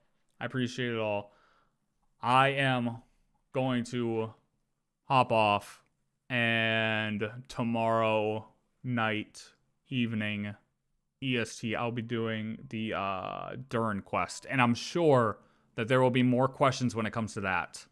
I haven't even done day 1 of that yet, and I know it's a 5-day thing, so day 1 tomorrow. What's one of DeWitt's questions? Did he do this live too? Did he actually do this live?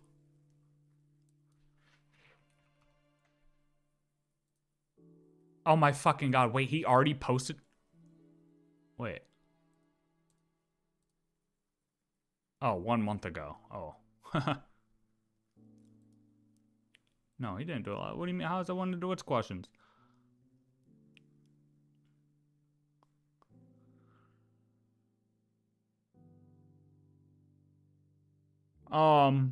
Yeah, but there'll be more to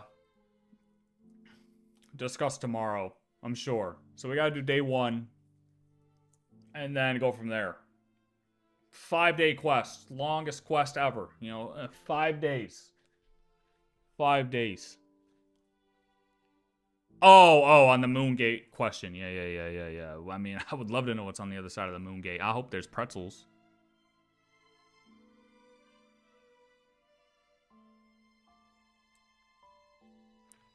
DeWitt's probably, hey, DeWitt's normally like a day behind, but he does a little short recap video of it, which is always dope for everyone to watch, because we get his little quick input on everything. But all right, yeah. So if y'all want to tune into the DeWitt, or Jesus Christ, DURIN character story tomorrow, that'd be dope. But yeah, we can talk more about this then. So peace out. Appreciate everybody. And yeah, if you're here, I'll see you tomorrow. Peace out. Peace out.